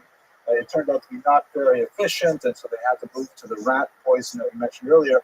But the idea of murdering Jews at a faster pace was something very important to Hitler, and they experimented with these Sephardic Jews. North Africa, to conclude our discussion, as I mentioned, they primarily experienced a military occupation and not a civil occupation. In other words, as I mentioned earlier, we talked about Barbarossa. The Holocaust is a function of the war. The Wehrmacht, although allied with the Einsatzgruppen and aware of what they were doing, nevertheless considered the Einsatzgruppen to be beneath them. The Wehrmacht were warriors and soldiers expanding the Reich. The Einsatzgruppen were like literally exterminators, getting rid of the vermin. So you only had the Wehrmacht in the North African countries. Hitler did not impose in these later territories the same kind of search and destroy missions that you had in Europe. So primarily what the Jews experienced there were the first stages of the Holocaust. The attempt to collectivize them in ghettos, not very successful because the Jews in Algeria and Libya and so on were much more diffuse, not concentrated in neighborhoods the same way they were in Europe.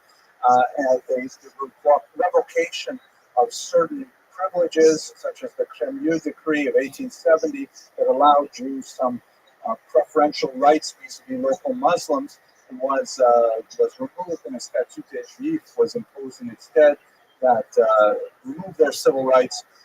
But by and large, just when the Holocaust was getting underway, the Nazis were forced to retreat, and so the Jews of North Africa did not experience the same level of persecution.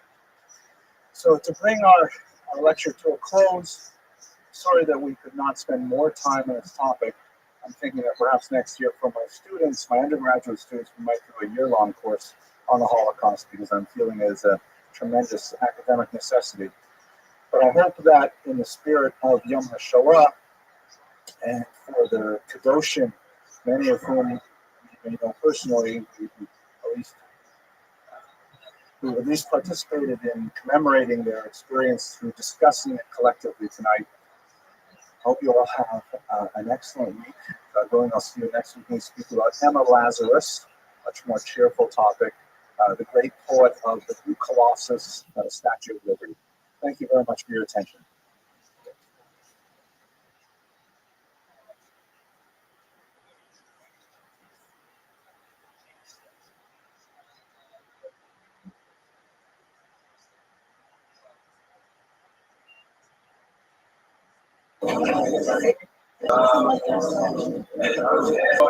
Well, again, say a few words.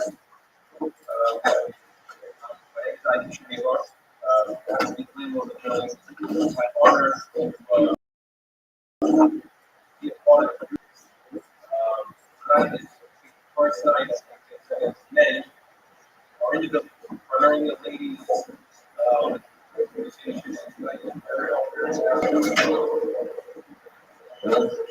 they're honored and happy to have such a great turnout. So They can say a few words and to introduce our esteemed speaker. They also prepared for Eli Mansour. Unfortunately, what's feeling well,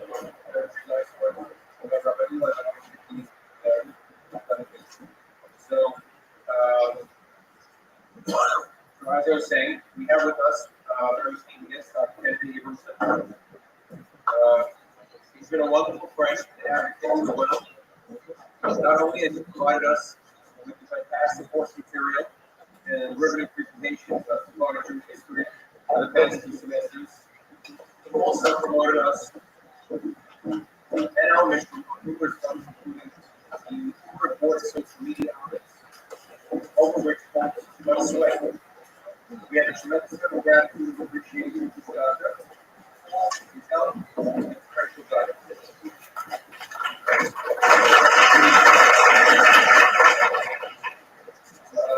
For those that do not know, Dr. Henry Abramson serves as the Dean of the mighty Avenue J campus of Florida College, a native of Northern Ontario, Canada. He earned his PhD on dissertation on the Jews of Ukraine, and he held postdoctoral and visiting appointments at Harvard, Oxford, Cornell, and even at the University of Jerusalem. He also wrote 7 books on Jewish history, and taught most recently historical context of the Ash Kodesh, and is the only person ever to have been published by both Harvard University and Feldheim Publishers.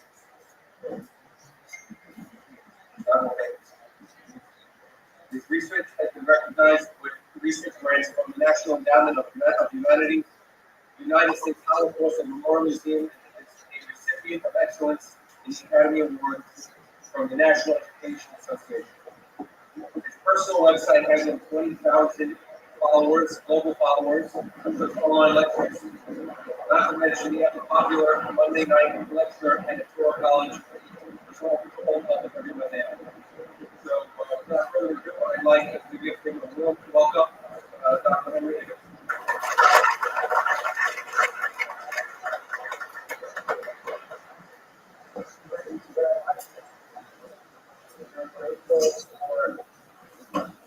I'm very, very grateful for those warm words of welcome.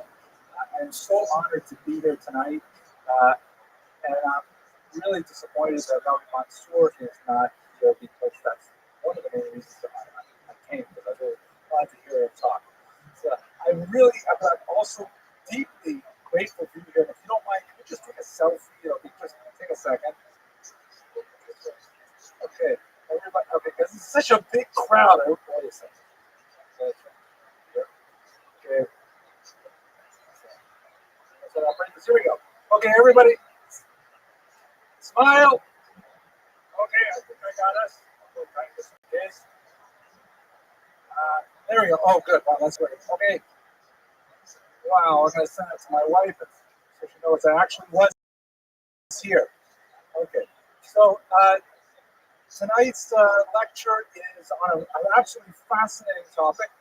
I'm really grateful for the opportunity to be able to speak to you about it. I hope all of you at the back can hear me all right. Okay, great. So I'm going to speak for about 60 minutes or so. I'll pause in a few moments for questions. Please don't ask any hard questions.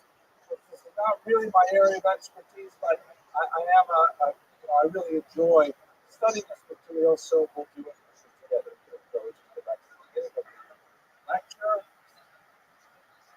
Great. Okay, so first of all, great thanks to the Well. I'm a big fan of this institution. Ms. Weinberg came to my office a while ago. Of course, she's herself a distinct.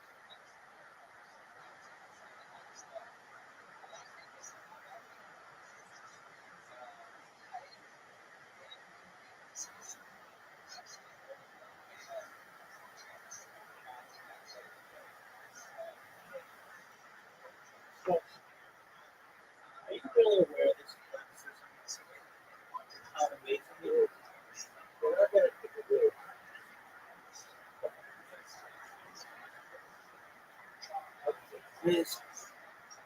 Look at this.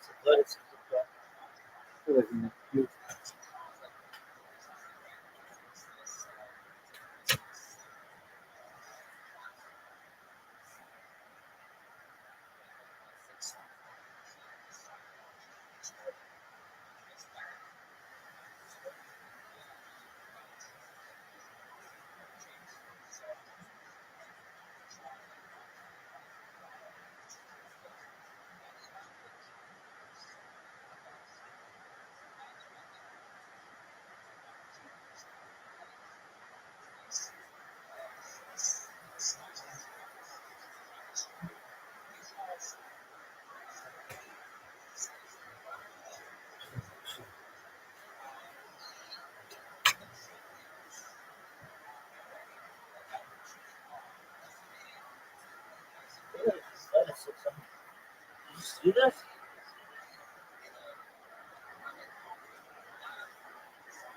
Look at these moves.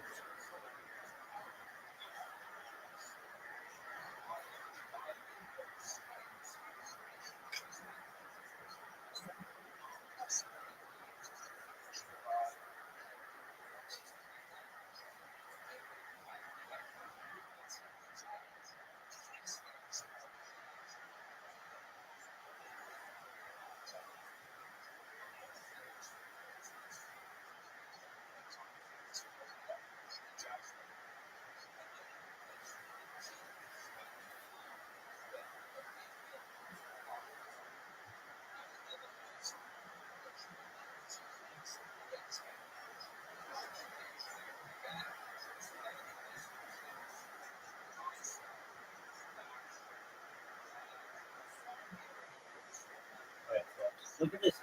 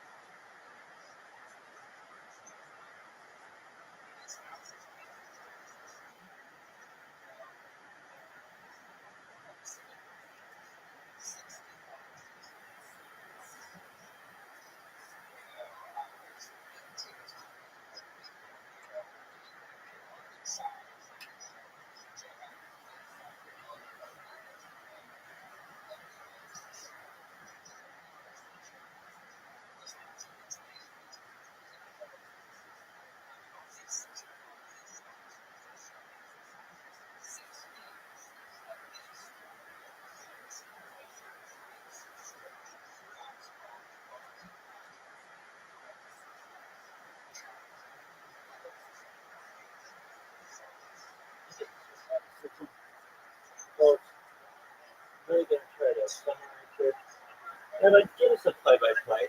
While you're listening to this great wall of China podcast. All right, kids. Firstly, I'm starting to think like it's on the sky.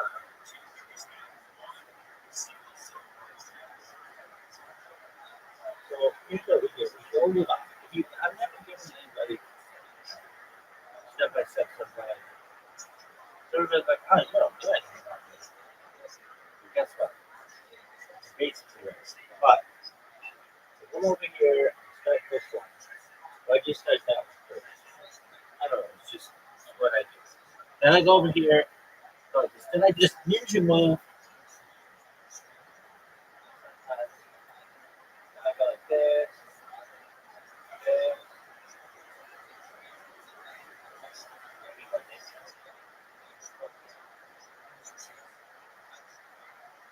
But then I just let it.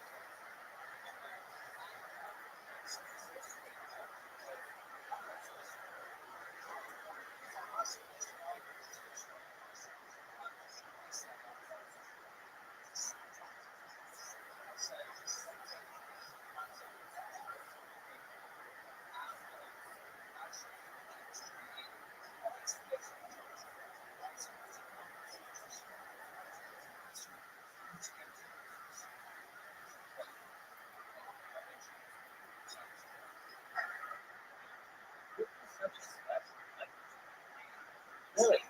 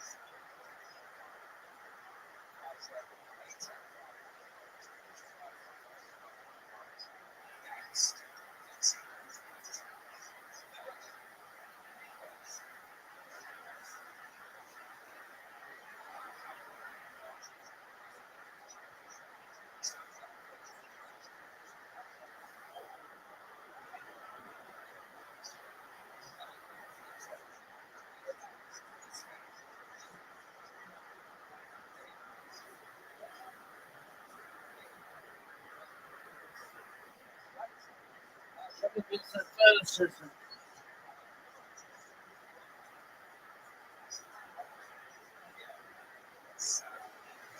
Folks, I'm going to try to summarize this for you as best I can. I just did ninja move. Look at this one. So I go like this.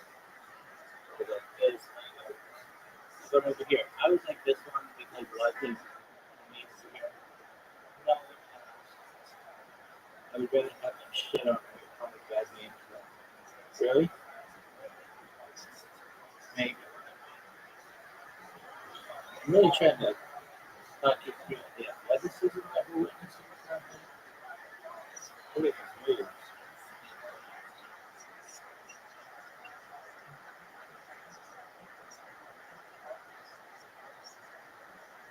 Look at this one.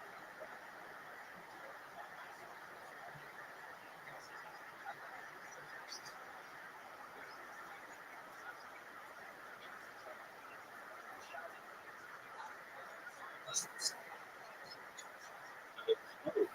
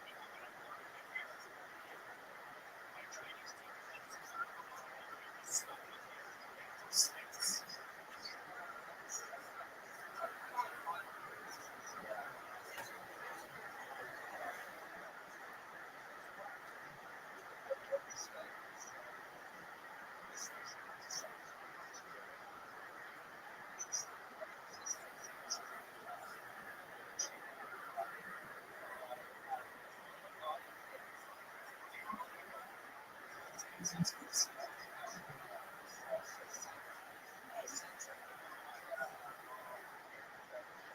at this, folks.